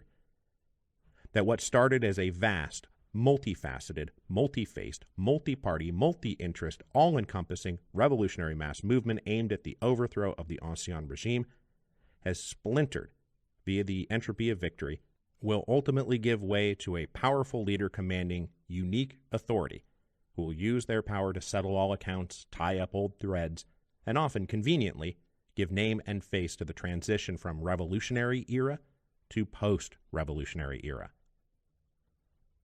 And whatever the specific causes, twists and turns, and courses of whichever revolution we're talking about, it is undeniable and practically axiomatic that a revolutionary period involves an enormous amount of chaos, uncertainty, and insecurity for the population of whatever society we're talking about. This honestly doesn't need much of a further explanation because it's a revolution. It's gonna be chaotic. The old political order has literally been thrown out, and people are scrambling to erect something new in its place. In the interim, there's gonna be a lot of confusion. During that process, different political groups will set up rival claims to power. And one group will say, we're the new power, pay attention to us, not those other guys over there. And those other guys over there are saying, no, we're the new power, pay attention to us. Lines of authority get very scrambled. Nobody knows who's in charge or how long they'll last. And in the revolutions we've been talking about, this is often accompanied by a great deal of combative violence. There could be riots or street fighting. There are often full-blown wars.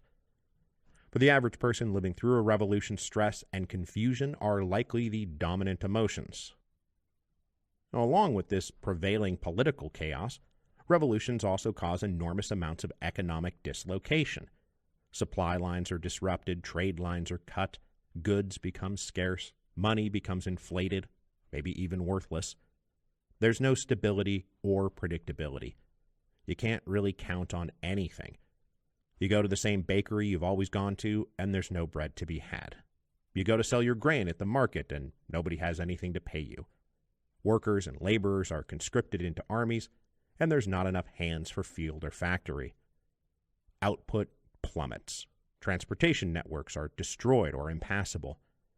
With old economic relations torn asunder amidst war and revolution, just trying to put food on the table becomes a dicey proposition. The struggle for survival often becomes a daily, even hourly challenge, with no certainty whatsoever that tomorrow will bring anything different. Revolutions also come with a breakdown of law and order. Now, the old system of law and order may have been worth overthrowing, just as the old modes of economic and political relations may have been worth overthrowing, but it means that in the aftermath of a revolution, the legal system is going to be a bit of a dysfunctional mess, and it's very easy for unsavory characters to get away with things. Nearly every revolution we've covered has been accompanied by a spike in criminal behavior, and I'm here just talking about regular old crimes: theft, fraud, extortion, kidnapping, assault, rape, and murder.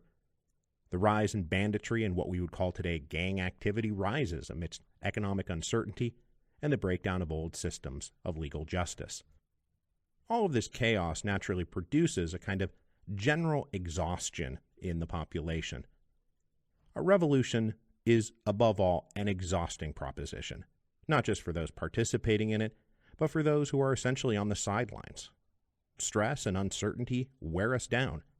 We become very tired. Tired physically, tired psychologically, tired emotionally. The longer it goes on, the more the exhaustion prevails, and like a kind of low-grade torture, invites us to sign on to anything the torturer puts in front of us to just make the torture stop. And in a revolutionary setting, that torture becomes defined by ongoing and never-settled factional civil wars that can provoke from a normal person the sense that, my God, I'm sick to death of all of you people. Just settle things so we can get on with our lives. So the number of people who are stressed and exhausted and absolutely over it in society rises as the revolution progresses. Remember, we started with the masses all pouring out into the streets in this first revolutionary wave to overthrow an ancien regime that had itself become so exhaustingly and frustratingly and provocatively irritating that it just had to go. But as conflicts open up within the revolutionary coalition, and individuals and groups and parties get tossed aside, the people who supported those individuals or groups or parties drop out of politics. They quit, they leave, they run, they hide. And those who are winning the revolution very much prefer it this way. They're happy to purge and discourage and prohibit people who disagree with them from participating in politics because, look, they're trying to organize a new legitimacy, and dissenting voices will mess all that up. So as the stakes rise, the willingness to tolerate dissent inside the revolutionary regime shrinks, and people wind up unable to muster the energy to fight on. What they want is some semblance of order, and revolution often takes them to the point where they are willing to accept order in whatever form it takes, whether they actually like it or not. The point I'm trying to make here is that human beings have a tendency to prefer living with something resembling security, regularity, safety. This is one of those primordial instincts that goes with the territory of being a mammal in nature. We prefer to go back to the same place for food and find that there's food there. We prefer it when we can go to the same place we found water last time and find that there's water there again. We prefer to be able to go to sleep at night and not be attacked by predators or rival groups while we sleep. And to be honest, there's nothing wrong with that. It's stressful to live in chaos, and people would prefer to live with less stress and fear if they can get away with it. The fact is, most normal people endure the revolution as passive and helpless spectators. Most people are not obsessed with politics. Most people don't even care about politics, or if they do get interested, they get quickly fed up. And day by day, the promise of order and regularity becomes very alluring. And so if a single leader out there starts to make a name for themselves, and that name begins to promise order and stability and an end to the chaos, a lot of people are willing to listen. And even those who are still idealistic true believers and don't necessarily believe that the order promised will be worth the price, well, they look around in despair that the people probably don't have any fight left in them. So even if a leader rises up without much cheering, they may rise with something a leader likes just as much, and that's exhausted resignation. But let's be clear, it's not like the leaders we're going to talk about here rolled in and said, "Oh, aren't you sick of all the chaos and disorder? Hand all power to me, I'll make everything better."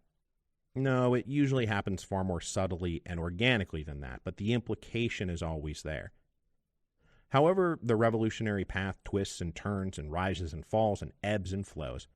It takes us to this place. Some charismatic leaders accruing more and more political power with less and less resistance. Usually, the rise of this leader comes as they personally win over the loyalty of a large section of the armed population, by which I mean an army, and resistance dissolves, not necessarily from a feeling of, "Oh, gee whiz, I'd rather go about my business and not pay attention to politics anymore," but more, "Oh, that guy commands such an overwhelming amount of violent force that it would be suicidal to try to challenge them." And so the revolution that started with the many becomes the one. So who are we talking about specifically here? Well, if you've paid any attention at all to the podcast, you can probably name each individual I am about to discuss off the top of your head. Because they wound up as the great charismatic leader defining the end game of their particular revolution, we had to talk about them a lot. So none of these names should be unfamiliar. Most of them should be right on the tip of your tongue. So who are we talking about in the English Revolution? It's obviously Oliver Cromwell.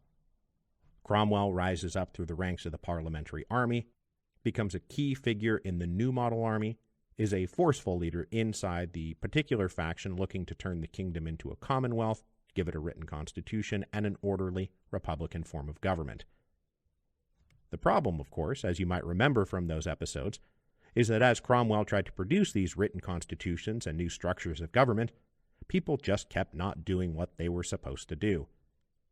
The good Lord Protector, elevated to maintain security in the realm and act as an executive inside of a new constitutional order, kept finding the other branches not behaving the way they were supposed to behave, and so he had to keep dismissing them, improvising a new approach, and finding out that those new ways also didn't work. And so, in exasperation, Cromwell would blow them up. Appointed Lord Protector for life, Cromwell ruled from 1653 until his death in 1658. Now, it's true he kept refusing to wear the crown, and he never stopped trying to get a power-sharing system in place. But as the rump parliament and the bare-bones parliament and the rule of the major general came and went, the one thing that stayed was Cromwell, indisputably holding power to the end. Now, as you may have noticed, the American Revolution tends to miss a lot of these beats in the latter stages of the Revolution. But it was still an incredibly chaotic event, and obviously there's only one man who fits the bill here, and that's George Washington. Washington is the central, indisputable leader of the American Revolution. He's the indispensable man. Never authoritarian, but always authoritative. It's true he got dragged kicking and screaming to be the first president of the United States, but it's very telling that everybody told him he had to do it, and that the absence of his presence would make the whole project fall apart. The presidency was a uniquely powerful executive institution at the time. Both head of government and head of state, it was designed specifically for Washington. But Washington is a different breed of cat here. He defied human nature and instead of ruling for life, retired. But the revolution does revolve around Washington, doesn't it? And it resolves to Washington, doesn't it? Now, he's not a dictator. He never was a dictator. But had he been born of a slightly different cloth, King George I of America was absolutely on the table. It remains utterly remarkable that he wouldn't take what nearly every other man in his position would have, or at least every other person we're talking about here today would have. And even though he's not a dictator, the American Revolution absolutely ended with a single charismatic leader in charge. Now, when we get to the French Revolution, you know the only person we could be talking about here is Napoleon Bonaparte. Like so many things about the French Revolution, Bonaparte is the prototypical example of all this.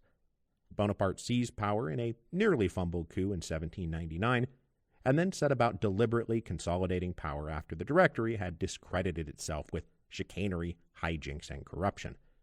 Bonaparte's power only grew as he continued to fight wars with the rest of Europe, won those wars, the result of which being European conquest revitalizing the French economy. This made him very popular.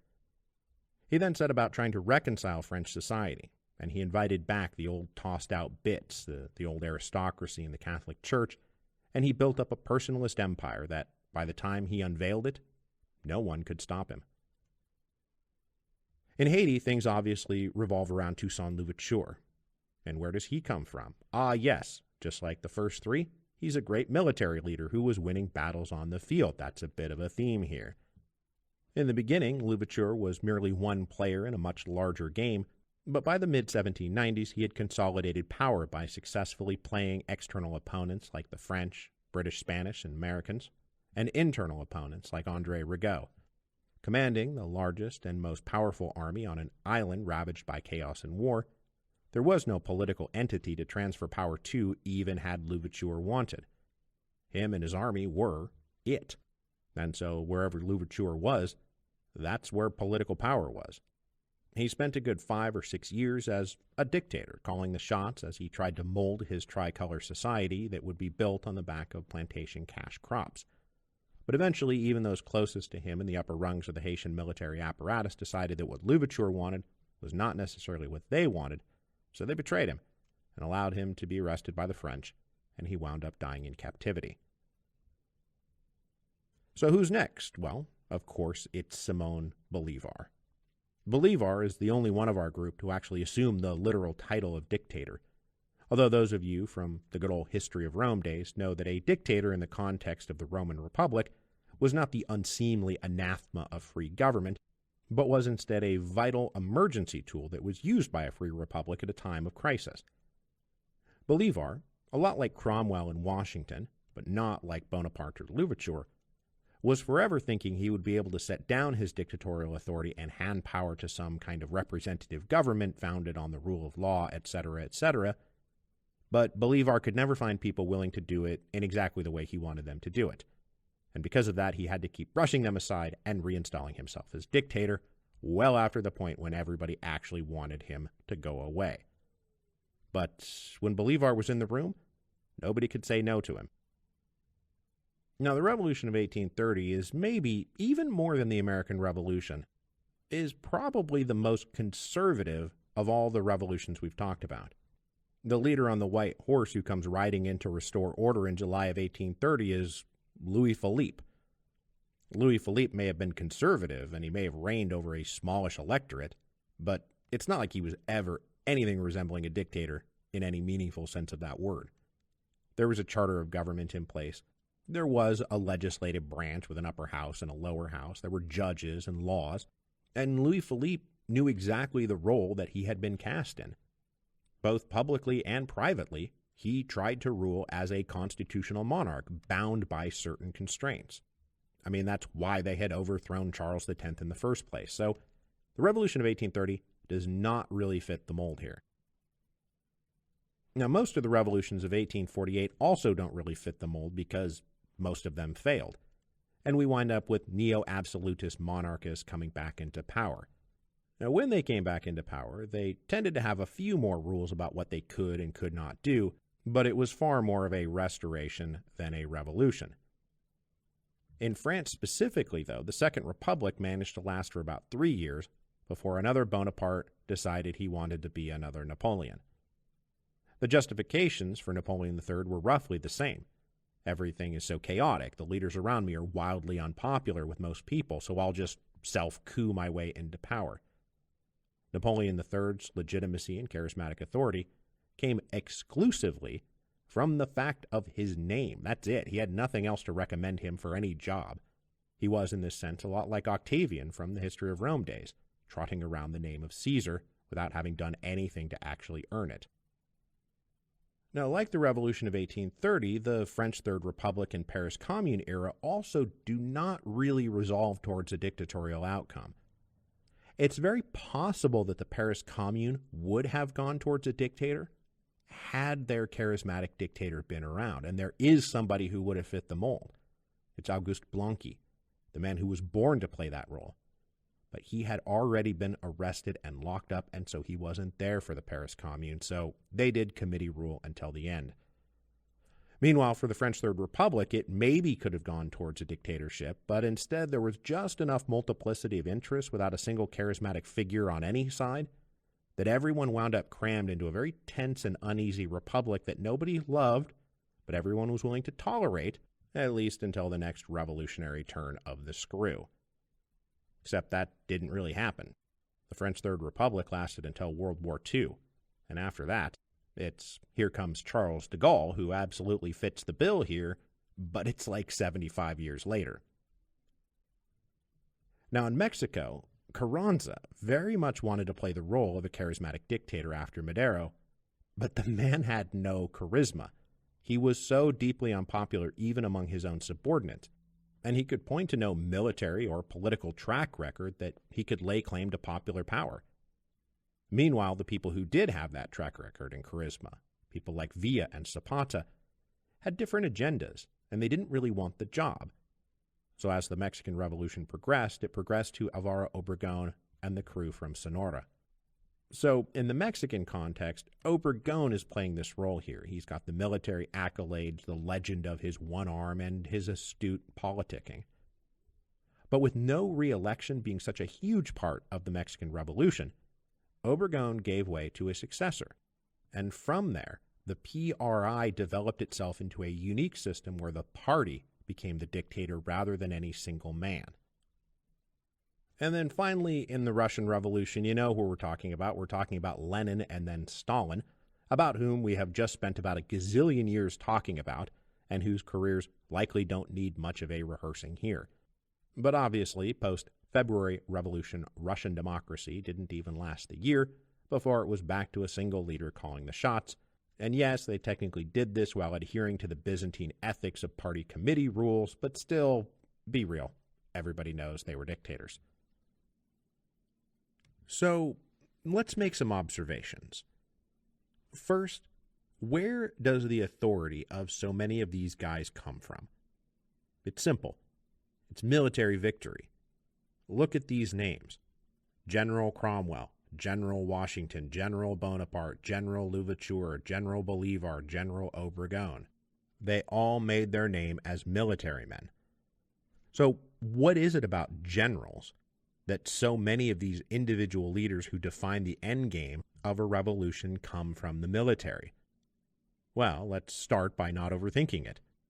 Sovereign power is all about holding a preponderance of force over your society. We've talked about this at length. And if you're a military leader who has developed a loyal army, well, that's kind of the ball game, isn't it? Because who can possibly stand against you but another army? And these guys were all successful not just in combating foreign threats, but more importantly, they have very likely just won a civil war. And so at that point, there's quite literally no army that can stand against them. That army was just defeated. But also just in terms of the cult of personality type influence that's necessary to go along with these kind of rulers, military victory is a great way to have your name and face spread far and wide, either by word of mouth or in newspapers or radio broadcasts. For that kind of mass reach, you need to be doing something that affects all of society. Be involved in something that all of society cares about. the course of a war is one of those things that everybody is going to be talking about. And so the victorious leader in one side of this war is going to get talked about a lot. And if they are victorious, they are going to be talked about in positive terms. The military, of course, also functions as a hierarchy with a commander-in-chief at the very top, and so it's practically built for personalist rule. When all the other institutions of society have fallen apart, the army structure transfers very nicely into the political arena, which necessarily involves one person at the very top giving orders. Now, with Lenin and Stalin, we have a unique situation among our dictators as they commanded their authority as political operators, not military generals. The military men who tried to become dictators, people like Kornilov or Denikin or Kolchak, were all whites. They weren't reds.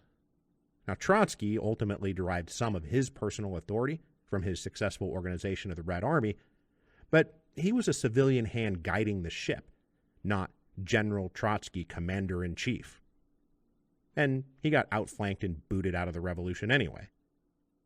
But though Lenin and Stalin derived their authority from their ability to manipulate political parties rather than their charismatic authority as military leaders, it is worth remembering that both of them were acutely aware that they couldn't have charismatic military heroes running around out there challenging their authority.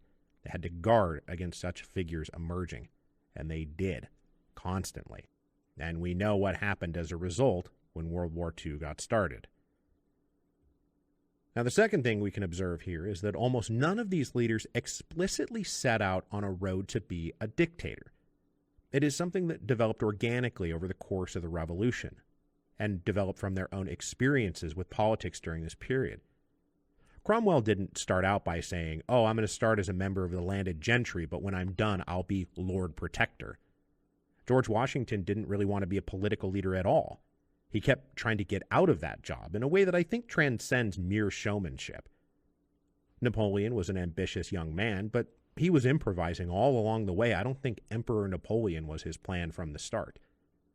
Absent the Mexican Revolution, Alvaro Obregón is just out there in the north raising chickpeas.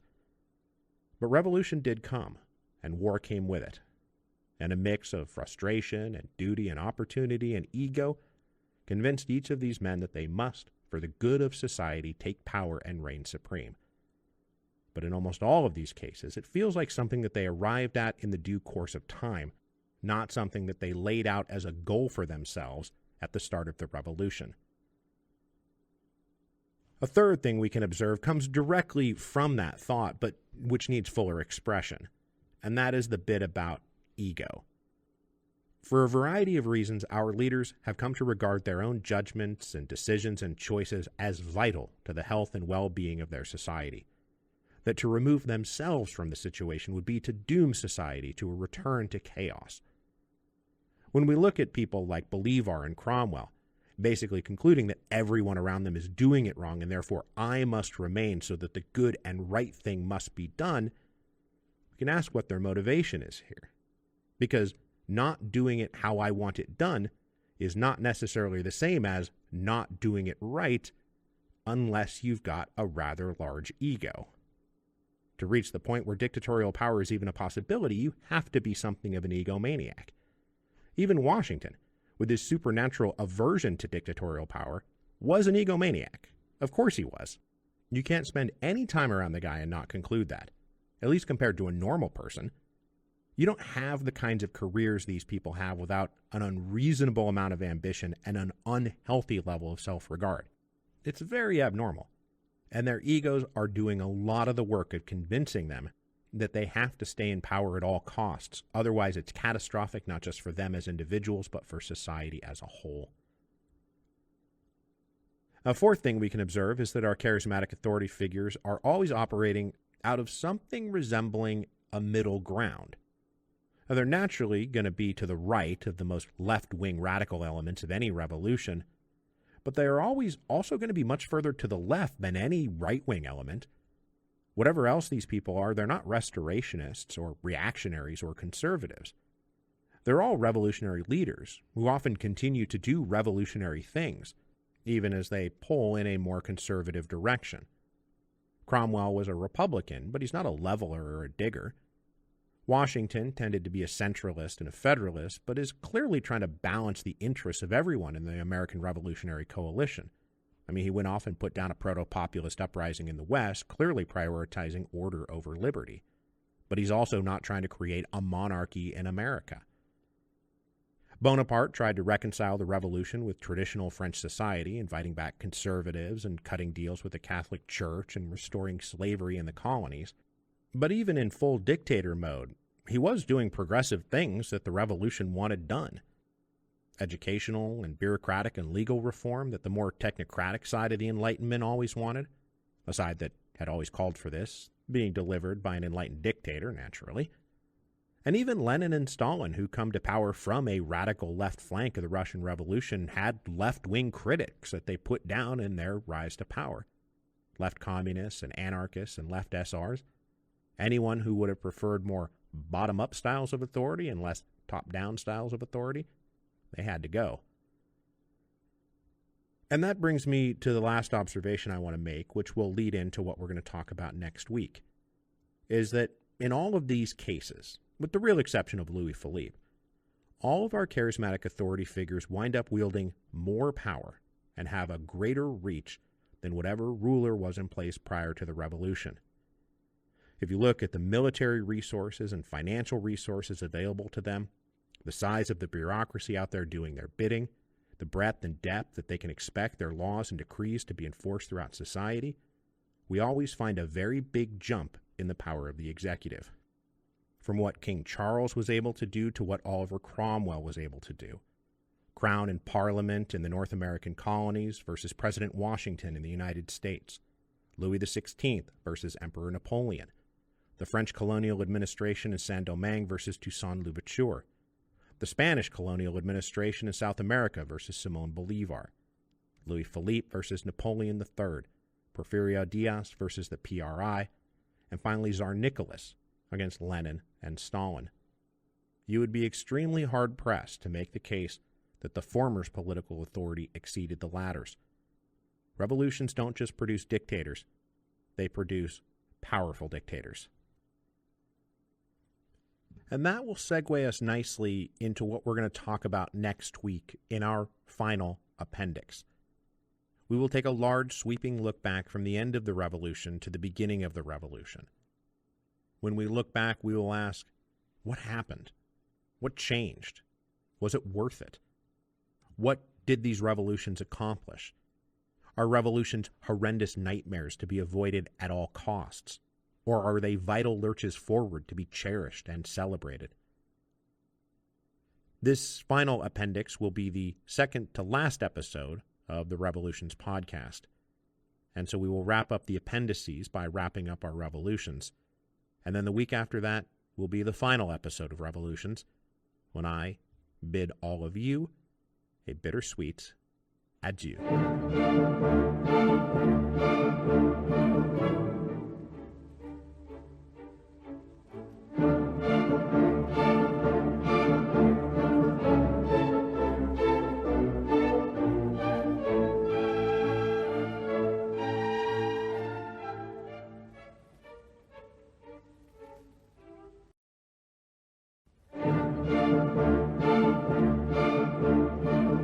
Hello, and welcome to Revolutions.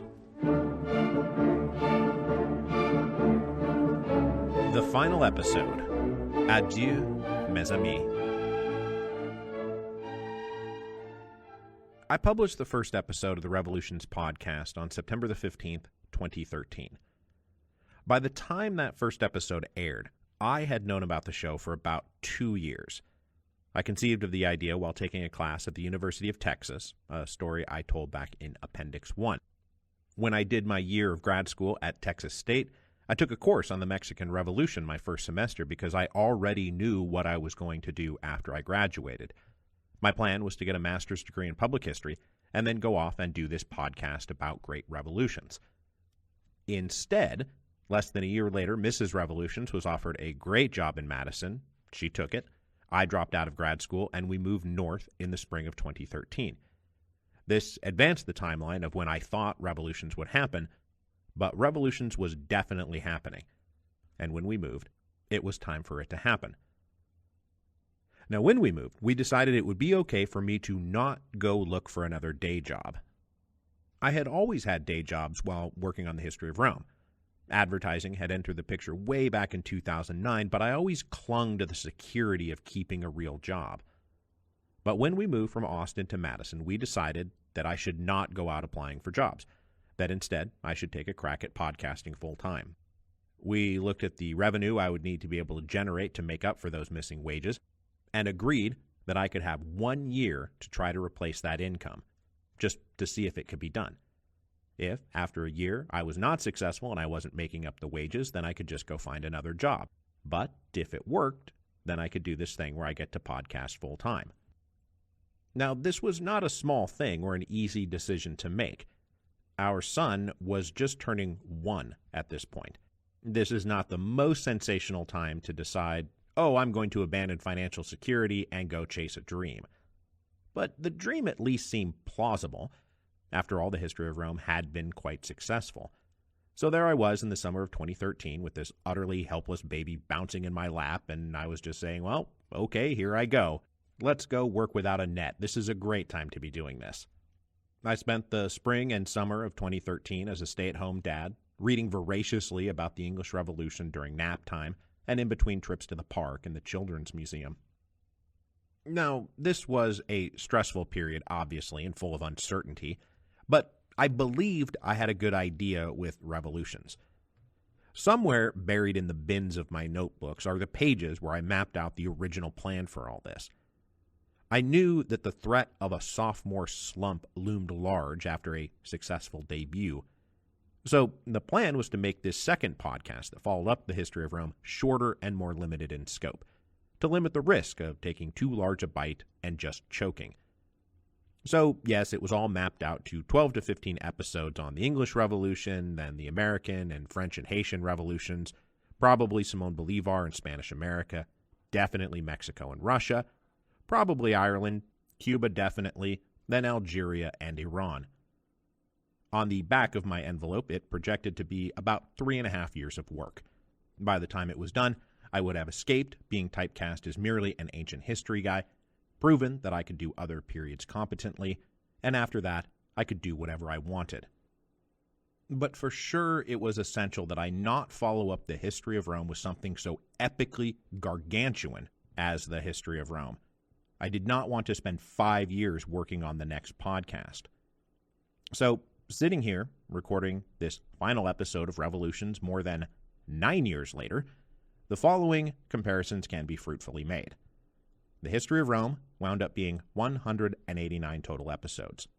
Revolutions is winding up at 342.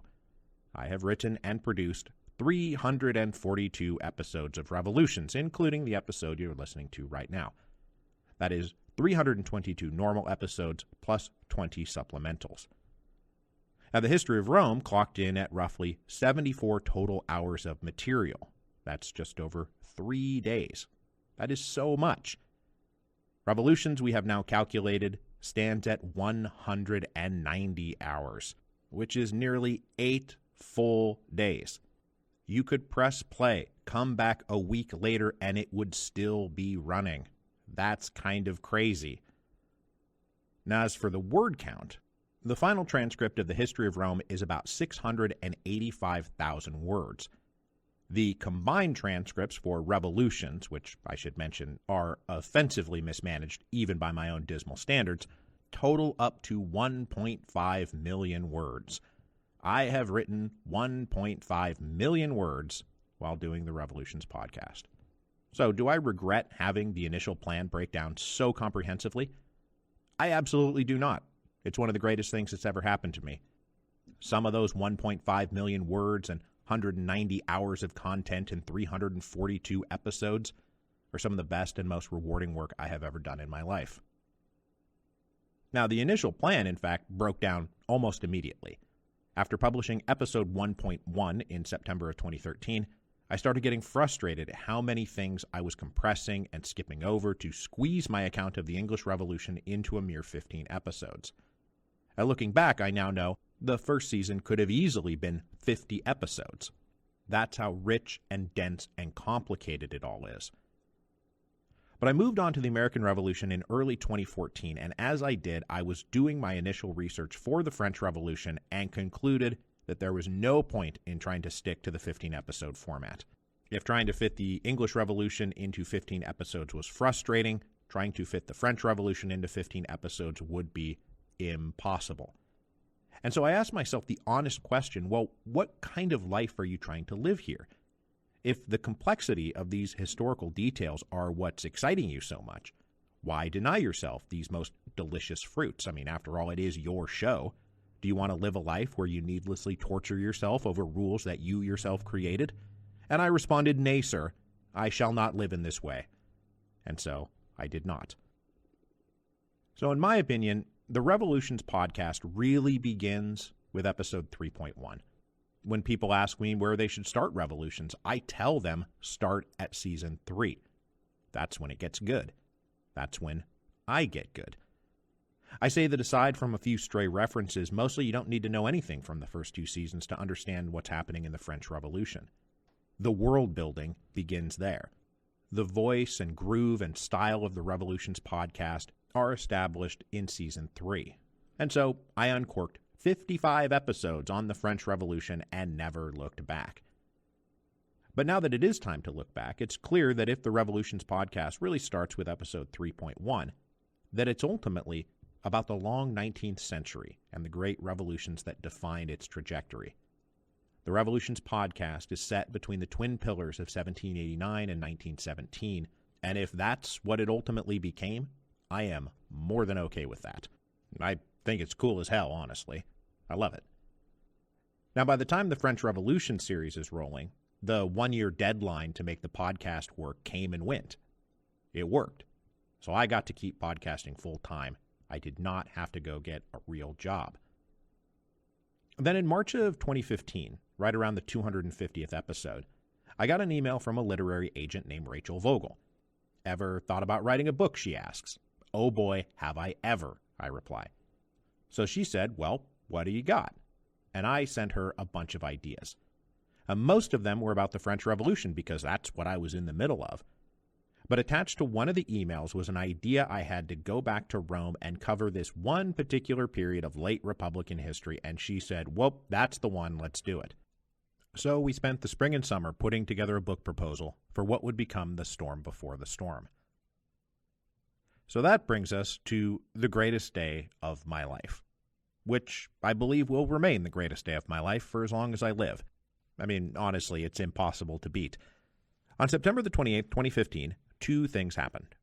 First, my daughter was born. I've got 2 kids, and that's all the kids I'm ever going to have. So already here we're talking about a day of miraculous joy that is only even matched by one other day. But then, about 6 hours after she was born, I got a call from Rachel saying Public Affairs would like to buy your book. Now, this is pure insanity. I've wanted to write a book since I was a kid, so this call represents maximum lifelong wish fulfillment, and it is taking place just hours after the birth of one of my 2 children. So the idea that this day can be topped just beggars belief. When else am I going to arrive at a day that tops the combo of A, the birth of one of my 2 children, and B, the sale of my first book, plus a third thing of equal measure to make it the greatest day of my life? This is not going to happen. It's like somebody topping Johnny Vandermeer's record of 2 consecutive no-hitters by throwing a third consecutive no-hitter. This is not going to happen. It's an odd thing to know that you've already lived the greatest day of your life, but man, what a day that was. Now, after she was born, I took 8 weeks paternity leave and then dropped the first episode of the Haitian Revolution in December of 2015. Now, I've said this many times in many places, but Haiti was a story that transformed me. It transformed my worldview. When it comes especially to my understanding of European and Atlantic history, my life has strong before the Haitian Revolution and after the Haitian Revolution vibes. Very early, I was reading about the big whites of Saint-Domingue, these large estate owners and major merchants of the colony, and I was like, oh, I see. John Hancock and George Washington are big whites, aren't they? Oh, yes, they are. But writing about events in Haiti, which were so intimately connected to events in both Europe and the Americas, is when I truly recognized the vast interconnectivity of all these revolutionary events. These revolutions I was writing about were not discrete national events, but instead one big event with several different theaters. Writing about Haiti is when I finally saw the one big revolution sloshing back and forth across the Atlantic in the late 18th and early 19th centuries. I am all on board with the Great Atlantic Revolution. The Haitian Revolution is also the work I'm most proud of. White Europeans wrote the Haitian Revolution out of our history practically the moment after it happened. People just didn't talk about it, they didn't teach it. By the 20th century, it wasn't even an active act of omission, but simply one generation of scholars passing down this massive blind spot they had been told wasn't really important or worth talking about down to the next generation of scholars. But by the mid to late 20th century, this blind spot was being revealed, and historians of Haiti and the Caribbean have been pushing the Haitian Revolution back to where it belongs in our shared historical consciousness, as practically the only revolution worthy of the name. And this process is still very much unfolding, but I can report that way more people talk about the Haitian Revolution now than when I was making these episodes back in 2015 and 2016. Now, I am not here to take credit for that. Other people are far more responsible for this than I am, but to whatever small degree I have contributed to raising a bit of awareness about the Haitian Revolution, well, I count that amongst my proudest achievements. Now, by the time the last episode of the Haitian Revolution aired, we have entered the year of our Lord 2016 with all that comes with it. In addition to writing the podcast, I was hard at work on this book about the disintegration of a centuries-old republic and was not thrilled by current events. There was this running joke on Twitter where the latest piece of insane political news would break and people would write to me and say, "Mike, you got to write that book faster, man." And I would say, "I'm writing the book as fast as I can." I meant for the Storm Before the Storm to be vaguely prescient. That's the vibe I was going for. I was not happy at all that the book stood in danger of being overtaken by events. But in December of 2016, I turned in the manuscript and held my breath, hoping it wouldn't be totally obsolete by the time it finally hit the shelves. Now, throughout 2016, I was also doing Spanish-American independence, which finally ended with Simón Bolívar dying in February of 2017. The end of that season marks the end of what I've come to think of as Part 1 of the Revolutions podcast. Part 1 covers the first 5 series, with the English Revolution serving as a little prequel, thematically foreshadowing what's to come. But the American Revolution, the French Revolution, the Haitian Revolution, and Spanish-American independence, these are all constituent parts of what's been dubbed the Age of Revolution, or the Great Democratic Revolution, or the Atlantic Revolution. This 50-year period of political upheaval after the end of the 7 Years' War, driven by new ideas and new technologies and new classes of people that redefine the nature of political power, legitimacy, and sovereignty. This Great Democratic Revolution is tied directly to the political question that we've been talking about for all this time, where a combination of ancient and modern political virtues churned up in the Renaissance and the Enlightenment were given real political force. Liberal institutions like constitutions and bills of rights and participatory political assemblies. We have great ideals like liberty and equality.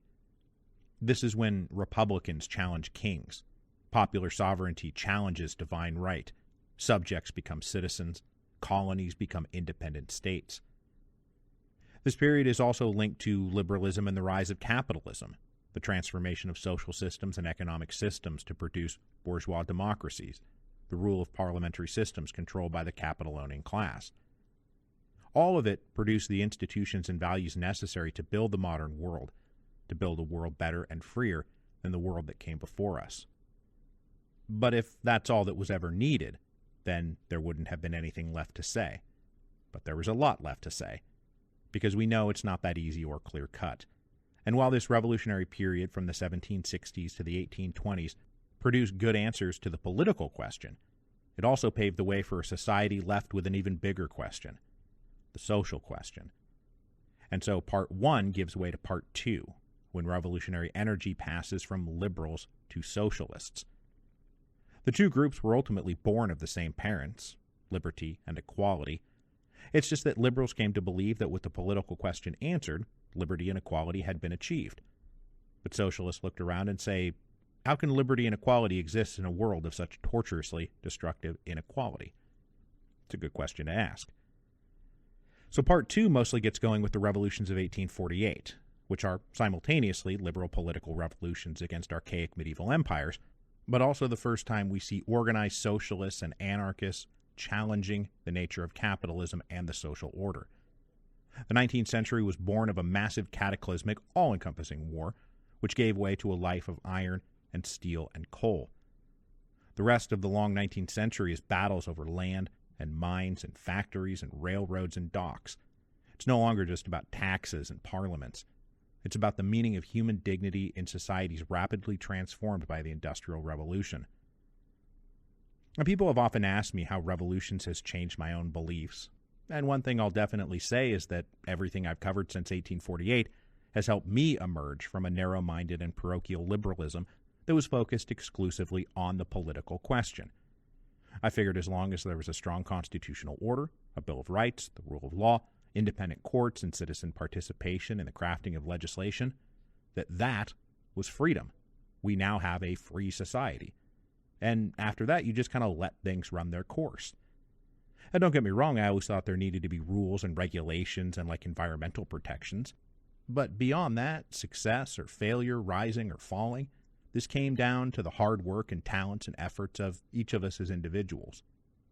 But as I said, I now see this as narrow-minded parochial liberalism. And when I look at history and I look at current events, I just don't feel like that's enough anymore.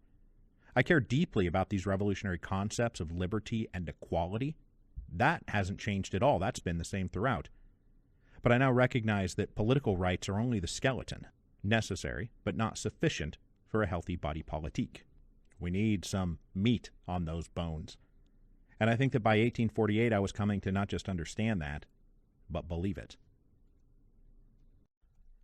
Series 6 on the Revolution of 1830 sits on the dividing line between Part 1 and Part 2 of the podcast.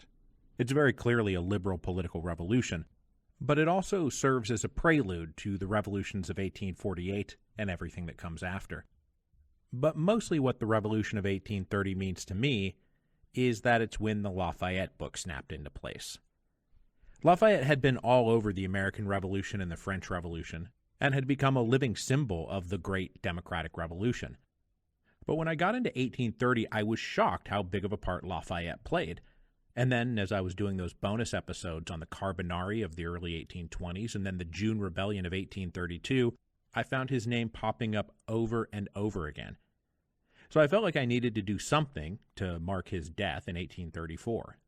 I started working up a standalone retrospective of Lafayette's life and career right at the same time I needed to think about what I'd like to do for a second book, just in case The Storm Before the Storm did well.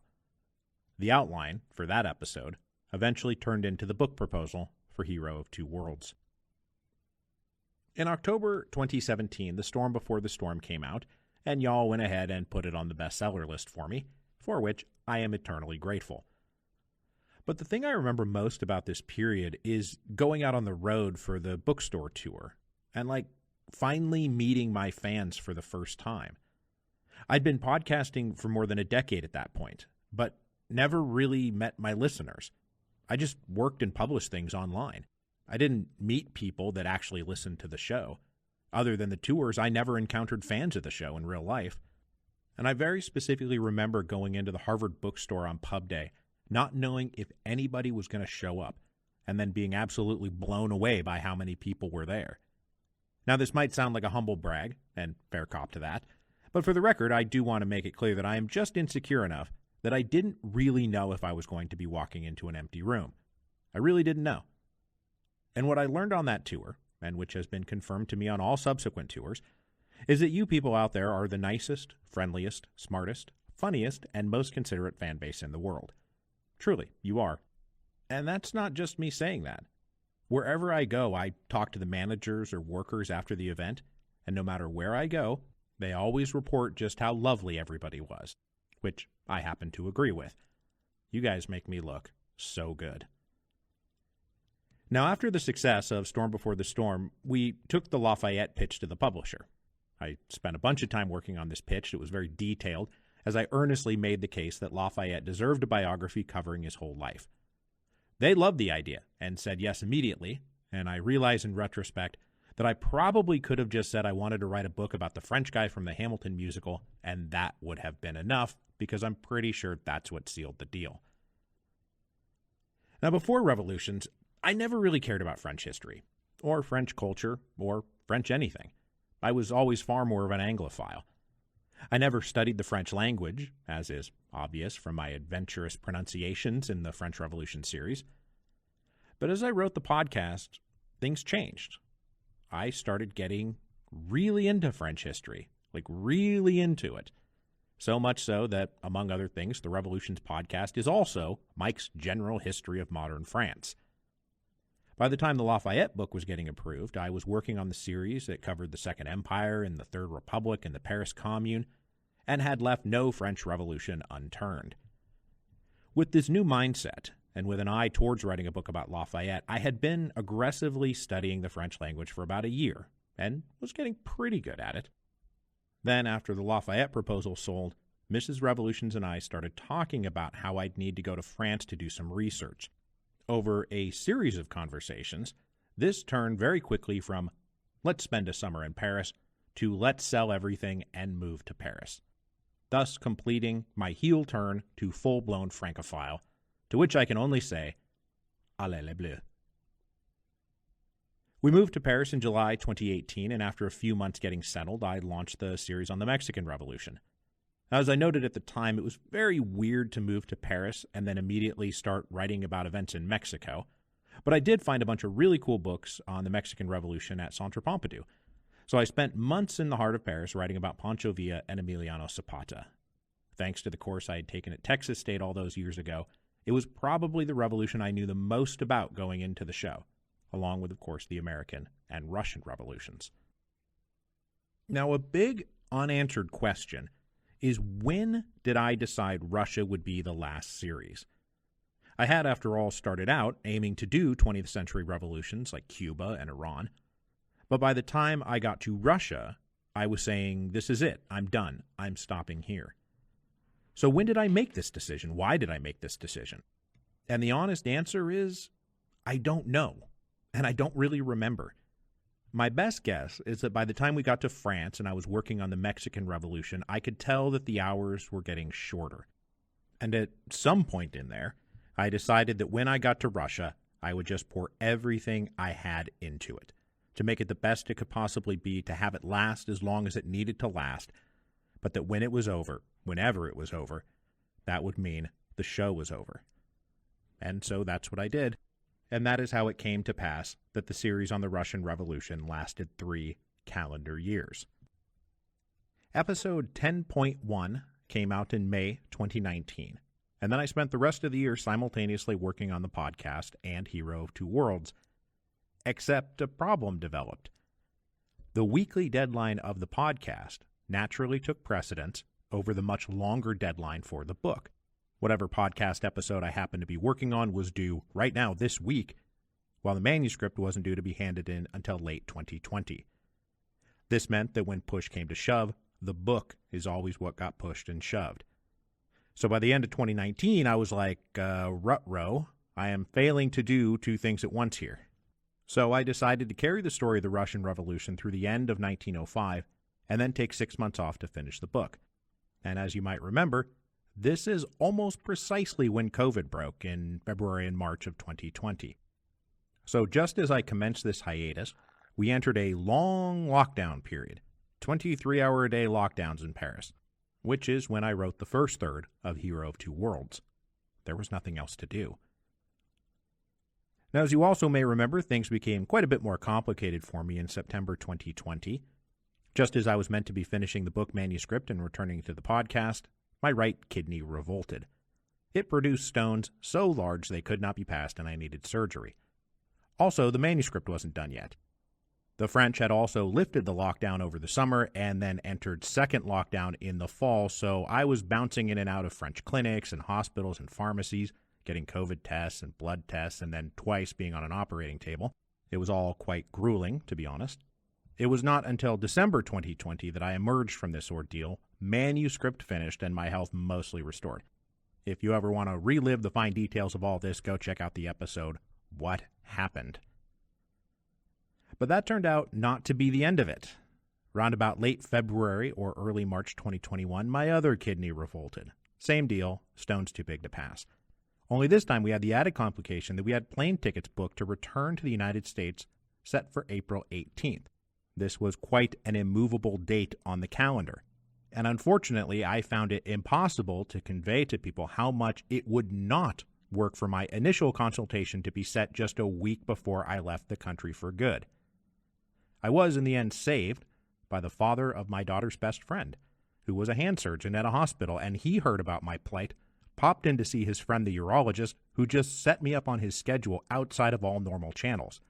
This, I have been led to believe, is a very French experience. A million bureaucratic rules and procedures that don't matter if you know somebody. But even here, it was absolutely down to the wire. 48 hours before I was set to board an airplane to depart France for good, I was heading into a French operating room for my final procedure. This was quite a stressful weekend, let me tell you. But there were no complications. I got fixed, we got on the plane 2 days later, and flew home. Our 3 years in France lasted forever and went by in the blink of an eye.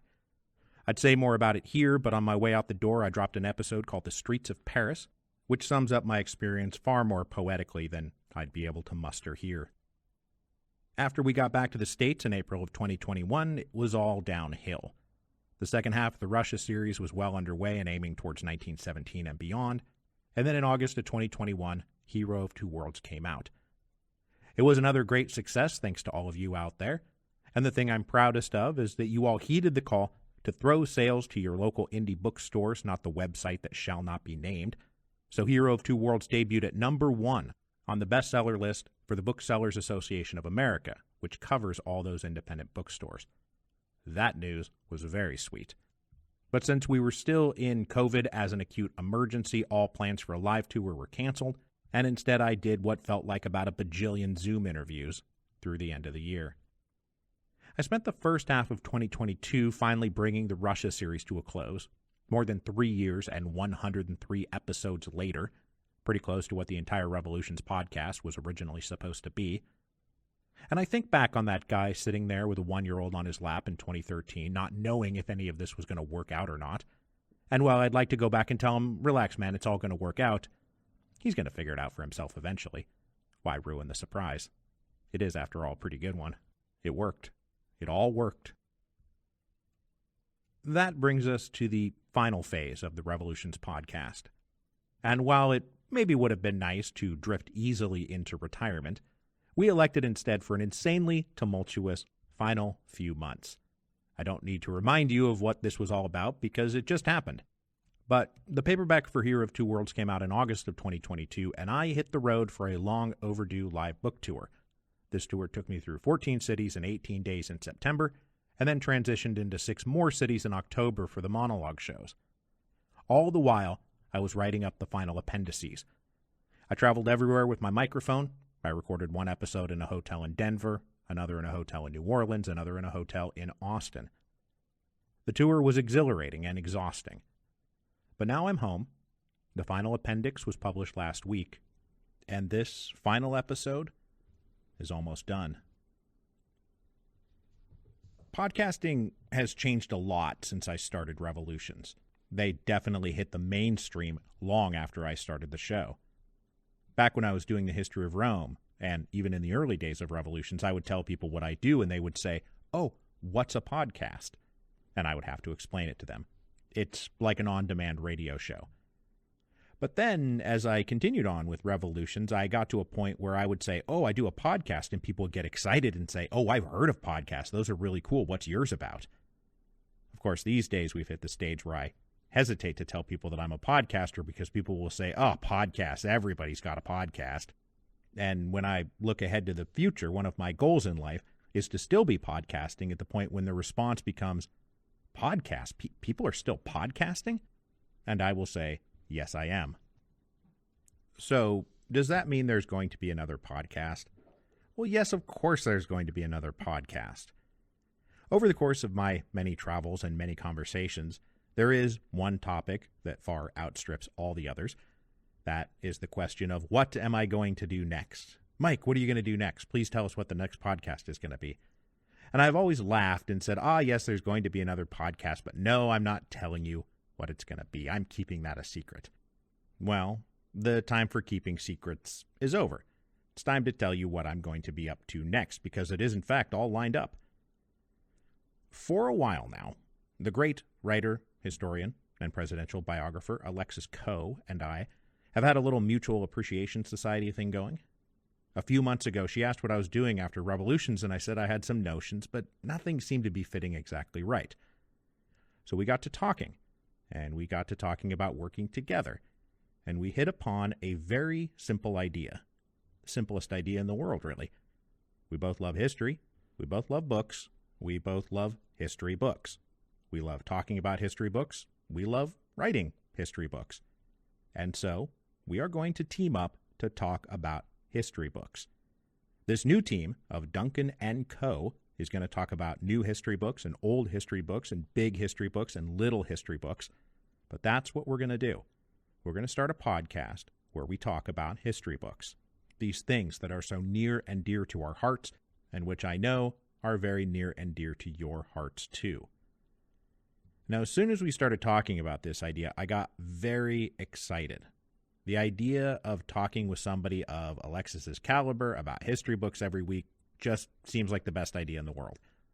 I, for example, absolutely have to take a break from long-form narrative history podcasting. Seriously, you guys, I need to rest that part of my brain for a while. And so a conversational show sounds absolutely wonderful.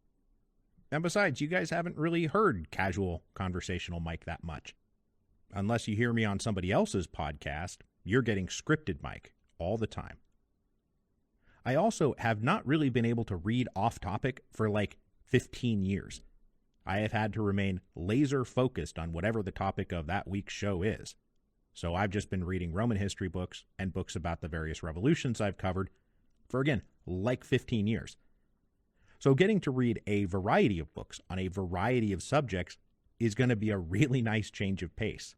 I can't wait to read books that are not about Rome or revolutions and not feel guilty about it. I am also beyond the stage in my career where I feel like I have to fight tooth and nail for my own place in the world.